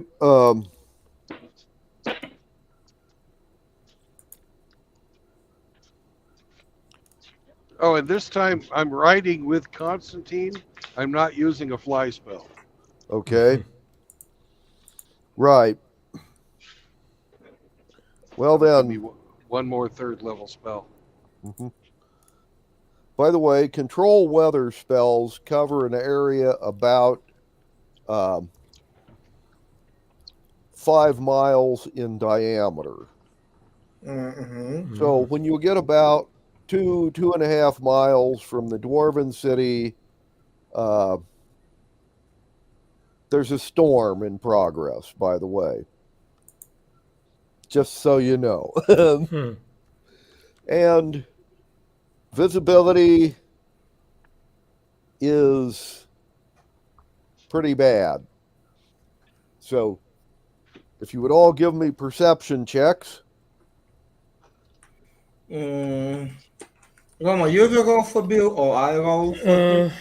I can roll, why not? 16 for me.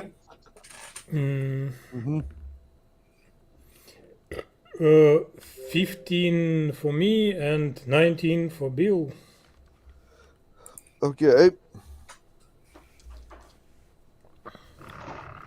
Well then.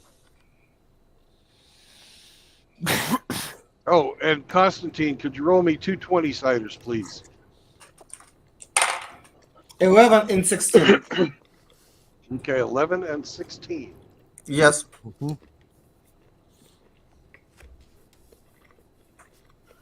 Okay.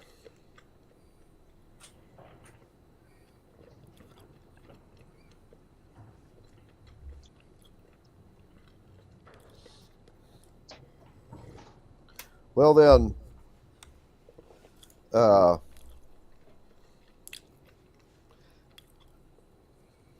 Bill, you're the only one because you got to have a 17 or better on your perceptions to see anything. But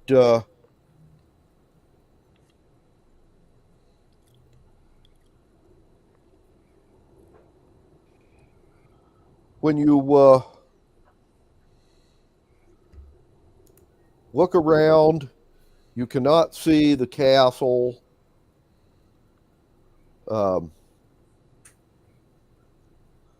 You do, however, spot one of the cloud giants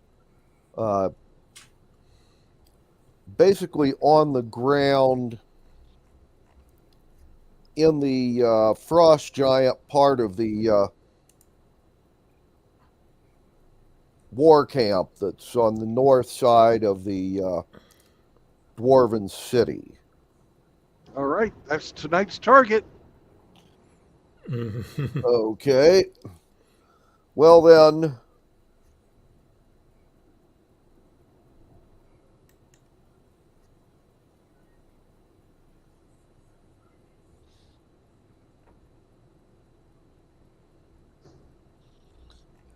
no one has spotted you.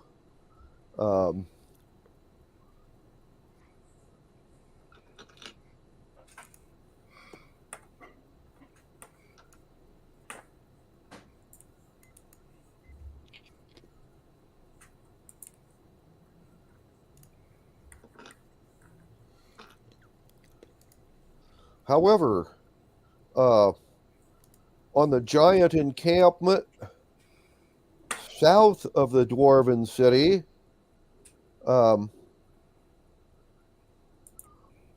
the relief column of hill dwarves has just launched an attack on the hill giant section of that encampment. And even Excellent. with the storm, it makes enough commotion. Basically, a 12 or better will notice it. So,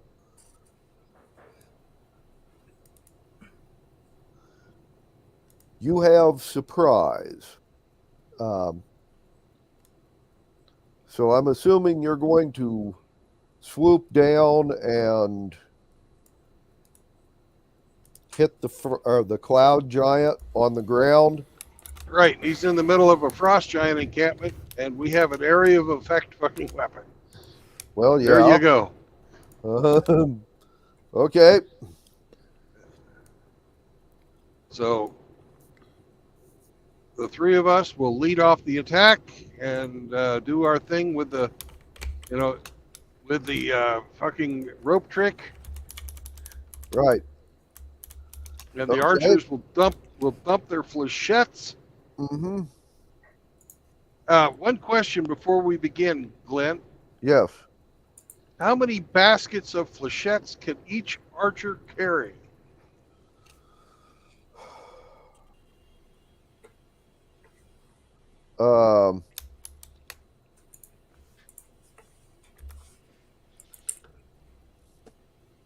Well, it's all well within their weight limit, but they're kind of bulky and might interfere with wings. So, well, we have the special belts that we were using to fucking hold people up. So, right. It really depends on how heavy the baskets are. Yeah. That's kind of a DM call. Yeah, really. Well, hell, when in doubt, roll dice. Which dice? Okay, it looks to me like they can each carry what amounts to a 3-gallon container of flechettes. Or they can each carry 2 containers about 3 gallons each. So they can dump 2 baskets each.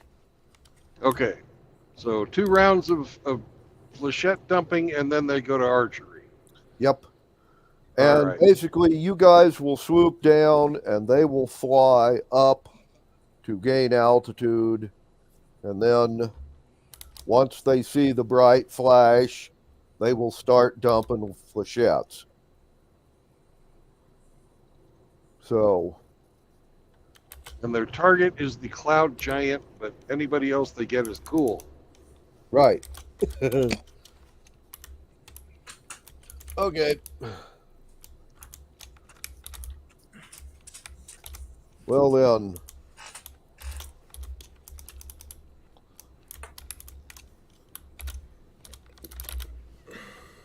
Roll me initiative while we're.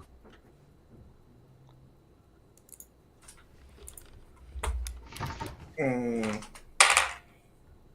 18 for Bill and 10 for me. Okay. What pluses you have for dexterity, Bill? 3. Then 21 for Bill. 21 for Bill and 10 for you. Yep. Okay. And Roman.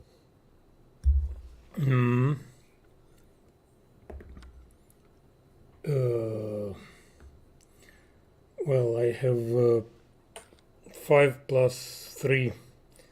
So okay. 8 total. Yeah. Okay. Yeah, not much.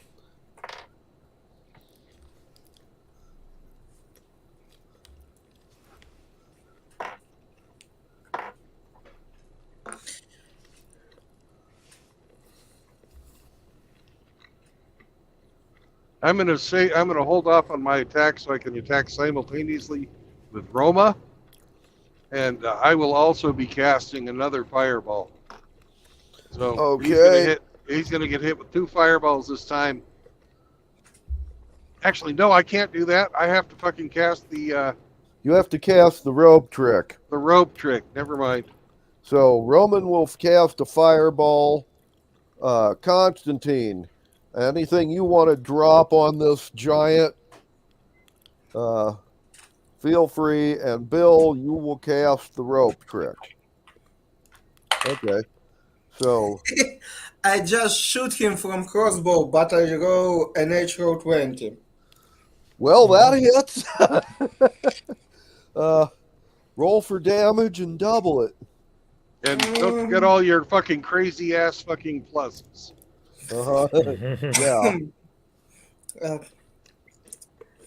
Yeah. Because it's a surprise, all dice will be 11 plus 3 plus 6. 20. No, I not doubled. 11 plus 3 is 14, 28 plus 34 points of damage. 34 Doubled. points of damage. Yep. Okay, cool. It's And Roman, Nice. you're touching off a fireball out of the Ring of Spell storing. So 8d6. 8d6. 8d6 worth of damage. Nice. It's more than I could do with melee weapon, but if you roll with advantage, you probably roll the same or more. Oh, you don't. Yeah, that's true. Without advantage, it will be just 20. Yep. Anyway, roll us 8d6 for damage, please. 86. Well, 1, 6, it's 7. Plus 3, 9. No. 10. 10, it's 3. Plus 6, 16.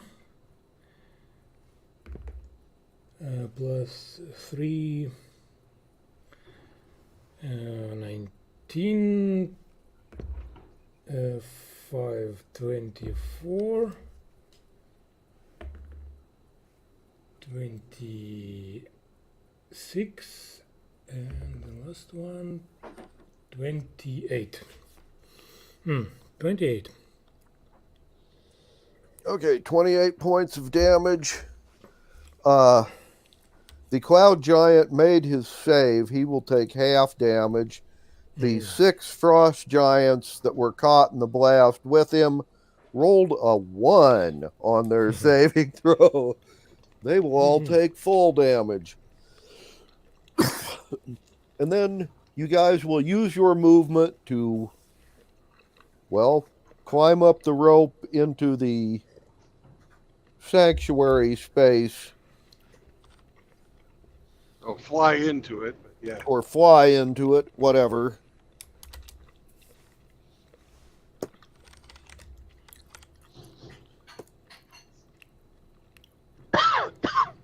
And our flechettes. Checking. Oh, wow.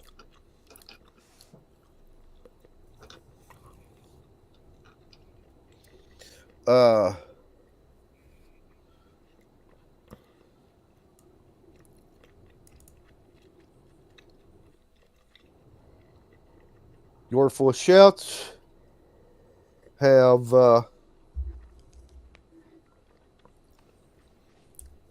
have just done 60 points of damage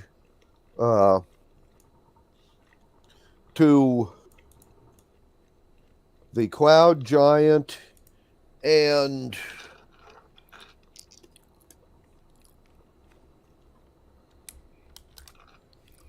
nine others.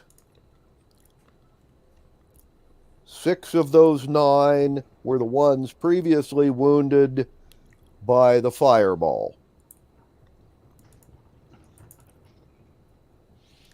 This ends the surprise round. And so next round,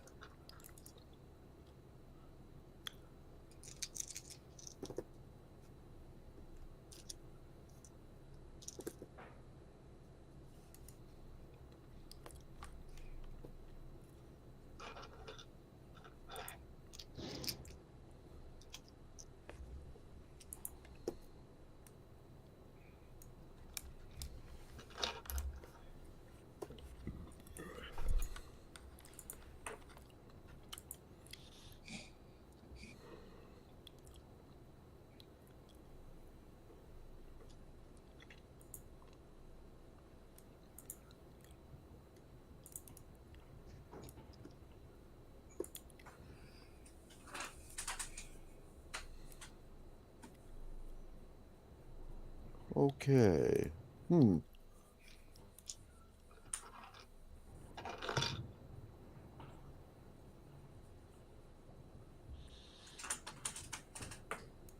Well,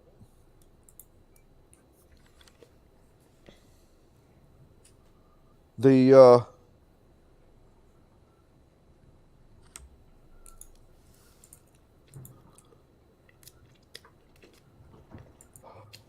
dwarves fired arrows and catapults, and the hill dwarves from outside launched javelins, and pretty much everybody missed everything.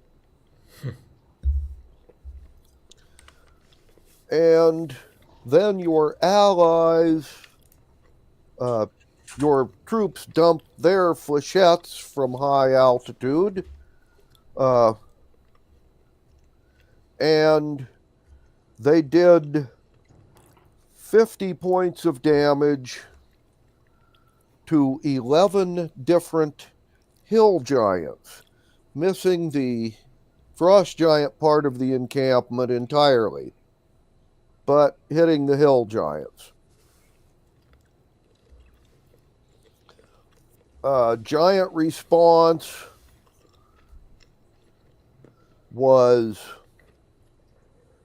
on the south to engage the dwarves. The hill giants, basically did berserker attacks against them, wounding a bunch of them, and the frost giants are now attempting an encirclement. The hill giants on the north side, after they had the flechettes dumped on them, all became enraged and have attacked the dwarven city across the bridge over the chasm. The dwarven artillerymen inside are now using them for target practice. And that would end this round, and it will be safe for you guys to come out of the rope trick next round. So it is now next round. Bill, you go first. Fireball at the storm giant. Okay. And he's going to roll an 11 this time on his save. Oh, goody. Well, let's see how the frost giants that are next. Constantine, could you roll the damage for the fireball against that storm giant? 8d6, like I remember, yep. Mm-hmm. Yeah. 8d6, yes, sir. Mm-hmm. Oh, 21 and 10. 31. 31 points. Okay. He will take full damage. The frost giants next to him made their save this time, so they will each take half damage.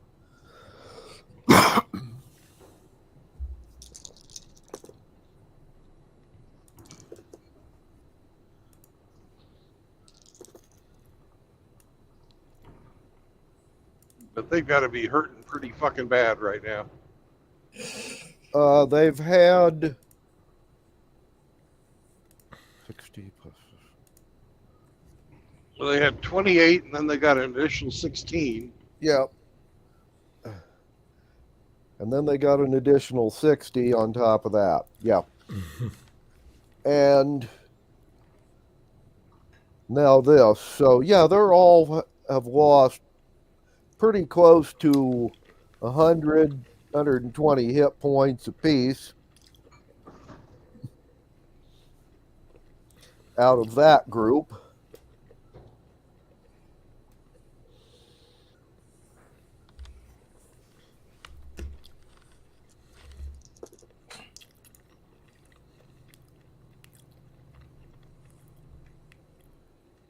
Okay, and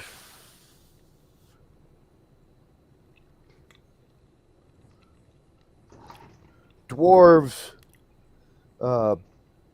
continue to kill the hill giants dumb enough to try and cross the bridge.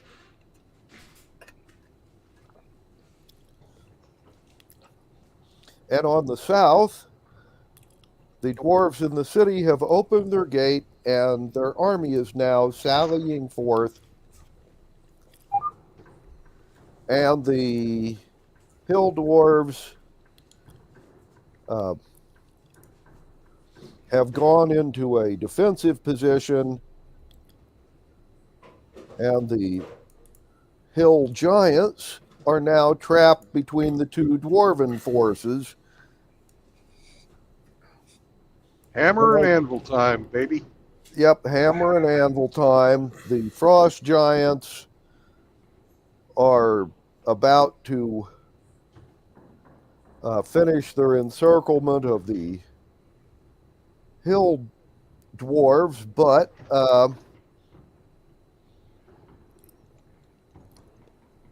they are out of position to do anything to help the hill giants. And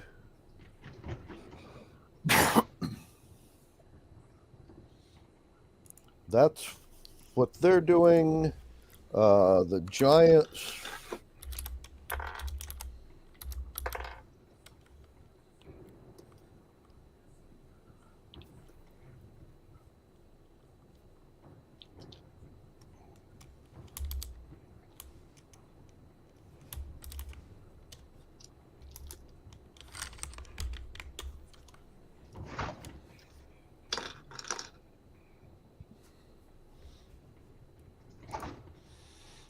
Okay, well,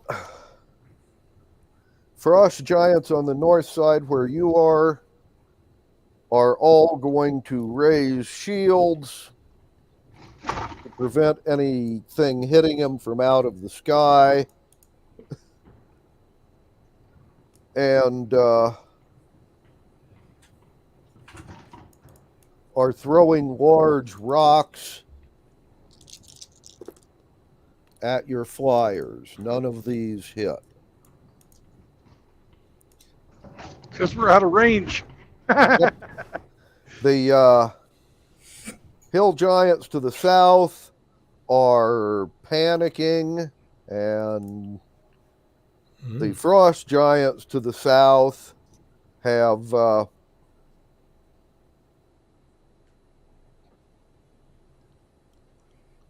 rather than attempting the encirclement maneuver any longer, they are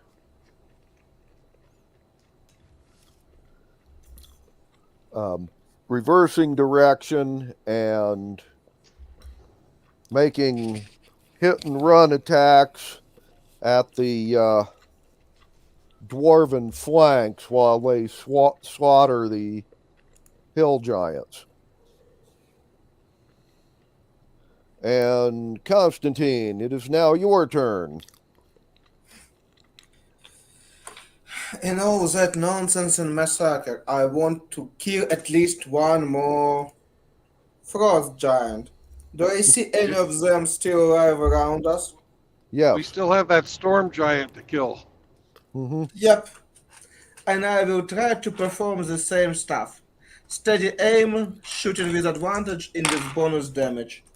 17 plus 8, 25. Probably it was hit. Okay.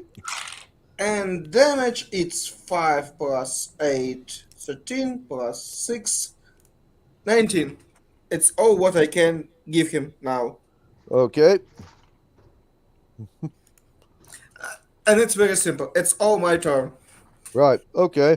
And Roman, you get to fly out of the rope trick now, and you have a cloud giant and a number of frost giants that are close enough that you can engage them with a melee attack if you wish. I will need to break my flight, I guess, for this. Mm-hmm. Uh-huh. Well, okay, why not? Mm-hmm.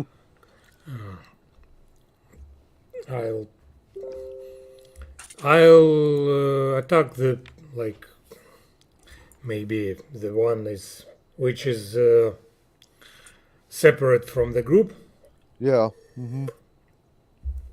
so that they wouldn't overwhelm me with organized resistance. But Okay. So that would be one of the frost giants at the edge of this group then. Mhm. So the others would not get an attack on you. So yeah, give us a to hit roll. okay, let's try to kill this guy.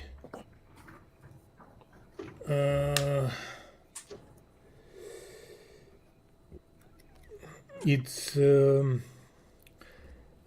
16 for the first attack. Okay, let's see. Ah, yes. Okay, these guys have an armor class 15, so yes, that will hit. Mm-hmm. Okay, and the damage is 1d10.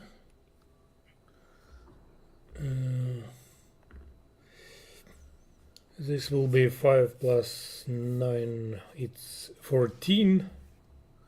Okay.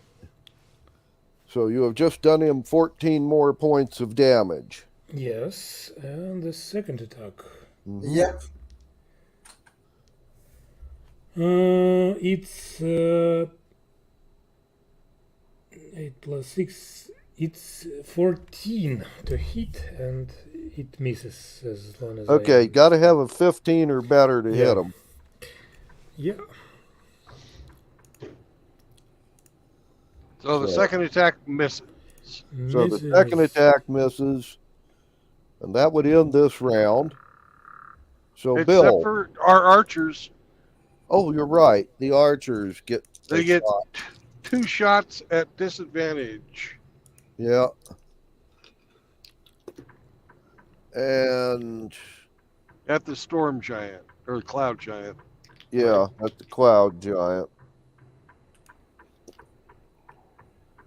And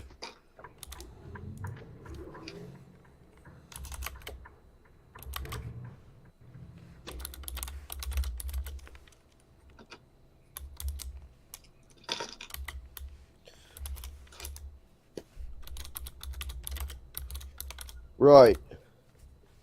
Okay.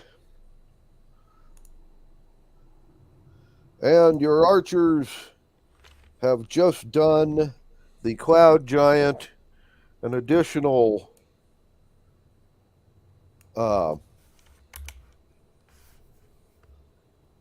18 points of damage.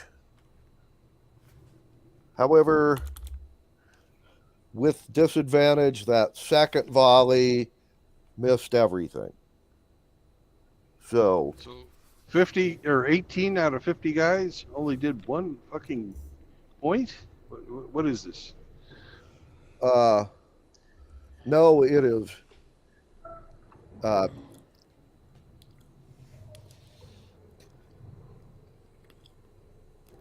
2 squads hit him for absolute minimum damage. And everybody else missed. It happens. Yeah. Yeah.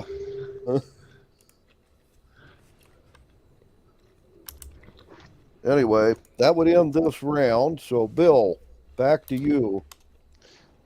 Well, speaking of backing, I'm doing that right now. It'll be Yeah. another fireball at Mr. Cloud Giant. Okay.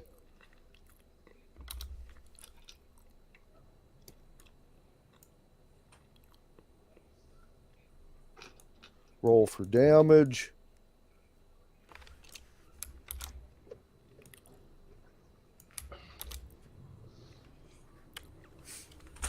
right, Constantine, could you roll me 8d6? 8d6. Yeah. Always fun. And it will be 14 for first four and 14 plus 19, it's 33. 33. Okay, Roman. Hey, Glenn. Give us a dex save. Glenn's Roman's with the Frost Giants, right? Roman is with the crowd around the Cloud Giant, hitting one of the Frost Giants at the edge of the group. Okay. He is within range of the fireball. Wonderful. Give me a save. I have advantage if I can see the. Yes, the you have threat. advantage. Yeah, so.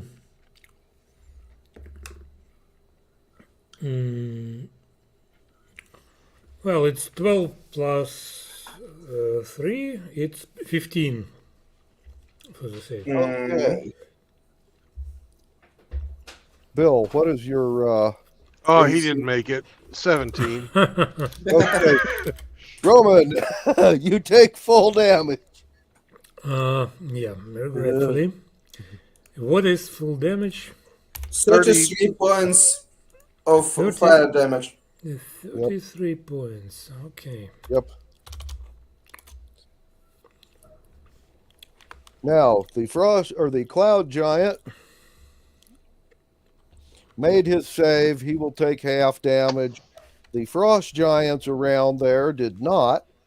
They will take full damage, and the 6 of them are now dead. The Cloud Giant is still up, but he is like way down on hit points now. That should put him at 188. Yes. So he's got 12 hit points left. Yeah. Pretty much. Yeah, they have 200 hit points, so yeah. Okay. So he is badly wounded. And stubborn as fuck. He just tried to fly away. Okay. Then we kill him here.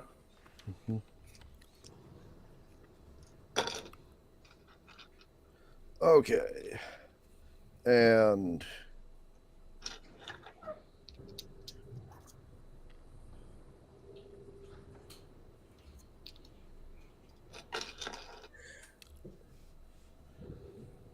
so the dwarves are continuing to do damage to giants.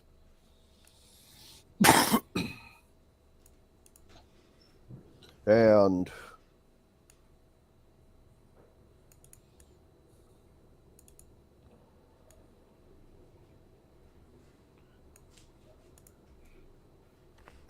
the giants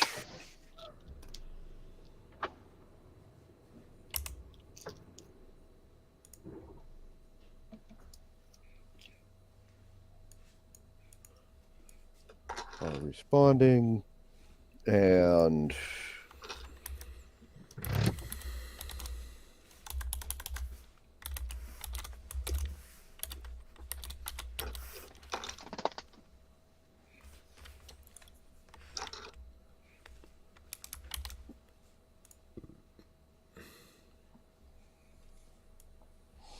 now Constantine,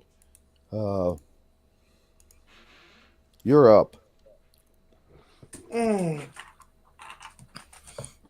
like I stay in steady aim on my broom, I do the same. 18 only on dice, it's probably hit. Yes. And try to make as much damage as possible. And it's 18 points of damage at all, total. Okay. So you have done 18 points of damage to one of the frost giants that's within crossbow range. All of the ones closest to you just died in the fireball. And Roman, you've had a big explosion in your face, and the guy you're fighting is now deceased. Yeah, I guess I would rather retreat somehow. Yeah, Okay. if you have still enough hit points. Fly away. Yeah. Yeah. Gotcha. Come here, Well, Sam. there's no one close enough to do an attack of opportunity on you. And Nice.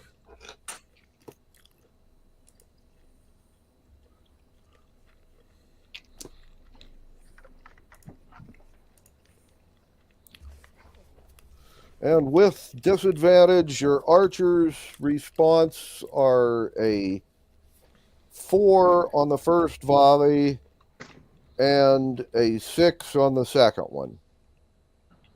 Not including pluses, because even with pluses, it ain't going to help.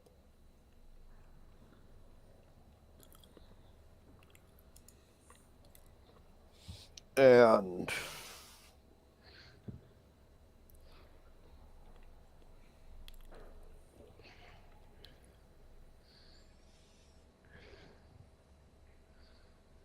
okay, so Bill, back to you.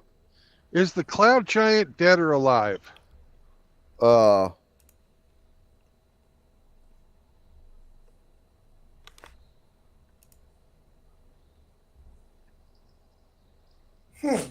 The cloud giant is still alive because nobody after the fireball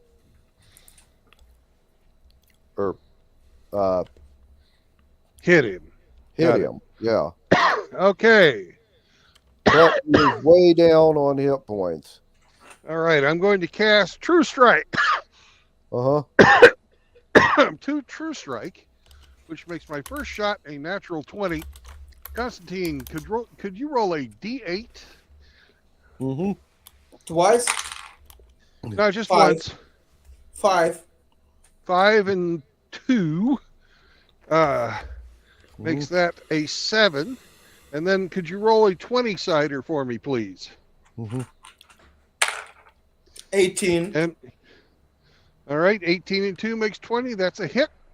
Yep. And could you roll another 8-sider? 4. 4 and 2 makes 6. So the 8 and 6 makes 14, which is 2 more points than he had, and he's dead. Yes, he is.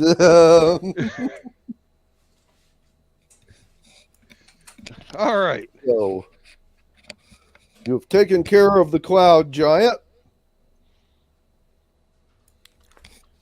And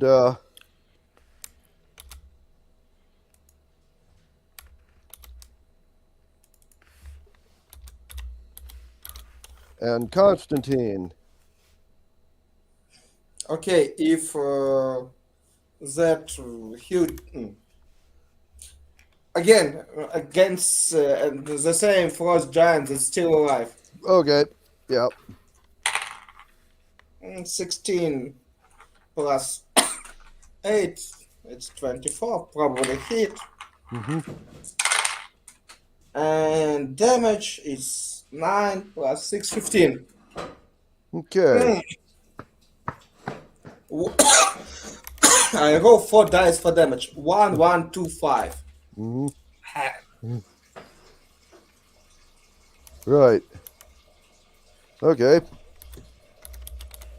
And Roman, you flew up and away from where you were, so you are now out of the immediate combat.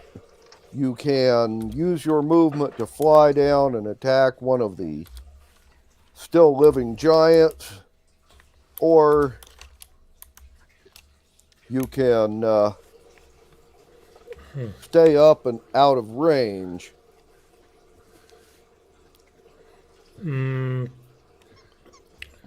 I'd rather stay out of range. Okay. Because I have limited amount of fly. Right. Okay. Sorry, Roma. I didn't think you were close as that. So my bad. It happens. Yeah, it's Yeah. okay. I'm doing pretty fine actually. It's not like half of my hit points. More than half is with me. So Yeah. Okay. Anyway, that will be the end of that round. Oh wait, your archers. That's a 5. And that's a 7. Okay, never mind. They've missed everything again. They did much better when they were dumping flechettes that covered an area, you know? Yeah. Oh well. Bill, you're up. Okay. What group looks the most damaged? Probably the frost giants. Yeah. Can I get the frost giants without hitting any of our fucking allies? You can hit some of them. Okay. Oh, and by the way, there are some of them this round using their movement to close upon you and Constantine's position. We're flying. So you know. Yeah, just I think that next turn I will fly away. Yeah. I Constantine feel has that it's control. happening somewhere here. Yeah, you've got control of the broom, so you know I go where you go. Well, anyways, those frost giants that we can hit. All right, 5, 10, 15, 17. 3 more dice.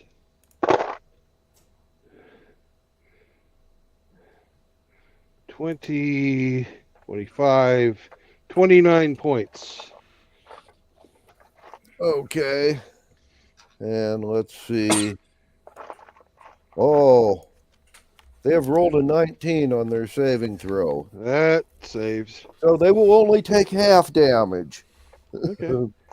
So they take 15 points. So they will take 15 points of damage. There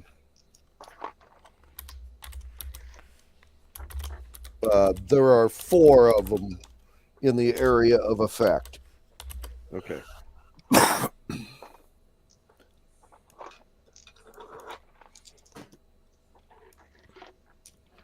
Oh, and I have parked, so I can roll my own dice now. Yeah, All right. I understand that. That's why I'm happy for you.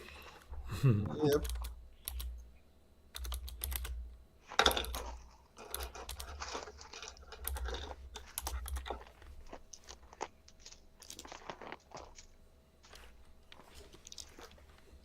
No, Sam, those are dice. They're not dog toys.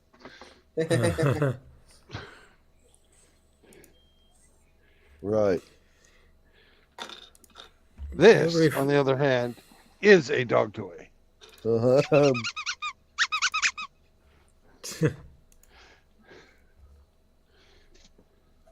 Sounds funny. Yep. Well,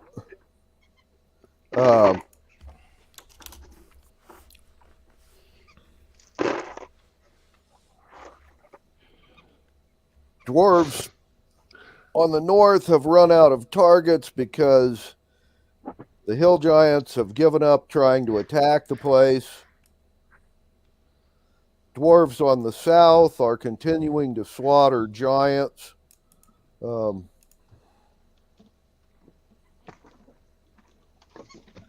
And the ones around where you are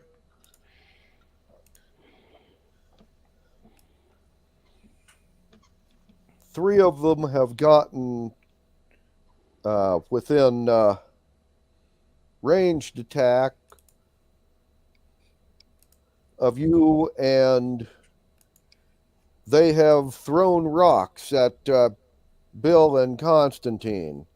The 2 hit rolls were a 6, a 9, and a 14. I'm pretty sure those don't hit. No, they do not. Okay, but they are throwing really big rocks at you now. Yep. And Constantine, down to you. It's time to fly away. Yeah. Fly away. Okay. Like an angel in the sky. I just don't want to catch some of the rocks. I don't like play volleyball or no. It's baseball. Right. They have each taken an attack of opportunity at you as you leave. This time it was a 9, a 7, and a 13 in that order. No, 16. Yep. So none of those rocks hit you either.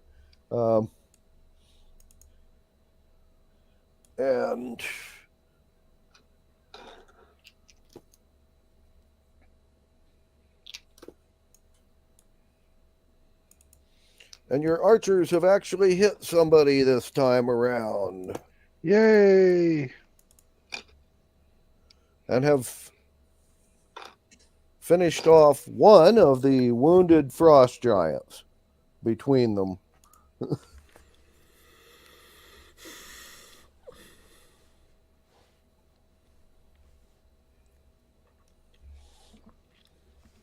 All right. So it's back to me. Yep. I'm going to figure out where, if we wanted to place ourselves in a position where if they threw a rock at us and miss, on its downward trajectory, it would interact with their own army. Well, you'd have to basically position yourself more or less high above the camp, and then the rock would come up and come down somewhere near where the person threw it, aka within the confines of the camp. The only other thing to do would be to stand directly in front of one of the giants so they would throw it, like a fastball, and then you get out of the way in time. Well, Constantine would probably have a lot better luck dodging if we were directly above. Mm-hmm. So I'm going to ask him to do that, to fly to that position where they would throw it, and when the rock gets up, I'm going to cast Enlarge on it. Right. And before it goes back down. Mm-hmm. Because we're up, we are out of spell range because we're out of missile range. Right. I think maybe we need to end that nonsense and fly back a little bit because we make our mission out of ammo. We are, but we still have allies in the field. Yeah. You're still a distraction. We are, if we can be just out of range so that they think they can hit us. Okay, I will do that and prepare dodge actions that we have. They have disadvantage to hit us. Okay. And I'm going to cast Enlarge on the rock when it comes up.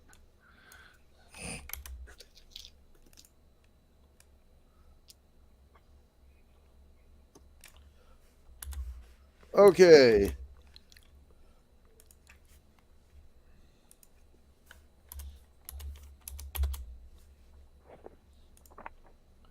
The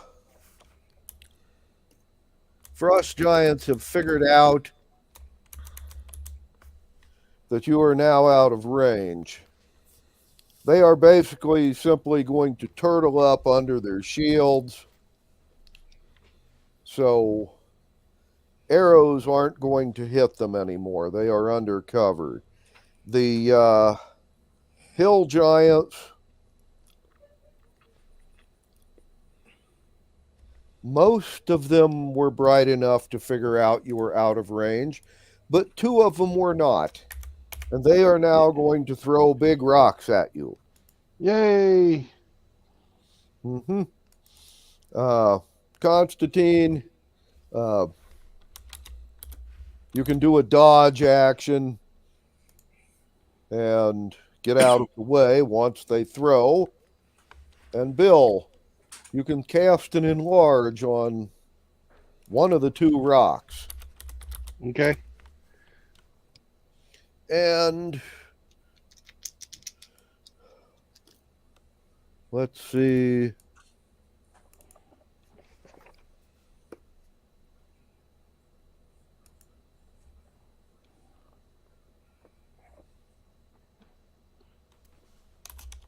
$237. Yeah. Just checking.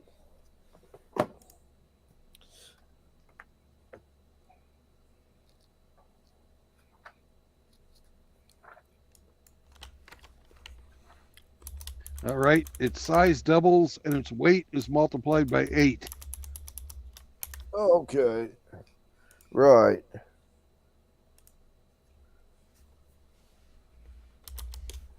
Creature or object. That's what I was checking on. Yep. So it doesn't matter if it's a person or a rock. Gotcha.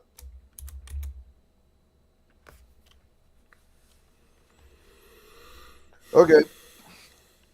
Well, you will have enlarged the rock.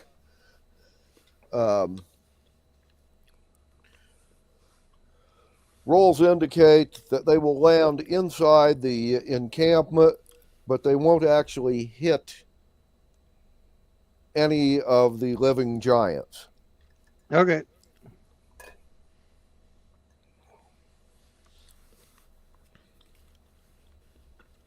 We can do this for 4 more rounds. Mm-hmm. Okay. Well, actually 3 more rounds. I have four of these total.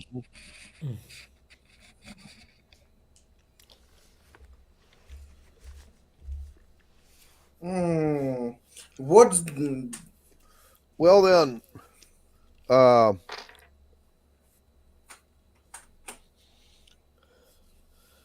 They will throw rocks again.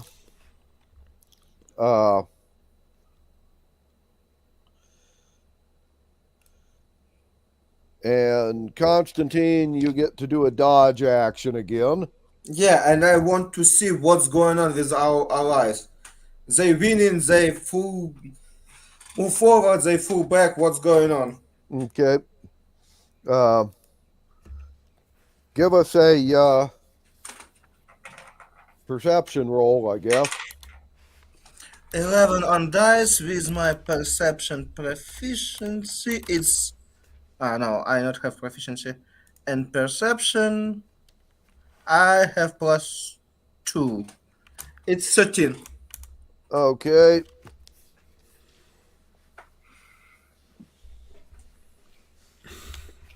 Mm-hmm.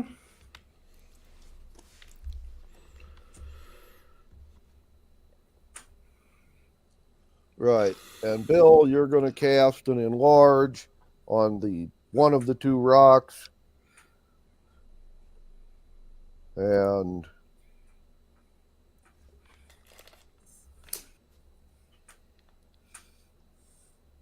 this time around, the enlarged rock actually does land on a unwounded hill giant. And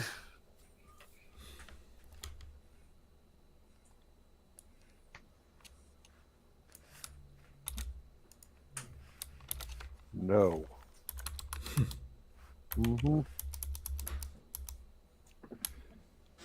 My backpack is not a chew toy.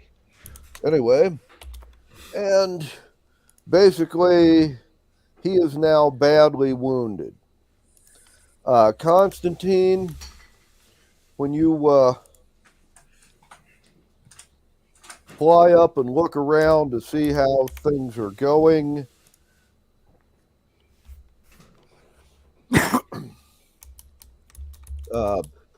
aside from your archers doing harassing things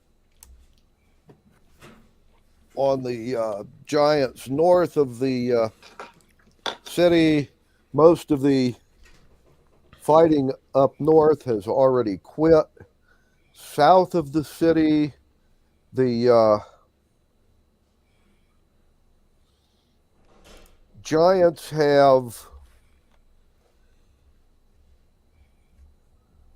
been split into two groups, or the frost giants, I should say, have been split into two groups by the dwarves, and the group that is closest to the dwarven city is basically being attacked by the dwarves, and the other group seems to be withdrawing from the battle. And all of the hill giants south of the city are all running away.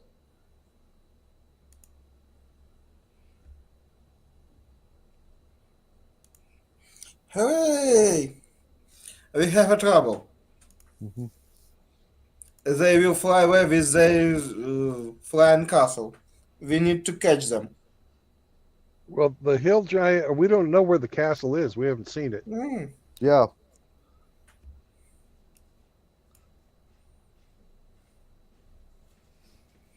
And the hill giants aren't running away in a group. They're running away like quail scattering in all directions.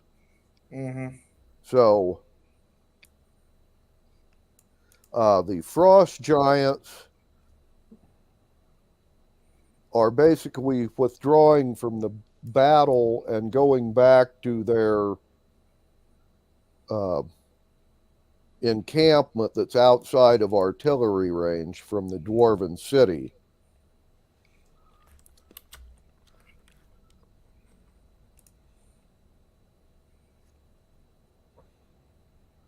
So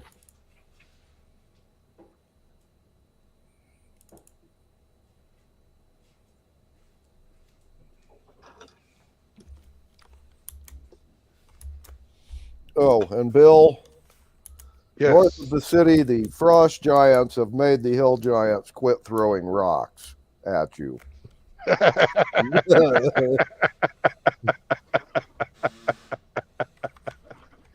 Okay.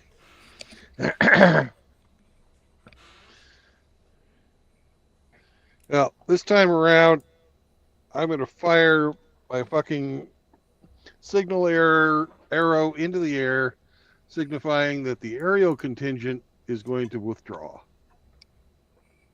Okay.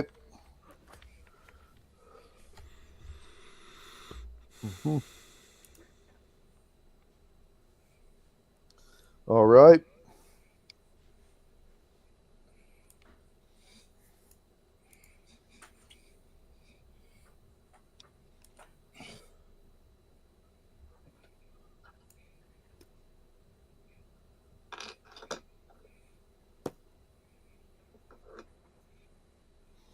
Right. Okay, well then, you guys are going to withdraw from the battle, and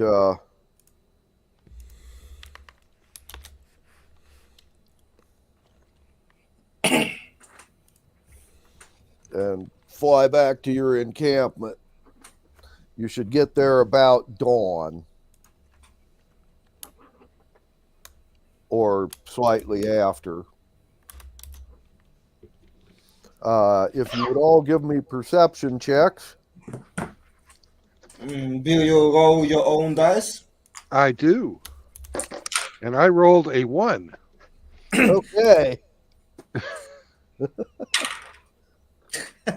I go a 1-2.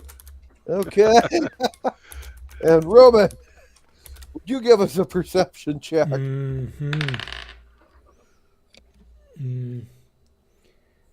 It's Kill that snake. Kill it. Eight. An 8. Okay. Yeah, apparently we are not Mhm. quite perceptive at the Yep, moment. and your archers. Your flying archers, which have rolled a 2. So nobody saw shit. Nobody saw shit. As a matter of fact,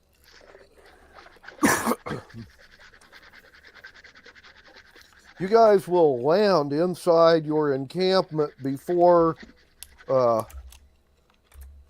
you notice what's going on. And that's only because once you land, one of the your own troops will come up and say, "Glad to see you, sir. You're in time for the fighting." What the heck? And right about the time he says that, a group of 50 ogres are going to charge out of the tree line towards your encampment and hit the tripwires and pits and caltrops that your troops have put around the perimeter of your camp. Oh, good. I'm glad I've got spells left. And then your non-flying archers are not going to do that great either.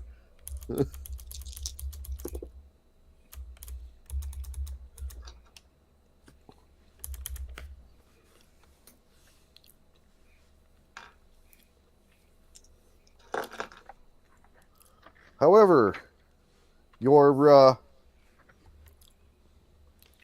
artifactor has just cut loose with his giant tuning fork and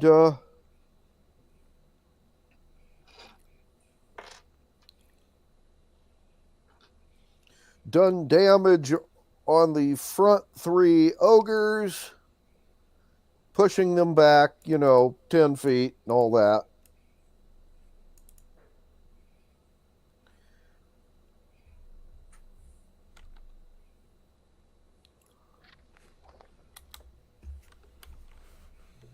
And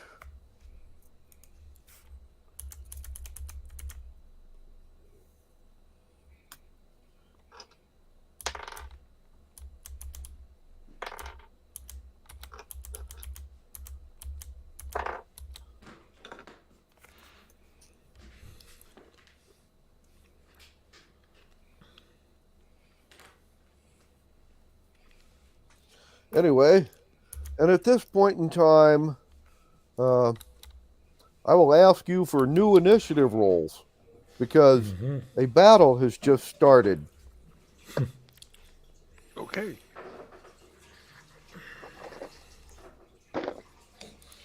Five and 3 is 8. Okay, Bill has an 8. I have a 22. A 22 for Roman. And Constantine.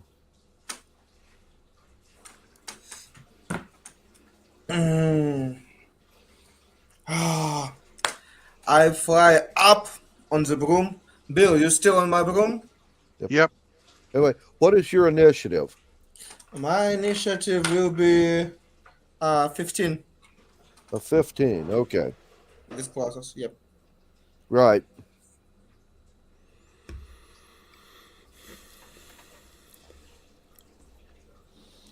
Okay. Well, when you guys, by the way, when you guys first encamped here, the druid said something about a force of ogres and frost giants being sent down to intercept the hill dwarves. Well, they just figured out that the hill dwarves' encampment was full of dwarf-sized straw dummies, and they had been fooled, and the dwarves weren't here, so they've decided to come and attack you guys. Since you are here.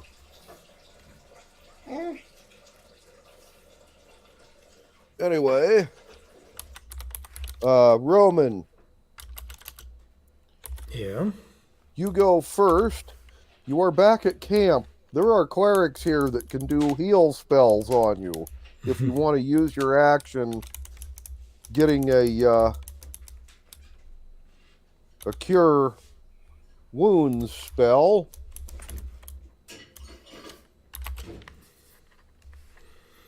Mm-hmm. Or you can attack some ogres. They are at missile weapon range at the moment. Yeah, I'm not very effective at the missile range, so I will ask for some healing. Okay. And wait until they approach. Okay. Preparing to battle. Okay. Well, you have gotten a healing spell that gives you 9 hit points back, and then another cleric will hit you with a healing spell which does 11 hit points of healing. It's totally total of 20. 20. Total of okay. 20, yeah. Mm-hmm. Okay. Yeah, I feel much better. Okay. And Constantine, you said you were going to fly up. Yep. And with Bill on the broom with you. Yep. Okay. I still want to be a hard target. Okay. I feel uncomfortable, but a small hobbit will be in close combat with huge ogre. I remember how it said for Bilbo. Yep. It's not best option.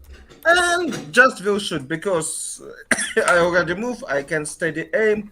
14. Does it hit its first ogre? Let's see. Ogres. Let me look those up real quick.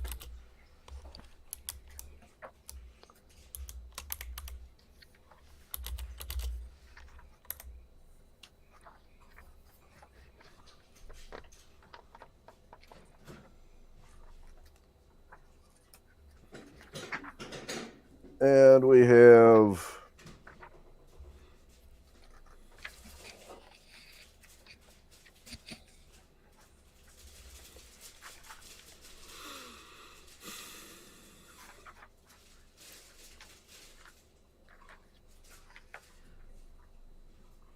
Ромчик, я зробила без льоду, бо воно і так холодне. Якщо хочеш, я додам.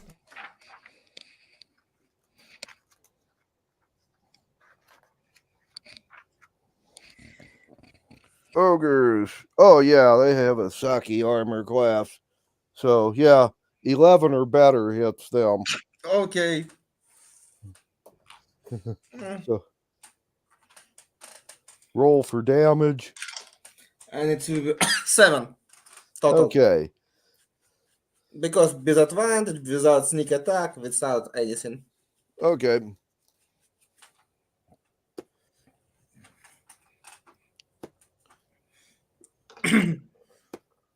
Oh. And again, our great leader still on ground and will fight in close combat.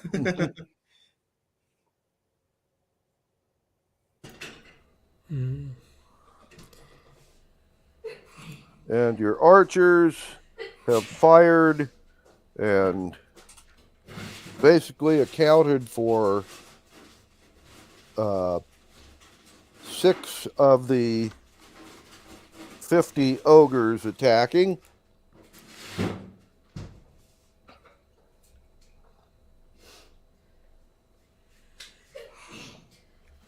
And then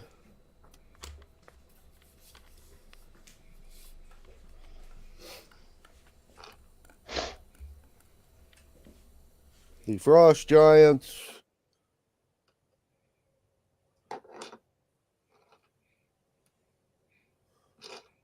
are going to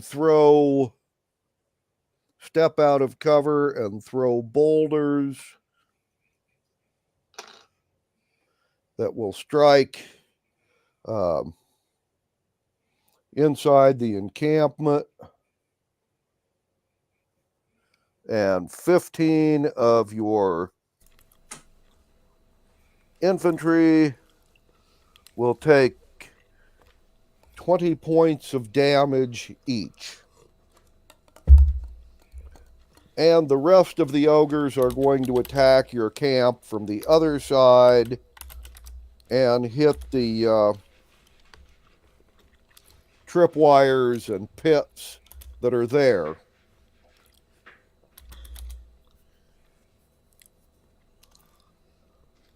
And the ogres on the west side of camp that attacked first will continue movement. They will be within melee range of the defenders on the wall next round. So, and Bill, now down to you. Stinking cloud at the frost giants. Okie dokie. They need to see make how a they do. Constitution check and beat a 17. So 18 or better. Okay. Okay, that's kind of pathetic. Bill. Yep. Of the 20 frost giants that are with this bunch, one of them rolled a 19. And the rest of them are all below 17 or below. So, All right. one of them is saved, and the other 19 have not. And let's see, Stinking Cloud, they are Page now 278. Yeah. page 278. Okay. Yep. For the next, they're going to be puking for a round. Gotcha. So they Oh, probably turn. ain't going to Excuse be me. throwing any boulders. Not round, turn. They're going to be turn. Yeah. Stinking Cloud, 20-foot radius sphere, nauseating gas. On a failed save, the creature spends its action that turn retching and reeling. Mm-hmm. Creatures that don't need to breathe, they're immune. So they'll be down for a turn, puking. Right.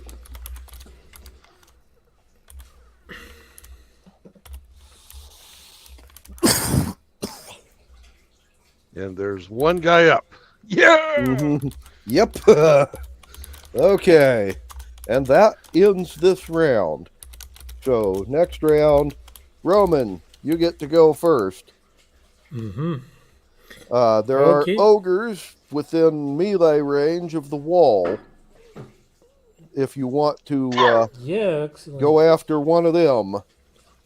Of course. You are under 3/4 cover, so basically it gives you a temporary +2 to your armor class. Even better. Even better, yeah. Yeah, so I will, as I am enraged, I will charge. Okay. And the first attack is 18 plus, basically it's 24. Okay, yeah, that hits. And It hits for 19 points of damage. Okay, you've just done this ogre 19 points of damage. Yeah. Okay, and your second attack. And the second attack. It's regretfully it's not as good. It's 9 to hit. I guess this misses. That will not hit. Okay. Okay. Well. And Constantine. I know that Roma stay near some of that enemies. And I will shoot on that enemies because it gives me advantage and double and my damage. It's 18. Does it hit? Oh yes. 11 And or that's- better to hit an ogre. And that's why I can apply my sneak attack. And that's mean I give him 23 points of damage. Okay. Then he just takes 23 points of damage. So he is now badly wounded, but still on his feet. And your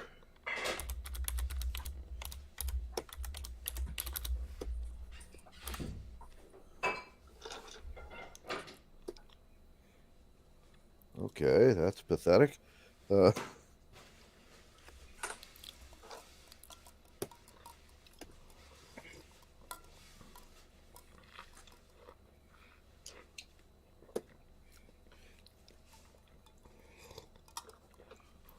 our infantry guys this time round are going to do their breath weapon. Okay. Let's see. You have 30 guys that can do breath weapon. So, yeah.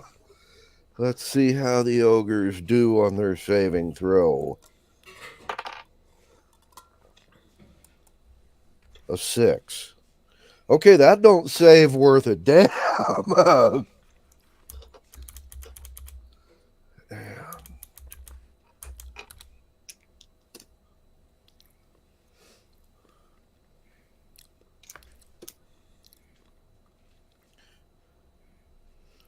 30 of the ogres will just take 17 points of breath weapon damage apiece. 5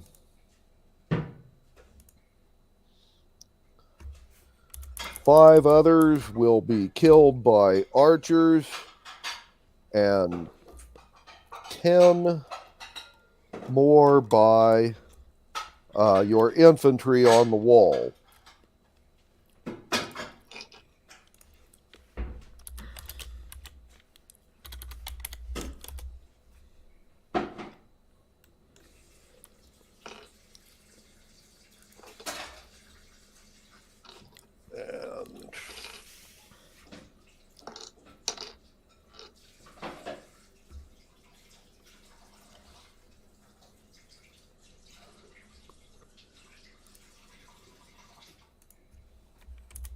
Okay.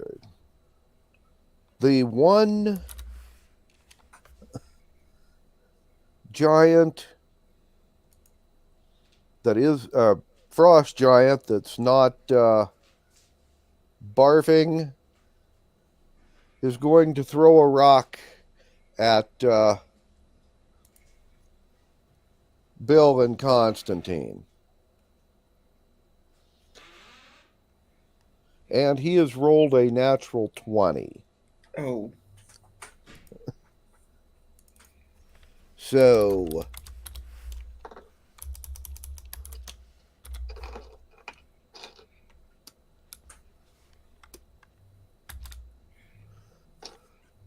Bill.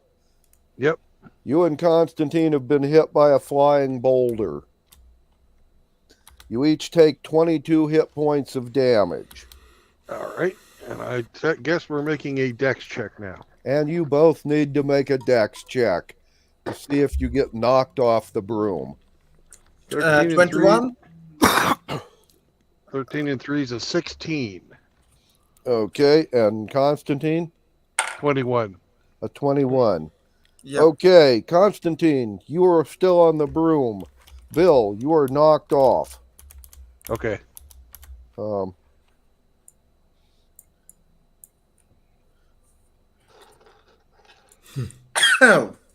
Okay. You will This take an is bad. additional 1 hit point of damage when you hit the ground.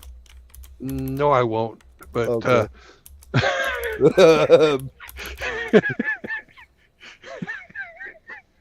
I have other plans. Okay. Gotcha. When it's my turn, I'll let you in on what it was. Okay.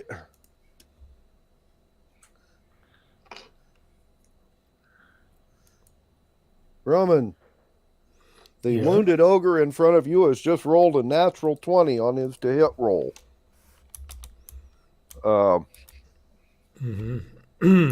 And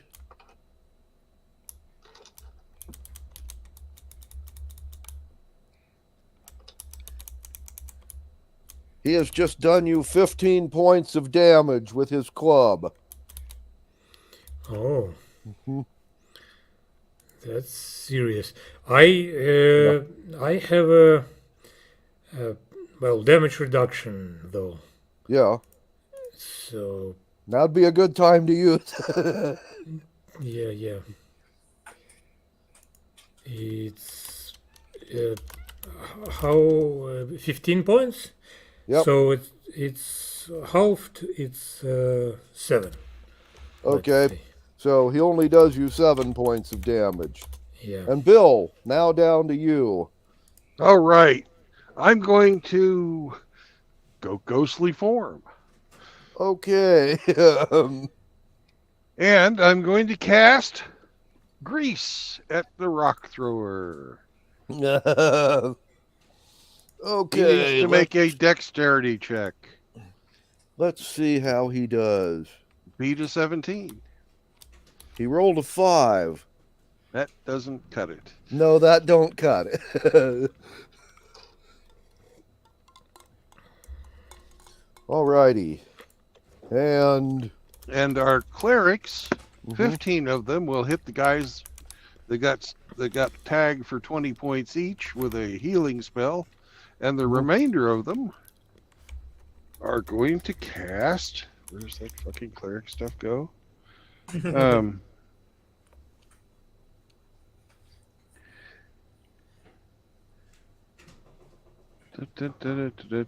Which one did we do last time? You mean guided bolt?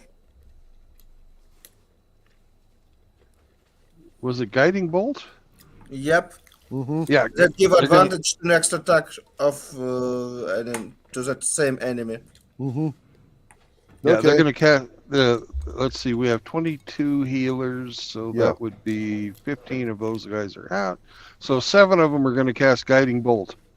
Okay. Gotcha. At 7 different targets. Right. Okie dokie.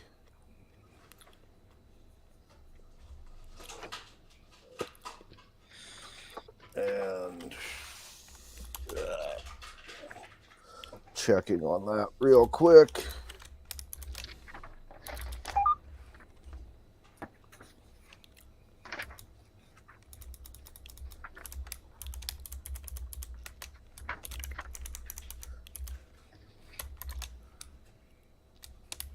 On a hit, it does 46 damage, and the next attack made by people have advantage on this target and whatnot. Okay, so let's see how they do.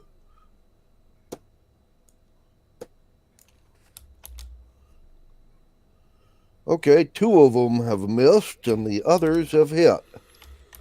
5. So 5 of them hit, and they will take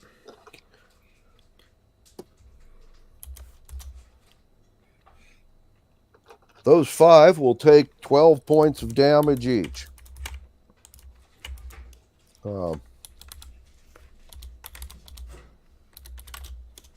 Alrighty.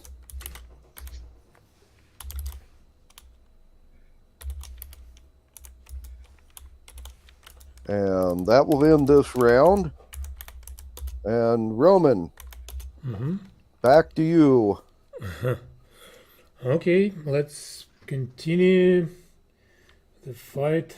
Okay. It's 21 to hit. Okay, that hits. And this will be only 10 points of damage. That's okay. He has less than 10 points left. That's wonderful. So that's it for him. You can attack the ogre next to him with your second attack if you want. Yeah, why not? Okay. And it will be 22 to hit. Okay, that hits too. And damage will be 17. Okay.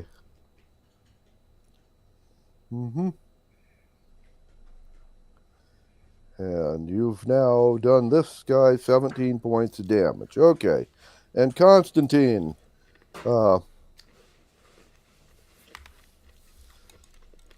have just been hit by a boulder, but the guy who threw it is now laying on the ground in a pool of grease.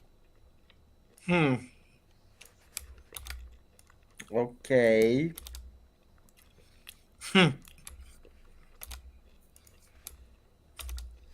Okay. I still have advantage against him to hit, and I will do that. Because I like it somebody's throwing boulder at me. Yeah. 21, it's probably enough. And, yeah, that hits. Oh, it's a lot. 22 plus 6, 28 points of damage. Okay, you have just done him 28 points of damage. And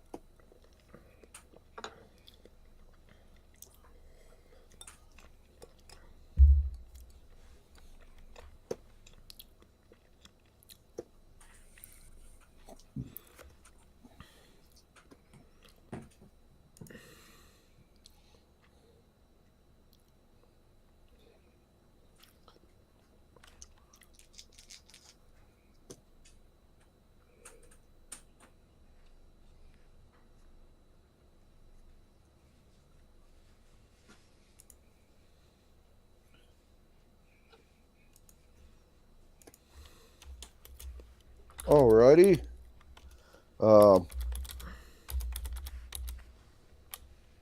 Well, the infantry on the wall has ineffectively dueled with the ogres. The frost giant attempted to stand back up and failed his dex save again, so he doesn't get an action this round.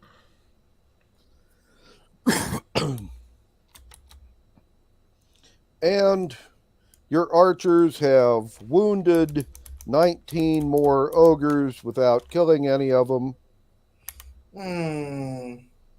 And your artifactors have lit a fuse which runs to a bunch of jugs of buried flammables that are now behind where all the ogres that are up against your walls are, and now created this, well, more or less ring of fire, trapping the ogres between the fire and the walls of your camp. The ogres Yeah, Haven't actually noticed yet. Okay. Okay, but it's give it that no chance that they just fly away. Because I'm not sure how many people we will lose. Better just put them run away and later kill them just with flying unit or something like that. Yeah, we need to talk to the artificers about Sun Tzu and always give your enemy a means of escape. But hey, you know. Yep. And Bill, down to you. Well,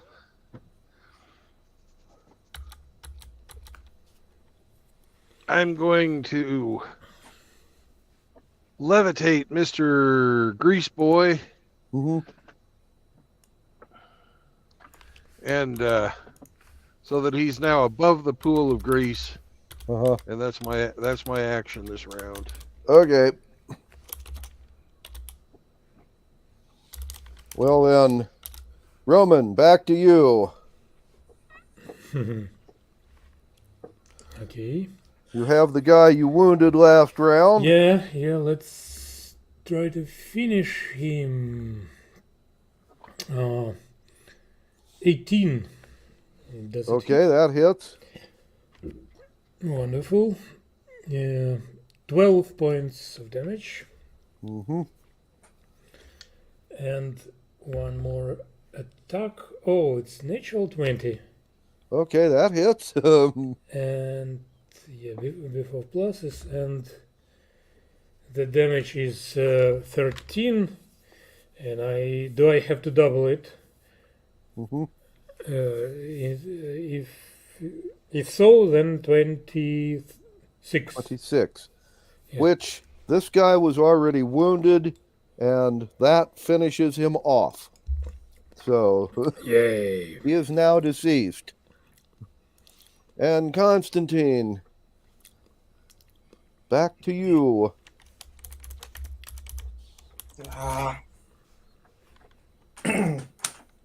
I don't know. Okay, just shoot somebody. Okay. To kill. Because 19 to hit this steady aim, and it's give him 15. 18 plus 23 points of damage. That also kills this ogre, as he is previously wounded. And I screaming, run for your life, you all dying here. And it will be deception check, because I take proficiency in this, especially for such occasion. Okay. Last 6. And it's natural 20. Okay. The ogres rolled a 16, -2. They're very stupid creatures. That would be a 14 versus your 20, so 26. Your 26, excuse me. It's natural 20 plus my 6, because I especially for such occasion take intimidation and deception. Okay. Well, the ogres are going to all turn and run away, tripping on the tripwires and caltrops on their way out, just like they did on their way in, and trying to run through the fire. While this is happening, the ones that are on the wall, the infantry rolled a natural 20 and a 15 respectively. Both of those hit. And they all get an attack of opportunity as well. And your archers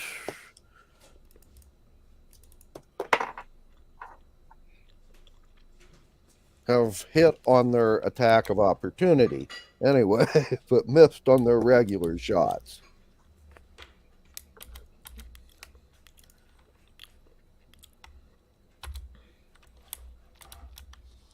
Okay, Bill, down to you. By the way, at the end of this round,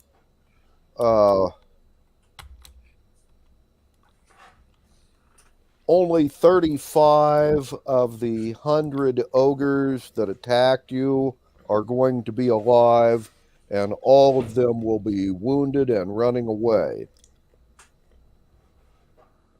Okay. There are Well, 19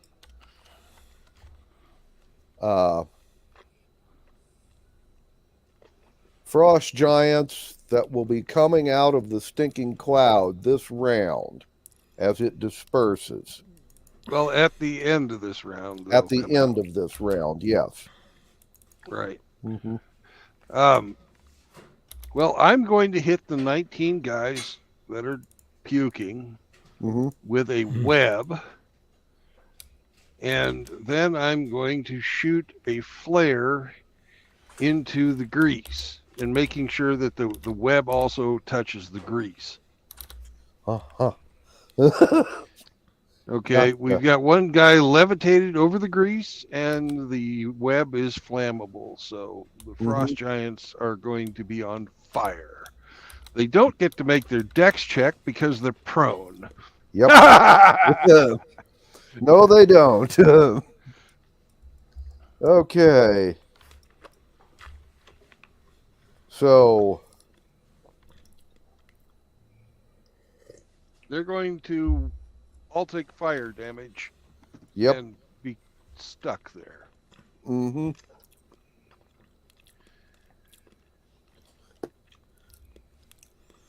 Bill, roll me for fire damage. It'd be And what do I roll for fire damage? 2d6.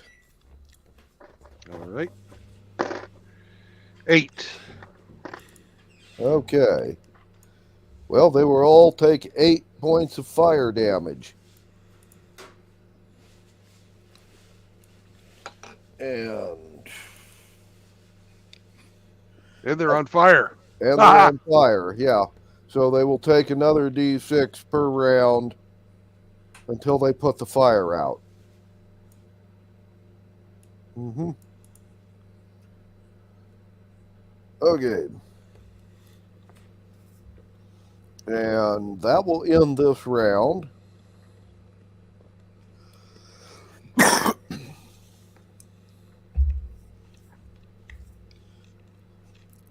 And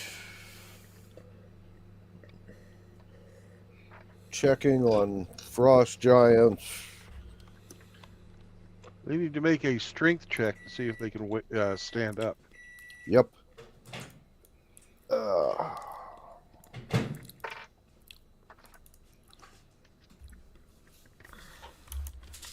Well,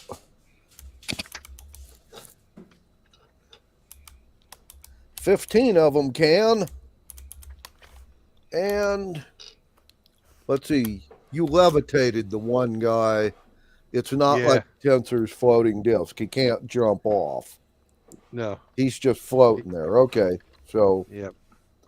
15 of the frost giants are able to stand up at the end of this round.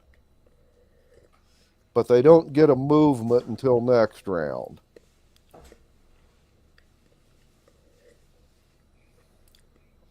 Okay, and that ends this round. So,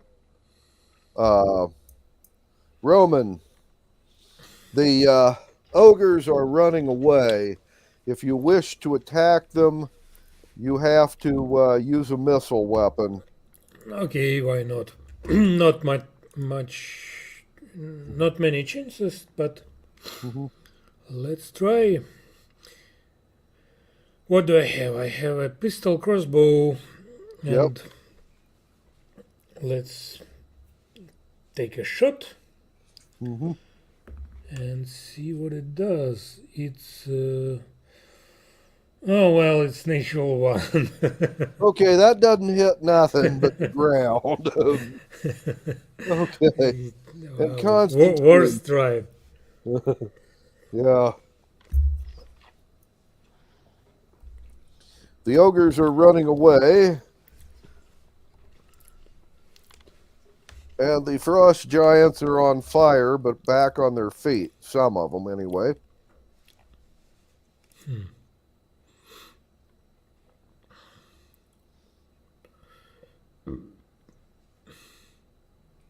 Okay. Oh, we forgot the clerics.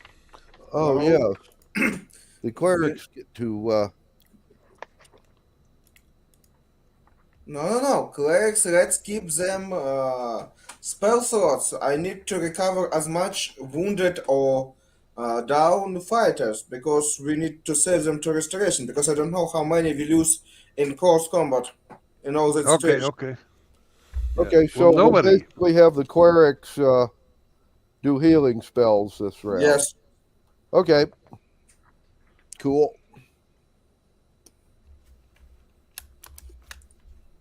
I will find that August later. It's not a big deal, but recover our people. It's much Right. more important. Mm-hmm. Oh, yeah. Agreed. Okay.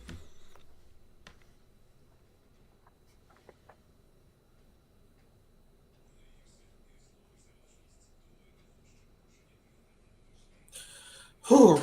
Okay. Rest. Figure out how many wounded, how many died, and so on. Mm-hmm. Well, I have an action Mm-hmm. when it comes to my turn. Okay. Well...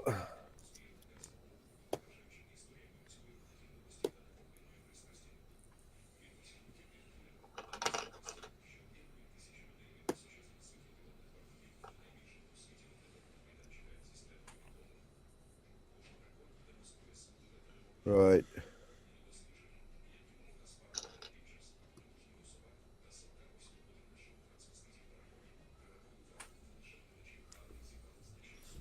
I've been setting this up. Okay. Well, I was going to say your archers have just killed 20 of the 35 fleeing ogres. The other 15 are still running and they're on fire. They will each take an additional 3 points of damage. Your frost giants are going to step out of the burning circle of grease and put out their fires, except for 4 of them, who are going to grab the 4 that are still webbed up and yank them out of the fire and put them out. So 4 of the frost giants will take an additional 6-sider worth of damage. 6 points. So 4 of them take 6 more points of damage, and they are now on their feet and not on fire anymore.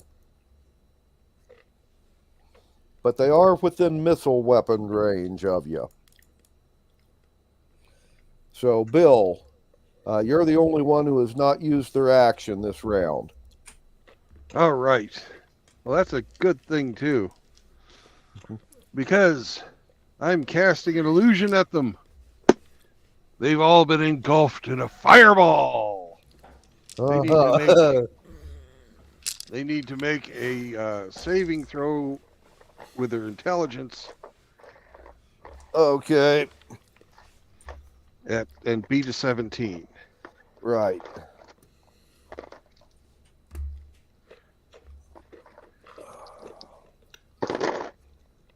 Oh, God. 5, 10, 15, 20. Let's see. Frost giants. 30.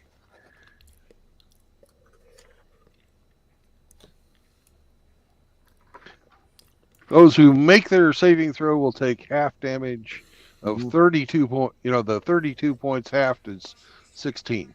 Right. Those that don't will take 16 more points of, well, illusionary fire damage. Okay. Well, you want to know something?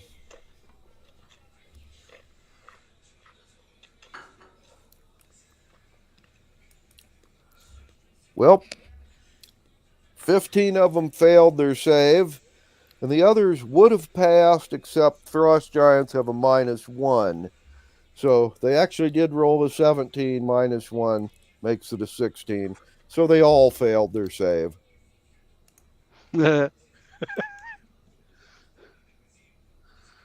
And they will now take illusionary fireball damage.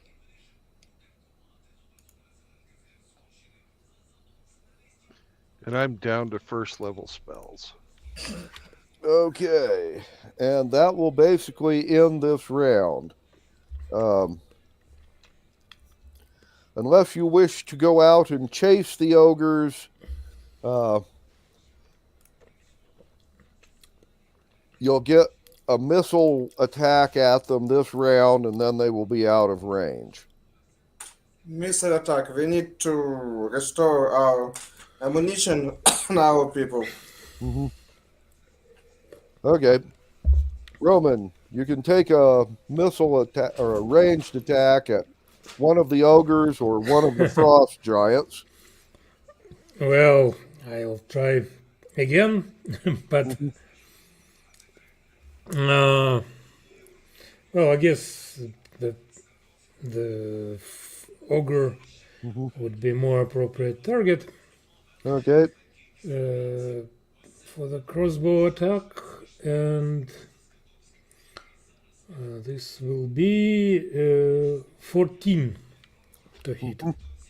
Okay. Does it hit? That will hit. Ogre 11 or better will hit them. Nice. And it's 5 points of damage. Okay. And Constantine. Okay, just one shot in back of some giant. Okay. 15 plus a lot. It's probably hit. Yeah, that hits.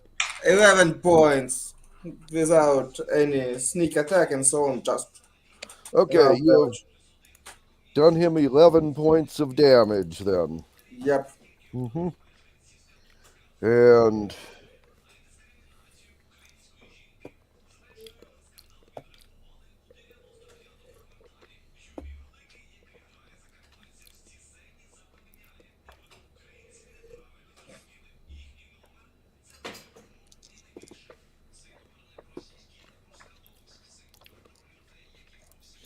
your archers have finished off the fleeing ogres. The frost giants have all decided to use their action this round to withdraw. And the archers took an attack of opportunity and missed all of them.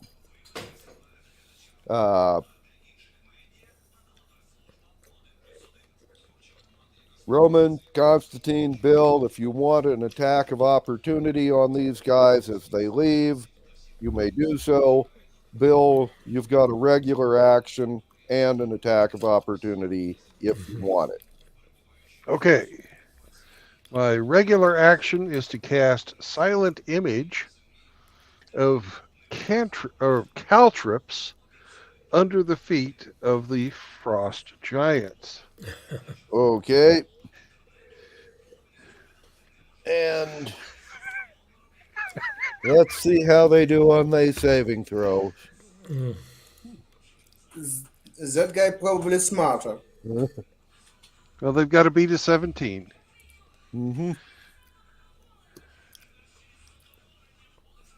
Well, 10 of them did. And Plus, the others did not. And there's one guy that's still floating. He's still floating, and he only took 1 point of damage from fire this time. Yep. Okay. My attack of opportunity will be a crossbow shot. Natural 20. Nice. Okay, that hits. All right. D8 plus 2. 7 and 2 is 9. Doubled is 18 points. Okay.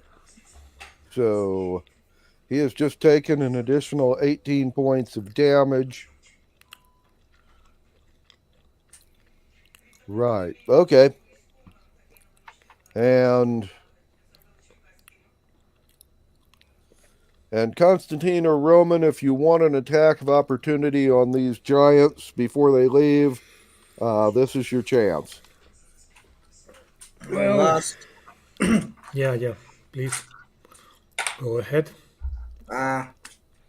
14, does it hit? Yes. Okay. Or no, they have a 15 armor class. Sorry. 14 just misses. It happens. I go really badly, that's why. Okay, I have 18. That will hit. And damage is 6. Okay. Well, then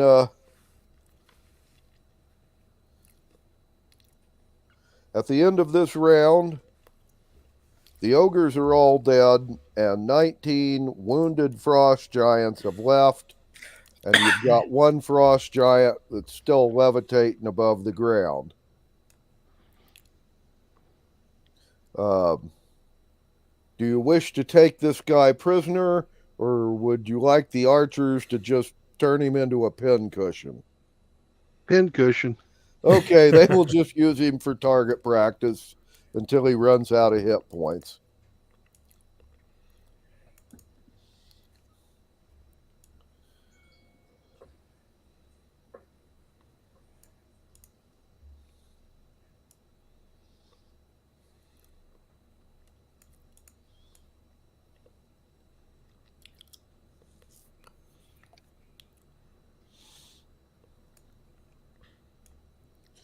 And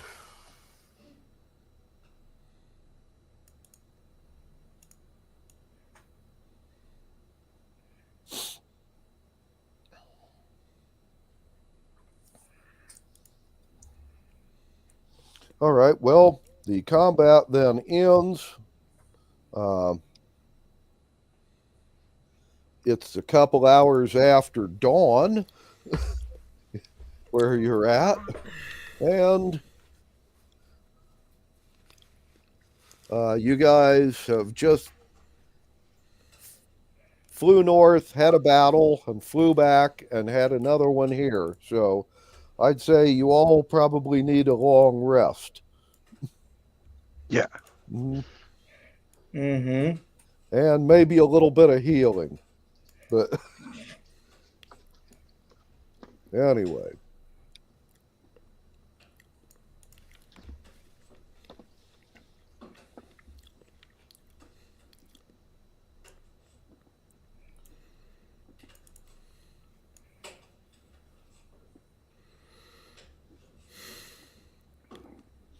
Well, this is not a bad place to roll it up for the day.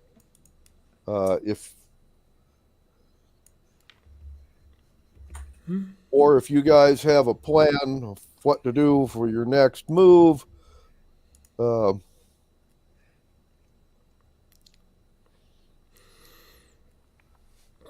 Yeah, well, we can regroup and lick up our wounds. Mm-hmm. And yeah, okay. decide what to do next. Mm-hmm.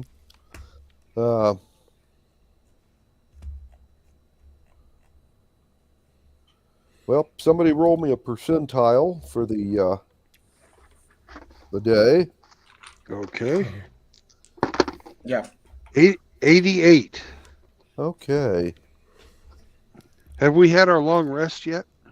Well, basically, you could rest the rest of the day from a couple hours after sunrise till sundown. Yeah. Okay. Well, this roll you know, I'm just looking to do my portent, and I'm just wondering if there's been enough time. Mm-hmm. You'd basically do that. About dawn the next day, probably, you know, but. Well, 12 hours, but 12 hours, yeah. So, a little before midnight, really, I guess. Okay. You'll get a couple of heliograph messages during the day.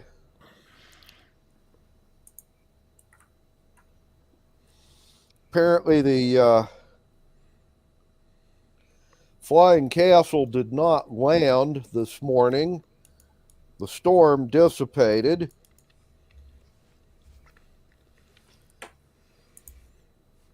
The frost giants and the hill giants north of the dwarven city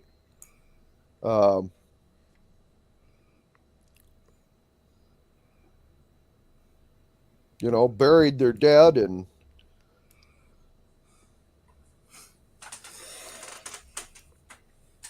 fixed some defenses. Those south of the city, all of the hill giants had run off, and about half of the frost giants were killed. The ones that were left resupplied themselves out of their camp and broke up into small groups and went out into the woods after lighting what they couldn't take with them on fire. Dwarves started sending out patrols, and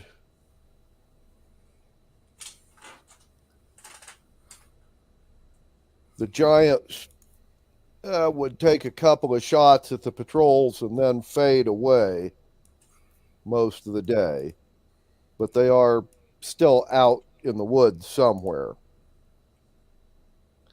And that would be the situation at the end of the day after the battle. Mm-hmm. So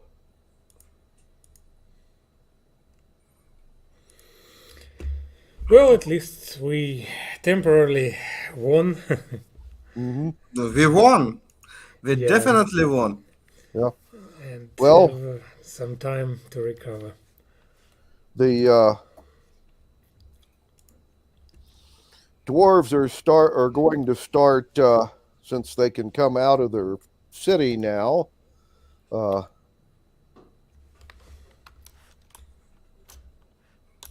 Starting to clean up on the giants around them. You can march your infantry up there and get in on that. Nobody knows exactly where the flying castle went. So, or when it's going to be back. Mm-hmm. Mm-hmm.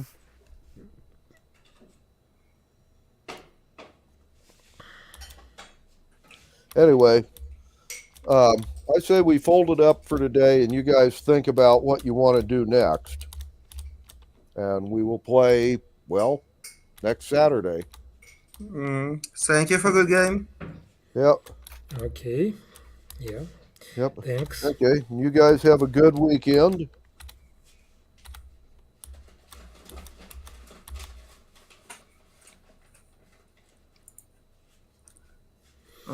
Have a good weekend. Yeah. Bill, how's your father? Bill, do you hear me? Oh, I'm sorry. I was on a different page. I've been hearing all of that stuff, but I've been actually responding to you guys and wondering why you couldn't hear me. So Yeah, it seems so. Yep. Yeah. Yeah, their dad's doing much better. He's got no they caught him in time, and he's got no long-term damage, so Okay. that's very good. Yeah. Glad to hear. Wish him luck and fast recovery for me and Julia. Well, thank you very much. I will pass that along. Yeah, and from me too, but Ooh, pardon me. Bless you. Anyways, we're going to win the lottery tonight, so. Again. Yeah, again and again and again. Yeah. I've got faith. This has got to be the one. This will be the one. Oh yeah. Yeah. No doubt about it. Do you remember that old movie about ancient Rome with the comedian became dictator? I don't remember. Caligula. No. It's about. It was comedy. No. Wrong movie. Wrong movie. Sorry, no. Well, yeah. Sounded like that. Okay. Okay. Thank you for good game, boys. Try to catch you on week, Bill. Okay. Hey, Bye-bye. we need to think about how to catch that fucking castle. For beginning, we need to find it. Yeah. I think we need to go during the daylight. We've got to switch things up. Mm-hmm. And we still haven't seen any of the orcs. So there's a significant force of orcs out there that we're going to probably run into. Mm-hmm.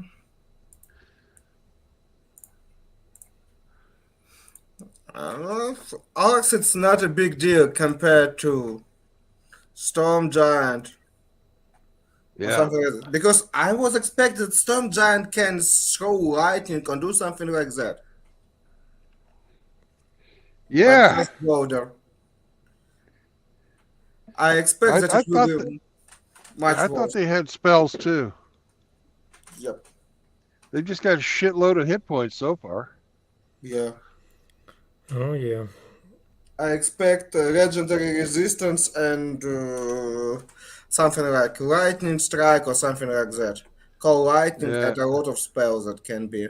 Yeah, I would have thought that when they summon their storm, they'd be doing call lightning and shit like that too. Yep. Okay. But hey, we're still alive. That's the way it is. Yeah. And I don't want to be greedy. That's why okay, stop. Let's leave them all. Give them fly away. Yeah. Okay. Cool. Talk to you people. Yeah. Catch you guys next week. Thanks for a great game. Bye. Have a safe drive and yeah. See you. Bye. And gentlemen, that brings us to the end of another day on the road. Remember, no marriage, no cohabitation, and no children. Peace out, brothers, and I'll see you tomorrow.